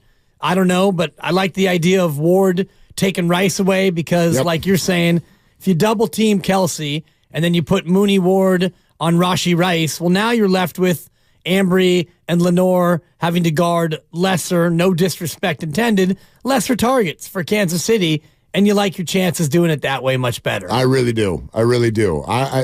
Listen, this is not my expertise, but I've watched Charvarius Ward, particularly when the Niners take on the Seahawks, for example. Just put him on a DK island, and he handles it. Now, part of that is strategic because the 49ers like to get physical with DK, and they like to get him off of his mental game because he loses his bananas, and it works every time. Rashee's not like that. Although we are still just getting to know him, he's a pup, and he's turned into a really good receiver. But Charvarius Ward, the former Chief, is going to have every single piece of motivation he needs in this game, and I would have confidence in that matchup in the backfield. If I'm Kansas City, I'm going to go with a lot of 4 wide receiver sets and just try to air it out. Use Pacheco certainly on the ground when needed, but I'm going to try to make sure that the 49ers are in nickel or dime coverage as much as possible. I want as few linebackers on the field for the Niners as possible. So if I'm Andy Reid, I'm looking at it thinking, we got Kelce, and we're going to use Pacheco, obviously, but I'm going to go to 3 wides, maybe even 4 wides at times to make sure that if the Niners want to match up, they can only have 2 linebackers on the field at most. I do not want to see the Niners in a base defense because that's where they have a huge edge with those linebackers. Yeah, which is where they like to start at least. They like to get pressure with just that base four, and lately they've not been able to do it. So that's the chess match that obviously these great coaches on all sides are going to be conducting next week. Speaking of the defensive play of the week is brought to you by East Bay Law Practice. When you need the best defense, you need to call the Bay Area's top criminal defense attorney. Visit eastbaylawpractice.com today. We go back to last Sunday. The Niners trailing the Lions 24-7 at the break. The Niners get a field goal, then a failed fourth down conversion by the Lions. The wild Ayuk helmet catch followed by a touchdown, and suddenly you've got a one-score game. And then it was the play that tilted it back in the 49ers' favor. Tashaun Gibson flying through the line. Here is Gibbs. Up the middle, he runs into the wall. And the ball came out. Ball is loose. Who's got it? 49ers recover. That's Kevin Burkhardt on Fox. That's Eric Armstead, Johnny on the spot with the ball. And just a few plays later, McCaffrey into the end zone, a tie game, and everybody in the Bay Area looked at each other, and whatever thing had just changed in their room, they gave that thing credit for changing the game. Yeah, that was an incredible thing. And the hit, I didn't even really see the ball come out until you see 6 or 7 49ers jumping up and down, and then you're waiting for that moment where the referee runs in and you're waiting for which arm is going to elongate. Are we going this way? Are we putting up a 2 for second down? Or are we going to do the emphatic point? And then you see him point. It's like, all right, we got ourselves a ball game, ladies and germs. Oh, my gosh. That was the moment, though, where because you already knew the Niners were back in it. They're in it. The Niners are already back in it. You go for it on 4th and 2. You go down. Balls are bouncing off helmets. Ayuk, oh, my gosh. It's 24-17. And you're like, they're in it. You see that fumble. That was when I stopped and looked at the other people in the room and was like, oh, God, they're going to win. They're going to win. I couldn't even get through the sentence, Niners need a stop here. Right. I'm like, the Niners need, ball's out. I couldn't even The Niners need that. They need that. That's what they need right there. I wasn't even thinking 3 and out. Just keep the Lions off the scoreboard, and I'll take my chances with Brock again. Oh. I couldn't even get through the sentence, Mark. That thing was out. Unreal. What an experience, man. It was funny. I was on with Gianna and Nicole on KPIX this morning. And thank you. They asked, was that the greatest Niners NFC championship of all time? And I was like, well, hang on a second. Ladies, excuse me while I educate. Hold on a second. It was amazing. And maybe for a certain generation, Grandy, you can answer it. Is that your favorite NFC championship for the Niners of all time? Yeah, I mean, maybe you'd say yes. But I'm like, I don't know. There's this iconic thing called the catch. I think that's going to be hard to beat. Tough. By anything. Yeah. Ever.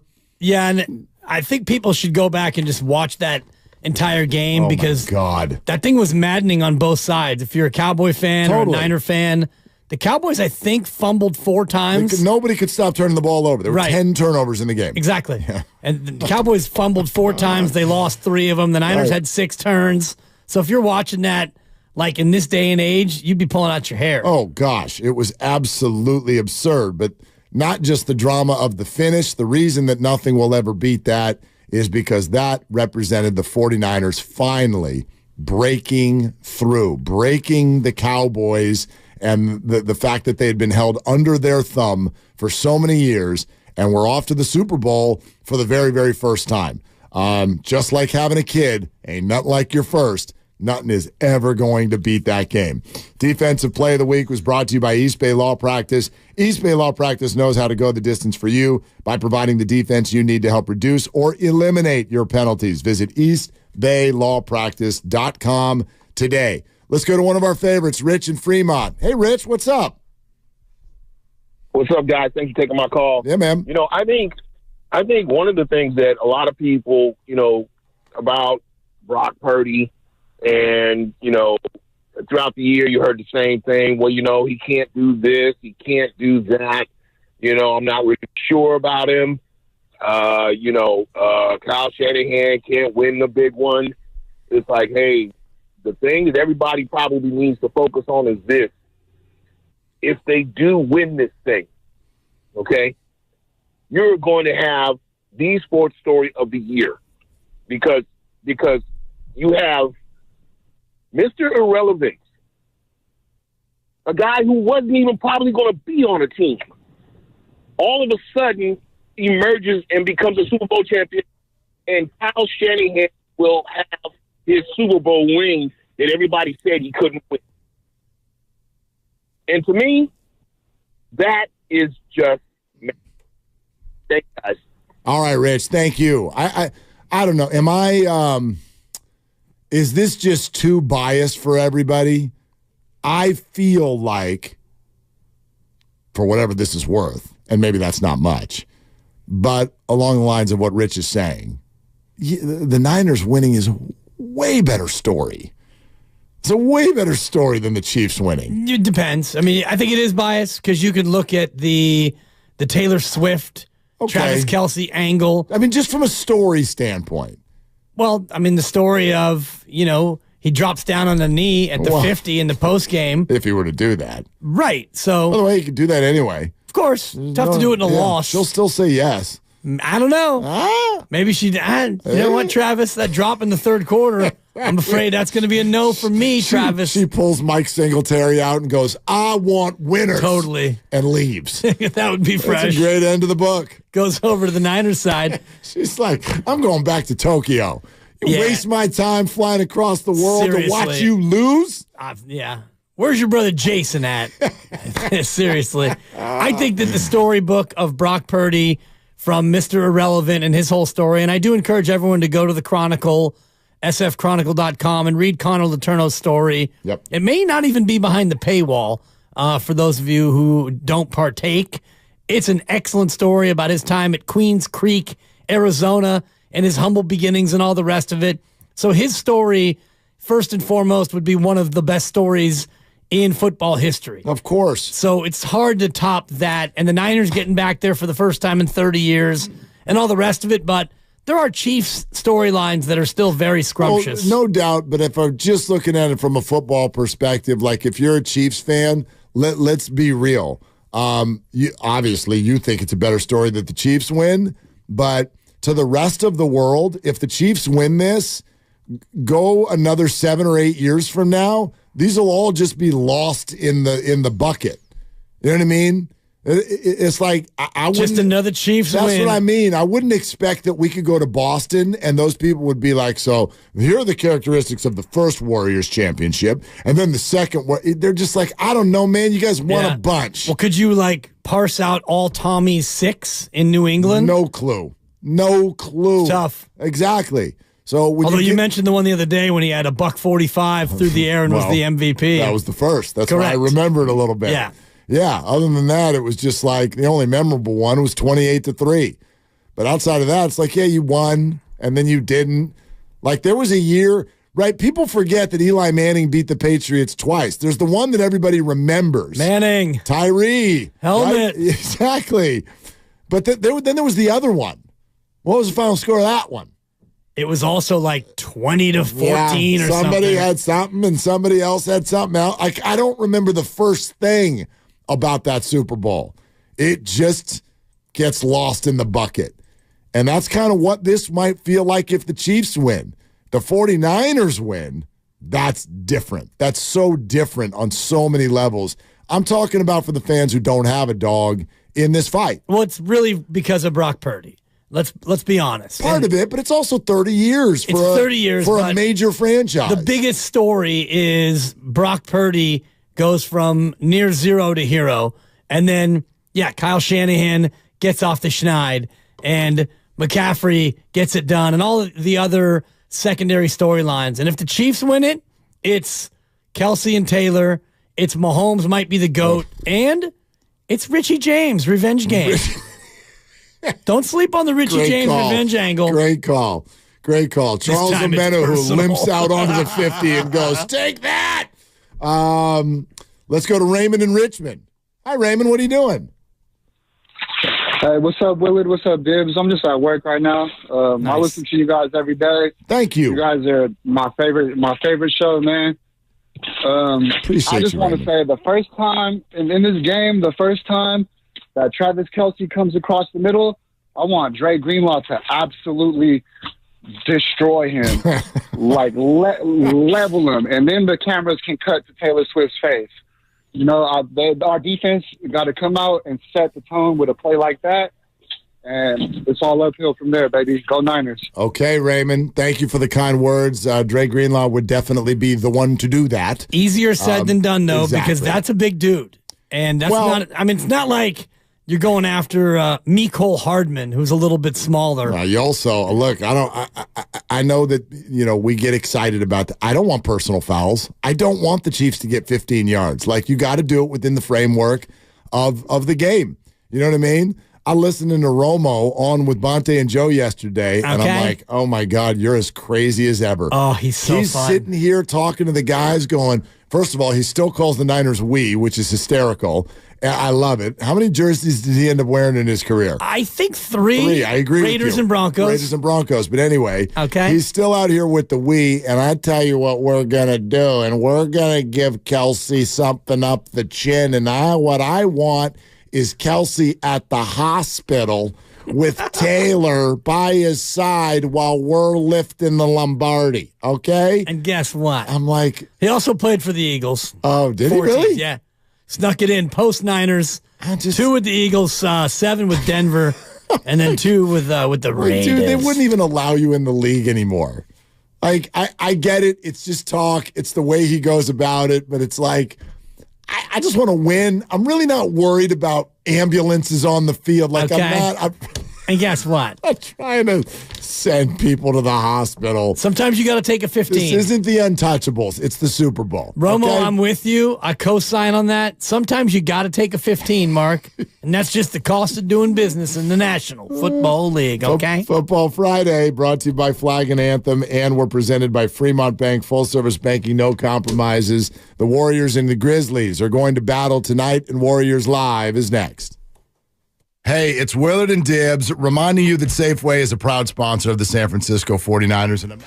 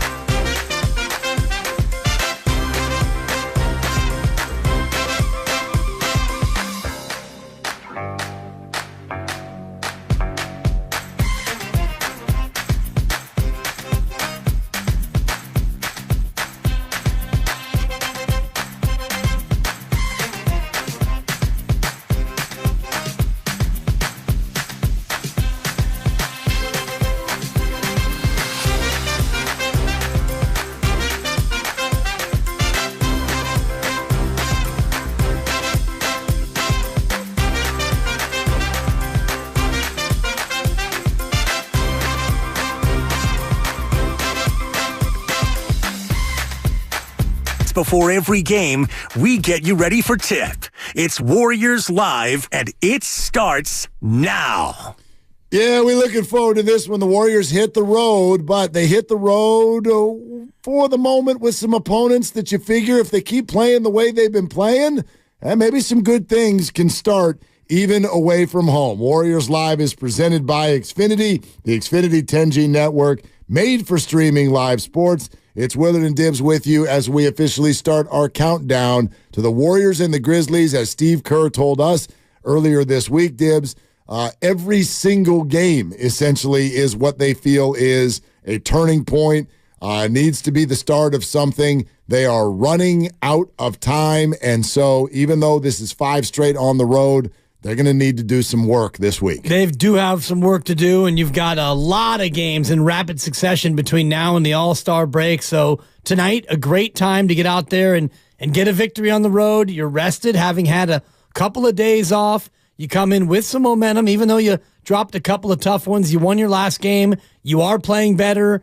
Your wingman, Andrew Wiggins, seems to have reemerged, and you've got a lot of pieces going in your direction. This should be a good time for them to keep the momentum. Warriors on this trip at Memphis tonight, at Atlanta tomorrow, then one day off, then in Brooklyn on Monday, where Steve Kerr has said Moses Moody could return. So we start to look at the return of the injuries. Moody, GP2, CP3. First one could be Moses Moody returning on Monday. That's still a maybe, but a possible one. Tuesday off, and then another back-to-back in Philly on Wednesday, at Indiana Thursday. So again, they're road games, they're condensed, but you do see a lot of opponents in there that are opponents that the Warriors, in theory, should be able to handle. And tonight being the first of those, and they go in there as road favorites, heavy road favorites, which is a good sign for a team that is still sitting 4 games below 500.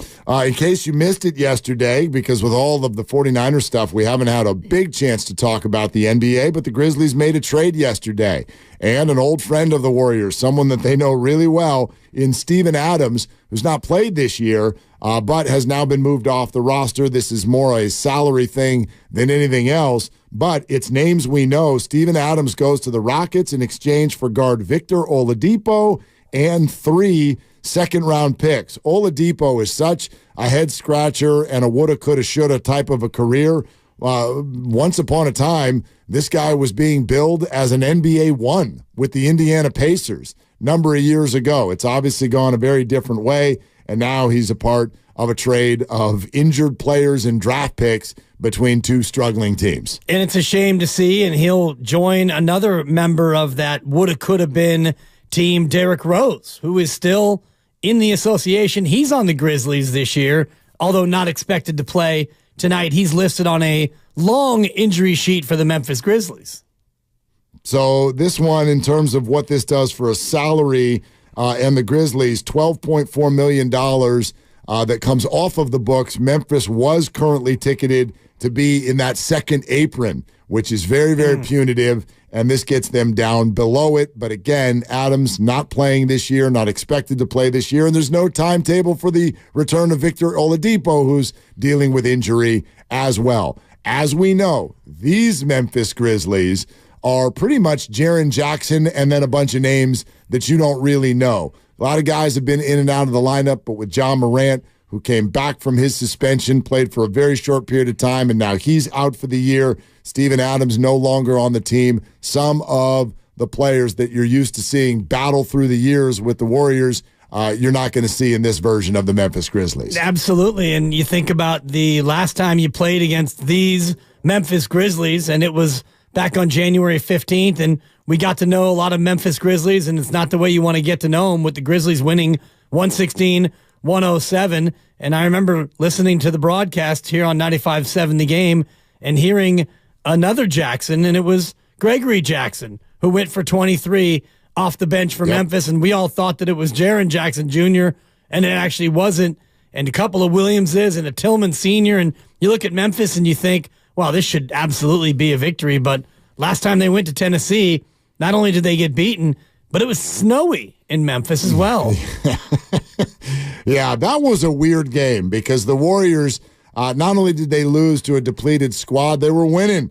They were winning for most of the game. Draymond Green had returned, had 24 minutes, but I don't think he was kind of playing the role that he is now kind of gotten back to. He's back in his flow. He's listed as probable today. As far as we can tell right now, Draymond Green is expected to play tonight, and we'll get to the injury report in just a moment. But that game feels like it was a while ago, but think of what has happened since then. The Warriors blow that game in the fourth quarter, and then Coach Decky and the situation in his untimely passing happens the very next day at dinner after this game. So things have been so kind of unsettling and all over the place for the whole organization since their last trip to Memphis, with the 2 postponed games and then a 2-2 record since they've returned to the court, with both of those losses being memorable 1-point losses. So, look, 2-2 is just 2-2, no big deal. But I will say this, in those 4 games that the Warriors have played since they've gotten back to it, there's still defensive problems all over the place, but the offensive side of the ball is showing signs. And there does seem to be a flow with Draymond on the floor, right, Kuminga and Wiggins playing well together and just playing well, period, as individuals. There is a glimmer of hope and optimism with where this team is headed right now. No doubt, and the glimmer has to turn into results, because if you go back to the Christmas game at Denver and you include that game, they've lost 10 of 15, Mark. The Golden State Warriors have lost 10 of their last 15 games, and that's something that we haven't been able to say in the better part of 10 years, where they've been on that kind of a run. Yep. You mentioned the good efforts against the Kings and the Lakers in losses. That's good news. Feels like they do have momentum, but now you got to go out and show it. 5-game road trip, 3 opponents who you should be able to beat, winnable games. Philly and Indiana, back-to-back, difficult. You think, though, if you can somehow pull out a 4-1 on this trip, you would come back home just a game below 500. It's a season-changing trip if they go out and handle business. There's no question, because, by the way, it's also a trip that runs right up to what? February 8th. What's February 8th? That's the trade deadline. Yeah. So this is it. These are the 5 games that are going to determine what the Warriors want to and can do with regard to their roster. So I think this is less the case than maybe it was a couple of weeks ago, but guys are still auditioning to a certain degree. You're auditioning for more minutes. You're auditioning to show that you can play with the people you need to play with, and then you're going to start to get people coming back into the fold, like potentially Moses Moody on Monday. But these 5 games, that's it. They're running up to the trade deadline, and 3-4 weeks ago, it felt like big names were going to be on the move. It feels very much less like that now, but I'm still bracing myself. I'm bracing myself for the next 6 days and wondering what exactly it is this Warrior roster is going to look like at the end of this trip. Yeah, you get 4 games between now and the deadline, then you play the same day of the deadline. So to your point, it's a lot of information that can be gleaned based on, what this team does. I think that they already have an idea of what they want to do. All eyes for me will be on Andrew Wiggins, because as well as he can play, if he continues to play well with Kuminga, and Steve Kerr told us earlier in the week that Draymond's been the guy to kind of unlock that combination. If Wiggins can get back to the two-way Wiggs that he was in the title year, well, then this team got a trade deadline acquisition in Andrew Wiggins. Yep, absolutely. Like, there's no two ways about it. Today's injury report is brought to you by Boxer & Gerson, Northern California's premier workers' compensation law firm, helping injured workers get their lives back for over 40 years. For more info, visit boxerlaw.com. For the Warriors, as we know, same three guys out in Chris Paul, Moses Moody, GP2. There is another one, though, as well, and this one is worth our conversation. Dario Saric is ill and is out tonight for the Warriors, so a key bench piece and some of their size is not going to be in this game tonight. Might be a night where we get to see a little bit more Trayce Jackson-Davis and hope that he can really have an imprint on the game. And Kevon Looney as well, a guy whose minutes have been slowly evaporating because of Trayce Jackson-Davis, and Looney maybe not fitting as well with this team as he has in the past. And Steve mentioned to us earlier in the week, the pace of the game and the way the NBA goes now doesn't really fit with the way Kevon Looney likes to play. But tonight, without Saric, you don't really have much of an option. So I would look for Looney's minutes to tick back up tonight. Draymond Green, as we mentioned, probable with a right knee contusion. Based on what we're hearing from the arena in Memphis, Draymond is expected to give it a go. As far as the Grizzlies are concerned, take a listen to this now. Here's your list of Grizzlies who are out. Ja Morant, Desmond Bane, Brandon Clark, Jake LaRavia, Zaire Williams, Marcus Smart, and Victor Oladipo, recently acquired, are all out, and Xavier Tillman is doubtful with left knee soreness. So if you want to know why the Warriors are a big favorite tonight, it is because the Grizzlies are all out. Pretty much, yeah. And I see on the injury list that Luke Kennard and Derrick Rose, both game-time decisions. Rose is in. They have announced that. Oh, he is going to play. Rose is in, yes. That's good, because I like watching Derrick Rose, but part of me feels bad because he's on that list of guys, and in terms of what could have been, he could have been one of the all-time greats. Kennard is going to be in as well. Okay. So those two just got that handed to us.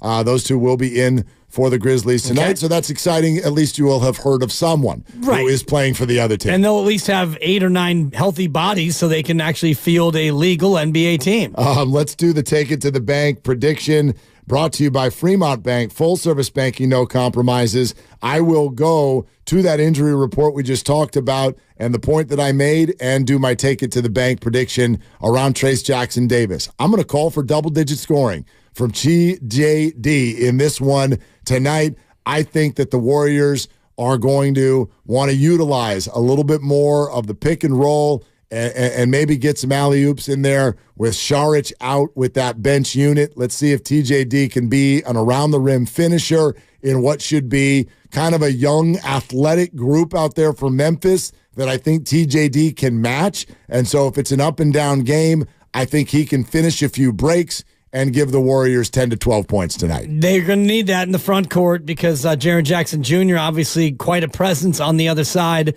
My prediction is going to go to two-way Wiggs, Andrew Wiggins, and I'm going to put him at least 20 points. He had 22 in the loss to the Lakers. He had 23 in the win over Philadelphia. I do think there's something to Draymond Green unlocking the Kuminga-Wiggins combo. He's 16 for 22 over the last 2 games from the floor. 16 to 22. Yeah. He's starting to shoot the ball more. He's getting to the foul line more. 11 free throw attempts combined in those 2 games. I think Andrew stays aggressive, looks to score. I got him hitting the 20-point plateau for a 3rd straight game. Okay, Wiggs. That would be great. Obviously, Warriors could really use it. You know, the overall thing that's really on my mind with this team right now, and I always think about it this way, like if you could have a private moment with Mike Dunleavy Jr. and be like, no cameras, no microphones, man, just be real with me. What's the goal? What's the goal right now? What's to win the championship? Well, I obviously that's what you would say. I think that still is the goal. If there were cameras and microphones, I don't know how realistic that is sitting here with the record that they currently have, the injuries they currently have, the situation, the age that they have. So I'm not saying you give up on that concept. Yeah. The easier way to say it is we're going to go day to day and try to win. I get that. But the trade deadline is coming, and clearly the organizational thought has adjusted a little bit from we got to make a trade and let's just give Wiggins away. And now it's not that. Okay, maybe we can keep functioning with Wiggins, but to what end? It's not just the deadline coming. It's then what happens next. Sure, play the season out, see if you can make the playoffs, et cetera, but then you're going to get to that point pretty quickly where expiring contracts of Klay Thompson and Chris Paul are going to be there. I just wonder right now, as the Warriors execute whatever it is they're going to do over the next 3 months, I'm curious what year they're looking at when they do whatever they do. Are they looking at this year and still thinking, hey, let's at least be noisemakers and see what happens? Or, because this is where I think their mind was 2 weeks ago, their mind was get Wiggins out of here and everything's on the table and let's kind of reboot to see where we can put ourselves in an advantageous position for next year. They are stuck in the middle a little bit. It's like we're too good to sell everything off, but we're not good enough to go win a title either. All right, so you're at a fork in the road. Pick a direction. Well, the direction is now, and I think that you're looking at the future only in terms of not trading off assets. And I think you look at your financials and you realize that Chris Paul comes off $30 million, Klay Thompson comes off $42 million. If you keep Klay, maybe that number goes to $25 million. Whatever that number goes to, that number goes down. Klay's not getting $42 million a year from the Warriors next year, so the financials will work themselves out. I think your goal, if you were to ask Mike Dunleavy privately, he would say the goal is to get a playoff series. So you're trying to get to the 10 right now, and you are a game out of the 10. You've got a lot of games in hand, though, because you had the tragedy strike and you had a couple of games postponed. So in the loss column right now, you're actually ahead of the Lakers and the Jazz, but you've played 6 fewer games than both of those teams. You've played 44. They've played 50, which makes this upcoming stretch really even more important than ever before. Games. So a lot of games. Maybe that's what Mike Dunleavy says to you and you ask him, what's the goal? He says, get back to me in 10 days and I'll let you know. Because if you go on this trip and you go 2-3, and if you come home, you got 9 games till the All-Star break, and if you go 4-5 in those games, well, now you're sitting at 24-29. Now the whole thing is starting to slip away. Well, so I do think that his answer to you would be like, call me back in 2 weeks and I'll give you a real answer. I guess, and I know that, I know we had teams come out of the play-in tournament last year that ended up doing some special things and making a whole lot of noise in the playoffs, even though it was the Nuggets that ended up winning it. But that is probably going to have to be the route for the Warriors if they're even able to achieve that. You mentioned it. You're a game out of the play-in group right now, and in the loss column, you're actually ahead of those teams. Yeah. So it's very realistic to look at the play-in tournament. Beyond the play-in tournament, that's getting tough already. That's already getting tough. You are 6 full games behind the Phoenix Suns right now, and they're the ones who are just barely in to the 6th seed at this point. And just look at the names of those teams, the T-Wolves and the Thunder, Clippers, Nuggets, Kings, and Suns. Those are the teams sitting there in the top 6 right now. It feels a little bit far-fetched at this point, the idea of the Warriors catching one of those teams. So I'm with you. You're going for a playoff series, but they've been to the play-in tournament before. It didn't go well. Right. And so that's a very, very difficult route to get to where you want to go, and I wonder how that shades the decisions you're going to make over the next 6 days. It's true when you put it that way. I don't think you're going to do anything too rash, like trade Klay Thompson or trade Draymond Green, because you do have an eye toward the future. And let's say you wind up as the 11th seed, you don't even get a play-in. Well, you look at your roster for next year, and you're still going to be in the same spot you were at the start of this year, where you thought you had enough to give it a go. You won't have Chris Paul most likely. If you re-sign Klay, you come back with largely the same team, and you felt this year that was good enough to compete. So I don't think you do anything too dramatic at the deadline unless you absolutely hit the skids or something really bad happens. Willard and Dibbs, and it's Warriors Live. They're in Memphis tonight. What's on Tap is brought to you by Farmers Brewing. Have you tried Farmers Brewing yet? If not, it's time to put your lips on a Farmer. As we mentioned, it's a 5-game road trip that's going to get started here in just over a half hour. In Memphis tonight, then Atlanta, Brooklyn, Philly, and Indiana, leading right up to the trade deadline before they come home for a date next Saturday against the Phoenix Suns. This is kind of an interesting number. The Warriors are 7-11 on the road this year. You go, well, that's not great. Well, run that through the prism of last year, and I'm like 7-11. That's amazing. That's amazing. Like right. That's the other thing. When you look at these teams that they're playing on this trip, you figure no Embiid when they go to Philly. We've already detailed that Memphis has, next to none of their players tonight. These are games that they have to win, and they're capable of winning. They have been, in some ways, a more viable team on the road this year than they were last year. Yeah, Memphis is the 13 seed. You've got Atlanta, who's the 10 in the East. Brooklyn's the 11. You mentioned no Embiid in Philadelphia. The Pacers are good. That's going to be a very difficult back-to-back, but you focus on the first 3 of the 5 on the road. If you can somehow get all 3 of those, and I know it's crazy talk when you're 7-11 on the road, but you get Memphis, you turn your attention to the other 2, and you feel like you have momentum. So this is the spot right here, Mark. This is everything for them. I'm with you. It feels like, you tuck in a little trip to Memphis on a Friday when all the talk is about the Super Bowl, and you're thinking just kind of like, oh, Memphis doesn't have any of their players, kind of a yawn situation. Not at all. To me, this is as intense as they come for the situation they're in. The Warriors have got to win this game tonight. Huge game, and this game shouldn't be as big as it is, but that's where you are. Go out there and get it done, Dubs. This is a big weekend for you now. No doubt about it. Hope everybody has a wonderful weekend. We're going to get this thing out to the arena here coming up in just a sec. Warriors Live is presented by the Xfinity 10G network, the best way to stream live sports. For Dibbs, I'm Willard. We're going to get you out to our crew in Memphis coming up next. Ladies and gentlemen, The Weekend. Have you tried Farmers Brewing yet? If not, it's time you put your lips on a Farmer.